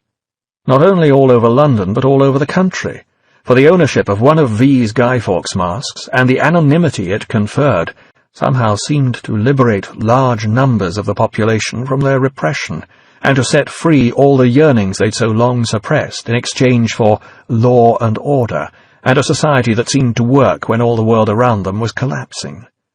And all that in spite of Roger Dascombe's carefully crafted propaganda to the contrary, which hammered home the message that this was all part of a terrorist plot, and an attempt to overthrow all the gains that they'd made since the war, and the much more heavily emphasized point that wearing or possessing one of the aforesaid masks constituted an act of conspiracy with a terrorist organization that was grounds for immediate arrest. All responsible citizens, the message concluded, would immediately destroy any such masks on sight. And perhaps 1 in 100 of them did. For some of those who didn't, the masks were no more than opportunities for criminality in the name of anarchy, and the following days saw an outbreak of muggings and armed robberies, from minor convenience store heists to daring bank raids. But for most, the masks provided cover for far less obnoxious, though still illegal, acts. For being out after curfew, for fearlessly destroying the CCTV surveillance cameras that stood on every street corner, for slogan painting, from Norse Fire Out through Hang Sutler, and Take Your Finger and Stick It, and Bollocks. Less abusive but rather more worrying were the anarchist cries of No Government and No Leaders, for they undercut the very foundations of whatever the political system might do to try to regain control of the situation. But most worrying of all to the North Fire establishment was the simple letter V, spray-painted in a circle. And of this last piece of vandalism, an alphabetical designation that V himself would certainly have enjoyed, there seemed to be more and more examples, springing up everywhere, somehow moving ever closer toward Downing Street itself. Even in remote parts of the country where the security clampdown wasn't quite so heavy, the masks gave opportunities for minor demonstrations. Perhaps most insidious and spontaneous of all were the parties being held everywhere. Behind closed doors, for the most part, they were anarchic, masked balls, where anything went, from political jokes and satire to the most riotous drunken orgy. And anarchism that's started to enjoy itself is the most difficult movement to suppress of them all. Well aware of the deteriorating situation, Peter Creedy sat at home among his orchids, remembering how Sutler had picked him out at that day's meeting and holding something in his hand, a small object that had become talismanic to him now. Remembering, Mr. Creedy, I am holding you personally responsible for this situation. As if it were somehow his fault, as if he hadn't shot enough people to fill his quota, as if he and the finger weren't the last bulwark between Sutler and a restless population, between order and complete collapse. Remembering, too, that V had been quite right. He had been under surveillance. And as the watchers seemed to be ordinary policemen, he had to assume that Finch had arranged this at Sutler's behest. Who watches the watchman? Juvenal had asked. And when this particular watchman found out that it was a battered has-been like Eric Finch, well, that was the sort of insult no one should have to put up with. And Creedy's grip grew tighter and tighter around the object in his hand until it cracked with a tiny noise, bringing his thoughts back to his present situation, and back to the piece of chalk that V had given him, now lying in 2 pieces in his palm.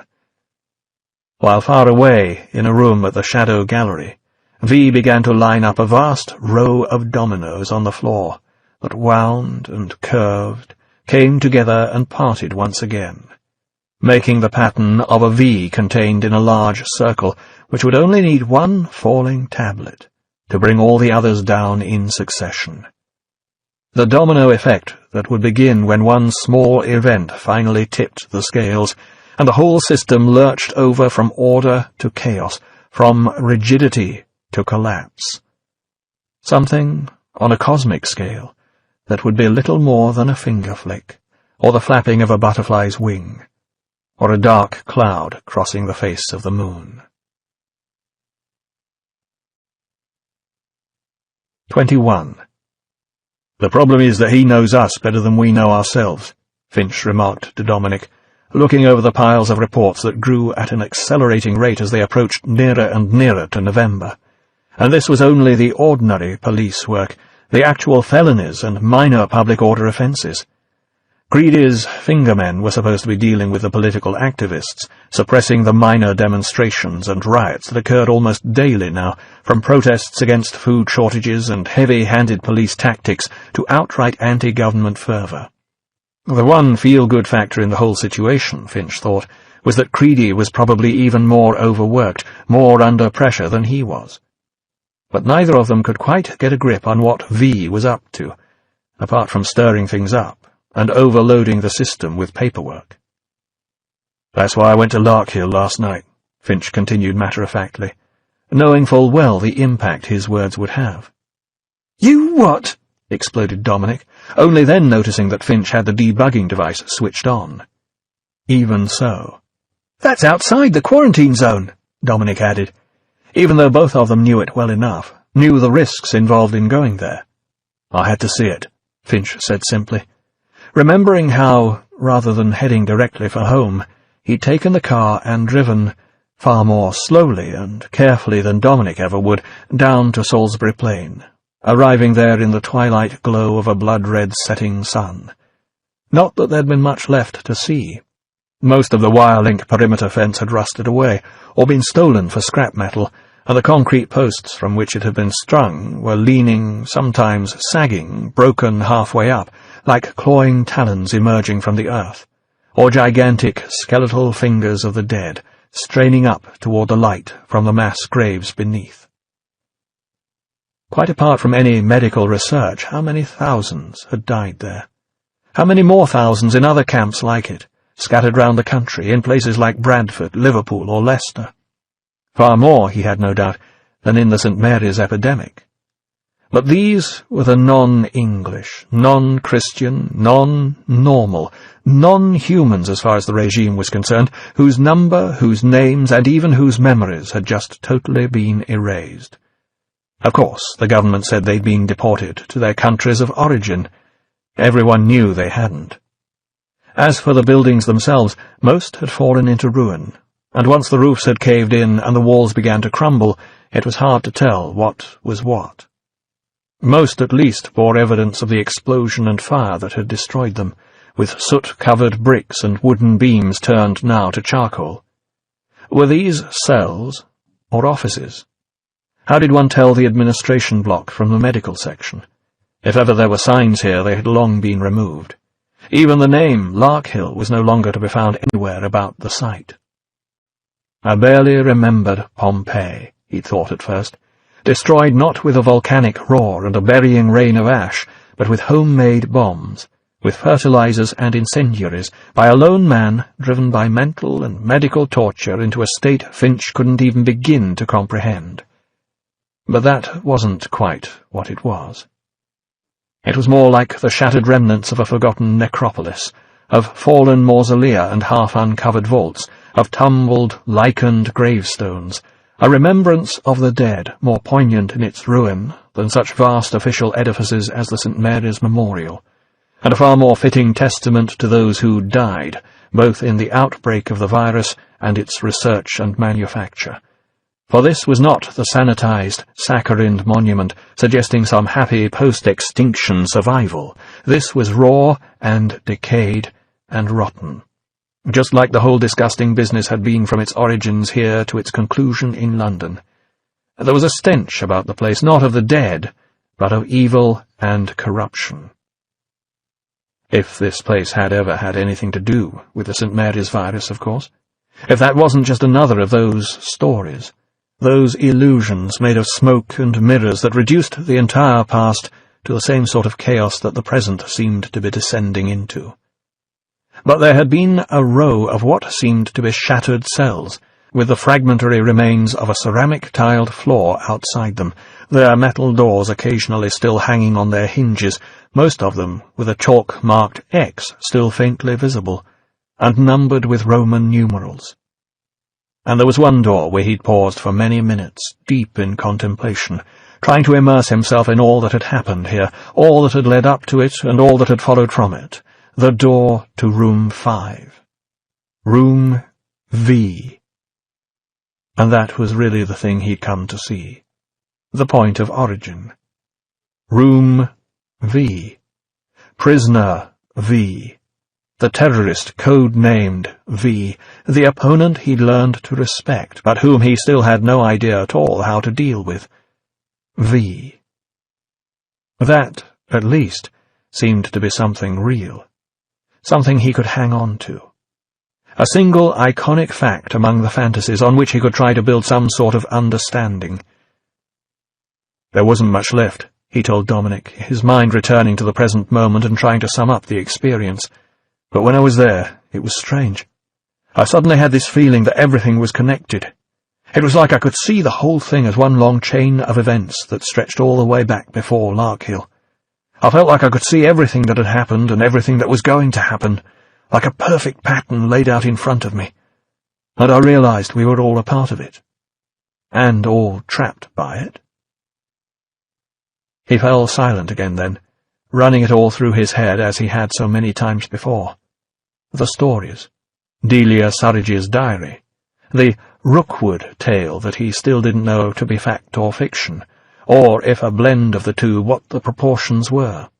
The tax records, and Lilliman's absurdly high pay at Larkhill, unless that too was a red herring.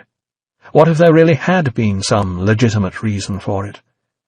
It was as if they had pieces from different jigsaw puzzles, which seemed to fit together somehow, although the picture they made persistently refused to make sense.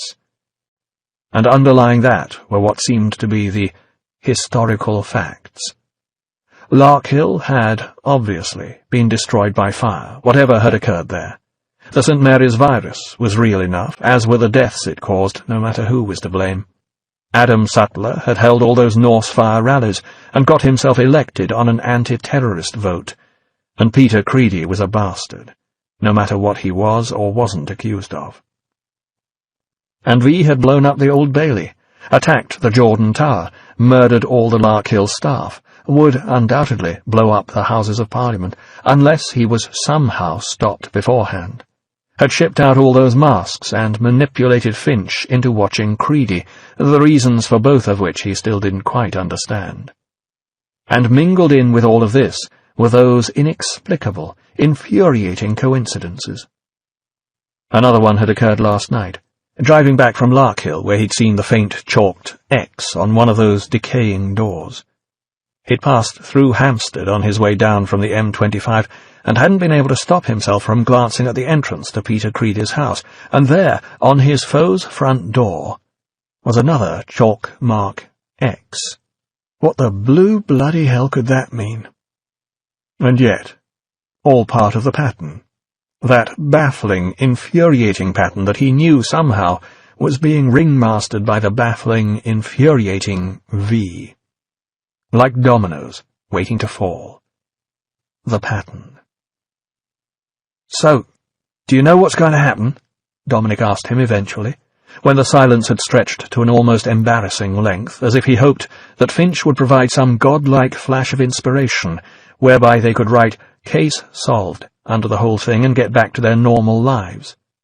"No," said Finch, shaking his head and smiling ruefully. "Like I said, it was just a feeling. But I can guess, with all this chaos, someone will do something stupid. And when they do, things will get nasty." By another of those coincidences that V seemed to glory in and that Finch had come to expect, someone had done something stupid at the very moment Finch had been standing there lost in his meditations at Larkhill. For in that same blood-scarlet sunset twilight that tinged the clouds an almost heavenly religious pink, a prowling fingerman had been making his way through a Brixton back street when he'd come across a small girl, about 8 years old. A small girl wearing a mask. If that was all, he'd probably have let it go. After all, the orders to arrest everyone wearing a Guy Fawkes mask were plain enough, but surely one could use some discretion regarding little girls. But the mask wasn't all. She had a can of spray paint in one hand and was standing before one of the almost sacred Strength Through Unity, Unity Through Faith posters the party continued to put up everywhere, despite their ever more frequent, ever more infuriating defacement.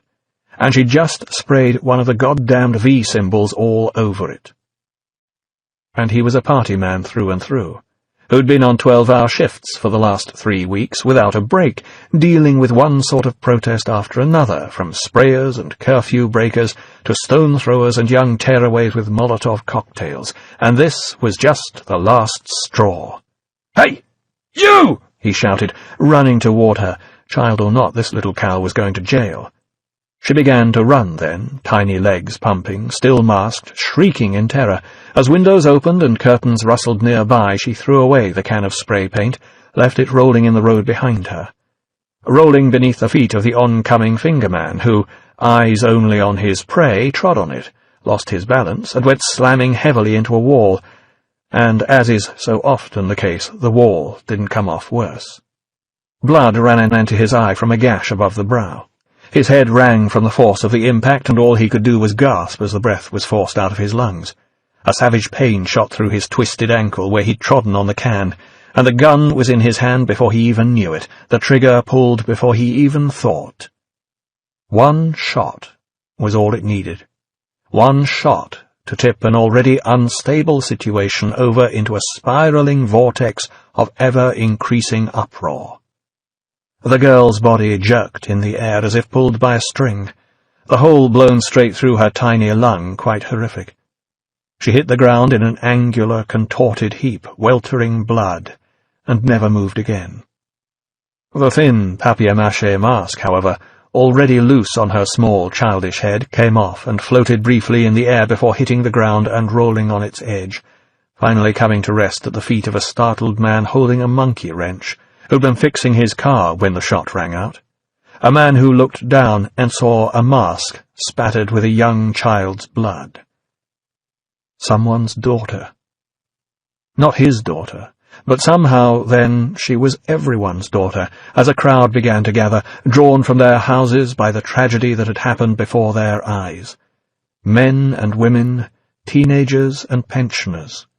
Mostly empty-handed, some with the knives they'd been using in their kitchens, dinner almost due, and as the fingerman limped up to stand over the body of his victim, a horrified realization finally dawning upon him of what exactly he'd done, they began to close in. They paused when he brandished the gun and showed them his badge, eyeing each other uncertainly as he tried to bluster his way out of the situation, but a low muttering began as the girl's wailing mother forced her way through the crowd and threw herself on her daughter, screaming curses at the murderer. At that point, the car mechanic stepped up behind the fingerman and hit him over the head with the monkey wrench. And then the blood really began to flow. Not just in Brixton. Creedy and his fingermen thought they'd managed to keep a lid on that one before the riot really got out of hand, even if it did cost them 15 operatives. Mass arrests, and an invasive, brutalizing security presence ought to have done it, and they managed to keep it off the airwaves. Yet somehow word of what had happened got out anyway. Not only about the little girl, but about the body count that totaled up in the succeeding hours. Fingermen, after all, didn't let their own go unavenged. But they could do nothing about the second Brixton riot the following morning, or the ones in Manchester, in Bristol, in Newcastle, and in Liverpool. And in New Scotland Yard, where they kept a BTN screen on all the time now for news flashes to give them the bigger picture of what was going on outside the capital, Eric Finch looked toward Dominic and shrugged despondently. It was no longer a case where things will get nasty. They already had. And so, Finch picked up his former train of thought, Sutler will be forced to do the only thing he knows how to do. Dominic knew very well what that was. Call out the army, declare martial law, widespread round-the-clock curfews, rioters and looters shot on sight. At which point all V needs to do is keep his word. And then... Finch left the sentence hanging there. Neither of them wanted to think about the consequences after that, although they had to wonder if they could be all that much worse than what was going on right now. In the shadow gallery, V had long been thinking about the consequences, planning for them, working to make them come about. Now, managing to make the slight flick of a gloved finger into a grandiose gesture of enormous importance, he knocked over the first domino in his grand design, starting at the point of the V, listening in satisfaction to the series of soft, repeated clicking noises, watching as the falling dominoes split into 2 rows, as the motion raced down the arms of the V, reaching the circle's edge and continued back round the circumference, perfectly spaced, perfectly timed, so that the dual lines of falling forms would meet precisely at their starting point with singular inevitability. 2 equal and opposite forces crashing together simultaneously and with perfect symmetry, and somehow leaving a single domino still standing. And V could only stare at it, rather as a jeweller would who'd discovered, at the last moment, a tiny, unique, but compelling flaw in an otherwise perfect design. 22. I sometimes still hear this song in my head when I wake up, Evie Hammond remarked thoughtfully, standing in the shadow gallery by the jukebox, which she'd just set to start. I missed it. She turned away from the machine as the music began to play, looking round at the place she remembered so well for so many different reasons, some good, some bad. The bad ones seemed so much less important now, and as for the good ones, it had been home for a while, and apart from anything else, it was still an Aladdin's cave, full of wonderful things that she'd come to treasure just as much as he did. She looked fit and strong, confident and at ease, her now black hair grown to about half the length it had been when he'd first brought her here. "I wasn't sure you'd come," V said, standing at the edge of the shadows, still masked, as always, and in the full outfit of cloak and hat besides. After all, she'd left it until the very evening of the big day. "I said I would," she smiled. Now a promise was something to be kept, not to be backed out of, as had so often been the case in the fretful, fearful days of the past. "You look very well," he continued, making polite conversation in a way that she hadn't really ever expected from him, unless this was the way in which he handled the tension that must be building up before he began the act that, she knew in her heart, would be the grand finale of all he'd ever worked toward. "Thank you," she said simply. There was no point in returning the compliment to him, when all she could see was a mask. "You've had no difficulties?" he asked her, although the mere fact that she'd come back made it plain that whatever she had had to face, none of it had been insurmountable. "For a while." She smiled again, remembering but not wishing to tell him of her early struggles. "Then I was able to buy a new ID. The police were after Evie Hammond. No one cares about Anne Campion." "Your mask," he said, if not exactly with laughter in his voice, at least with a suggestion that beneath the Guy Fawkes mask there might be something of a real smile. "Of sorts." "Not uncommon these days," he continued lightly, and both of them knew precisely to what he referred. "I suppose not," she laughed, not really used to hearing him joke. And then a silence fell between them, lengthening as each of them waited for the other to speak next. She, because she knew he must have asked her to come back here for some reason of considerable importance, and wanting to give him the opportunity to tell her what it was. He, because he wasn't sure she was ready yet to hear it, or if he was ready to tell her. At last the song on the jukebox came to an end, and in the quiet that ensued there seemed no alternative but to go ahead. "I have a gift for you, Evie. It's the reason I wanted to see you again. But—" Another hesitation, then almost shyly, "Before I give it to you, I was hoping you might like to dance." "Now?" she asked, charmed but taken completely by surprise. "On the eve of your revolution?" "A revolution without dancing is a revolution not worth having." All his body language showed an eagerness to hear her say exactly what she did. "I'd love to." Not far away, above ground, Dominic was driving Finch back from Chelsea Barracks, where they'd been for a briefing on the military arrangements that had been put into place for protecting Parliament Square that evening. A few minutes more would bring them to the Houses of Parliament, where protocol demanded their presence, but neither of them wanted to be.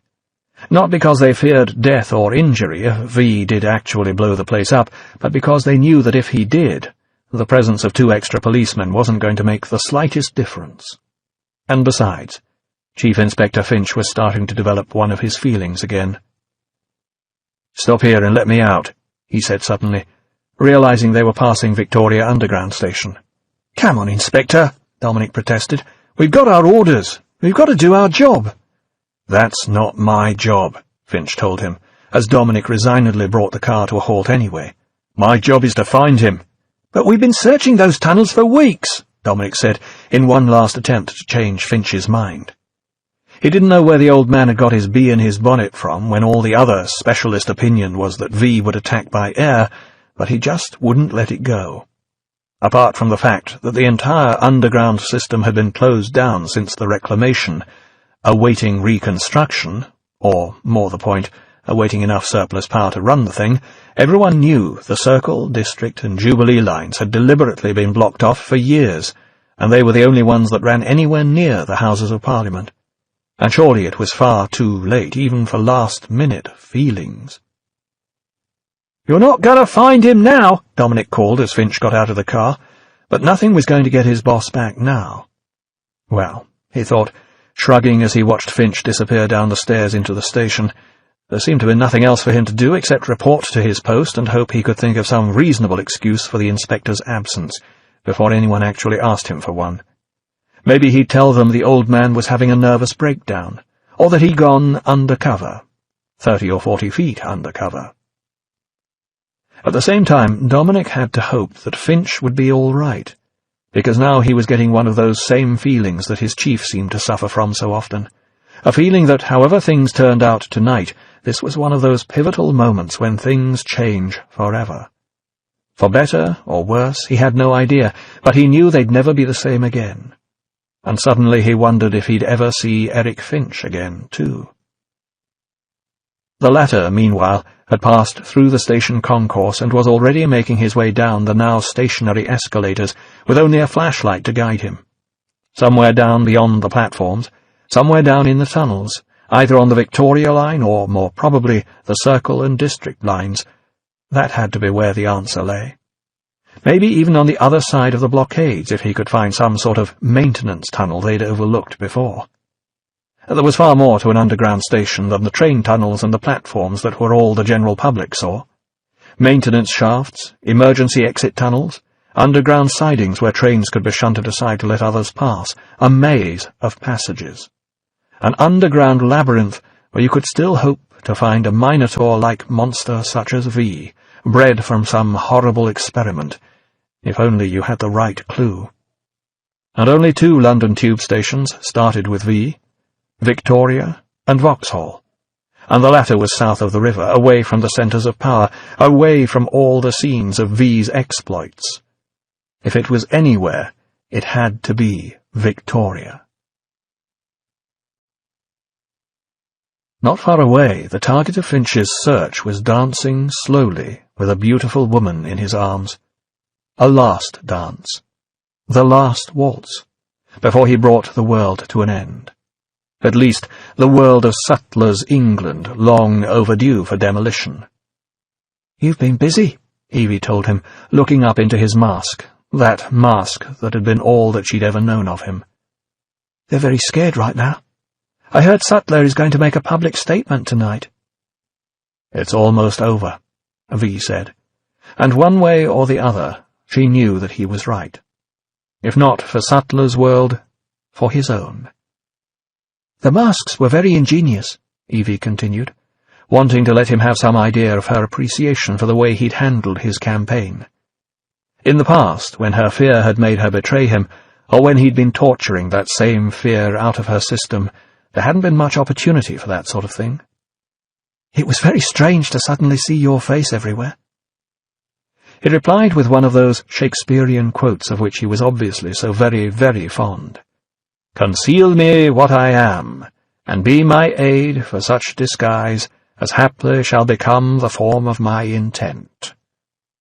12th Night. She identified the passage easily, never having forgotten the play since she'd acted in it as a child. "Viola," he added, remembering that had been the part she'd played. She gave herself up contentedly once more to the dance. Even so, tonight, On this last night, before everything changed, there were still things to say, still questions unanswered. Feminine curiosity, which, in spite of everything, wouldn't quite go away. "I don't understand it," she said eventually. "What?" "How you can be, in some ways, one of the most important things that has ever happened to me, and yet I know almost nothing about you. I don't know where you were born, who your parents were, or if you had any brothers or sisters. I don't even know what you really look like." There was the question, then, hanging on the air, not quite asked, not quite demanding an answer. A bait he could have taken if he'd wanted to, but didn't. "Evie, there is a face beneath this mask, but it isn't me. I'm no more that face than I am the muscles beneath it, or the bones beneath that." Ambiguous to the end, then. Was she to take that as meaning that the face beneath the mask had been destroyed in the same way as his hands?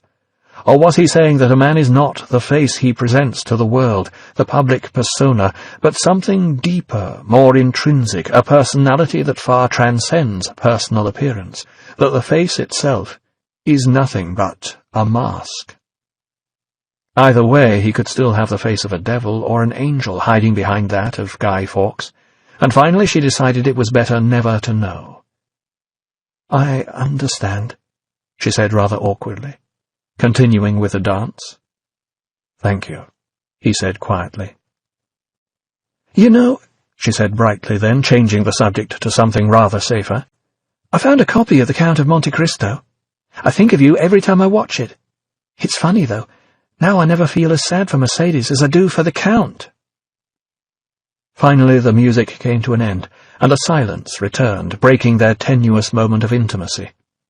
As he released her from his arms, V seemed to fall back once more into his usual, cool, composed self, again as remote from her as he was to the world in general. "There isn't much time left," he began, turning to usher her out of the room, "and I have something that I must give to you." Wondering what on earth he could intend, she let him lead her through the labyrinth that was the shadow gallery, through a number of doors, and then out into a long tubular tunnel, and so finally, descending some stairs, onto a station platform. "The underground?" said Evie wonderingly. "I thought they closed it all down." "They did. It took nearly 10 years to clear the tracks, at least as far as I wanted." Only then did Evie really notice the old train standing in the platform. Original rolling stock it may have been, but now it was transformed, the outside painted all over, not with graffiti, as in the old days, but with beautiful Art Nouveau curlicues and arabesques, with lilies and with roses. "What a beautiful old train," breathed Evie, eyes wide with astonishment, and recognizing V's hand in the decoration. If trains had always looked like this, she thought, they'd probably never have been vandalized in the first place. And if everything had been made and decorated like this, if whole cities had been designed by Antoni Gaudi instead of the architects who gave us dehumanizing concrete blocks to live in and shopping malls that look like prisons, perhaps there would never have been a fascist party, or senseless crimes, or wars, or fewer of them anyway. "Let me show you," he said, taking her hand and leading her toward it. But before showing her the interior of the carriage, he took her to the driver's cab. "These trains used to work with what was known as a dead man's handle," he explained, "where the power would only reach the motors if the driver was sitting here, holding it pressed down. I've disabled that. There isn't any power here anyway, but there is a slight gradient leading from here down to Westminster toward where the tunnels are still blocked. All you have to do is release the brake handle here, and the train will run away down the track on its own." "But why are you telling me this, V?" she asked, confused. "In case you need to know," he told her mysteriously, then led her back toward the carriage. As she'd rather expected, it was filled with Violet Carson roses. But there was more than this besides. The front of the train, just behind the driver's cab, was packed with small rectangles of what seemed to be red clay, wrapped in wax paper, all stacked together in the aisle between the seats to make up a sort of platform, almost like a bier. A glance round revealed more of the little red bricks behind them, and she had to conjecture they were packed in throughout the train. "What are these?" Evie asked, picking one of them up. "Gelignite," he said offhandedly. "What?" she exclaimed, taken so much by surprise that she almost dropped it. "Careful," he said with the faintest of laughs, as she guardedly but hurriedly put it back in the stack before taking a couple of swift paces backward. "You said the tracks were blocked down at Westminster," she said thoughtfully, then added, "Under the Houses of Parliament?" He nodded. "Then it's really going to happen, isn't it?" she said slowly. Somehow she'd always known that it would, even though she couldn't imagine how. But to actually be here, seeing it, being part of it, put the whole thing in a new light. All that planning, all that labour, all those years, all leading up to this one night when everything would explode in flame and fury. It will, if you want it to. "What?" she exclaimed. What on earth did it have to do with her? "This is my gift to you, Evie." His hand circled in a gesture that at first she thought referred only to the train, although she then realized it was far more all-encompassing than that. "Everything that I have, my home, my books, the gallery, this train. I'm leaving them to you, to do with what you will." Evie looked at him with an expression almost of disappointment. This wasn't the sort of gift she'd expected.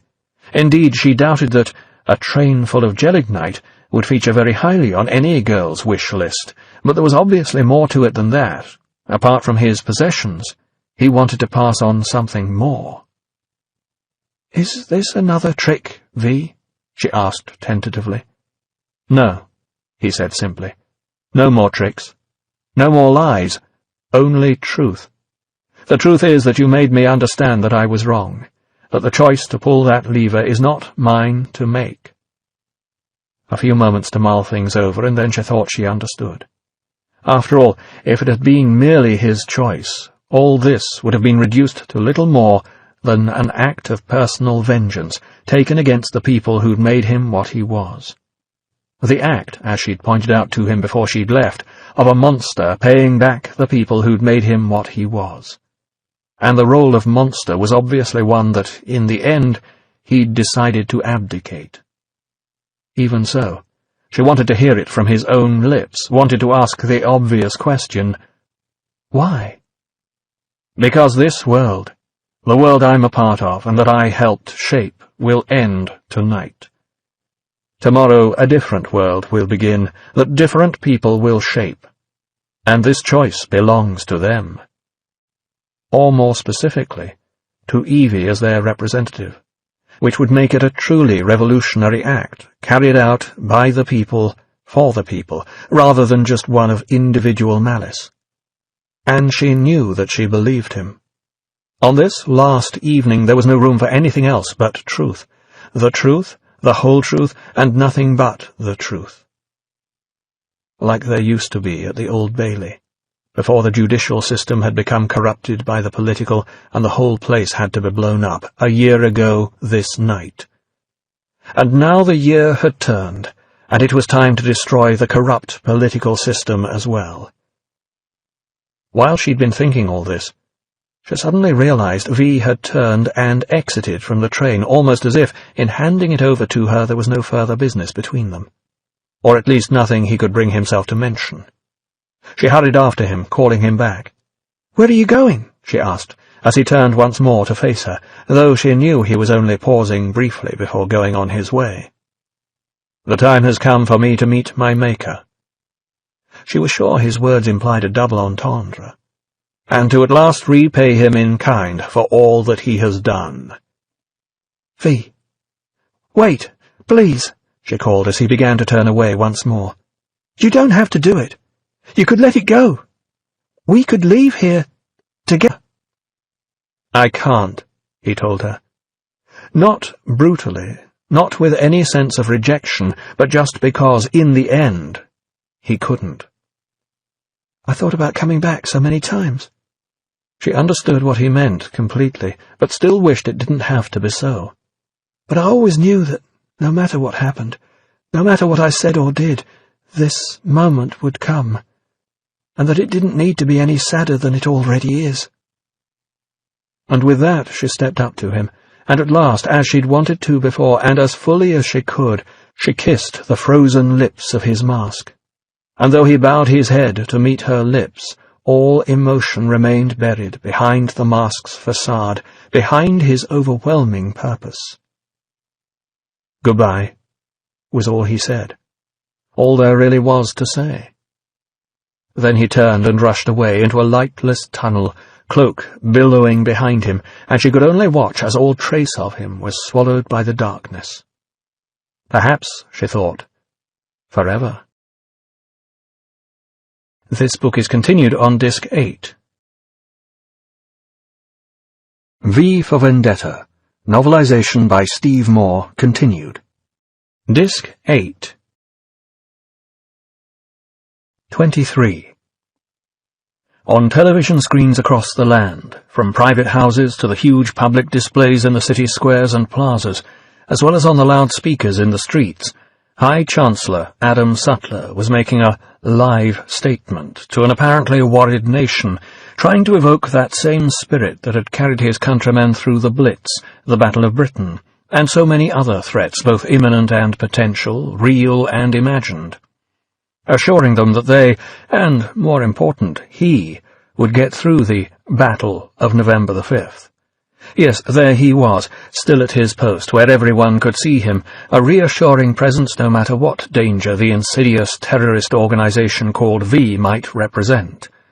England's great protector, the guardian of its values, its traditions, and its faith. An aging St. George, England's patron saint, called forth once more to guard the realm against the revolutionary dragon. "My fellow Englishmen," he began roundly, addressing the camera with oratorical sincerity. "Tonight, our country, that which we stand for and all that we hold most dear, faces a grave and terrible threat. This violent and unparalleled assault on our security will not go undefended or unpunished." One of the few places where no television screens were to be found was on the concourse of the old, abandoned Victoria tube station. So naturally the words went unheard by Peter Creedy and two of his chosen, most trusted fingermen as they came down the steps and looked around the place. Mind you, they'd heard them earlier in the day, when the live broadcast was first recorded, and the ironic contempt they'd felt for Sutler's words at the time had only increased with the day's subsequent events. But if there was no broadcast to be heard here, there was plenty of other activity, as a number of the Finger's heavily armed paramilitary troops, having arrived an hour or so earlier, continued to sweep the area with metal detectors and electronic scanners. "The area's clean, sir," one of them reported, quite unaware that somewhere down below Finch was continuing his obsessive one-man quest. But Finch was a long way beyond the range of anyone's detection, far removed from having any part to play in the drama that was about to unfold above him. Creedy looked around at the station, unused as it had been for years, illuminated now only by a portable lantern in one corner and the flashlights of his troops. Old ticket barriers stood rusting, floor tiles had subsided unevenly, severed piping and cut electric cables hung dangling from the ceiling, and the more his men moved around, the more the clouds of musty, odorous dust rose up to choke what little air there was, making it look like one of those ridiculous, thick London fogs that Hollywood movies had always showed enshrouding the capital, right up to the time when Hollywood had been bombed out of existence, even though fogs like that hadn't been seen for decades. It wasn't a pleasant place to be, even surrounded by so many of his men, and as their flashlight beams continued to slash through the darkness, Creedy had to admit to feeling far from comfortable. So many potential hiding places here, and all unlit. The old ticket office, the staff restrooms, the station manager's office, and though he knew his men would have checked them all, the very shadows still seemed threatening. "You said 11 o'clock, Mr. Creedy," one of the accompanying fingermen said, feeling a touch of the same nervousness, although the place had been searched from top to bottom, and the search continued still. "It's 11 o'clock. Where is he?" "Penny for the guy," said a calm voice behind him, with just a hint of irony. The fingerman jumped, twisting round and reaching automatically for his gun. By the time it was in his hand, innumerable flashlights had picked out V, making his mask glow in the darkness like a small moon illuminating the night. "Our enemy is an insidious one," Adam Sutler said, in virtually every other place in the land but here, "seeking to divide us and to destroy the very foundation of our great nation." But now the insidious enemy stood calmly, while one of the paramilitaries stepped forward with a scanner, sweeping his body swiftly for evidence of explosives. "Nothing, sir," the man said at last, turning back to Creedy to report, then hurriedly moving away, back to the safety in numbers of his fellow soldiers. "I've kept my side of the bargain," V told Creedy. "But have you kept yours?" Creedy's smile was not even remotely pleasant. "Tonight we must remain steadfast, we must remain determined, and most of all, we must remain united." "Bring him down," said Creedy coldly to his companions, and knowing exactly to whom he referred, they holstered their guns and went silently and efficiently back up the stairs. "Those caught tonight in violation of the curfew," Sutler's voice continued, unaware that, especially throughout the London area, many of the television sets had been turned off and that he was addressing empty rooms, "will be considered in league with our enemy, and will be prosecuted as terrorists without leniency or exception." The implication was obvious.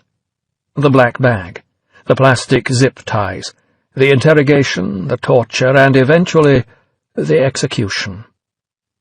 The man the two fingermen brought down into the station was wearing a black bag himself, his arms fastened behind him. He still struggled weakly, helplessly, pointlessly, as they dropped him to his knees on the uneven floor.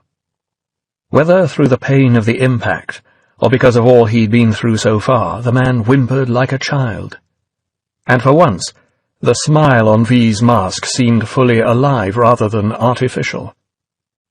"I want to see his face," he said to Creedy, wanting to make sure at the end that there was no final deception. "Tonight I give you my most solemn vow that justice will be swift," Sutler concluded forcefully, confidently, and ultimately smugly.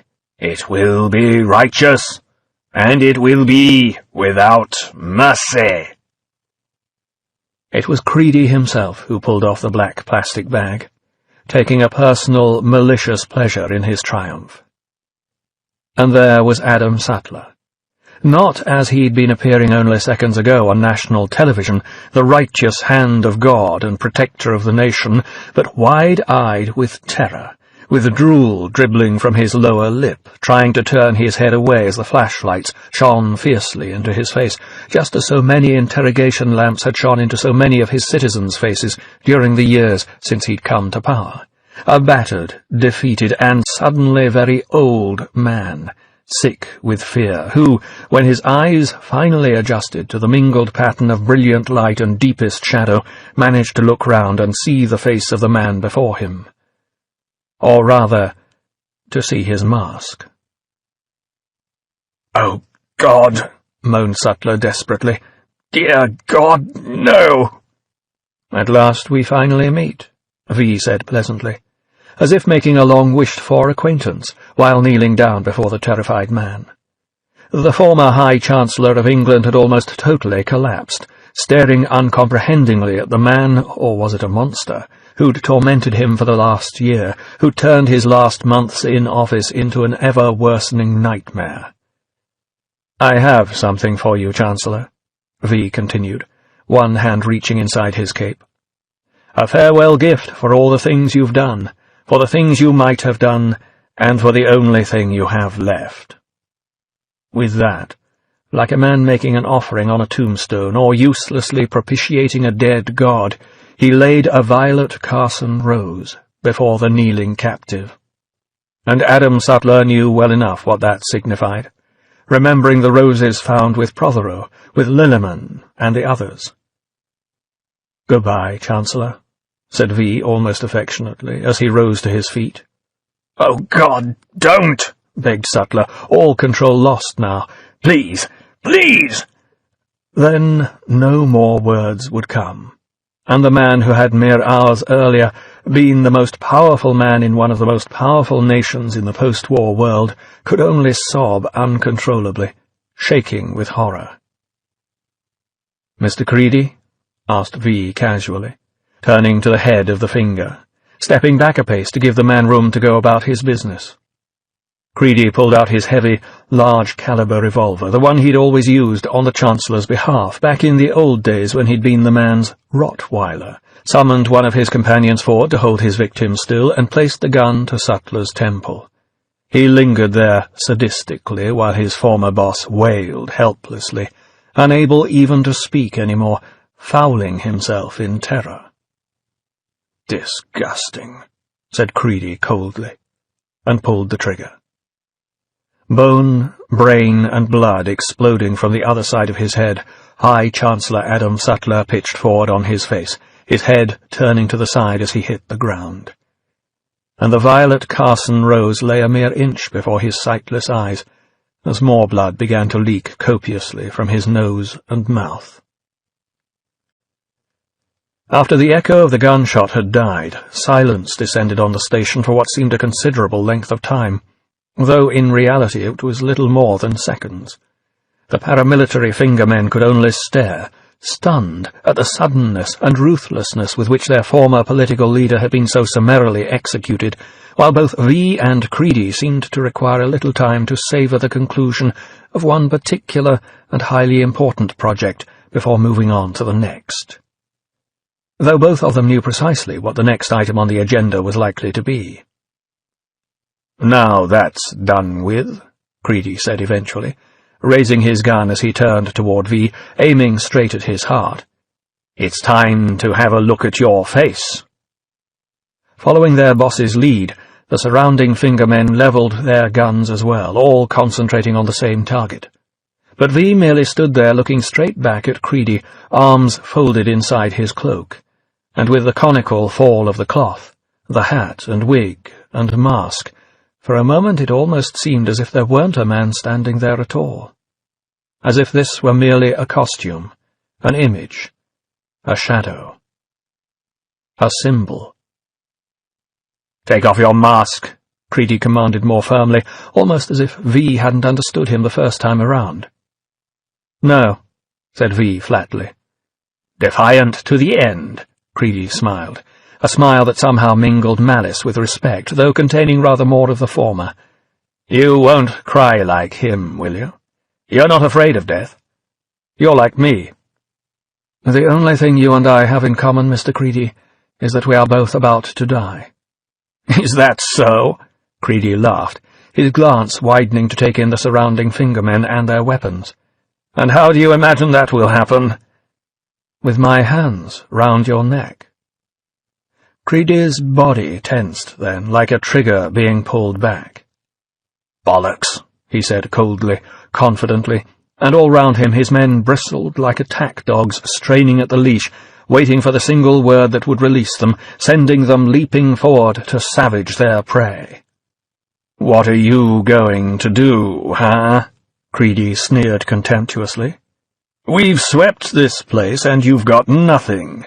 Nothing but your bloody knives and fancy karate gimmicks, and we've got guns." "No," V told him calmly.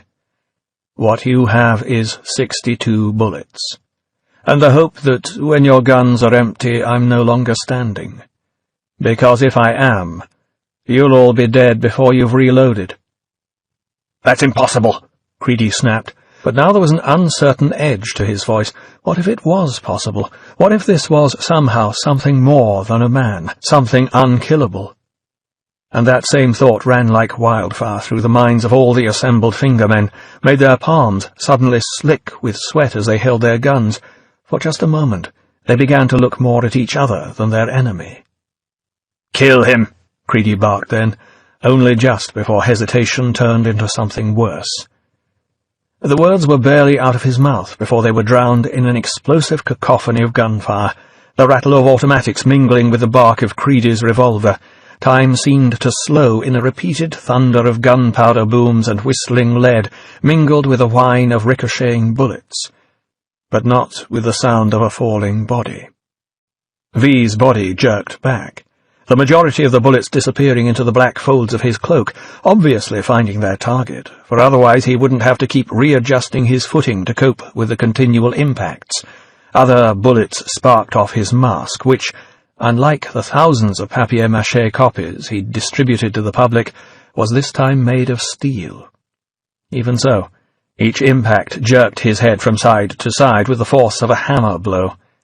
Yet still he stood, absorbing visible punishment, yet resisting the obvious pain, stood like a monument to human endurance, to the triumph of mind over matter, to the power of the will. At last there was only the fading echo of gunfire, followed by silence as the automatics locked open, the revolver span to click on empty chambers. And still V remained on his feet, swaying slightly, but still on his feet. A moment for silent prayer, that V might suddenly collapse like a house of cards, that they might wake up from this nightmare safe beside their wives or girlfriends, or that the God in which so few of them truly believed might suddenly prove real after all and strike this devil down. But the cloaked figure still stood there, and the mask continued to smile. "My turn," said V, his words as chill and final as the words of Death himself. A soft sound of rattling metal filled the station as the fingermen, suddenly snapping out of their horrified trance, began trying to reload their guns, before V was among them, moving with the silence of a wind-driven cloud, the swiftness of a darting hawk. The first fingerman barely had time to react to the 8 inches of cold steel that pierced his heart, before the knife was twisted and removed, the exit wound hideous, the long jet of arterial blood rising scarlet before his horrified eyes. A fierce spray of crimson lifeblood that somehow unmanned his companions completely, making fingers seem like rubber, making bullet clips as slippery as soap. And before the first had hit the floor, a second fingerman had dropped his bullet clip as the same knife opened up his throat, a swift, silvery blade that moved like greased lightning, and wherever that lightning struck, the blood showered down like rain. V's cloak billowed behind him then, so swift his movement, like a giant black manta ray gliding from shadow to shadow, from death to death. After that first heart stab, so demoralizing in its effect, it was always the throat. Quickest, surest, deadliest. 1 or 2 of the men, realizing there would never be time again for bullets, tried to grapple with him, but V's motions were so supernaturally fast, a long-forgotten byproduct of the Larkhill experiments, that powerful kicks drove them away in the same instant that his hands were still about their deadly business elsewhere, and in the end whatever they did could only slightly delay the inevitable knife work to come. Circling round the junior fingermen, carving, slicing, occasionally puncturing, always moving on as the blood began to gush and the body tumble, V was obviously saving Creedy until the last. And fighting to keep his hands steady, Creedy could only try to keep one eye on V, the other on reloading his revolver. But for every chamber he managed to fill, another of his men died a horrific, gurgling death. Finally, there were no empty chambers, and none of his men to back him up. And V was still not yet dead. He stood there with the bodies of the fingermen scattered around him, each one every bit as dead as Sutler. And then, as he turned back toward Creedy himself, astonished his opponent by suddenly dropping his knives. And then V began to walk toward him. "No!" yelled Creedy, terrified by now, unable to understand what had happened, was happening still, raising his reloaded pistol again and firing, his trigger finger jerking compulsively. "Die!" he screamed, emptying the chambers one by one, his aim deliberate, with every single bullet right on target. "Die! Die! Die!" Still V kept coming on, shaken by each individual impact, every step another bullet closer to Creedy's last, and finally, once again, the hammer clicked on an empty chamber. "Why won't you die?" gasped Creedy in disbelief, gun suddenly hanging limply from his hand, staggering now almost as much as V himself. "Beneath this mask there is more than flesh," V told him, a rough edge to his voice now, but still coming on implacably, unstoppably, a living god of death. And Creedy could only back away in appalled horror, retreating step by step, and matching V's advance, until at last his back slammed up sickeningly against the wall, and there was nowhere else to go. "Beneath this mask there is an idea, Mr. Creedy," V said, looming over him. And now, with the ever-smiling mask pressing closer and closer to his face, terror at last overcame Creedy, robbed him of his ability to move, of his voice, of his very will to live. "And ideas are bulletproof." Creedy started to scream then, those final words of explanation still ringing in his ears, and V's gloved hands settled round his throat as he'd promised, as almost seemed foreordained. Hands that, as they began to squeeze, choked off the scream, choked off thought, crushed his windpipe, made his eyes begin to bulge, eyes that never left that awful grinning mask, the smiling death's head that would see him to his grave. Eventually his face went dark, his tongue began to protrude, and then his eyes rolled up, and his breathing stopped forever. And still V continued to squeeze, now gone far beyond the point of making sure, his hands locked in a spasm that was only finally broken when Creedy's inert body began to slide limply down the wall. Gasping in a deep breath, V turned away then, surveying his night's work. A scatter of dead bodies in a grimy, derelict underground station that still resonated with the violence of his deeds, awash with blood and reeking with the smell of gun smoke. A dead dictator, the man who'd thought to replace him gone as well. The totalitarian body politic just about decapitated. Worth all the sacrifices, no doubt, but what of the cost? V's gloved hands were still held up clawed before him, and he had to wait long seconds further before he finally regained their use. Staggering almost drunkenly, he made his way over to the wall, supporting himself with one hand and reaching beneath the cloak with the other. The hand didn't seem to want to work properly, and he sagged momentarily and had to prop himself up again before, finally, his fingers found the hidden clasp and flipped it open. Then, wearily, painfully, he drew out the thin metal vest that had surrounded his chest. Virtually the entire surface was pocked and dented, where the bullets had smashed into it from short range with horrifying force. Worse, in several places it was quite plainly punctured. Holes formed, he suspected, by the heavier-calibered bullets of Creedy's revolver. He looked at it briefly, the smile on the mask of the face somehow almost rueful, as he saw the inside of the vest smeared with blood. Then there was nothing else to do but let it slip from his limp fingers. As it fell, rattling to the floor, he turned away and staggered off wearily into the darkness, back into the shadows from which he'd first emerged, and leaving behind a trail of wet, bloody footprints. 24. Standing by the armoured personnel carrier that was serving as his mobile HQ, General William Byrd felt confident that he had the situation under control, even if the politicians did seem to be running scared. He was positioned in the middle of Parliament Square, surrounded by his best men, and the whole area was cordoned off and evacuated. All the streets leading toward the square were blocked, including Whitehall, Millbank, and Victoria Street, and Westminster Bridge was closed as well. There were patrol boats on the Thames, tanks in the side streets, surface-to-air missiles in the square. Farther away, where they wouldn't confuse the issue, helicopters hovered above the streets, ready to give warning of any incoming aerial threat.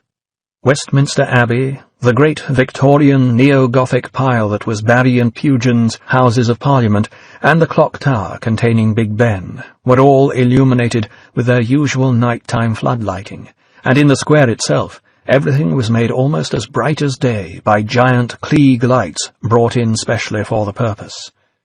And there were his men, too. Hand-picked commando units from the Royal Marines, with a tactical unit from the SAS specially trained in handling terror attacks. Of course, mingled with them were those blasted upstarts from the Finger. But sometimes one just had to put up with political interference in military matters. He'd rather have had more ordinary police. At least those blighters were used to obeying orders. With Finger men you never knew where you were. Could do anything. Even if that unpleasant bastard Peter Creedy had given him assurances that the Finger men would be under his temporary command. Not that the General had much confidence in that. Creedy was well known for saying one thing and doing another. He'd expected him here tonight, along with that other nobody, what was his name, the one who looked as if he got his clothes from a charity shop, Eric Finch. Still, Bird thought, with this sort of firepower assembled here, he'd like to see those goddamned terrorists try anything tonight. Oh, yes, indeed. He'd show them. Nobody was going to make this 5th of November a night to remember. Not while William Byrd was in command. And anyway, what were they going to do to a building the size of Parliament? 1,000 rooms or more, he'd been told, and any sort of aerial attack on a place like that would only cause minor damage. Unless it was nuclear, of course. But this blighter V wouldn't have invited anyone here to watch if he was going to use something like that. No. The only way to bring down a place like that would be to attack the foundations, and all the experts had said it was going to come from the air. Had to believe the experts. Most of them were military men, after all, and anyway, that was what they'd prepared for, so that was the way it would have to be, wouldn't it? A man doesn't keep his job unless he's on the ball, does he? A slight cough to gain his commander's attention, and then Lieutenant Dowland was there before him, snapping off a crisp military salute and waiting for permission to speak. Bird nodded slowly. "Patrols are confirming that people are in the streets, sir," Dowland said promptly, though there seemed to be a hint of unease in his voice. "Then tell them to arrest them," Bird told him shortly. Hadn't his orders been plain enough? Dowland was a good man, but surely there was no need to come running and reporting every little detail like this. That was what you had officers for, so you could delegate the authority to them. Let them get on with it. Use their own initiative. "They say they can't," Dowland told him hesitantly. "What?" exploded Bird. Never heard anything so ridiculous in his life. They were soldiers in the British Army, weren't they? Ought to be able to arrest a few civilians without any problems. "Why?" "They say—" His lieutenant didn't really want to say it, but knew he'd have to in the end. "They say there are too many of them." Evie Hammond was still sitting on a bench in the station, looking at the train that had now become such an important part of her inheritance, uncertain what to do. So beautiful on the outside, so deadly on the inside. Would she actually release that brake lever? Obviously it was what V had intended, had wanted all along, but what of the consequences? And why, at the last moment, had he suddenly become so uncertain to pass the decision on to her? She'd been over it time and again, and still wasn't exactly certain why, and the longer he was away, and the more time she had to think, the less she was able to make up her mind.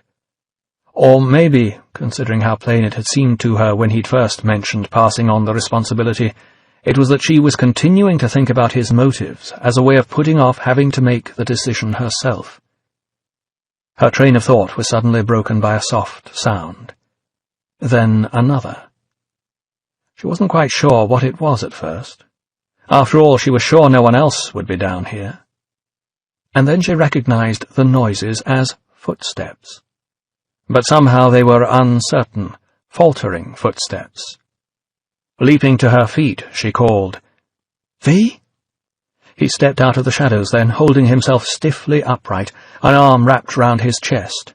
And she was so relieved to see him, so delighted at his return, she hardly noticed the difficulty with which he seemed to be walking. "You came back," she said, smiling radiantly, full of hope and happiness. "I was hoping you'd still be," he managed to say weakly. And then, after tottering one more step, he crumpled to the floor, almost as if the man himself were still elsewhere, and only the costume had made it back. "V!" she cried in alarm, rushing toward him and kneeling by his side. She tried to roll him over to see what was the matter, but as soon as she did, she found her hands covered in blood. "Oh, no!" she moaned, horrified, trying desperately to think what to do. "We have to stop your bleeding," she said next, though she was uncertain how. Perhaps if his cloak could be bound round his wounds. She could only curse herself for never having taken first-aid lessons, but she doubted that even first aid would be able to do anything about the wounds that V was suffering from. What he needed was hospital treatment, and immediate treatment at that. But that would only be followed by execution anyway. "Please, don't," V told her weakly, a hand clutching spasmodically at her arm as she took his head in her hands, moving a knee beneath him to pillow the back of his neck. "I'm finished. And glad for it." "Don't say that," she told him, knowing she didn't want it to be true as much for her own sake as for his. "I told you. Only truth," he added, knowing far better than she the extent and seriousness of his wounds. "V," she said, unable to keep a sob out of her voice. "I don't want you to die." "That," his voice lowered almost to a whisper now, "is the most beautiful thing you could have ever given me." A tremor ran through his body, and he gripped her arm all the more tightly, as if it was the last thing he had to cling to, as if by doing so he clung to life itself, but quite plainly not for long. "For 20 years I saw only this moment," he gasped, his voice so weak now she had to lean close to hear it. "Nothing else existed until I saw you. Then everything changed. My life, my reasons, my wishes." And Evie could only hold him in her arms and weep. "I fell in love with you, Evie, like I no longer believed I could. And every day that drew this day closer made me understand that it wasn't blood I wanted. It was another chance." "Chance for what?" she asked tearfully. "For roses." No more than the faintest whisper now. "Not for me. For all of us." "Oh, V!" A last call of his name, or at least of the only name by which she'd ever known him, ever would know him. An enigma to the very end, his body suddenly grew heavy in her arms, relaxing now into the peace of death. "V?" she asked softly, realizing but still not wanting to accept what had happened. But at last she had to. Already underground, already deep in the underworld, V had started his final journey to the land of death.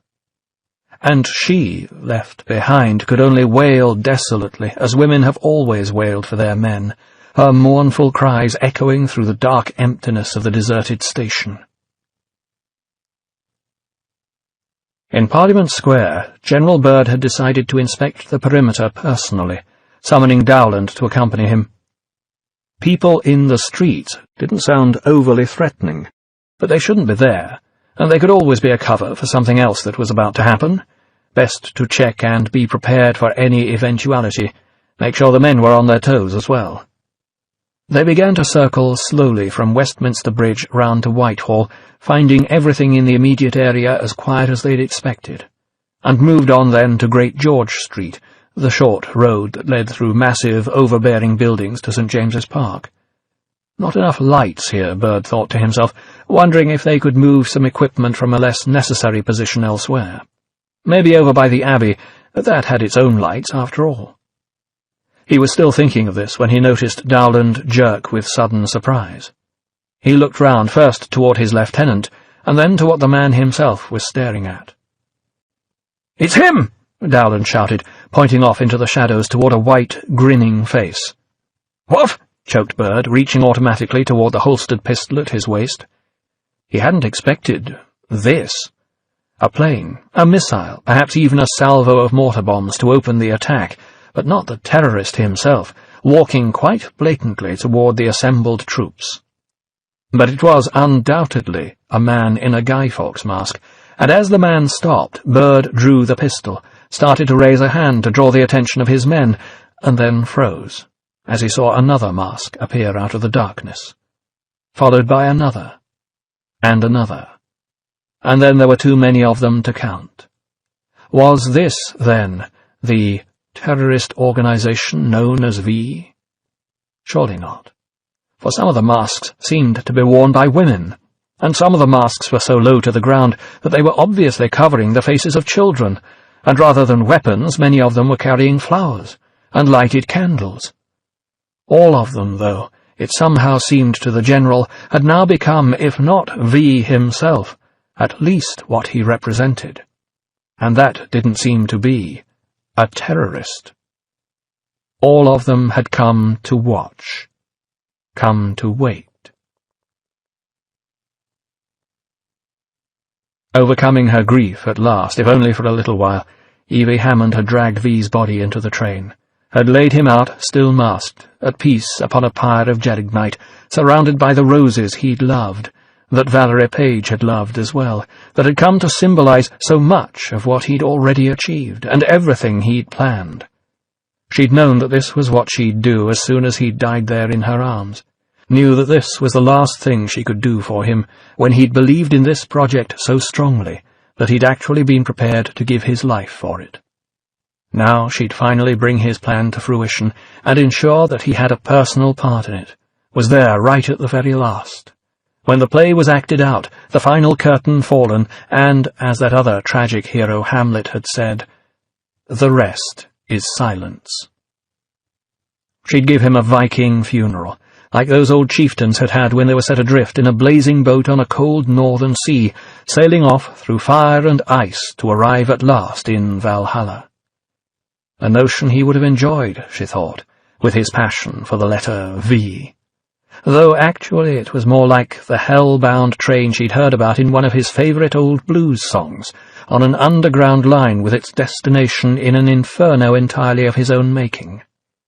Just one last touch, folding his gloved hands across his chest and reaching round to pluck a violet Carson rose and place it in his fingers.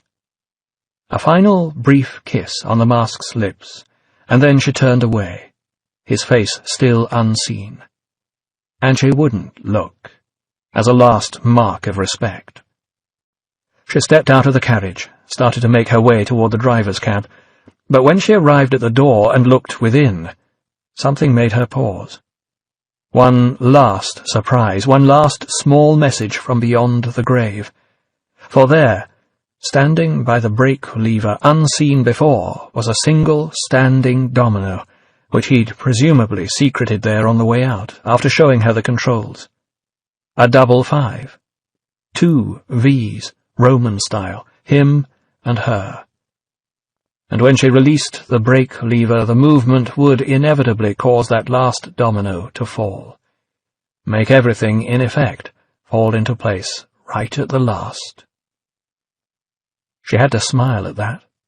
A small, sad smile, but he'd known all along, had foreseen everything, and now she'd show him he was right, if she had the time. "Hold it!" a voice barked out suddenly, echoing along the empty platform. "Stop right there!" It seemed that, in the end, there was one thing that V hadn't foreseen. Chief Inspector Eric Finch.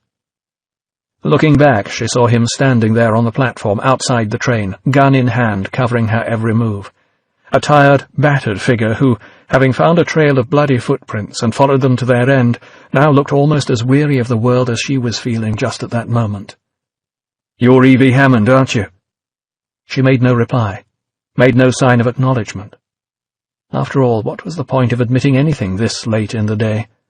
It was long past the time to help the police with their inquiries, as the old euphemism for interrogation had it. Keeping her covered, Finch glanced through the window of the train, saw V lying there among the roses, though he wasn't able quite to see what he was lying upon. But he had a pretty good idea of what the train would be packed with. Feelings. Copper's instincts. Always trust that more than expert opinion. He'd been right all along, and they hadn't believed him, had laughed at him. Not any more. "Is that?" he asked, and this time she did nod. No point in denying that, after all. "Is he dead?" Finch asked next. But now she found she couldn't answer. It wasn't that she wanted to keep him guessing, keep him wrong-footed in case V suddenly sprang to life again and attacked him. It was because to her, somehow, he was certainly dead, while at the same time he just as certainly wasn't. For V was both a man and an idea, and while the man was dead, the idea would live forever. She'd known that as soon as she'd decided what she had to do. "Then it's over?" More of a remark than a query. He was obviously taking her silence for confirmation of V's death. "Not quite," she said determinedly, reaching into the cab and grabbing the brake lever as he approached. "Stop!" he yelled, close enough now to see what she was doing, his voice echoing in the tunnel. "Get your hand off that lever!" He thrust forward the gun then, emphasizing his command, but Evie Hammond had had enough of orders, enough of the police, the government, the society she lived in, of everything, and she'd long ago had enough of fear. "No," she told him flatly. "No?" said Finch, baffled. He'd known one or two desperate, hardened criminals who'd disobey a direct order at gunpoint, but only one or two. To have a relatively frail young woman standing there and defying him was an entirely new experience. And yet such obvious self-belief was radiating through her defiance, her determination to overthrow the society that he'd spent his life protecting, that he could only stop and wonder. Truth and justice, they'd always been his watchwords, though justice, he had to admit, had become more than a little compromised in the years since the Reclamation, as had he himself. Could she, then, actually have found another truth? A better truth than his, that would somehow restore a real form of justice to the world? And if she had? But then he'd always had a third watchword, too. Duty. And if his ideas of truth and justice were confused, his duty still seemed quite clear. "I'm sorry, but I've made up my mind," she told him calmly, her own sense of duty clearly a match for his own. "So the only way you're going to stop me is to kill me." Finch paused then, though the gun remained unwavering. Seeing how determined she was, he realized that another pace forward would undoubtedly have made her release the brake. Words were the only weapon left to him now, if his duty was still to be carried out. "Why are you doing this?" he asked, and knew, as he said it, that it was more than just a case of keeping her talking. He really did want to understand. He'd wanted to understand the way V had thought, but now he never would. And he also wanted to know how that same sort of thinking could spread, infecting someone else. And how far could it spread? Could it even end up infecting him? "Because he was right," Evie told him with the absolute faith of the recently converted. "About what?" "That this country needs more than a building right now," she replied, still with the same superb calm that he found somehow strangely affecting. "It needs hope." Hope. When had he last hoped for anything? Perhaps when he'd joined the party, hoping it would help him get on in his career?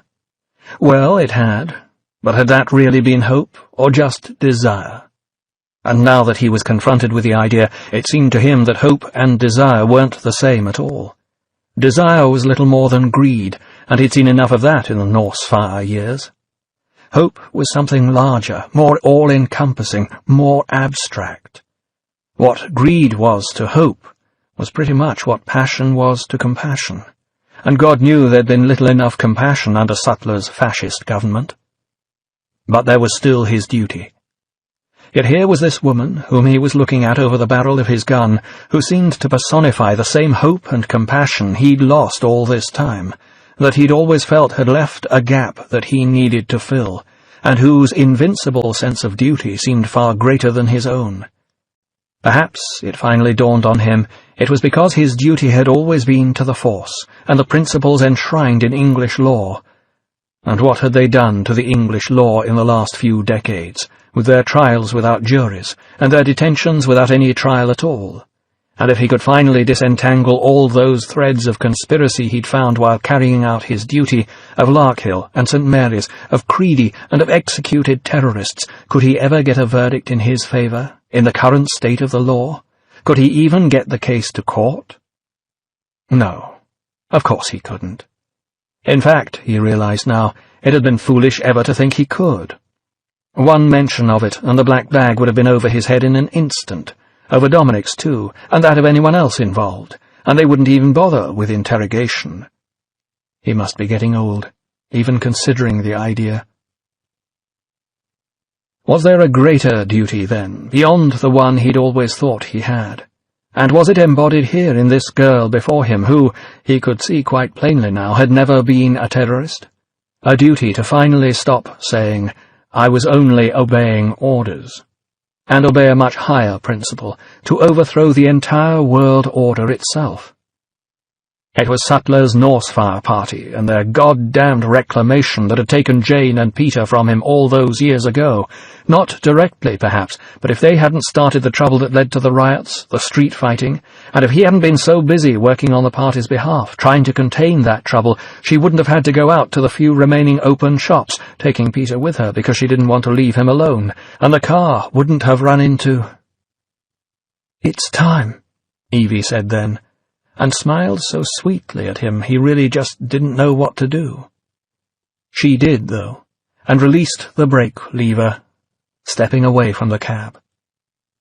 And the last domino fell, its single click an epitaph to a man with no identity, and all the ideas and plans he'd taken with him to his grave, ideas that lived on, and a plan that would come to fruition as his final memorial. And Eric Finch had absolutely no idea what to do then, his body almost dead with fatigue, his mind alive with conflict, except to slowly lower his gun and watch the train silently ease forward into the tunnel. So gently at first it seemed there'd still be time to call it back.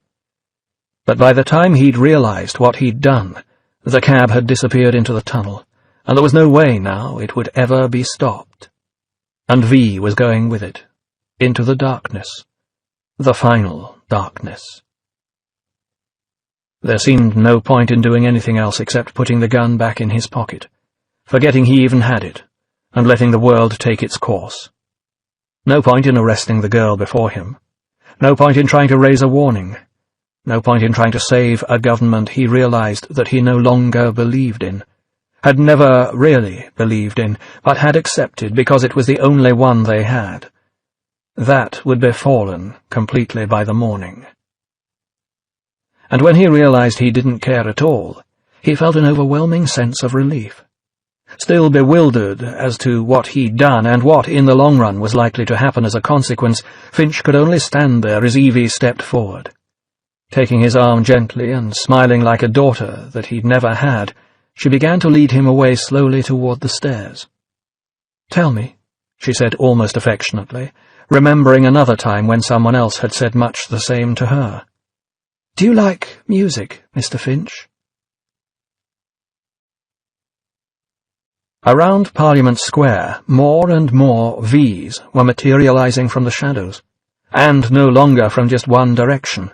They came along Millbank, they streamed past the Abbey, they gathered on the other side of the Thames over Westminster Bridge. They came along Whitehall, which was supposed to have been closed off, along with all its side streets, all the way back to Trafalgar Square, and as they did so they even passed by Downing Street, in an ultimate show of defiance.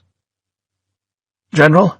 Rowland asked Bird uncertainly, desperately needing guidance, but equally desperately hoping the order he dreaded wouldn't come. It did. "Ready at arms!" General Bird yelled, and there was a murmur of quiet voices, a clatter as automatic weapons were checked and raised to shoulders. Even so, it was all done with a certain hesitancy. For by then there were more of them, and still they came, from hundreds to thousands, and then thousands more, packing the streets in a vast ocean of humanity. "What do we do?" Lieutenant Dowland asked again, looking at them with a sense of rising panic.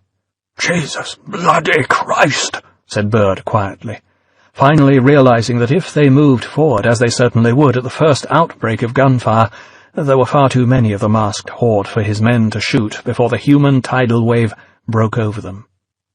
And when it came right down to it, the masked figures weren't representing any immediate threat. They were standing and waiting, expectant, hopeful, and every single one of them was smiling. And then, softly at first, the music began to play, swelling from the loudspeakers on the street corners just as it had done a year ago on the Old Bailey's night of pyrotechnic glory. Music that somehow saved General Bird from having to issue an order he would have regretted for the rest of his life, that soon grew loud enough that it would have drowned out that order anyway. Different music this time, though, and even more apt, chosen especially for the occasion, for the 5th of November.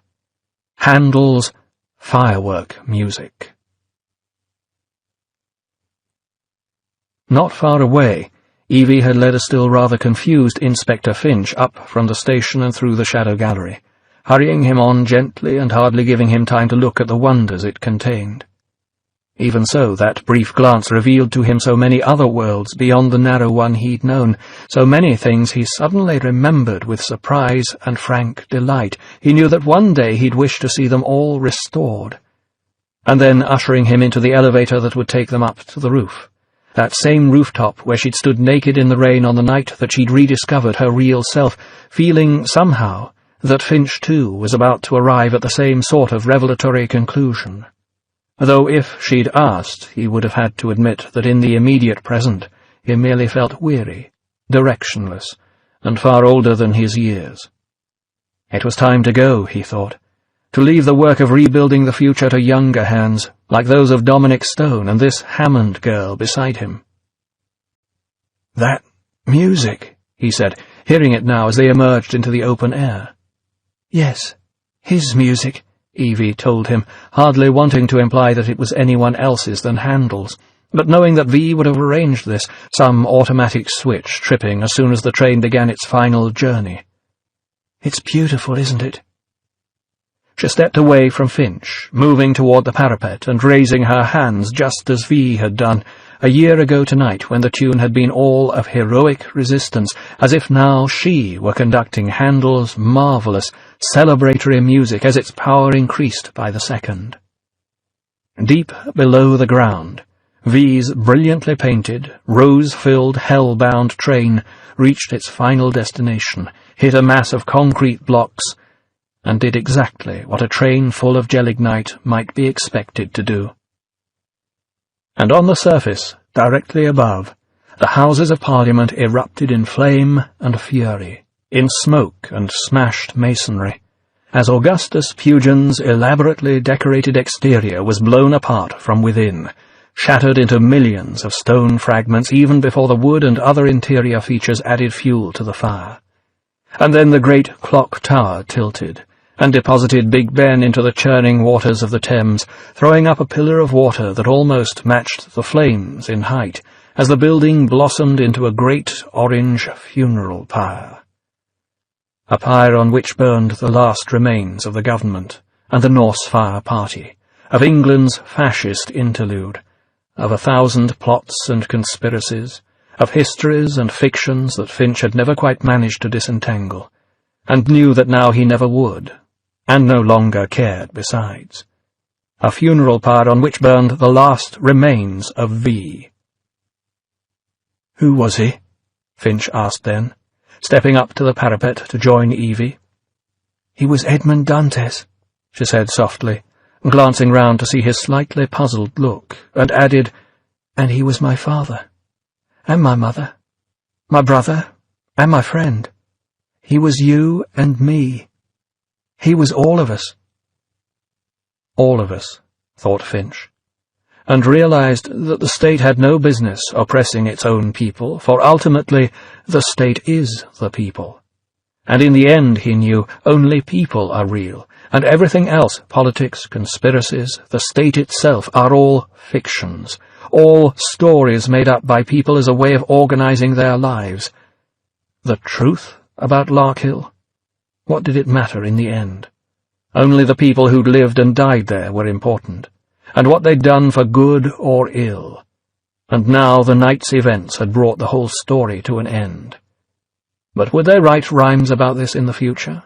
And if they went back to burning an effigy each year on this night, whose face would now be hidden by the mask? Evie stood there contemplatively for a few seconds longer, then turned toward Finch and smiled. No one will ever forget this night, she told him, or what it means to this country. And then, turning away once more for a last private thought, she added, But I will never forget the man, and what he meant to me. And as the ceremonies were brought to a conclusion by a large eruption of fireworks exploding in the air and forming once again the letter V, the assembled crowds began to take off their masks, to lose their anonymity, to become once again the selves they'd been before the long years of repression had imposed quite other masks upon them. For this time, the letter V quite plainly stood for victory.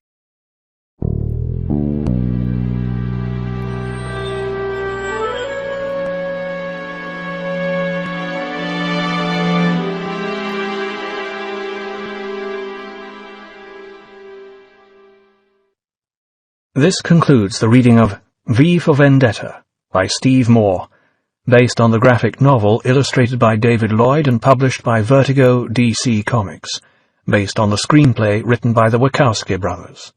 Copyright 2005 by DC Comics.